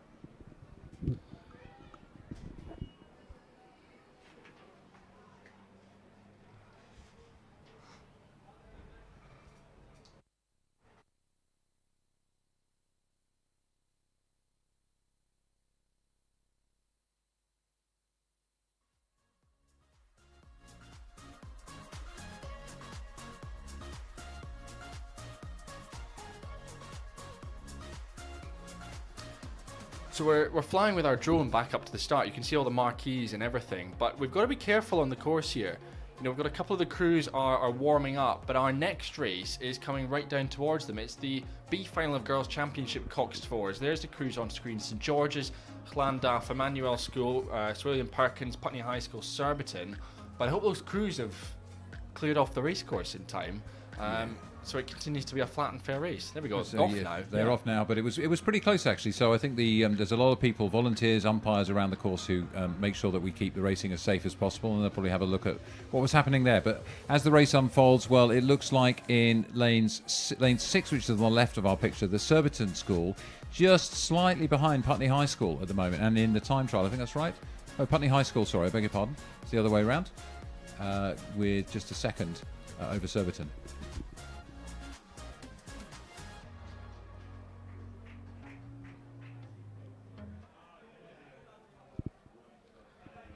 Looking at St George's there, who are in lane 1. slightly down on the rest of the fleet, as we can see as we go overhead. So St George's on the right of the picture there, but really the action is in the left-hand side of our screen. Pretty good tussle going on here, Fergus. Yeah, it's sensational, and that drone shot that we've got overhead gives you a really good idea. You can just watch the bows surge with every stroke, and you know that lead that Putney High School had just a few moments ago has pretty much disintegrated, and it looks to be that crew next to them, Surbiton High School. Yeah. And I think, you know, there was only a second between them in the time trial this morning. Surbiton had the better of Putney High in the time trial. I was trying to call exactly what was going on. To my money, I thought Surbiton were coming through, but it is really neck and neck for positions 1 and 2. But also there's a tussle going on between Sir William Perkins and Emmanuel School for positions 3 and 4 as well. So yeah, we see Surbiton with a big S. Very easy for us to identify them over there in their distinctive green, cracking along, and then next to them here, with the purple oars, it's Putney High School. So a real battle going on here for these two. Yeah, absolutely. You know, these two. I think this race between the two of them is just starting to distance them from the rest of their opposition. And this side-on shot, there we go. There's the drone, but I love this shot. Surbiton High School on the left, Putney High School, and they are very much stroke for stroke. You know, as one will take one stroke, they'll surge in front. Then Putney High School will go, and it'll be their bows surging. And I think at the moment, actually, Surbiton High School. Putney High School, I should say. Sorry, I'm getting distracted by the car alarm that's going off in the background, so apologies if you can hear that. Putney High School, every single stroke just seems to be getting perhaps a centimetre or two, although as he says that, Surbiton High School, but the lead now with Putney High School. This is brilliant racing from these two crews. Yeah, there's a whisker between it, and you know, when you're in a position like this and you're in the boat and you've got a Cox, you've just got to be absolutely focused and not get distracted by the proximity of the crew. Just do your own work, and that's what the Coxes will be doing. They're looking across, trying to get a read on whether they're moving or not, giving the crew the information they need so that they can keep really focused in their own boat and rowing their own process, and that's what they're all going to be trying to do as we look here at the St George's crew that's some way off the pace. But there's Surbiton. They were a nose behind, 0.22 of a second behind at the 500 metre. Putney still fractionally in front, but there's everything to play for. And when it's this close, Fergus, it could just be down to which stroke you're on, which part of the stroke you're on as you cross the line. Is there a surge or not in your favour? Oh, massively. And I think that means, as we get closer and closer to the finish line, I think the rates of these two crews is just going to go through the roof to get as many strokes in as they possibly can as we come up to the finish line. This is the B final of Girls Championship Eights here at the National Schools Regatta. And we're probably in for one of the best finishes we've had all afternoon. We've got Surbiton High School in lane 6, Putney High School, your current race leaders, but only just. And next to them, again, the race for 3rd and 4th place between Emmanuel and Sir William Perkins, that's also sensational, but that's happening a little further back. But, you know, we've been singing the praises of Putney High School for the past minute or so. I think Surbiton have retaken the lead, Matt. Yeah, I wouldn't bet against these young women from Surbiton. I could just see that sort of focus going on. I think that's been a really decisive couple of 100 metres for them. It looks like they've now pulled out and may even be able to break the connection with the other two. They may be moving out so that there is no overlap between those two boats, and that's an incredibly powerful push in the matter of 20 to 25 strokes from the young women from Surbiton. Well, up to the line then, that is a brilliant last 500 metres from Surbiton High School. They will come through, they will take the win in this B final of Championship Girls Coxed Fours. Putney High School will take 2nd, but as we said, that race for 3rd and 4th place is just sensational between Emmanuel and Sir William Perkins School. Up to the line.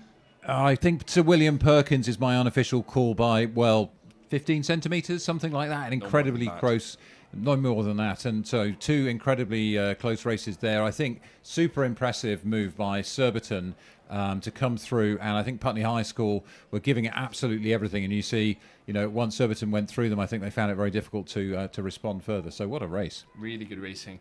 St George's College coming through, and rounding out this B final will be Llandaff Rowing Club.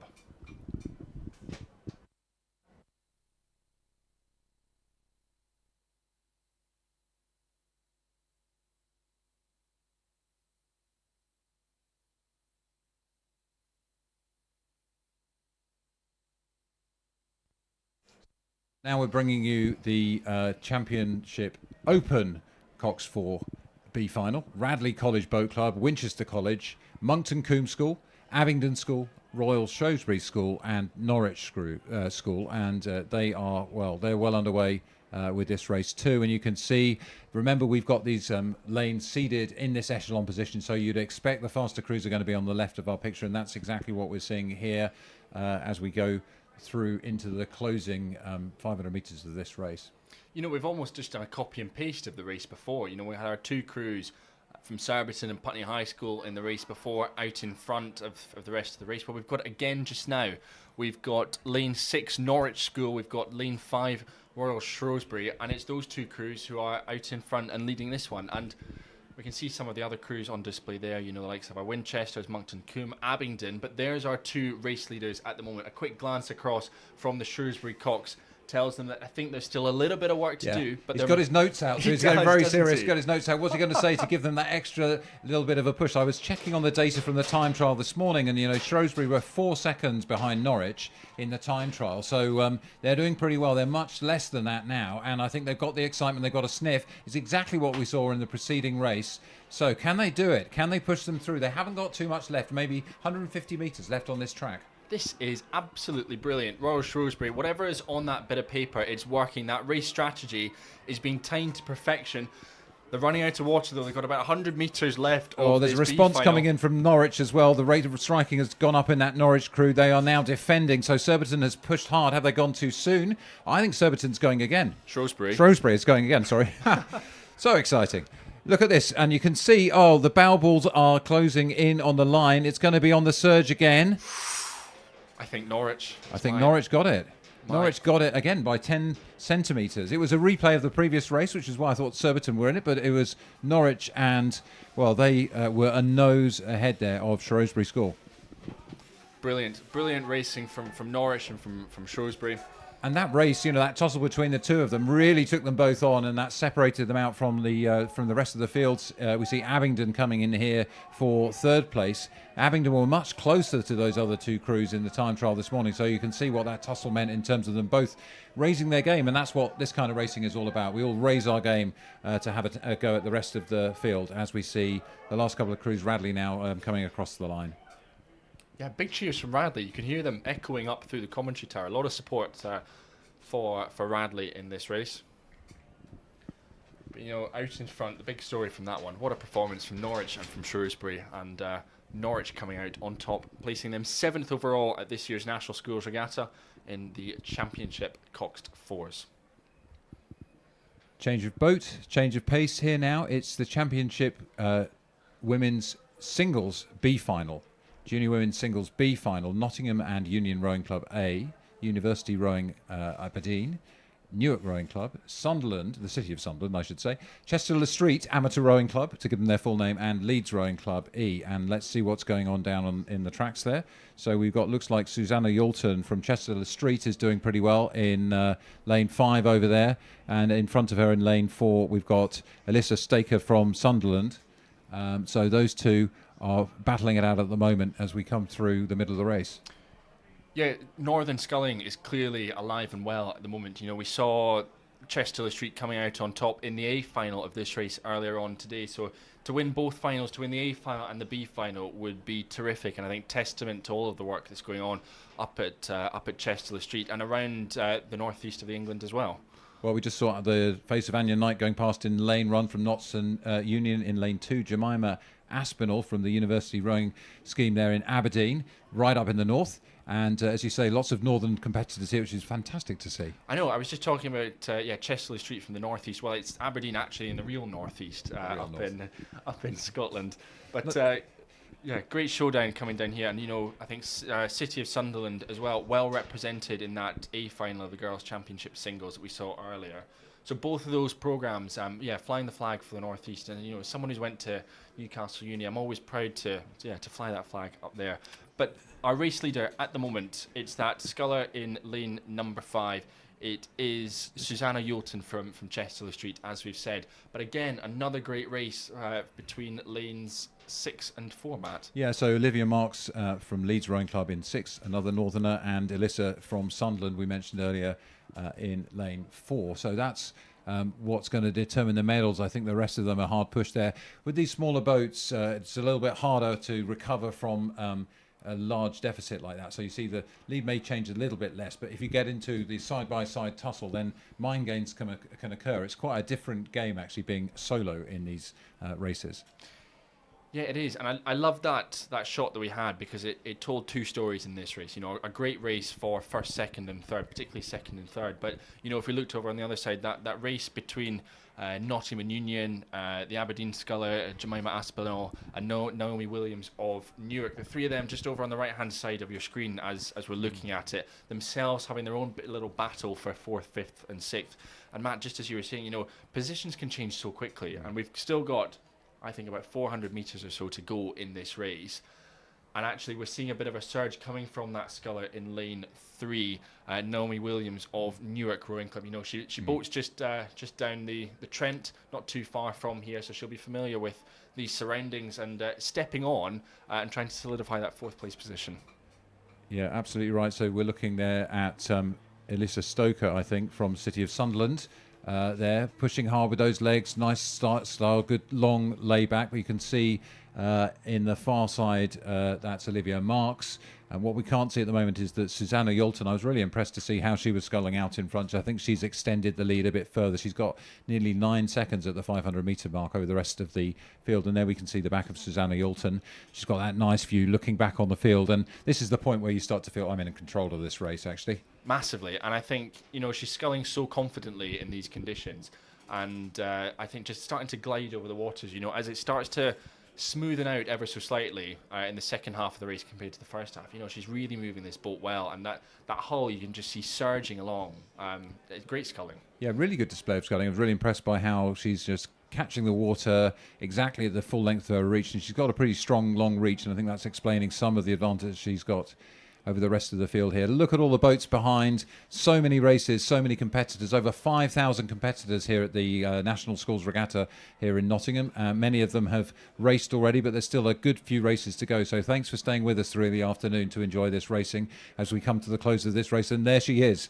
Well, Susanna, well ahead now, commanding this B final of the Championship Girls Singles. She's got to be careful though. You know, she's just overlapping some of the boys at this stage, and particularly in the final 100 metres or so, as she's focusing on getting over the line. She's got to be careful she doesn't start to clip some of these boys and disrupt the rhythm that she's been able to build up so well.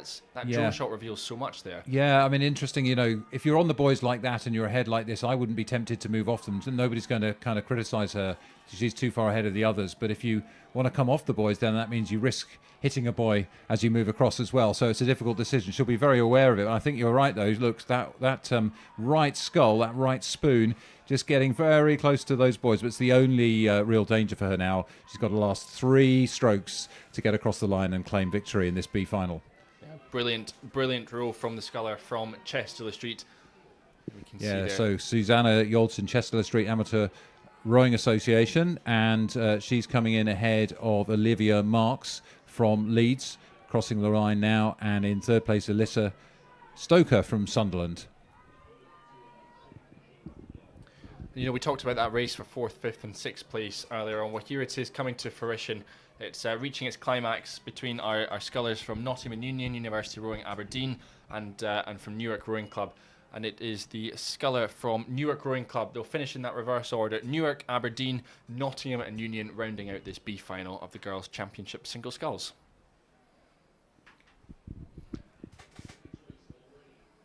So the next race should already be underway, and it will be the Open equivalent of that. This is the Open Championship Single Sculls, and we've got Nottingham Rowing Club, Henley Rowing Club, Buell Bridge Rowing Club, Roxbourne, Rob Roy and Lymington. So we've got a bit of a spread with some Southerners in this race, Fergus, for you to enjoy. Plenty of scullers in action, and you know, full credit to them. You know, the time trial this morning was a real challenge into the headwind conditions. So to be finishing in the top 12 of that, these scullers finishing obviously 7th through 12th in that time trial racing in this B final, and here they are, and our sculler from Lymington out in front leading this race.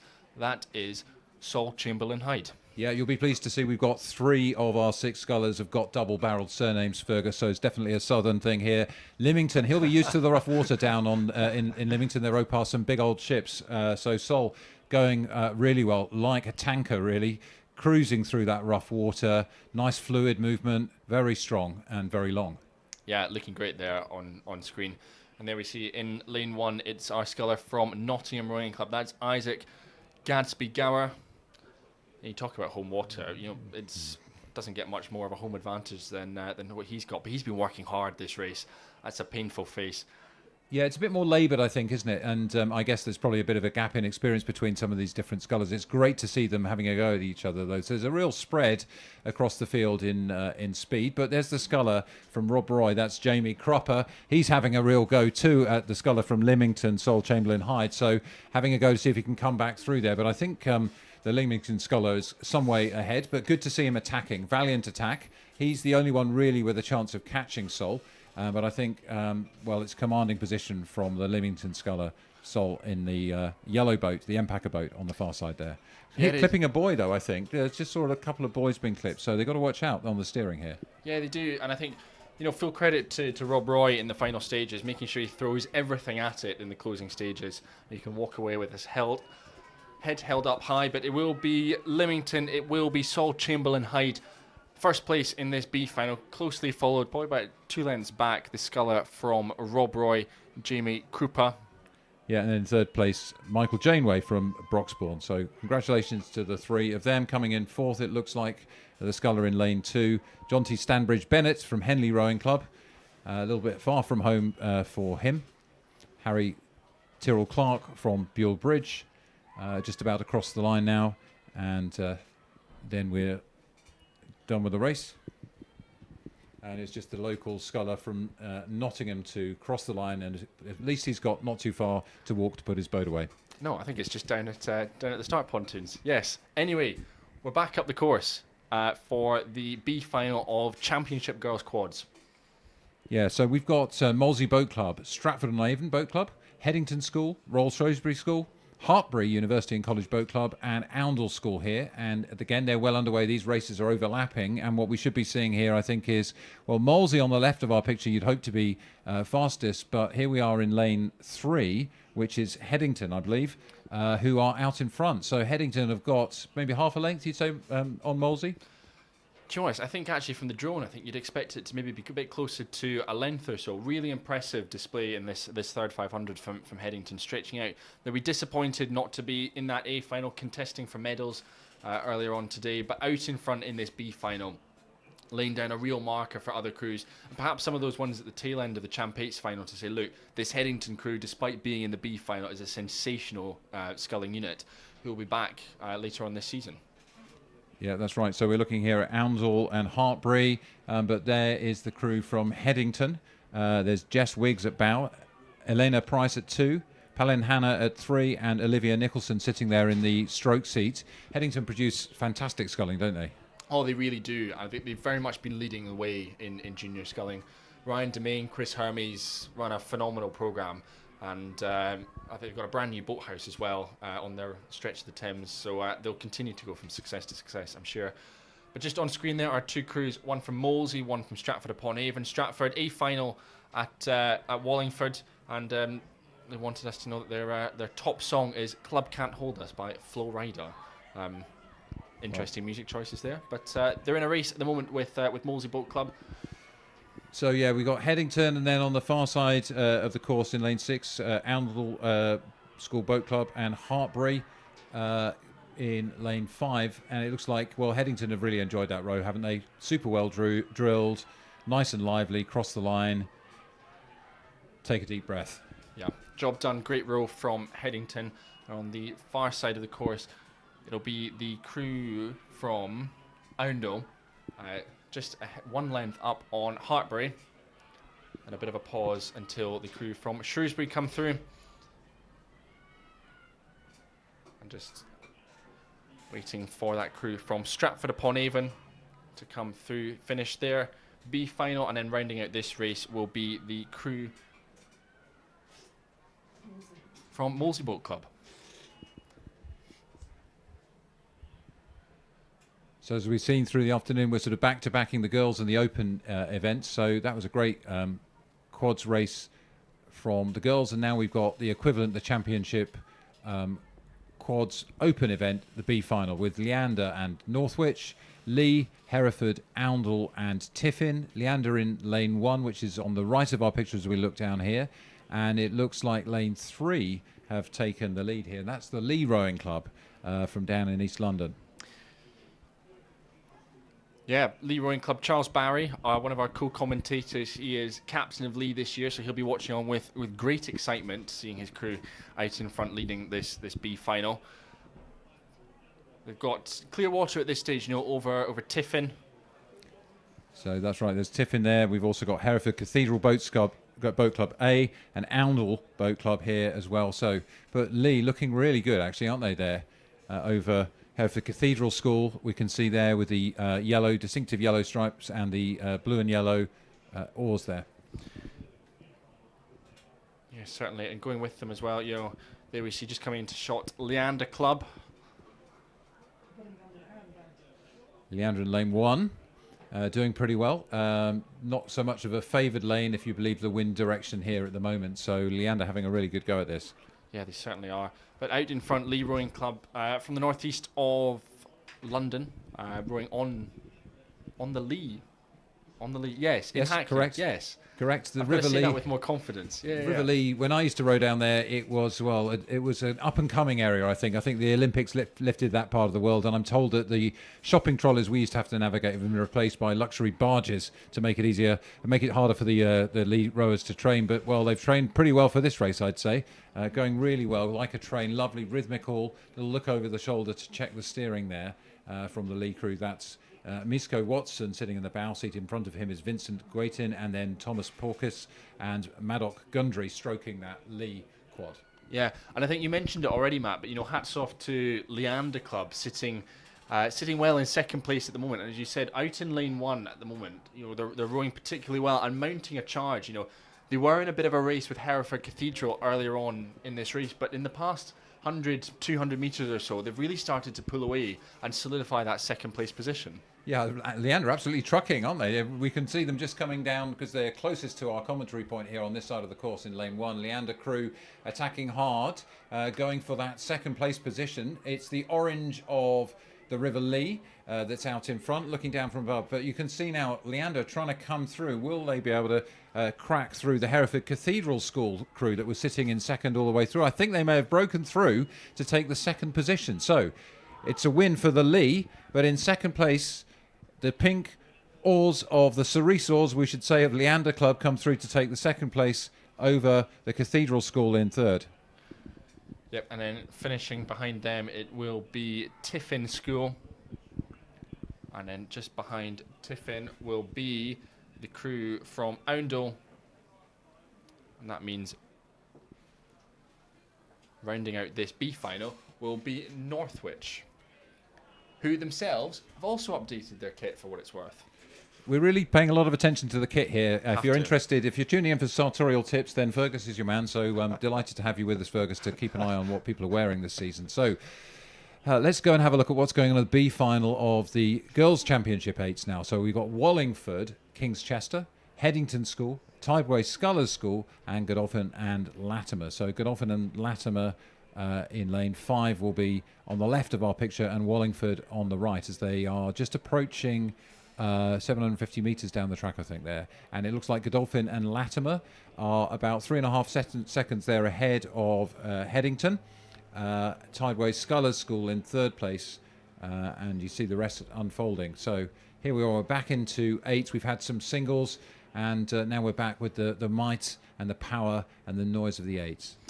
Yeah, and I remember watching the Champ 8s, the A finals of these races earlier on today, and just the noise and the roar that was coming from the banks was incredibly special. And we can see up from our position, there's still hundreds of people out on the course, and you just start to see them move as the 8s come past. They just start to move from the enclosures, from their gazebos to the side of the course to cheer the 8s coming past. They've got a bit of time until they hit that wall of noise.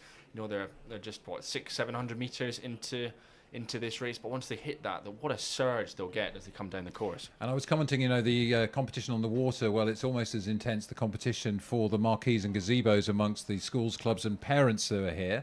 I was told by the organisers of National Schools Regatta that at one point they actually had prizes awarded for the most delightfully decorated gazebo, won by Windsor Boys School, I'm told. Anyway, let's get back to the action here. Tideway, Scullers and Headington. Tideway, Scullers, Cox looks over her shoulder to see, are they moving still on the Headington crew, trying to push through into the halfway mark.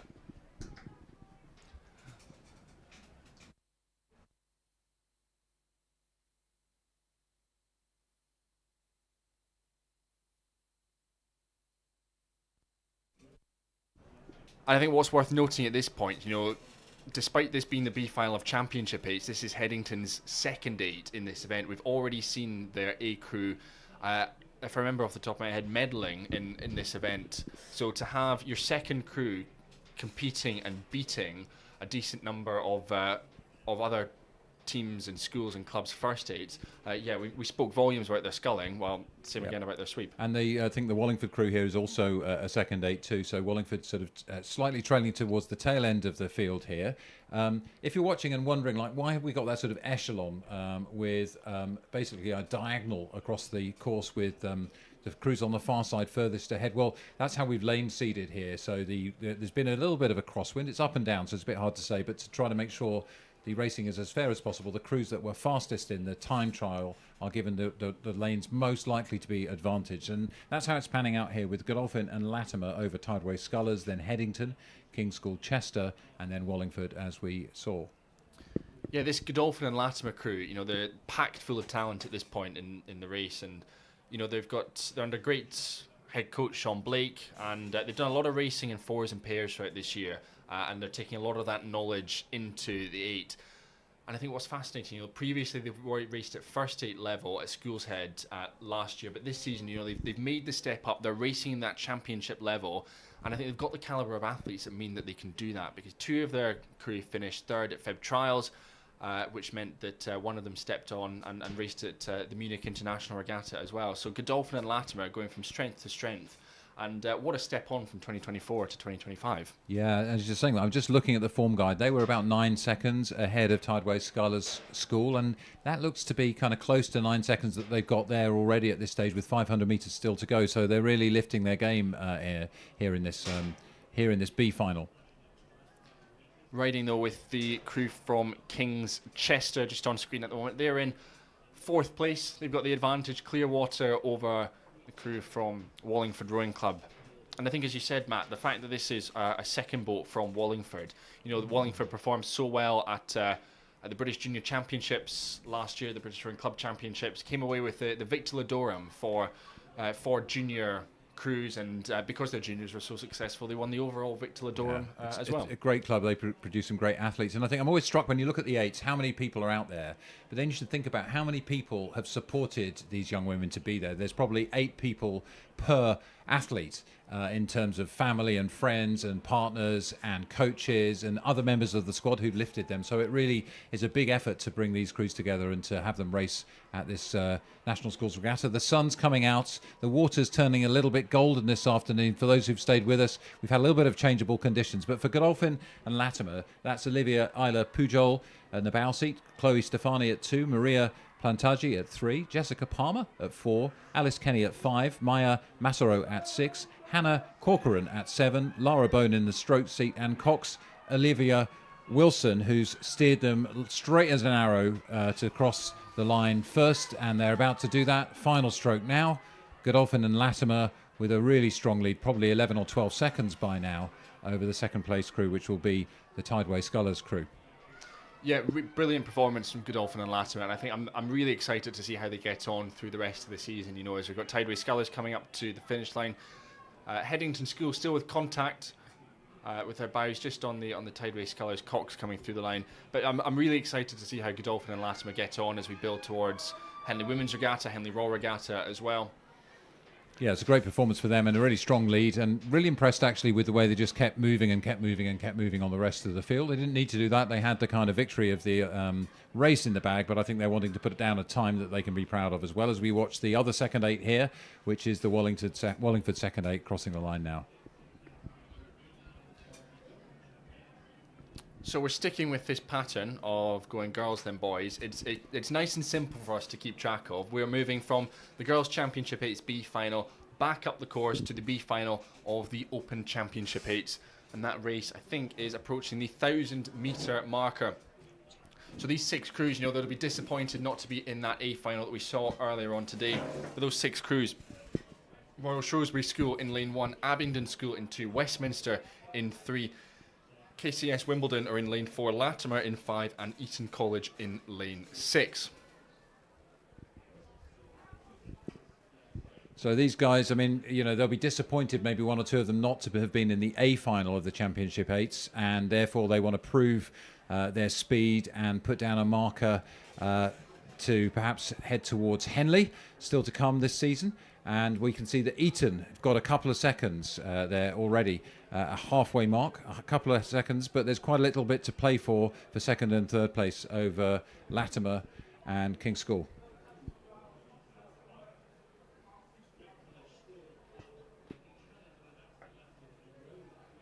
Here we see Eton and that characteristic colour there, never quite sure what to call that, coming through the 750 metres mark. Is it duck egg blue?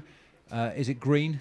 Well, I wouldn't say it's quite Cambridge blue. You'd be the expert on that, wouldn't you? But it's not quite Cambridge blue. I don't know. Isn't the story that it was an Eton colour that was lent to the Cambridge boat when neither Oxford or Cambridge had colours? But let's forget that history and look at what history might be being made here on the positions 1 and 2, because there's a bit of an attack going on from Latimer coming to attack Eton. Yeah, massively. You know, this Latimer programme has just been stepping up as the season has gone on, and in recent years as well. And, you know, Eton College, you know, they're under pressure. You know, they'll have been to not make the A final. You know, it's tough for this Eton first 8. You know, year after year they find themselves in A final. I think you can date it back to about 2013, the last time they weren't in an A final of Championship 8. So a lot of work to do for them. Bit of redemption to come in this season, but they've got nearly a 2-second advantage over Latimer Upper. And if Latimer Upper are able to keep tabs with Eton at this point in the race, that'll be a great result for the Latimer boys. Yeah, I mean, I think I'll be happy with that. I think that they've kept pretty much 2 seconds over that third 500 of the course, which is where you'd really want to open up a distance. So good performance from Latimer. Have they got anything left? And have they rattled Eton enough so that Eton maybe are going to struggle to hold them? If Latimer have got a further push in them, they may have something that they can do. But also down the course we've got real battles opening up as well in lanes 1 and 2 between Royal Shrewsbury and Abingdon, neck for neck, stroke for stroke there as well, in the middle of the fleet. Yeah, that race between the two of them closest to us in the tower, you know, Shrewsbury and Abingdon, I think that's such an advantage for the two of them, just to be able to lock in on each other and just grudge it out. You know, that's some pain faces there from Latimer Upper. There'll be some pain faces from Abingdon and Shrewsbury as well. Eton College, though, they've held out. They've got 150 metres left to go in this B final, this redemption final for them, that they'll be hoping to bounce back and step on as racing comes later on And today. look, in these last few strokes, the last 100 metres, it's really all about sitting up and kicking with the legs, getting the blades in as many times as you possibly can. I think Eton have responded to a last attack now from Latimer. So Eton have got 2 or 3 strokes to hold it together. Can they do that? Latimer surging, pushing, trying to get an extra seat or two, but it is going to be Eton crossing the line with maybe 2.5 to 3/4 of a length over Latimer Upper School. Great row from Latimer there. And and we've got a real cracking race coming in for positions 4 and 5. Wow, well done there to Westminster and Abingdon and Royal Shrewsbury, who gave it some in lane 1 just underneath us here. Wow, position 7 through 12 of Championship 8. Position 7, Eton College, just beating out Latimer Upper School. And, you know, they'll race a few more times as the season builds. National Schools is, you know, what do we call it, the second of the triple. We had the Schools Head of the River earlier on this year, National Schools, and, of course, all of these crews building towards the Princess Elizabeth Challenge Cup at Henley Royal Regatta. But for some of these crews, actually, you know, KCS included, they'll start to race for the quadruple, which will start to incorporate the Head of the Charles. A lot of these crews making the trip out. KCS, third place at Head of the Charles this year. But at this point in the season, after St Paul's didn't win Champ Eights today, no one for Champ Eights for the boys are on for the triple. So it's done and dusted this year. Well, there you go. Lots of events to go for, and that's something to aspire to later in your rowing career. If you're one of the J14s, J15s, J16s who've been racing here, we've seen some cracking racing. Earlier on today, we had Sholto Carnegie, Olympic champion in the British Men's 8, in the commentary team with us, and it was excellent to hear from him how nerve-wracking and how much experience he took away from being a J14 and J15. So if you've been competing in those categories, or if you've been watching and being inspired by these athletes, all of us start somewhere, and there's no better place to start than at the National Sculls Regatta back here at Hom Pierpont in Nottingham.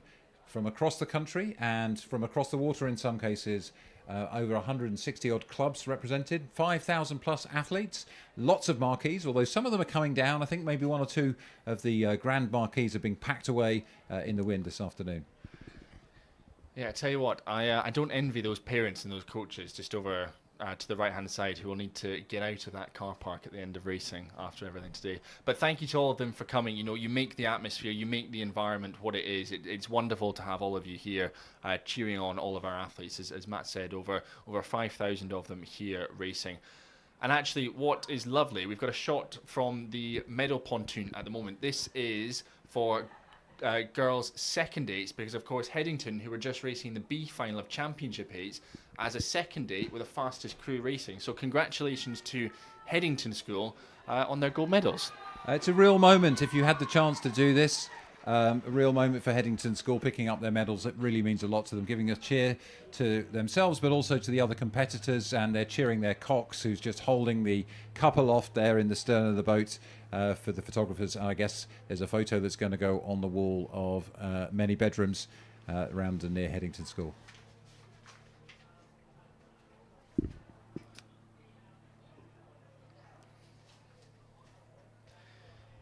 Yeah, Headington School, they're absolutely delighted with some of their medals. And well, there's the other side of the National Water Sports Centre. There's our commentary position just off in the left-hand side, you know, where all the crews will be voting in the middle there. Yeah, so judge the marquees for yourself. There's quite a lot of marquees. So these are the marquees of clubs and schools on the top of that bank. That gives them a lovely vantage point, doesn't it? And we're looking down to the finish area, and you can see, you know, we're in this lovely country park where the National Water Sports Centre was opened back in the 1970s, I think.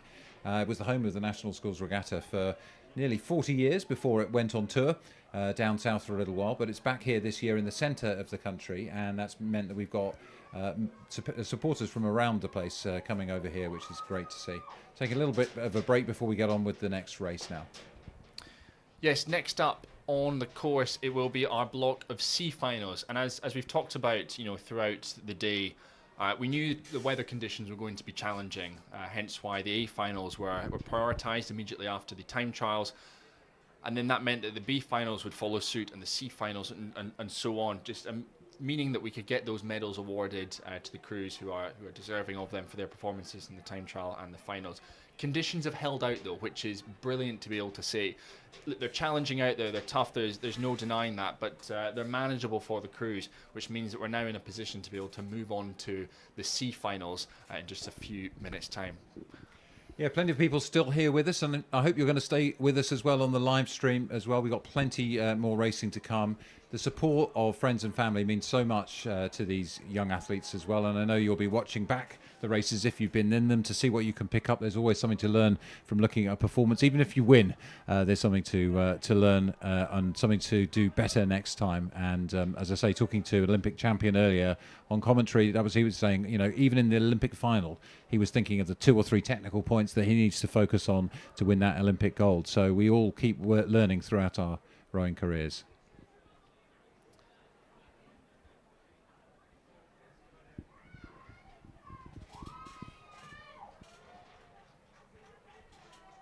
So just in the background there, you know, we can see some of the crews just lining up on the start line for their race.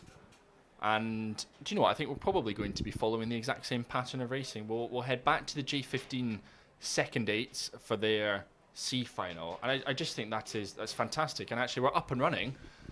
We are underway, green light for that C final of the J15 second eights.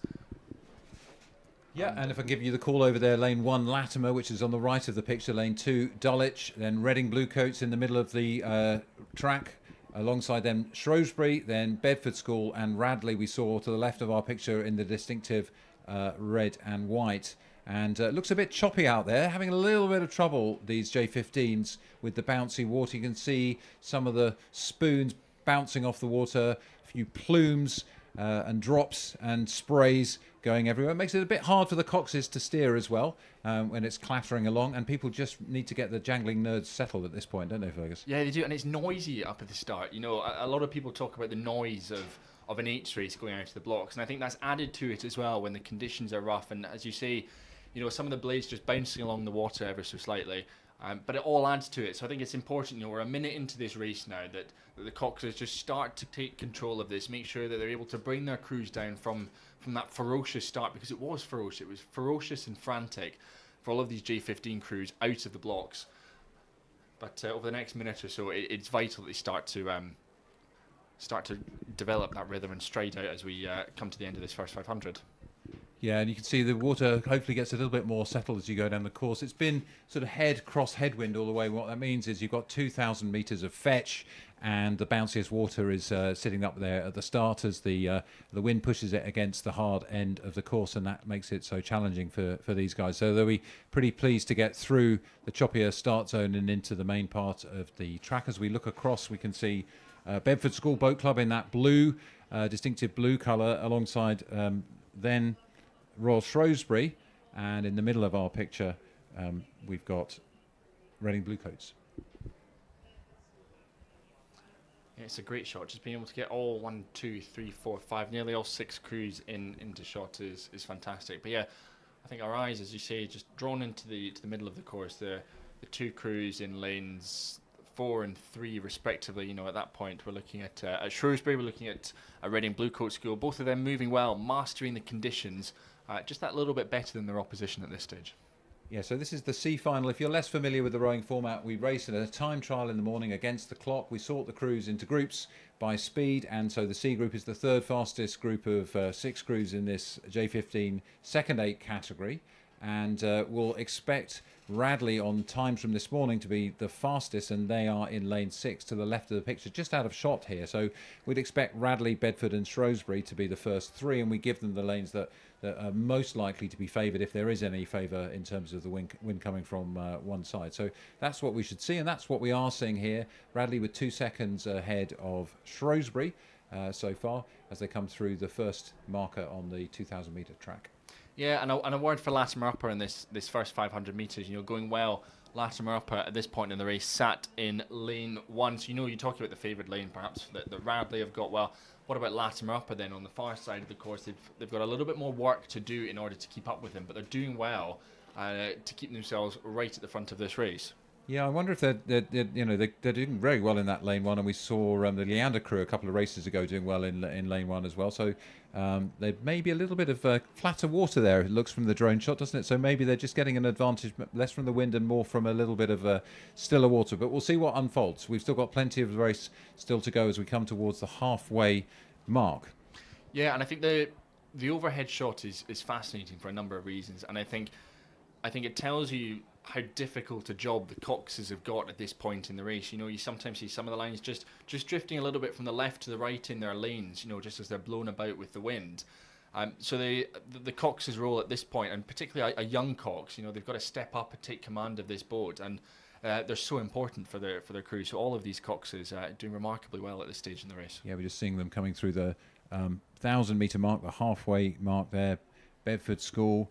And let's see, it looks like Radley's still out in front by just under 2 seconds there. So they haven't opened up much more of a lead, which is good news for the other crews who will be chasing them and wanting to kind of stay fully in contention for a win. In fact, it looks like, is it in lane number, we've got some steering, lane number 4 there. Looks like the Shrewsbury crew are having a bit of a flyer in that second 500. Yeah, they've really stepped on, haven't they? They were in contention in the opening 500 metres. That second 500 metres, they've strided out very nicely. And, you know, Radley were leading, but I think actually, once we get the overhead shot again, I think we'll get a much better indication that actually, do you know what, I think Shrewsbury might have pushed themselves into the lead at this point in the race, which would be tremendous for them. The question then becomes, well, what can Radley do in this stage? And well, there's the shot. Shrewsbury, I think, are just starting to etch their bows in front. If not, they're right in contention. And I think momentum very much with them at this point in the race. And I'd love to see them kick on in this third 500. Fergus, I think you called it absolutely perfectly, and it really is a tussle now for that leading position, isn't it, between the Radley and Shrewsbury crews. And at the moment, with Shrewsbury on the rise, and I always think the psychology, what's going on here? Radley have led and hoped to break away. They see Shrewsbury not just holding at them, but starting to come back. So this is where confidence counts. Confidence in the training, confidence in your own fitness, confidence in your crewmates, confidence and belief in what the Cox is telling you. And that's also going to be happening in the Shrewsbury boat as they attack, and they've got the confidence of coming back and feeling that they've maybe got something that they can do here. Yeah, certainly. A glance across there from the Cox, another glance, he's looking at, he's checking where the Shrewsbury crew is, and he'll be feeding this information back. And there's, particularly from the stern of that Radley boat, 6, 7 and the stroke man, just starting to have a look. They're conscious of this move that Shrewsbury are making. With 500 metres to go, Radley are up against it. If they're going to get themselves back in contention. It's been a slow move from Shrewsbury. It's taken a lot out of them, but it's one that has paid off enormously, and that's them really stepping up now into the commanding position of this race. That's been a brilliant last 600 metres from Shrewsbury. Absolutely. So you can see it's really those first two crews, and then quite a gap to the rest of the crew in this C final of the J15 second eights here, looking down there on, I think that is the Dulwich College Boat Club crew, but well ahead of them now we can see Shrewsbury at the top of the picture there, and then to the right of the picture Radley, and that's where the race for first place is still hot and still hard fought. Yeah, it absolutely is. We can now start to see them from our commentary position as well. But gosh, look at those orders getting barked from the Radley Cox. He's doing all he can to get his boys back in the mix. They've led for so much of this race, and then that move from Shrewsbury was tremendous. I think compare and contrast that coxing. The cox in that Shrewsbury boat just seems a little bit more calm with his lads. His eyes are in, and he's focused on what his crew are doing. But Radley, on the other hand, looking out the boat, they've got a lot of eyes on Shrewsbury, but Shrewsbury moving well with about 150 metres left. Yes, Justin Wu, the Cox of the Shrewsbury crew. A lot is depending on him to coach his crews and to coach the crew and give them the belief that they need. Meanwhile, Jack Skinner coxing the Radley crew, well, he has to get them to hang on and trust the training. But for me, Shrewsbury on the rise. Have they got the confidence? Have they got the power? Can they hold it together through the exhaustion in the last 10 strokes of the race? It's really nail-biting here. Shrewsbury have the chance to defeat Radley, but Radley are responding in the final 5 strokes. Yeah, this is really impressive racing in the C final of the J15 second eights. But as we come up to the line, Shrewsbury, what a performance in the second 1,000 metres of this race. They come through, take the win in this C final, and you see what it means to the lads. That is wonderful scenes. Yeah, so on the time trial, they were 12 seconds behind Radley in the time trial this morning. So turn that around. That is really some performance, and they're rightly proud of that. Radley, well, they thought they might have had it in the bag, so devastating for them to see themselves rode through in that last third of the race.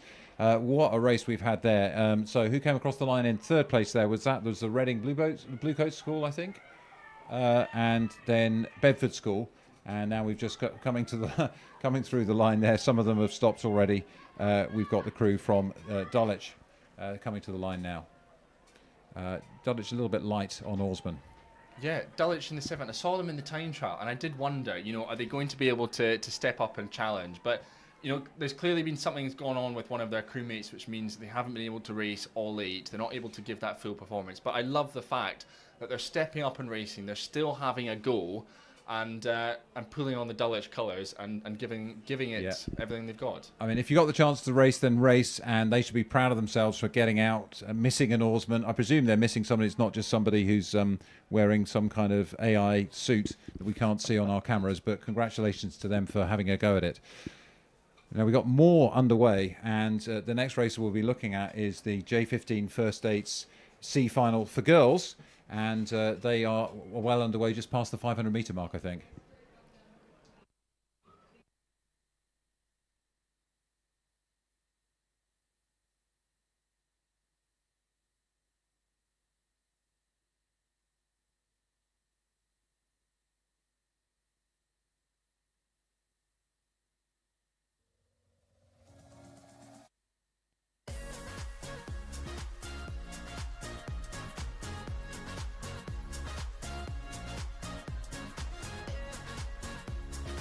So the C final is underway. Bedford's Girls' School, Norwich School, Godolphin and Latimer, Bedford Modern and King's Chester underway, and it's coming through to the 1,000-metre mark we can just see on the picture. If you're just joining us, don't be too concerned about the sort of echelon we've got here. We've got a lane seeding based on the speeds of the crews in the time trial this morning. We're just coming through the 1,000-metre mark here.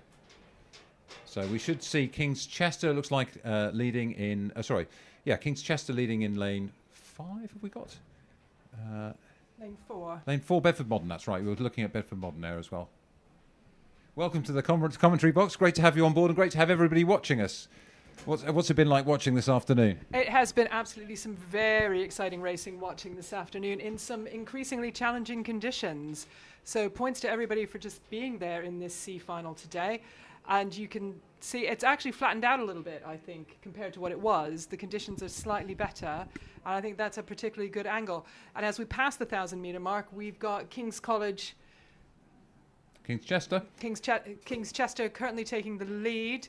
Just off to the left there in your screen, and coming through now we have a lovely shot of Bedford School, who are looking quite strong, actually, even as they work to come from behind. Yeah, so we've still got 1,000 metres to go, but a pretty strong lead now, as we can see in that lane 1 from lane 6, King's School Chester, with the white shirts and the white oars, and then next to them in lane number 4, Bedford Modern School. So those are the two in contention. Bedford Modern was about 8 seconds behind on the time trial, so we're looking to try to close that gap in this side-by-side racing format here. And here we're looking at the King's School Chester young women in J15. Now you had mentioned for the seeding for the time trials as they come through, and there's a bit of an echelon formation due to the favoured lane status.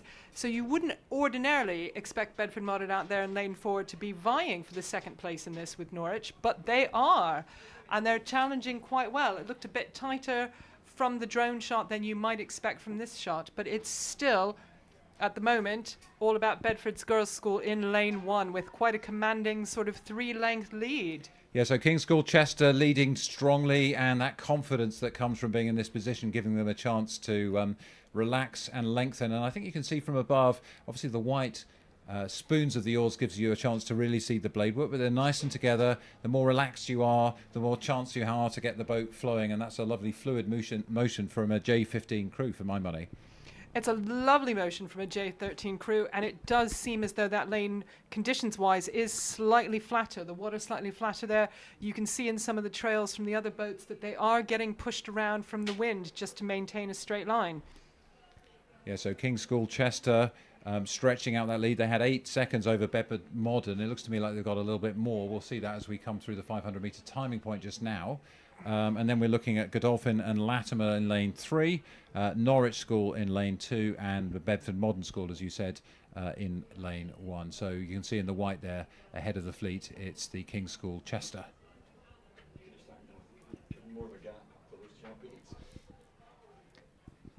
So at the moment on this, as we move back through the 500-metre mark, we again still have Bedford School in lane 1 with an absolutely beautiful row here. Then closely and still duking it out for a second here is Norwich and Bedford Modern School. Norwich with a slight edge at the moment, but as we can see here from the commentary tower,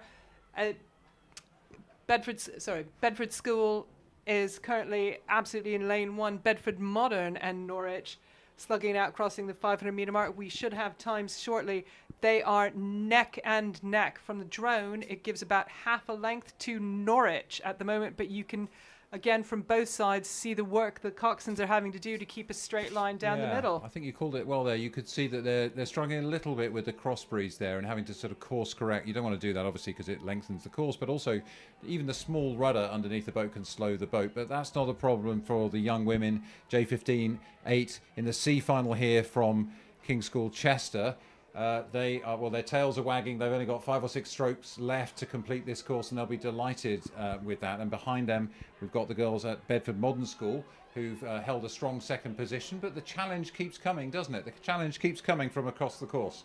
It does, but at the same time, they appear to have lengthened their lead as they've come into this final sprint. And they've got about 5 strokes to go.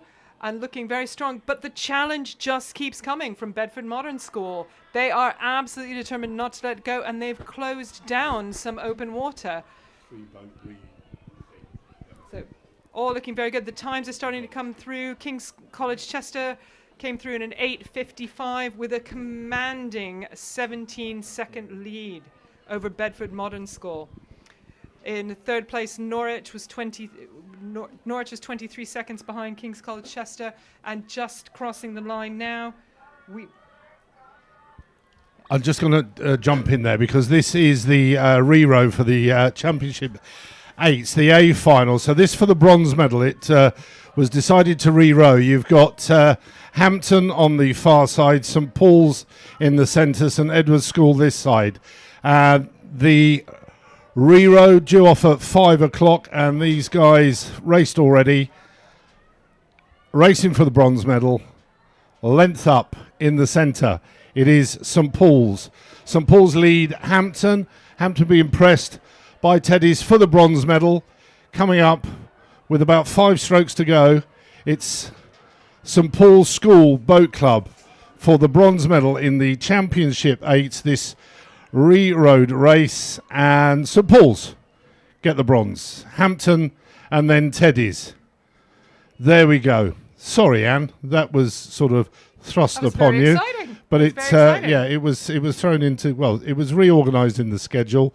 There was a reason for it, and it was decided to re-row the places for bronze medal, and it's St Paul's who claim the bronze, as I think they possibly did in the first race. However, here we are, nothing on the course, but if you want to mop up on that last race, I think it was the girls. So the previous race was the C final for the King and Picton Goblet Junior for girls, and that was rounded out by King's School Chester. But I was very distracted by that race for gold. Elam Hughes there for Teddy's, stroking an excellent race. Yeah, the the Champ Boys race possibly set off a little bit rapidly behind the other one, so it was all or nothing there. St Paul's go with all.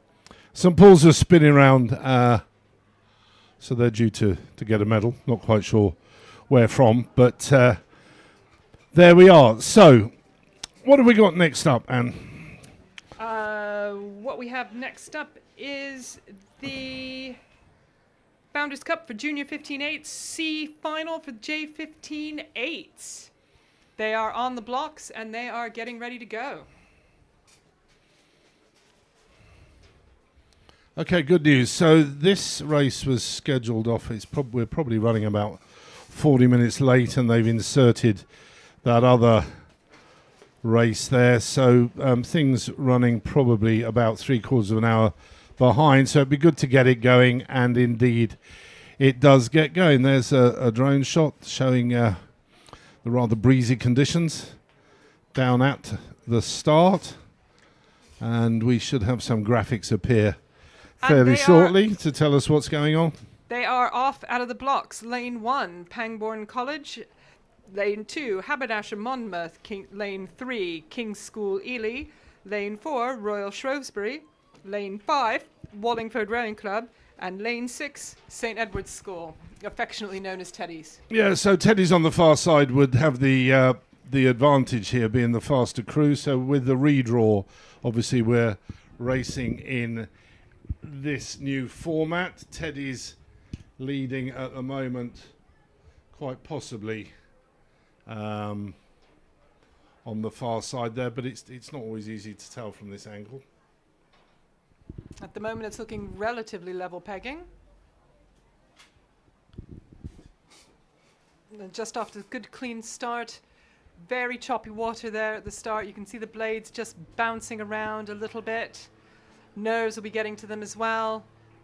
But you can absolutely, that's an excellent shot to show you what the conditions are like in the first half of the course. It is choppy. It's the time to sit up, lean into it, get back and row, get that blade work very tidy. You can see the crosswind blowing them around, and as I see it here, to me, it looks as though Haberdashers have eked out to a slight lead. Well, Haberdashers Monmouth in lane 2, so that would be the second crew in from the right of your screen.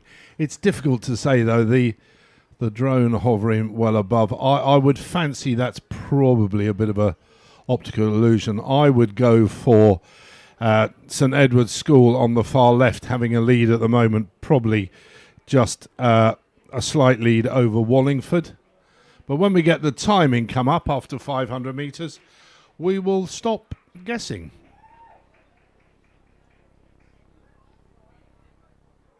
It's always an interesting shot in terms of the parallax, and you can see lane 1 at the moment looks like it's got slightly flatter water, but it looks as though they're still struggling and maybe falling behind a little bit. The leads are definitely out in lane 6 at the moment. I think it's Teddy's. Yeah, so St Edward's over there on the left of the screen. So it's St Edward's in lane 6. Inside them, you have Wallingford. On their inside is Royal Shrewsbury.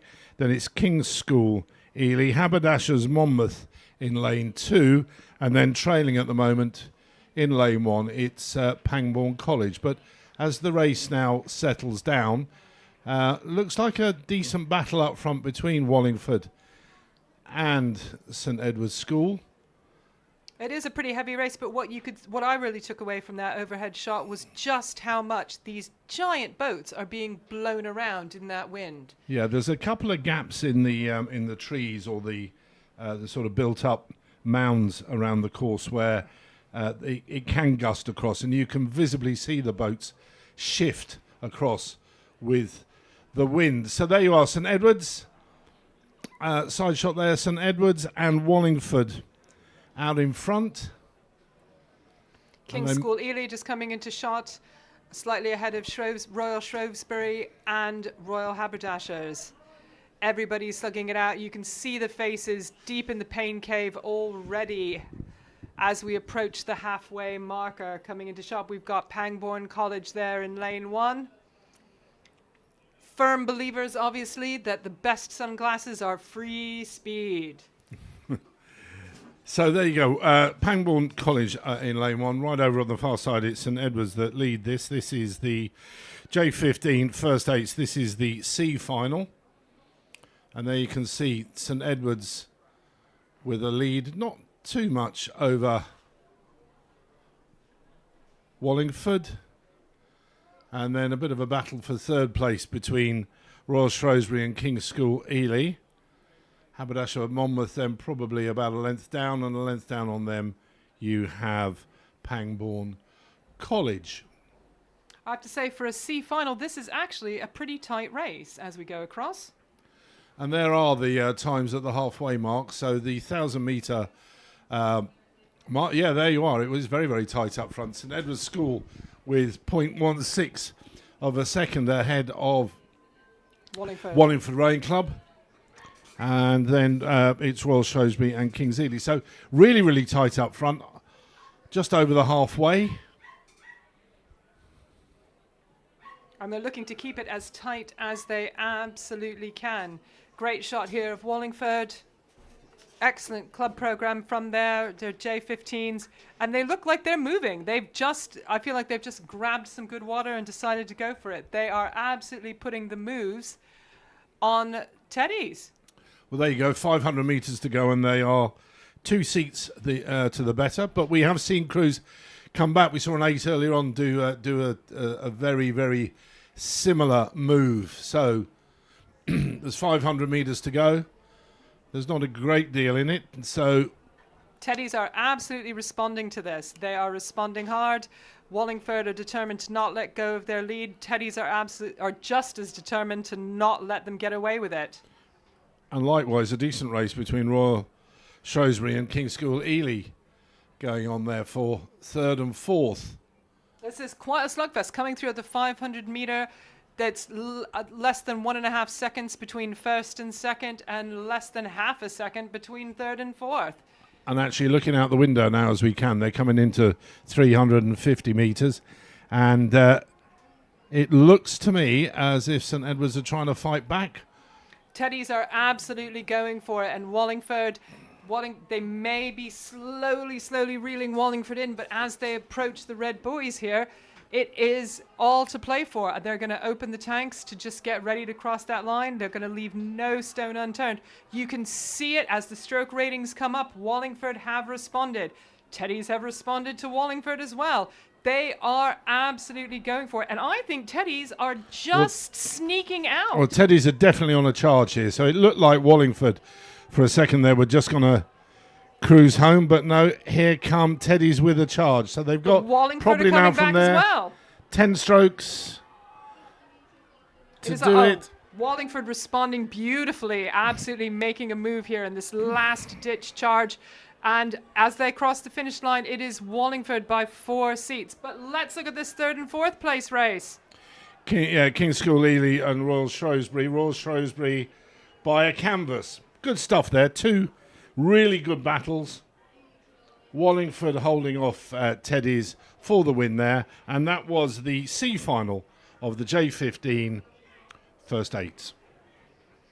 Wrapping it up as they cross the line now, we've got Haberdashers Monmouth, followed very closely by Pangbourne College. And moving on to the C final for the Anna Fangen Cup for Junior 16 Coxed 4s.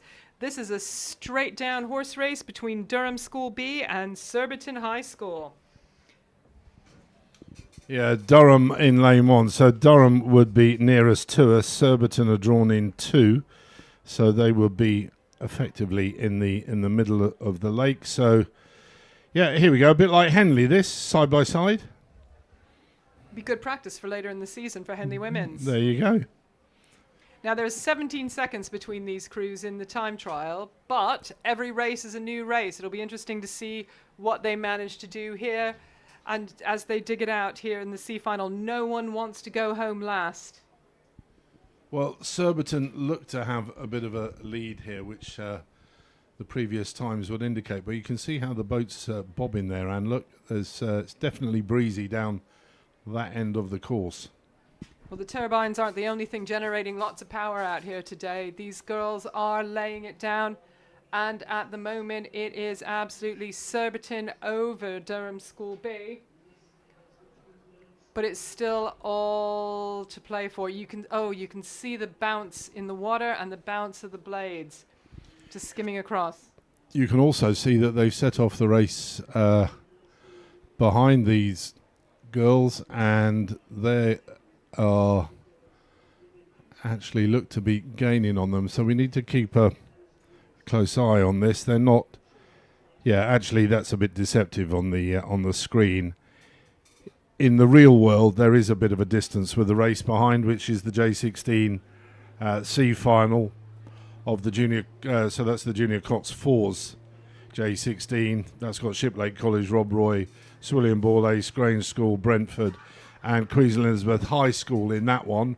Our eyes at the moment are on Surbiton, who have a comfortable lead at present over Durham. Just to add to the mayhem, you've got an umpire's launch speeding down the middle. They're looking to get into position.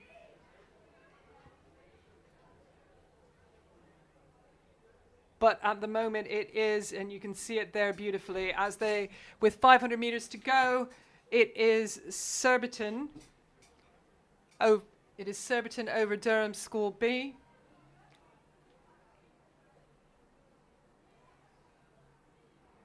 Cox urging her crew on, having a quick look around to see whether or not Durham have managed to catch up, and at the moment she's giving them the all clear.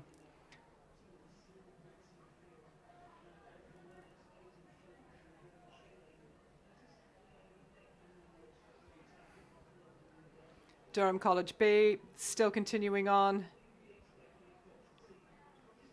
As the conditions start to flatten out, it is a good horse race and good practice, as we said, for the Henley races coming up later in the season. Surbiton have to be feeling good. They'll be able to see Durham behind them, and continuing to just press on to the finish line. Yeah, that race looks to be pretty much done. We should, if we can, follow the race which is chasing this one up, the J16 Cox 4s. We could get an image of those down the course. There you are. You can see that race. We've got an image of Spread both races across. at once. Yeah, we got Shiplake College, Rob Roy, Sir William Borlase, Grange School, Brentford, and Queen Elizabeth High spread out there across the course. And it's Shiplake College on the far side look to have the lead here, and quite a decent lead, I would hazard a guess, with Rob Roy on their inside. Shiplake, what a day they've had, winning the girls and the Open Championship Eights. Absolutely fantastic. And these guys don't want to be left out the party, so they're doing their absolute utmost to win this C final. Well, at the moment, they are looking in a commanding position. It is theirs to take. But first, the race ahead of it, we've got Surbiton High School again with a commanding, easy lead over Durham School B with the last few strokes to go. So I haven't seen the time come up yet for this next C final, and that's the finish there for Surbiton High. They crossed the line. But as we move into the C final again for the Arundel Cup for Junior 16 Coxed fours, crossing the line at the moment, it is Borlase. No, or is that Shiplake? No, that's Shiplake. No, it's Shiplake. the race following this one. So the girls' race is done. Surbiton overcome Durham, and we've got Shiplake College way out in front here. And then you've got the Chase Impact. The Chase Impact of Rob Roy, Sir William Borlase, Grange School, Brentford Boat Club, Queen Elizabeth High School. Brentford Boat Club having done really, really well yesterday, actually, in the more junior categories. Borlase always there or thereabouts. But Shiplake's day today, and Shiplake, good 9 seconds here ahead. 500 metres to go. Shiplake lead Rob Roy. Rob Roy in turn lead Grange School, who in turn leads Sir William Borlase. It is almost a perfect progression following on from the time trial. The only active fight going on is between Queen Elizabeth and Brentford. Because as we said before, nobody wants to be last in any of these races, and Queen Elizabeth and Brentford duking it out, but it's still Brentford ahead of Queen Elizabeth. But this race is all about Shiplake. Shiplake, coming into the last 3 strokes, are going to take this. There we go. And it's Shiplake first. Rob Roy progressing on as well, followed by Borlase, followed by Grange School.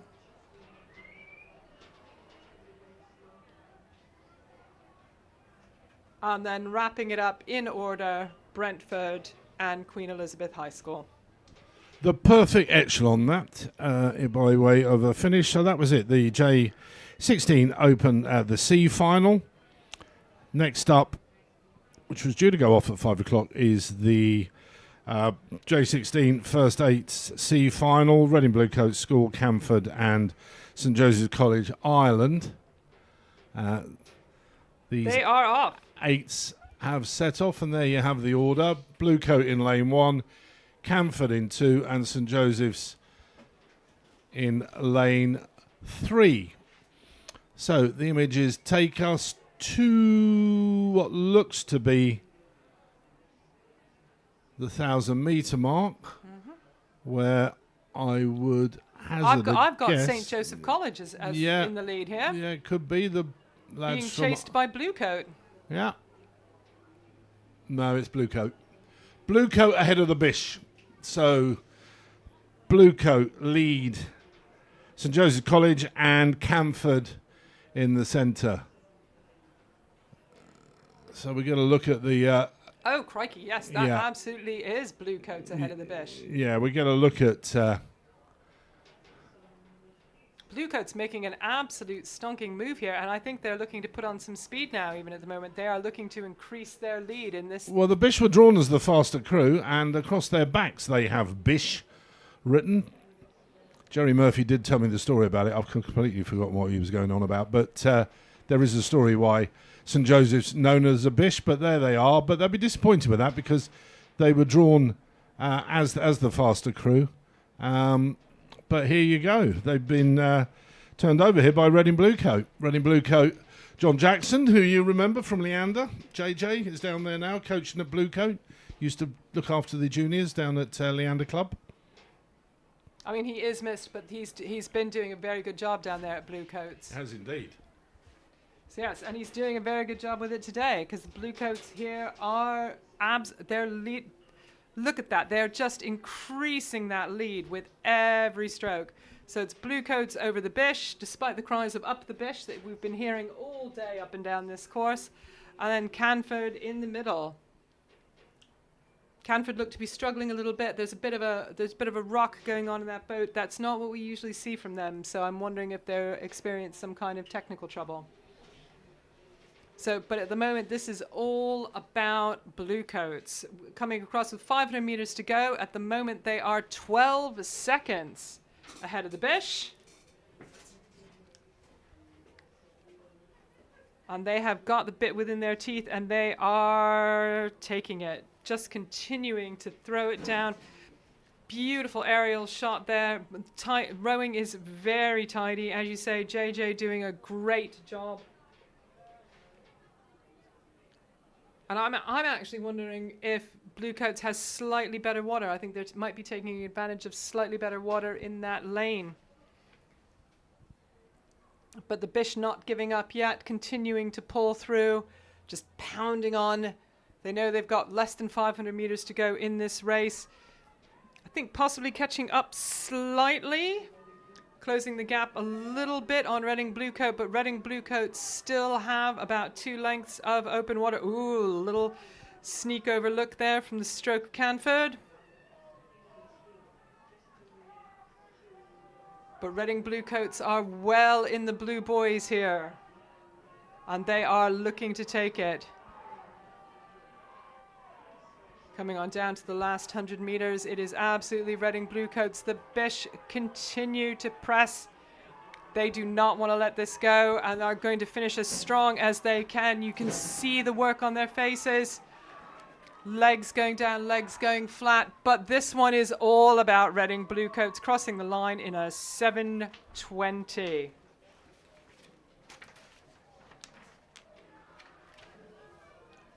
Continuing to look strong as we go through here.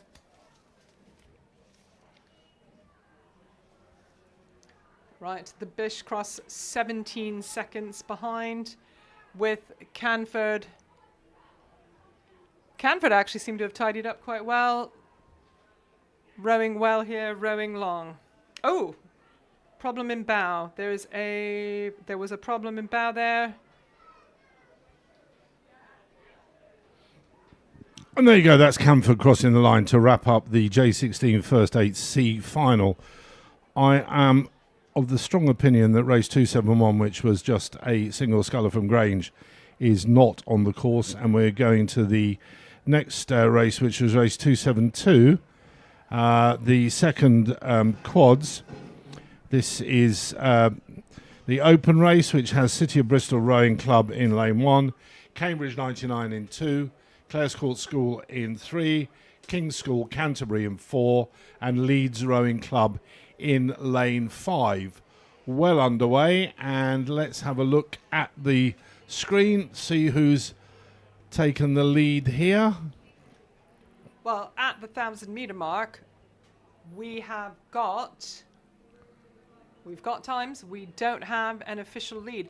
I think it's actually there in the middle. I think it may be Clares Court, but it looks very tough. No, It's Leeds. it's Leeds. Yeah. It's Leeds with Clare Court. But you're not far wrong. Leeds with Clares Court having a good, decent challenge there. So Leeds in the favoured lane, if you like, for the draw. Clares Court in the middle, and they are sandwiching King's School Canterbury. You can see from the overhead shot here, King's School Canterbury just dropped back there, so they're pretty much level third with Cambridge 99.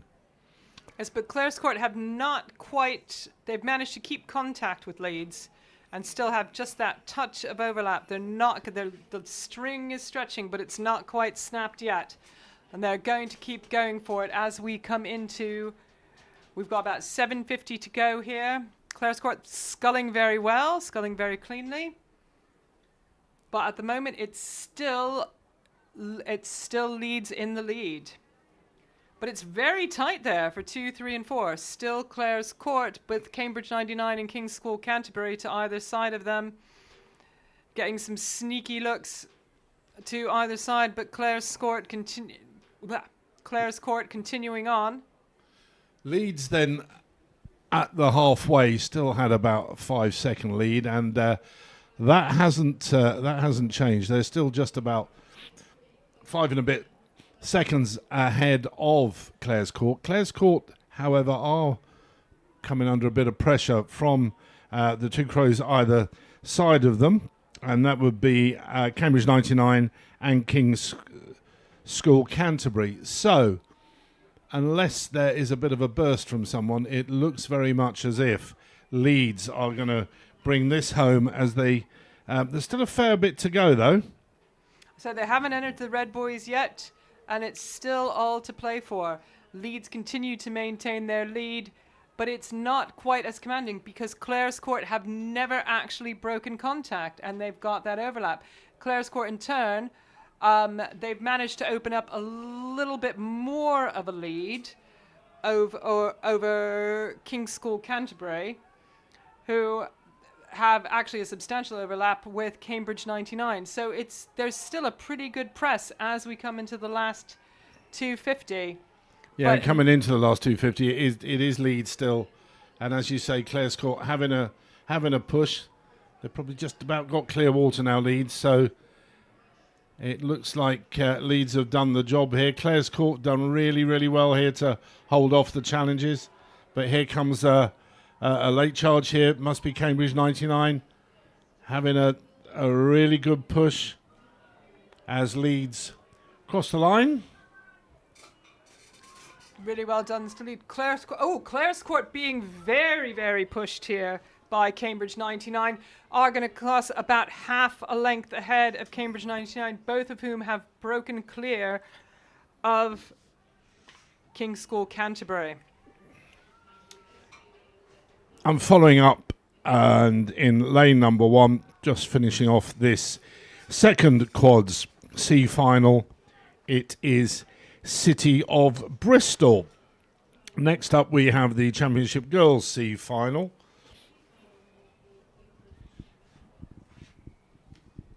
And there you are, confirmation that race winning time exactly 8 minutes. But here we are in the Championship Girls Coxed Finals for Coxed C Final. We have Lane 1, Norwich School Boat Club D. Lane 2, Royal Shrewsbury School D. Lane 3, Brentford H. Lane 4, King's School Worcester. Lane 5, St Michael's from Ireland. And Lane 6, Putney High School. They are off and at about the 250. It looks as though St Michael's have actually gone out to a little bit of a lead here. Yes, indeed it is. It's showing here that at the 1500 metre mark, St Michael's only just short of 2-second lead, but a lead nonetheless. So St Michael's in this race number 273. St Michael's showing ahead of what looks to be Royal Shrewsbury. Is that right? Yeah. Yep, at the moment it is St Michael's. It's St Michael's, I think, over Putney. Ever so slightly. St Michael's over Putney, and then again over King's School Worcester. Yep. But it is still pretty tight and all to play for, although St Michael's are continuing. They're starting to stride out a bit. They are going long, but you can see, again, you look at the direction of the boats, they are getting completely pushed around in that head cross. Yeah, the drone shot there giving us a really good example of how the wind can catch these boats. So although we're up here at the finish, and I must admit the flag is fairly sort of limp, but as you look down the course you can see it does get very, very gusty. So they've gone through the 1,000-metre mark, and it is St Michael's that still maintain that lead. They're absolutely starting to spread out here at the 1,000-metre mark. So we've got St Michael's with 6.5 seconds.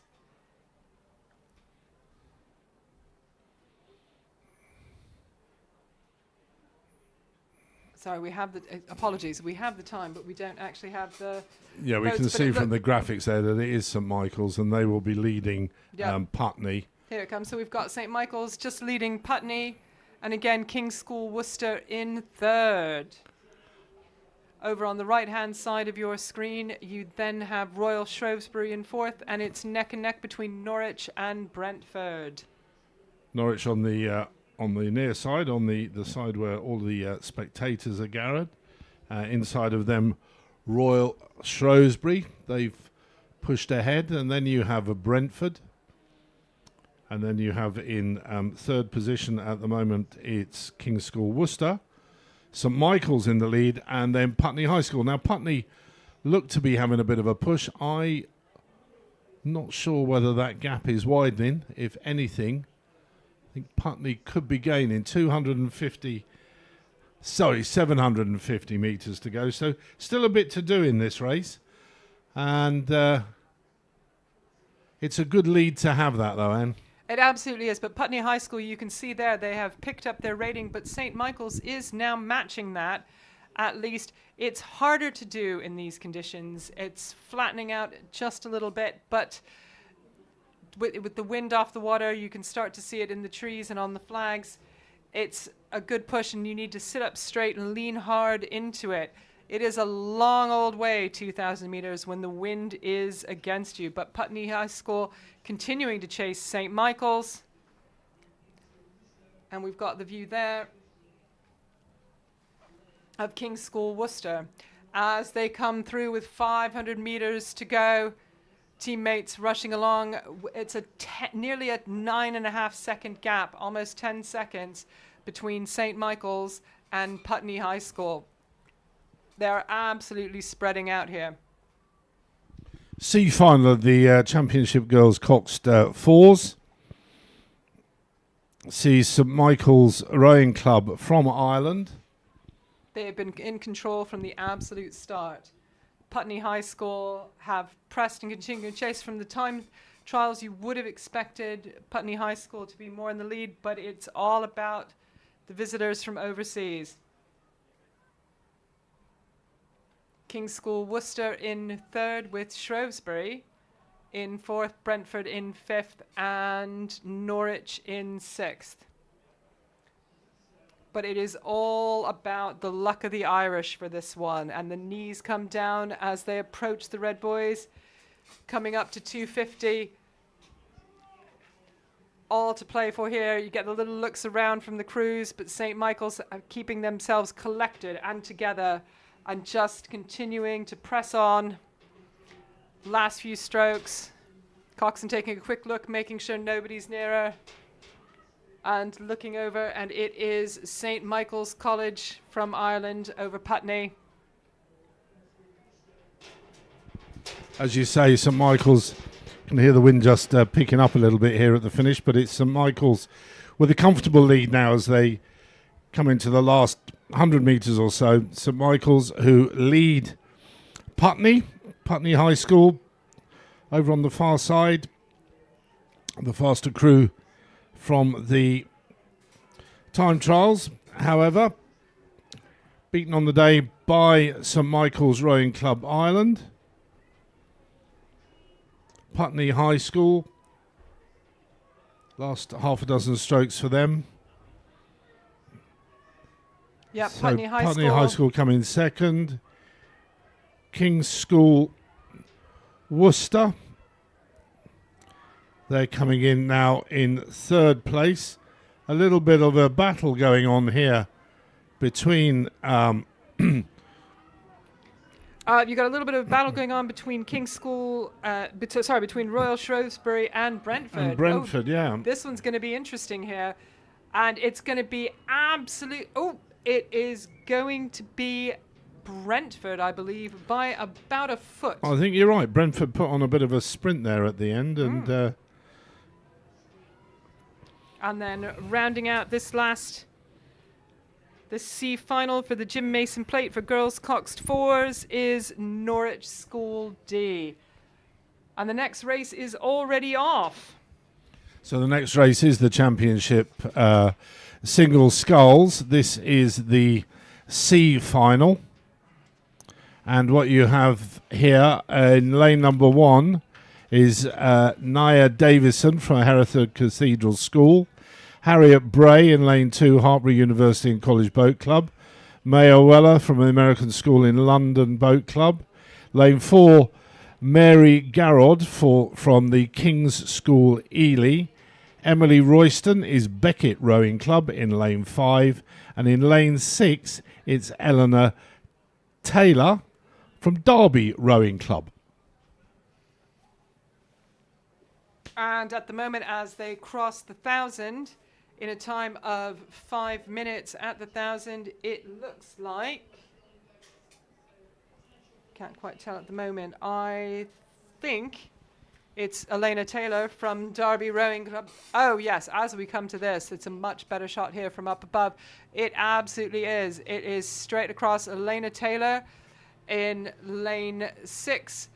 Currently in the lead with Emily Royston from Beckett Rowing Club in second. Third looks out to be Hartpury University Harriet Bray, and fourth, very, very tight, third and fourth, between Hereford Cathedral School.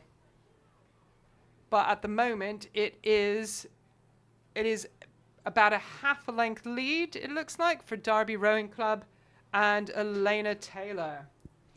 Yeah, the graphics there showing at 1,000 metres that in fact it's just over 4 seconds, which is probably getting on for 3/4 of boat length probably in these small boats.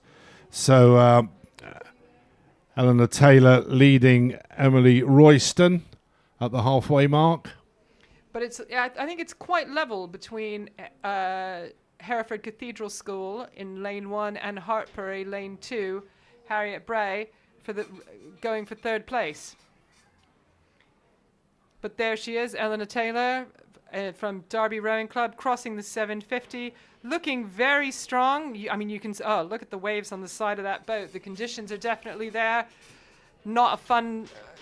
It's not the best place to be in a single, and she is absolutely commanding this. She looks very secure, very in control. Well, we saw in the time trial earlier just how difficult it is, and we saw in certainly some of the earlier races that it is a real challenge in these small boats. Yeah, we appear to have. There appears to be a random 4 yes. randomly on the course, and not sure if what we that's get an about. explanation for that, we will explain it to you. But at the moment, I think we're all well clear of it, actually, looking out the window here. I think that's just a bit of a trick of the camera, because these scullers are definitely on their own there. The umpire going around to catch the tail end scullers here. Derby Rowing Club sculler well out in front here. Yes, and a lovely shot here of Emily Royston from Beckett RC. Looking good. She's currently in second place with a 6.9 second gap behind Elena Taylor from Derby RC. But they're but it's still all to play for. And at the moment on your screen, you've got the American School in lane 3, currently leading King's School Ely in lane 4. There's the timings up there, Anne, for the 500 metres. There we go. We've got, so Elena's at 7.5 minutes exactly, crossing the 500, followed by Beckett, 690 behind her, and the American School almost 20 seconds behind. They are crossing the 750, and as you can start to see them here from the site of the tower, And at the moment, Derby Rowing Club Elena Taylor looks to be in a pretty commanding position. She's continuing to be quite strong. She's got about a 3 boat length lead at the moment over Beckett RC and Emily Royston. Third place, I believe, is Hartbury, with fourth is King's School Ely. But at the moment, entering the red boys again, she's just looking so strong here in this race. It is all about Elena Taylor from Derby Rowing Club. She's getting chased down from Beckett RC, Emily Royston, but this one, she's got about 10 strokes to go, and it is all about Elena Taylor there in front of the main sign.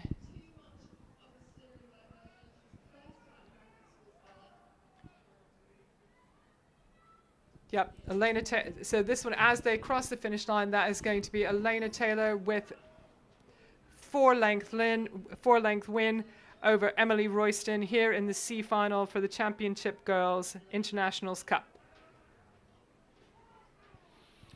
And we can move down now. It's the turn of the Open Championship Singles C final. And we have in this race, in lane number 1, Owen Thornton from Camboy. Finlay Corby, Sir William Borlace is in lane 2. Oyson McCormack, Rob Roy in lane 3. Adam Pritchard from Warrington is in 4. Noah Croft from St George's College is in 5. And George Heriot's School, lane 6, is Cameron Khan. They're well down the course and past the 1,000 metre mark. Camboys is struggling at the moment, and as he starts to struggle, you've got Borlace overtaking him. Borlace overtaking him to move, and as we change views, we've got Rob Roy over Warrington. But it's Cameron Khan actually out in lane 6 that leads this race. There's Cameron at the top of the picture there. Inside him is the sculler from St George's College, Noah Croft. And then the others battling it out. Owen Thornton in lane 1 having a few difficulties there. But it looks to be Cameron Khan in charge here. He's certainly looking very comfortable here at the moment. But yes, looking very, very calm with 2:50 left to go. He is only slightly ahead of Warrington, Adam Pritchard. But there, nope, I stand corrected. It's Cameron Khan currently ahead of Noah Croft of St George's College. And then they're bunched together much more on the right-hand side here.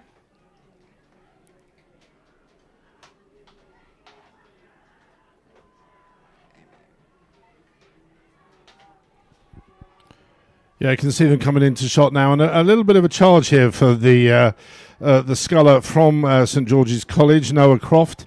He's definitely not giving up on trying to win this C final. Cameron Khan would appear to have had it all his own way, but a decent little finish here. So he's responded though. Cameron Khan, George Heriot's School, coming up to cross the line just about now, and a length behind him, it's Noah Croft from St George's College. Yes, but it's quite tight here. We've got the last two for third place in this particular race, but it has been taken by Rob Roy, Oisin McCormack, and followed closely by Finlay Corby from Borlace. And the scholar from Warrington, Adam Pritchard, coming in now in 5th. And our friend here in lane 1 is Owen Thornton. So next up is the Championship Girls Quad Sculls. And in lane 1 we have Great Marlow School. Lane 2 is Lady Eleanor Hollis. 3 Trenton Boat Club. Lane 4 Sir William Borlase Grammar School. 5 is Hexham Rowing Club. And in lane number 6 it's Westminster School Boat Club. And what we generally do here, because of the way it's been seeded and because of the positions, is look to the top of our screen and see, in fact, if Great Marlow School are leading.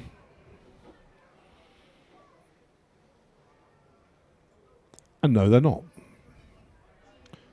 So the 500 metre mark, the times are up. And it's Hexham in the lead here. It is indeed. Hexham in the lead with Borlase in second, and Borlase in third. Westminster a second. Westminster are second. And that's a very close second. So we can see them now coming into the last sort of 350 metres here. And the wind has very suddenly picked up. The conditions have deteriorated for them considerably in this last 500 in a way they didn't even for the last race. So at the moment in the lead, it appears to be Borlase, followed closely by Westminster. But it's an incredibly tight fight for second here. And the second, third, and fourth boats are all seeming to be quite level. But at the moment, it is all about.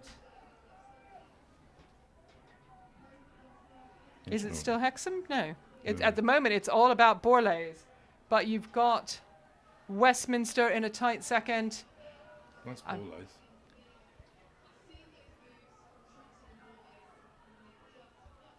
So it's Trenton. Great. Okay, we are going to hand over here. That was the Championship Quad C finals. We are going to hand over to the gentleman to take you through for the very last stint of this regatta.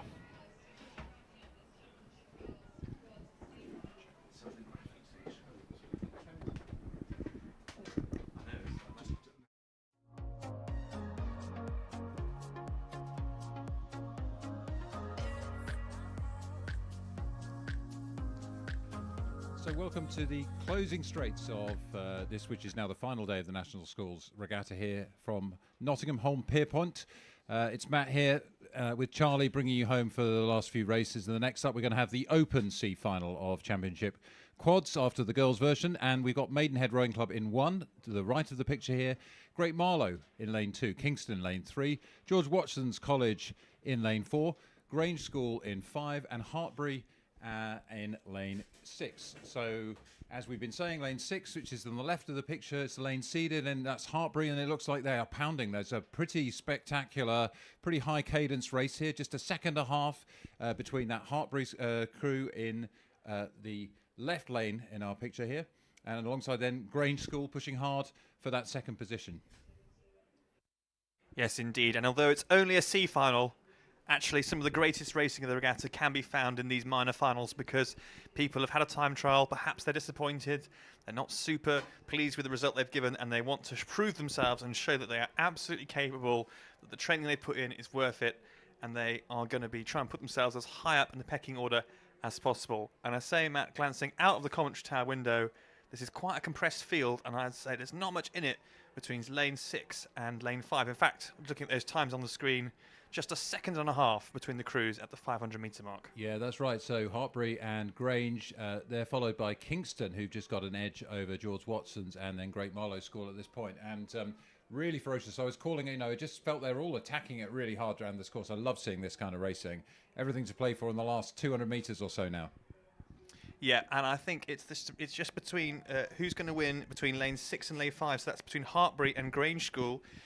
Grange, a school that's produced many talents, including most recently Tom Ford and Emily Ford, Olympic medalists at the Paris Games. It was a second and a half with 500 metres to go, and I think that Hartbury are just going to hold on to it. They've got about a length. You can see on your screen, maybe just under a length there. The very left-hand side, Hartbury, and then Grange just to their right. And here's the closing shot as we pan towards the finish. Yeah, it's a surge from Grange to try to go there, but it's going to be Hartbury, isn't it? They took it all the way. Grange, really, some strong attacking down the course. Credit to them. And then in third place here, it's going to be Kingston Rowing Club in the red and white hoops. Just crossing the line now. And a little bit further back, we've got Great Marlow School and then Maidenhead. So Marlow and Maidenhead. Close cousins on the Thames down there in the south. But we're in the heart of the country and the heart of this afternoon's racing as we head back up to see what's coming down the track next. And we've got the C final of the Championship Eights. Clare's Court School, King's Chester, Dulwich, Norwich, Enniskillen and Reading Bluecoats School. So lane 1 is on the right of your picture and lane 6, Reading Bluecoats, is on the left. Yes, a lovely panning shot there following the launch. It's not quite Miami Vice, but we'll have to go with it. And some close-up shots there at the King's School Chester. Lots of grimaces, I would say, rather than smiles, as they're sticking in the middle 1K of this race. And then just ahead there of the crew in lane 1, Clare's Court School on the left there of that shot. And I can just see the blue blades of, I think it's Enniskillen, just moving out in front there. That's Dulwich College, just moving out ahead of them. Fortunately, this shot we're looking at doesn't give us much information about the state of the cruise, but this drone shot definitely does, and you can see that the umpires who've seeded it from left to right in terms of time order have definitely got it right. Yeah, I mean, the Reading Bluecoats there on the left of the picture, and the white boat and the white oars looking very strong. Great push and attack now in the final stages from the Enniskillen Royal Boat Club School. Boat Club School. Yeah. Enniskillen from Ireland trying to attack is that's what I'm trying to say. But Reading Bluecoats have dominated, haven't they? 500 metres, they go through there and they're still flying. Yeah, I saw them paddling up earlier, and I thought, you know what, they look like a class act. So I think they'll be a bit annoyed that they weren't in the B final. They definitely are rowing better than that. But there is definitely a battle going on a little bit further behind the pack between the first two crews, between third and fourth. You can just see it there on the screen. I think it's the Dulwich crew just pushing against Norwich and seeing if they can push themselves forward. But then actually on this shot, it does appear that the crews are pretty much evenly spaced out. And I have to say, from a commentary point of view, it's not necessarily going to leave us with that much excitement for the final 500 metres. Never. There's always excitement in ace racing. I totally disagree with you, and that's what we're here for. You're here to put down the best position that you can do. Now, you'd expect the time trials at this level, Open Championship Eights, that you'd expect them to be pretty consistent in their performances across the day, and I think that's what this is showing us. So the challenge is, can you beat that position? Can you kind of take out a seat of the crews in front? So as we're coming into the last 200 metres, is there any chance of a change in any of these positions through that echelon you described, Charlie? Yeah, well, I'm just having a glance out the window, and I do think, I'm afraid to say, it is looking pretty consistent, except maybe, as I mentioned before, are Dulwich going to have a go at Norwich and see if they can move through?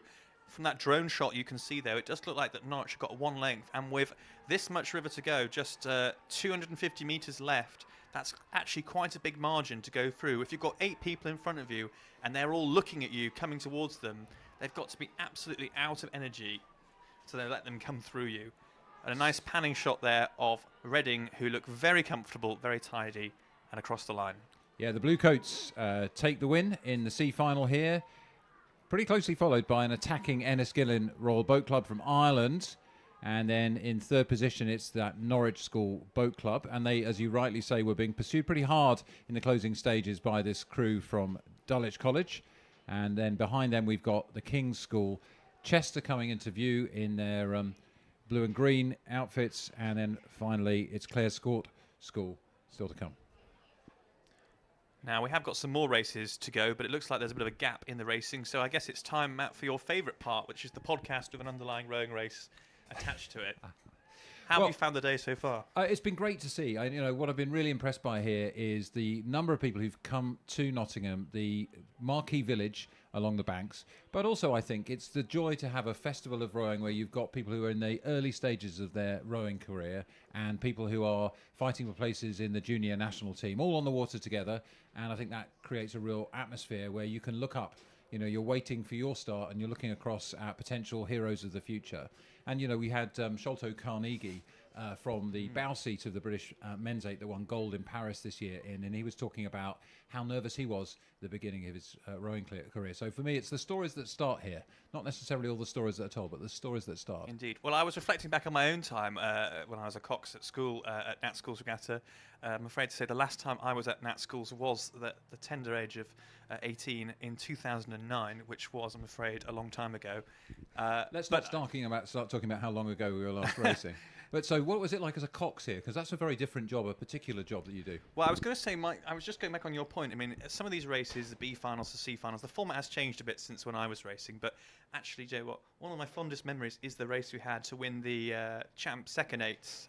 Sorry, that's a contradiction. But the second eights for boys as it was, and I got a silver medal. So I wasn't the winner, and I wasn't in the top event, and it wasn't the prestige prize which attracts all the rowing nerds. But actually, for me, that was a really special memory of a crew, and we had a great season as a second eight that year, and that was really the icing on the cake, and it stuck with me. And so you're right, in some of these races, with the minor races, that these B finals and C finals, they still might mean a lot to people. It might be their first time in a competitive multi-lane environment, and we shouldn't sniff at that. I completely agree with you. I think sometimes it's the early races that are formative. That's what Sholto was saying, and it was making me think as well. If I look back and I can remember some of those early races, sometimes the tough races that were the real disappointments. But when you really think back, you know what? That toughened us up. And I really remember my first regatta. I think it was Thames Ditton. Not doing great, and the coach being pretty upset with us and saying, you should expect better of yourselves. And that's a lesson from many years ago that stuck with me. So you learn a lot. Some people say you win or you learn. I think you learn even if you win. And one of the things we see here is the friendships like these of our winners here from Bedford Modern School, the friendships that are forged through tough times and good. Exactly, and it does look like we have another race on the course, and it's time for the J15 First Eights D Final of the open category. A three-horse race between Bedford Modern School in lane 1 on the right of your picture, Shiplake College in the middle, and Reading Bluecoat School on the left. And this race has just got underway, so I'm afraid with the angle we've got, I'm not really able to guess who's ahead. Well, we can tell you it's Reading Bluecoats on the left of the picture, Shiplake in the centre, and Bedford Modern on the right. And I think this could be one of the races that we were just talking about, Charlie. One of those races, it's not the blue ribbon event. It's the D final of J15 Eights, so you've been rowing for a couple of years now in this event.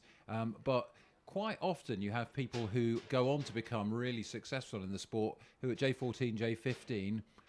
are not necessarily in the top boat, not necessarily able to get into the top final. So people develop at different speeds, and that's one of the joys for those who stick with it. Yeah, I mean, I was actually, just what you're saying, reflecting, actually, the thing that got me into rowing in the first place was not... I didn't actually, when I was at the first time I was at Nottingham was 20 years ago here at the Junior Brit Champs. But the reason for that was that I thought rowing, no, it's not really for me. And then actually some of my school kids, classmates, they came back from that school's 2005 as the J14s, and they were all so over the moon, so excited about it. And I don't think they'd been very successful, but they had a race like this, and they thought it was great fun, and they had some war stories from how they'd gone through someone or something or whatever, and that was kind of what drew me into rowing in the first place. Well, I think that's a story that's probably rings true for many of us here. And so if you're watching and you're a parent, family member, a sibling maybe who hasn't tried the sport yet, rowing does give some things that are, I think, pretty unique. Not just managing yourself, but being part of something that's greater than you, where there's no room for a superstar.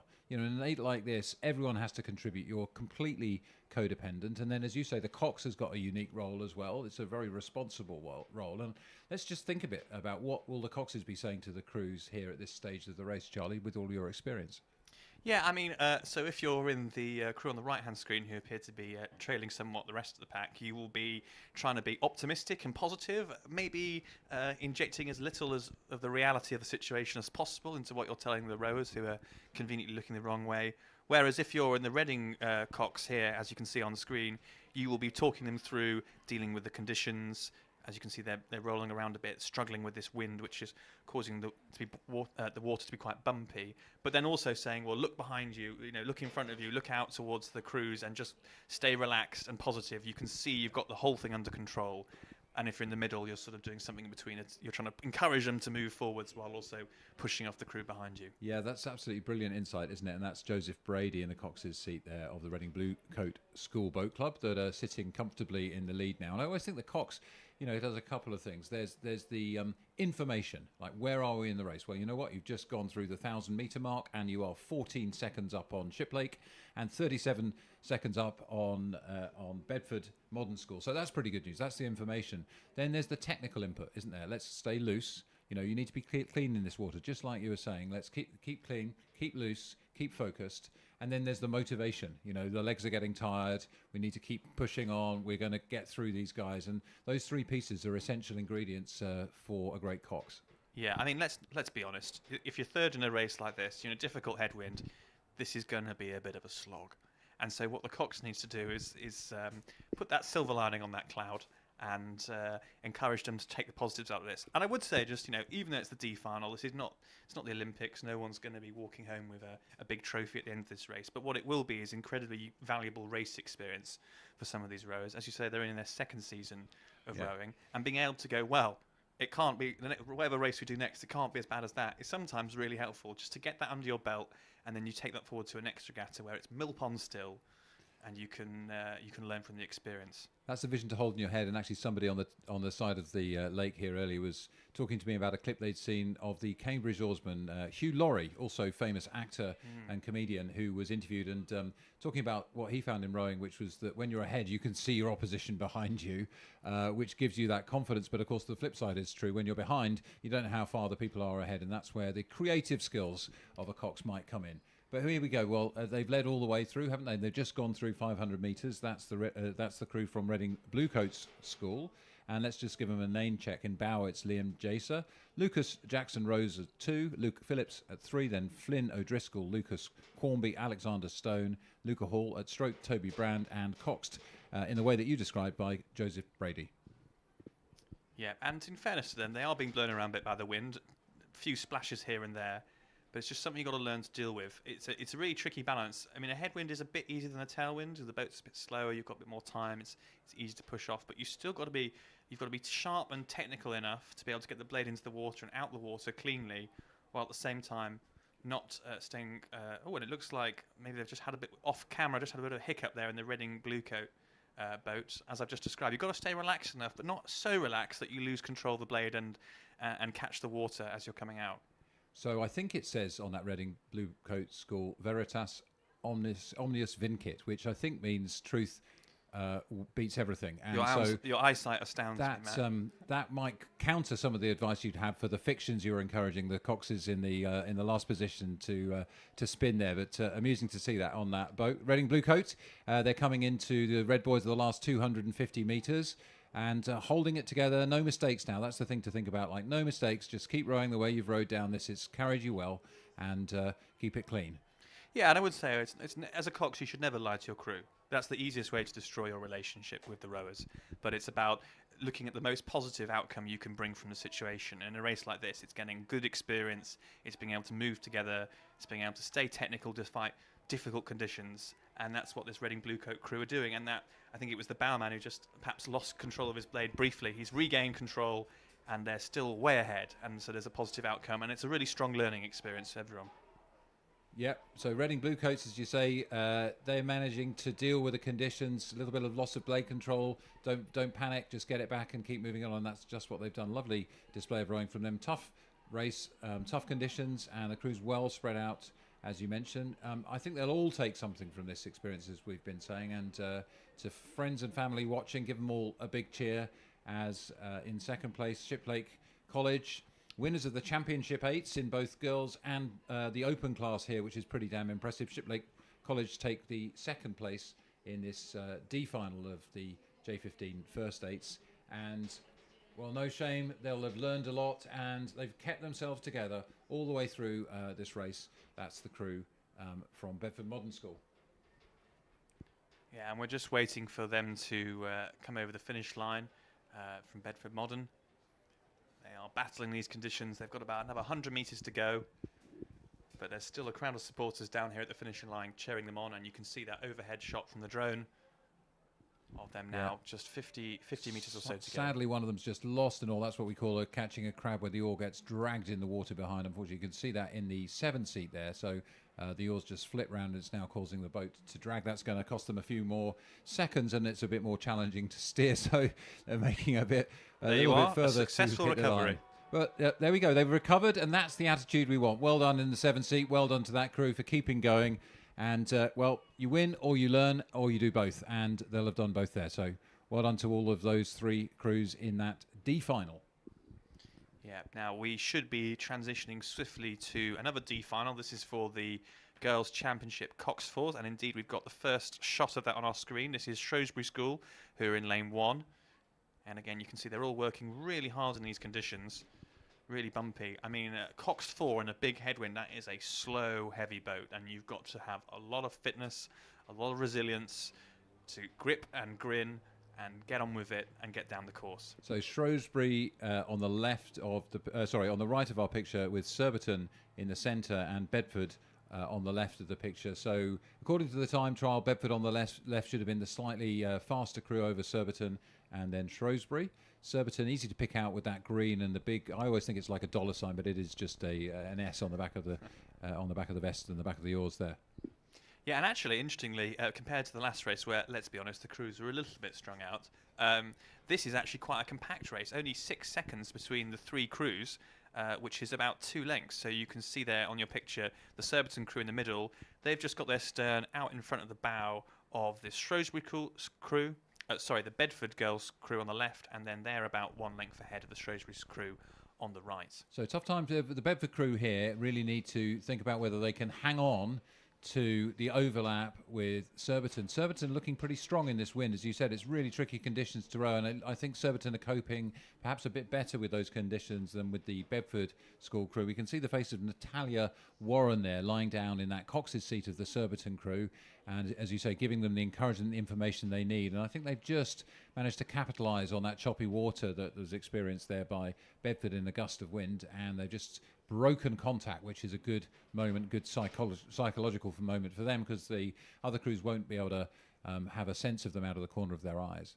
Yeah, I mean, a headwind like this, it's heavy going, it's slow, strong conditions, and it does favour certain types of athletes over others. So it typically favours heavier athletes or athletes who are materially stronger, whereas you typically see in a tailwind condition that would favour more technical, lighter, more agile athletes. I think you're right, and but I also say a key thing you said there is typically. So there is a spread here, and we do see some lighter crews who somehow have a knack of just really pinging on top and rowing through the headwind. So it's not just a luggy boat; it takes some finesse as well to move these Coxed Fours. A key thing I think is though the consistency through difficult conditions, keeping the stroke length long, keeping the legs connected to the water and just levering. And it really does feel in the heavier conditions of a headwind like you have to lever the boat past the oar as it sits in the water there. So Surbiton, if anything, extending that lead slightly, I think, over Shrewsbury and Bedford.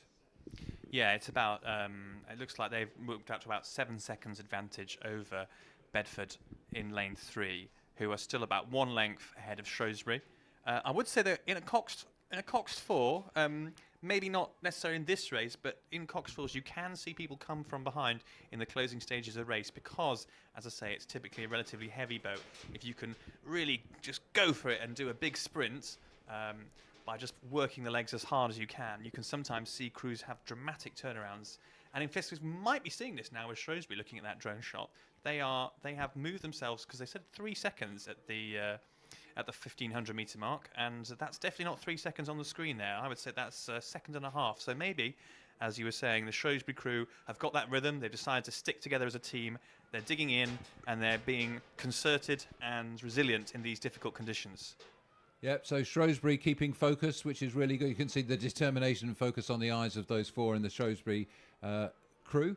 But Surbiton, with that distinctive S, well, they've been strong and solid and slick and smooth through this. The S is standing for all of those things. And May Raja in the bow seat, Sophie Sleep at 2 in that Surbiton crew, Jenna Scobie and Sophia Hack with Cox, Natalia Warren calling them to the line. And there's great excitement here. I can hear whoops of support from the Shrewsbury rowers, because I do think that margin between them and the Bedford crew has narrowed to just 1/4 of length. And here's the photo finish on the line. 1/3 of a length between the two. That's quite the turnaround. Yeah, that was you called it really well. There was a big sprint from both of those, and they closed the gap quite significantly there. So we're really well raced, and it's great to see crews attacking to the line, whatever their position. That's the kind of attitude you need as you go on through your career. So that was a great race from all three of those crews in the D final of the Championship Coxed Fours.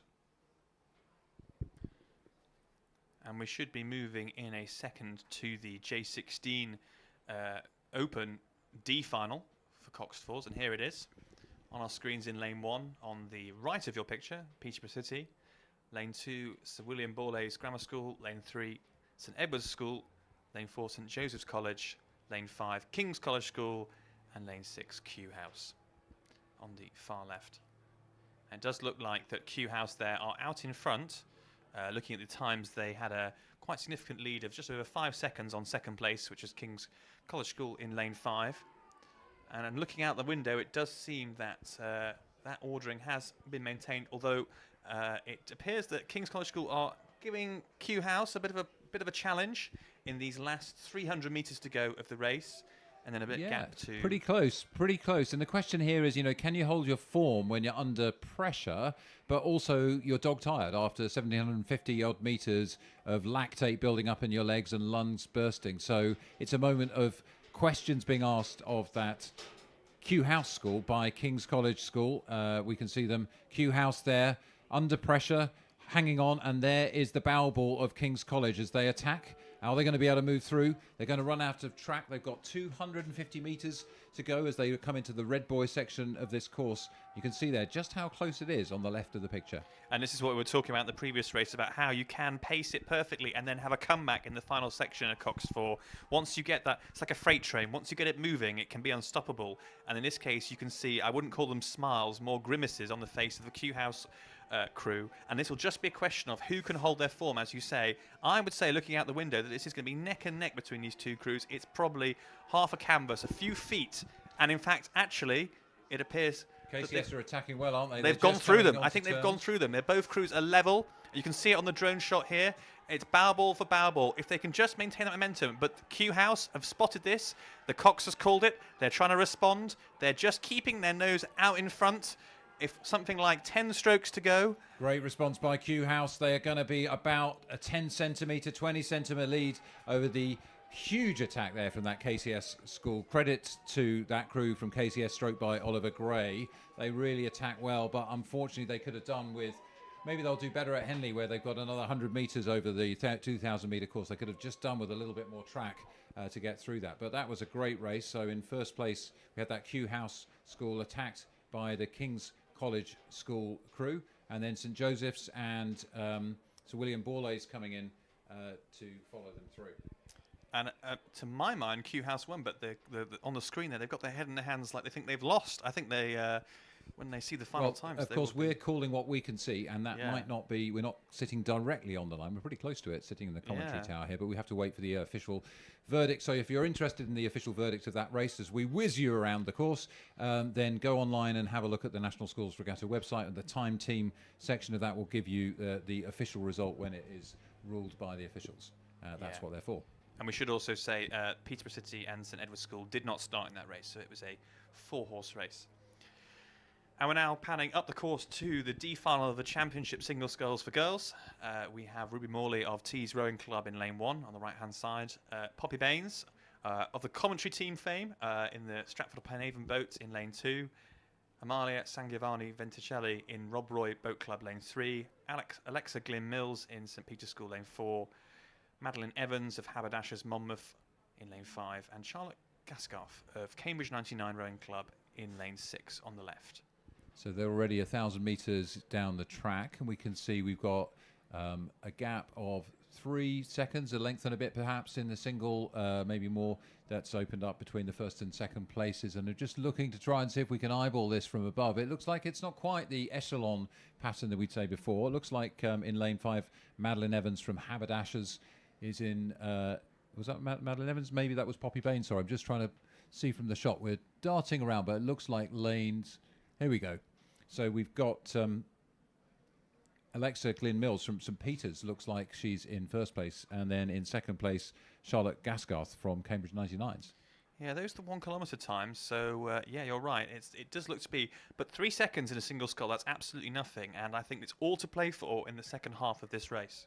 I think this is incredibly demanding, these conditions for these athletes. I've had to wait to the end of the day now for their races to come up. You've got still quite a solid headwind to contend with, quite bouncy water as well.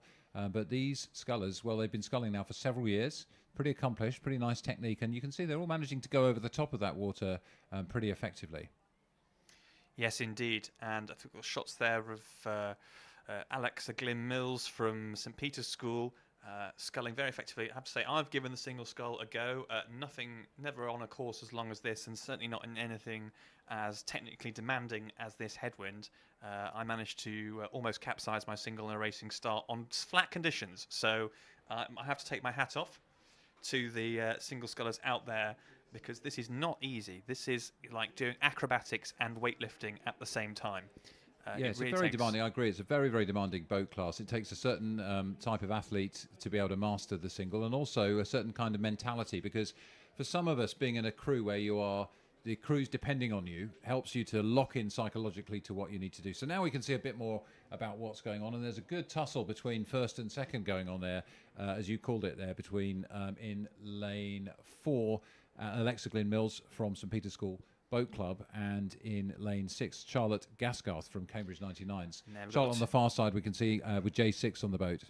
And this is it. I mean, a single scull, there's actually a poster in the wall of the Lee Rowing Club gym, and it says, to be a single sculler, you've got to be mad. And I wouldn't necessarily put it like that myself, but you really have to be determined, really motivated. You know, with an 8, you've got 7 people around you who are telling you to buck up your ideas or row together, or you know, you're doing the erg with them. With a single sculler, it's all about you, and you've got to have a very determined, focused mindset to be able to perform at the top level as they are doing here.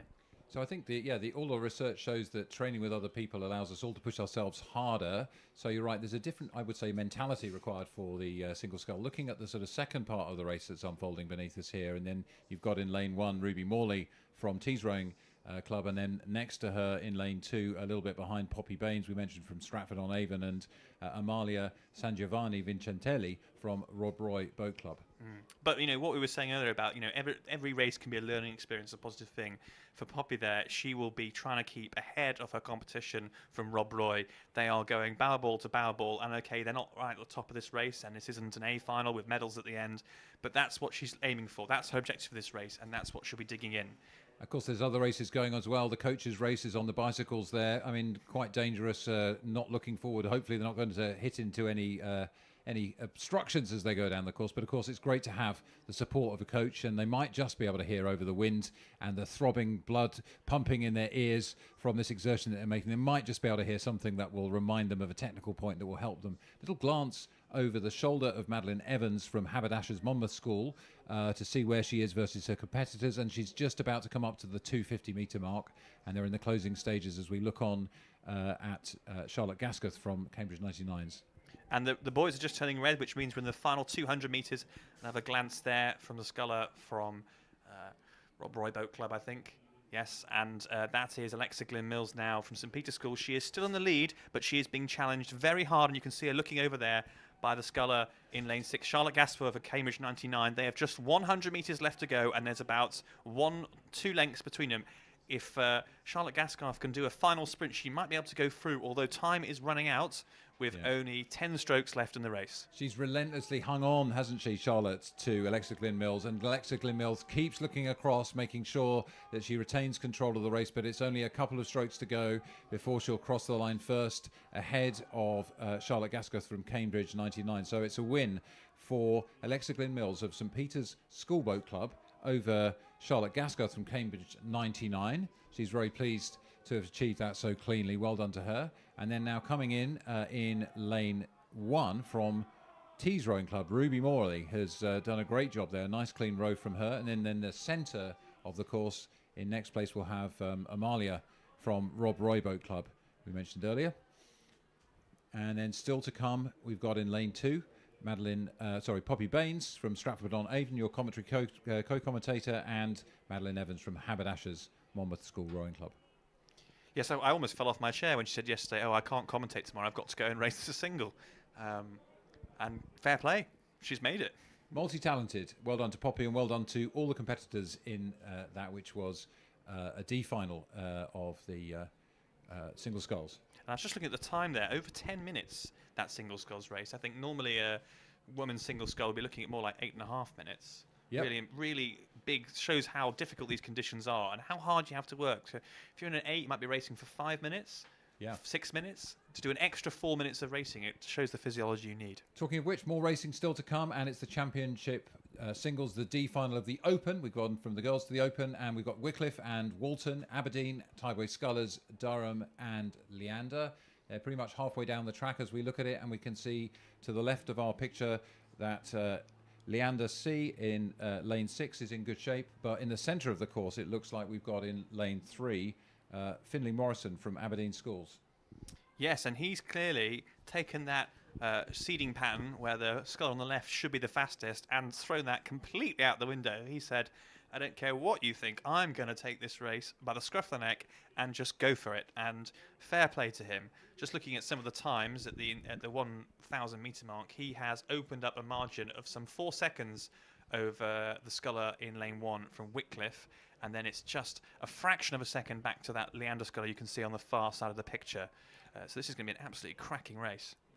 So yeah, we're just looking back down the tracks now to see how it's looking, and the water conditions still a little bit tricky. You can see occasional blades flicking up there, but these scullers are strong and experienced in the open class here, and looking from above, well, look at that beautiful position to be in for Finlay from Aberdeen Schools rowing. He needs to keep an eye onto the left of the picture, the Cerise spoons of the Leander athlete. That's Harry Catlin over in lane 6, and then probably third position. It looks like we're into lane 5, which is Matthew Wilson from Durham School. Yes, so Finlay Morrison from Aberdeen is, as I say, taking the race by the scruff of the neck, but here the sculler from Leander, Harry Catlin, has also taken the race by the scruff of the neck because he's moved up from, I think it was 4th at the 1,000 metre mark into 2nd place. Moving through the pack, and actually looking out the window, I can see that the middle 4 scullers in this 6-lane race are neck and neck. It's all to play for with just 250 metres left to go. That on your screen on the right there is Finlay Morrison from Aberdeen Schools, who's way out ahead, and then in the background we have Matthew Wilson from Durham School Boat Club. Yeah, I don't have the height information on these athletes, but look at the two of them. They do look kind of quite tall and long-limbed, and that's what you see in some of the world's best scullers as well. So the question is now, can you maintain? He's got quite a nice, loose and relaxed style, hasn't he, Finlay Morrison from Aberdeen? But I got to say, Harry Catlin, Leander, well, they know how to race down there on the Thames at Henley, Leander, and he's really been giving it some in the last couple of 100 metres. But we're into the red boys. We're into the last 10 strokes probably for this race, and there's an attack coming still from Leander. And look at Aberdeen that. holding him off. It's going to go down to the wire. I think it's going to be like half a length to Finlay Morrison from Aberdeen Schools Rowing Association over Harry Catlin from Leander Club. And then coming next to him, Durham Schools Matthew Wilson in 3rd place, and close. Oh, I can't call it between the next two athletes. That was Finn Condren from Wycliffe and Hugo O'Leary from Walton, vying it out for that 4th place slot. And then from Tideway Scullers, Lewis Hennessy making his way through the line too. And again, really impressive pacing there from Harry Catlin. I mean, it didn't quite deliver him the win, but you know, another 100 metres or so to move through the pack, to have that confidence to go, okay, I'm not out in front, but don't worry, don't panic. That is very impressive. So 3 more races to go in this 2025 National Schools Regatta. The next up, it's the D final of the Girls' Championship Quads. Godolphin and Latimer in lane 1 on the right of our picture. Walbrook in 2, Bedford Modern, Sligo, Yarm and Grange School. It's the Championship Quads D final, and we've just got 3 races still to come. So thanks for being with us. Thanks for watching and enjoying and sharing and supporting these athletes, whether you're here on the course or whether you're watching from home or around the world.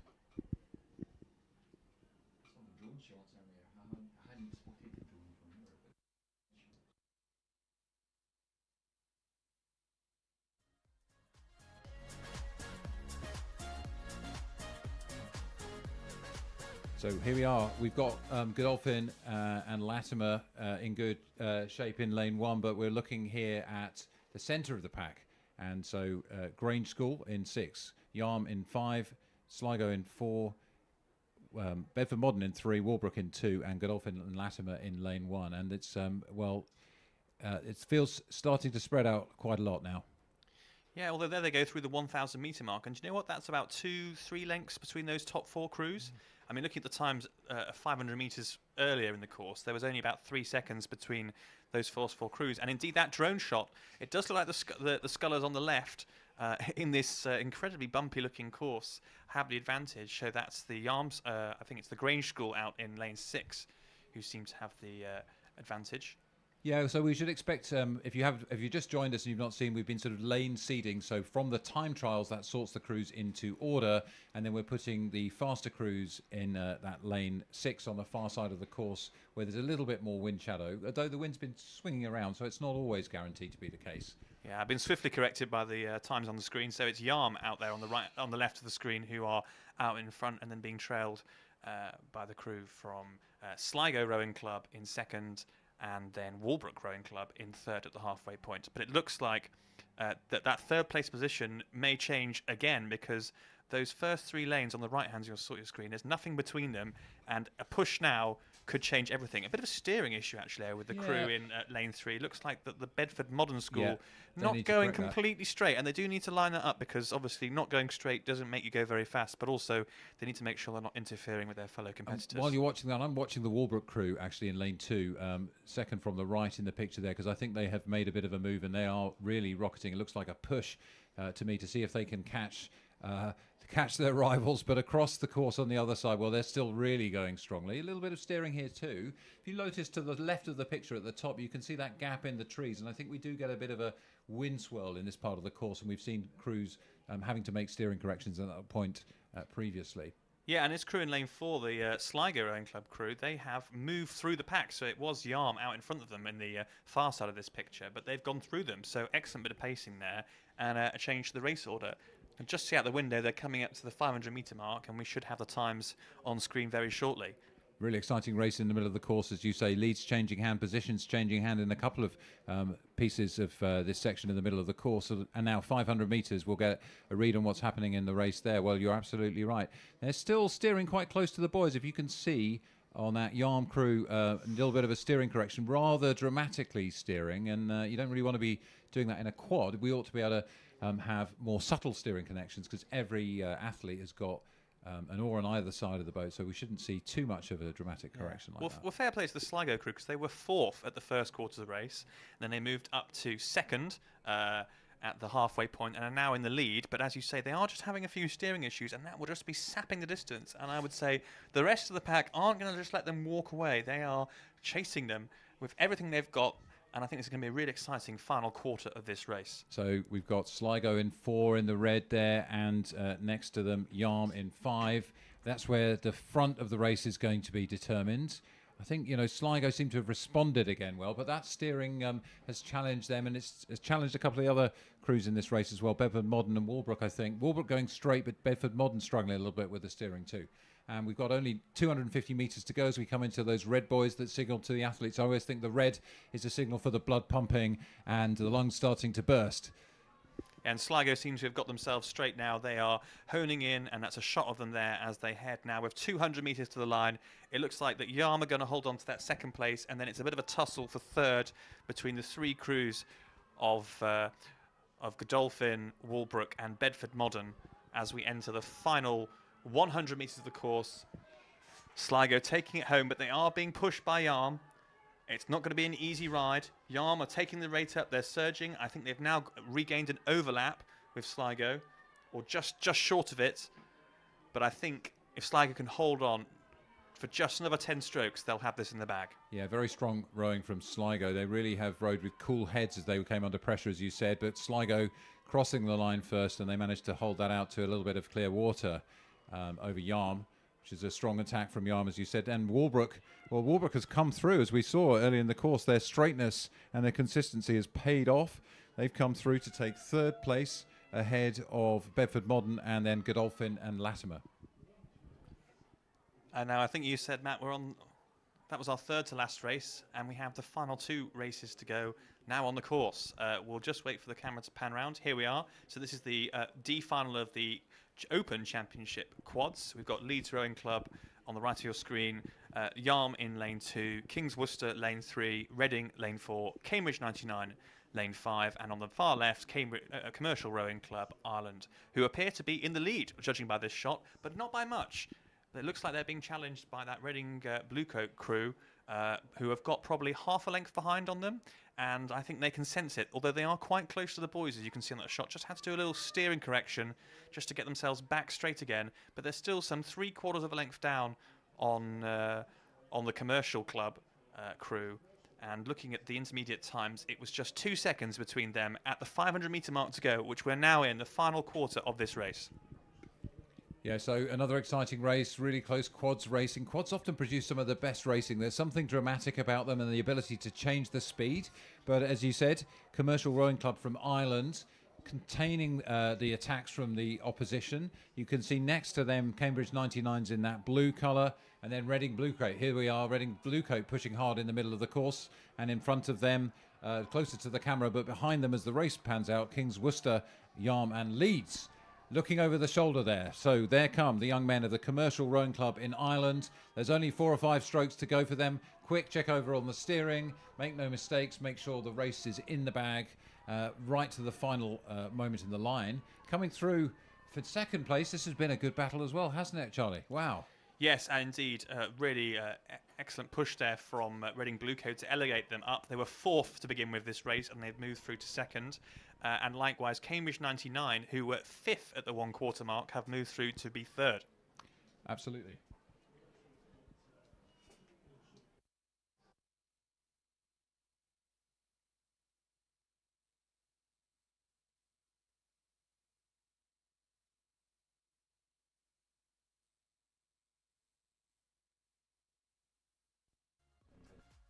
So here we are, the final race of the day, and it's just 2 crews. It's like a Henley final. And we've got Bryanston Boat Club A crew in the Championship Open 8s, the D final, and Haberdashers Monmouth School. So Bryanston in one and Haberdashers in the other lane. Yes, and perhaps unlike a Henley final, it doesn't look like it's going to be too close a race, a 15-second margin between the 2 crews at the 1,000-metre mark. But nonetheless, it appears the sun has come out a little bit for these 2 crews, and they can push down the course as the final pair battling this headwind as we round out the regatta.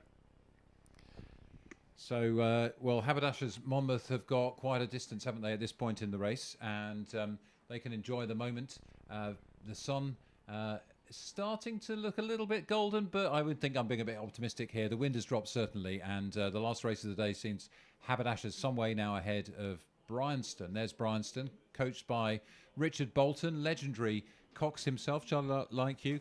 He won the Championship 8s here at National Schools Regatta some years ago with a crew. I can't remember who was in it, but he went on to be a GB coach in the juniors, and he's now the selector, I think, of the junior team for Great Britain. So very experienced guy, but a small squad at Bryanston. So it's great to see them competing in this last race of the day and rowing pretty tidily.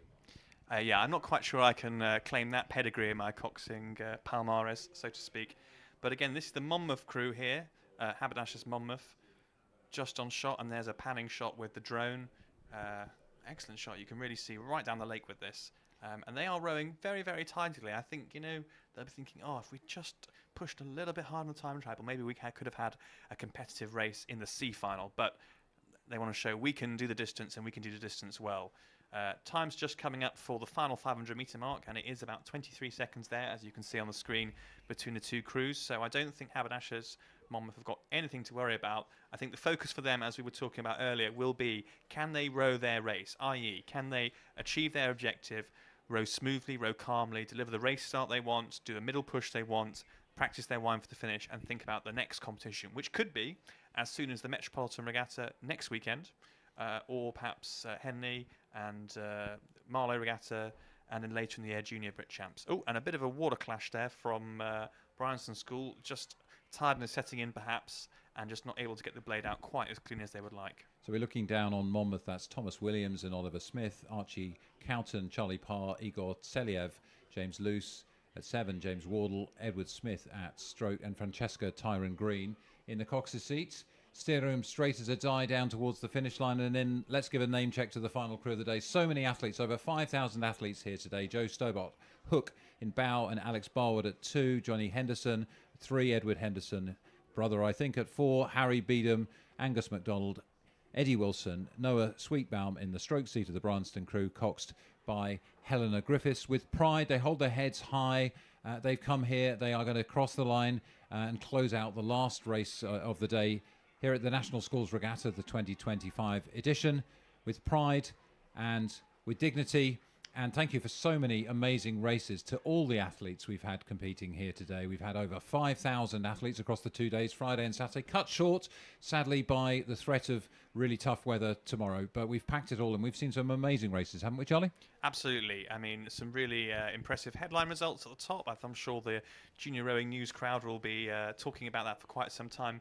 But even in some of the minor finals, as we've just been commentating on, some really good racing, maybe not between first and second, but just between fifth and sixth. And I hope that all the athletes have had a fun time, despite the weather, and they'll take that forward in the rest of their season and indeed in their seasons to come.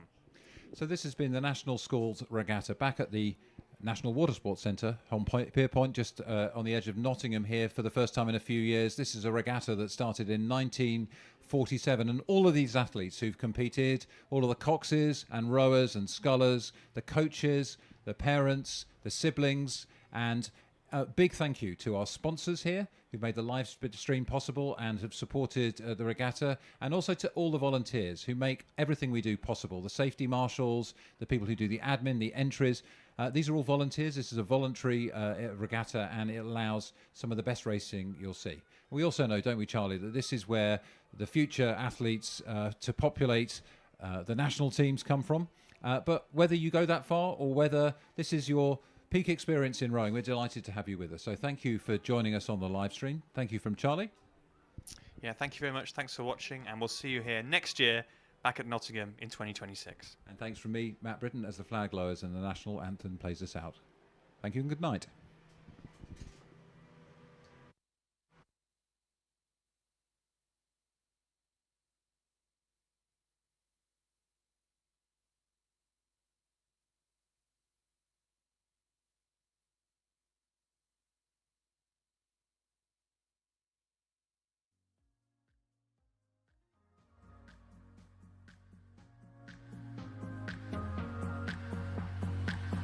Who knows? The decision we were told had been made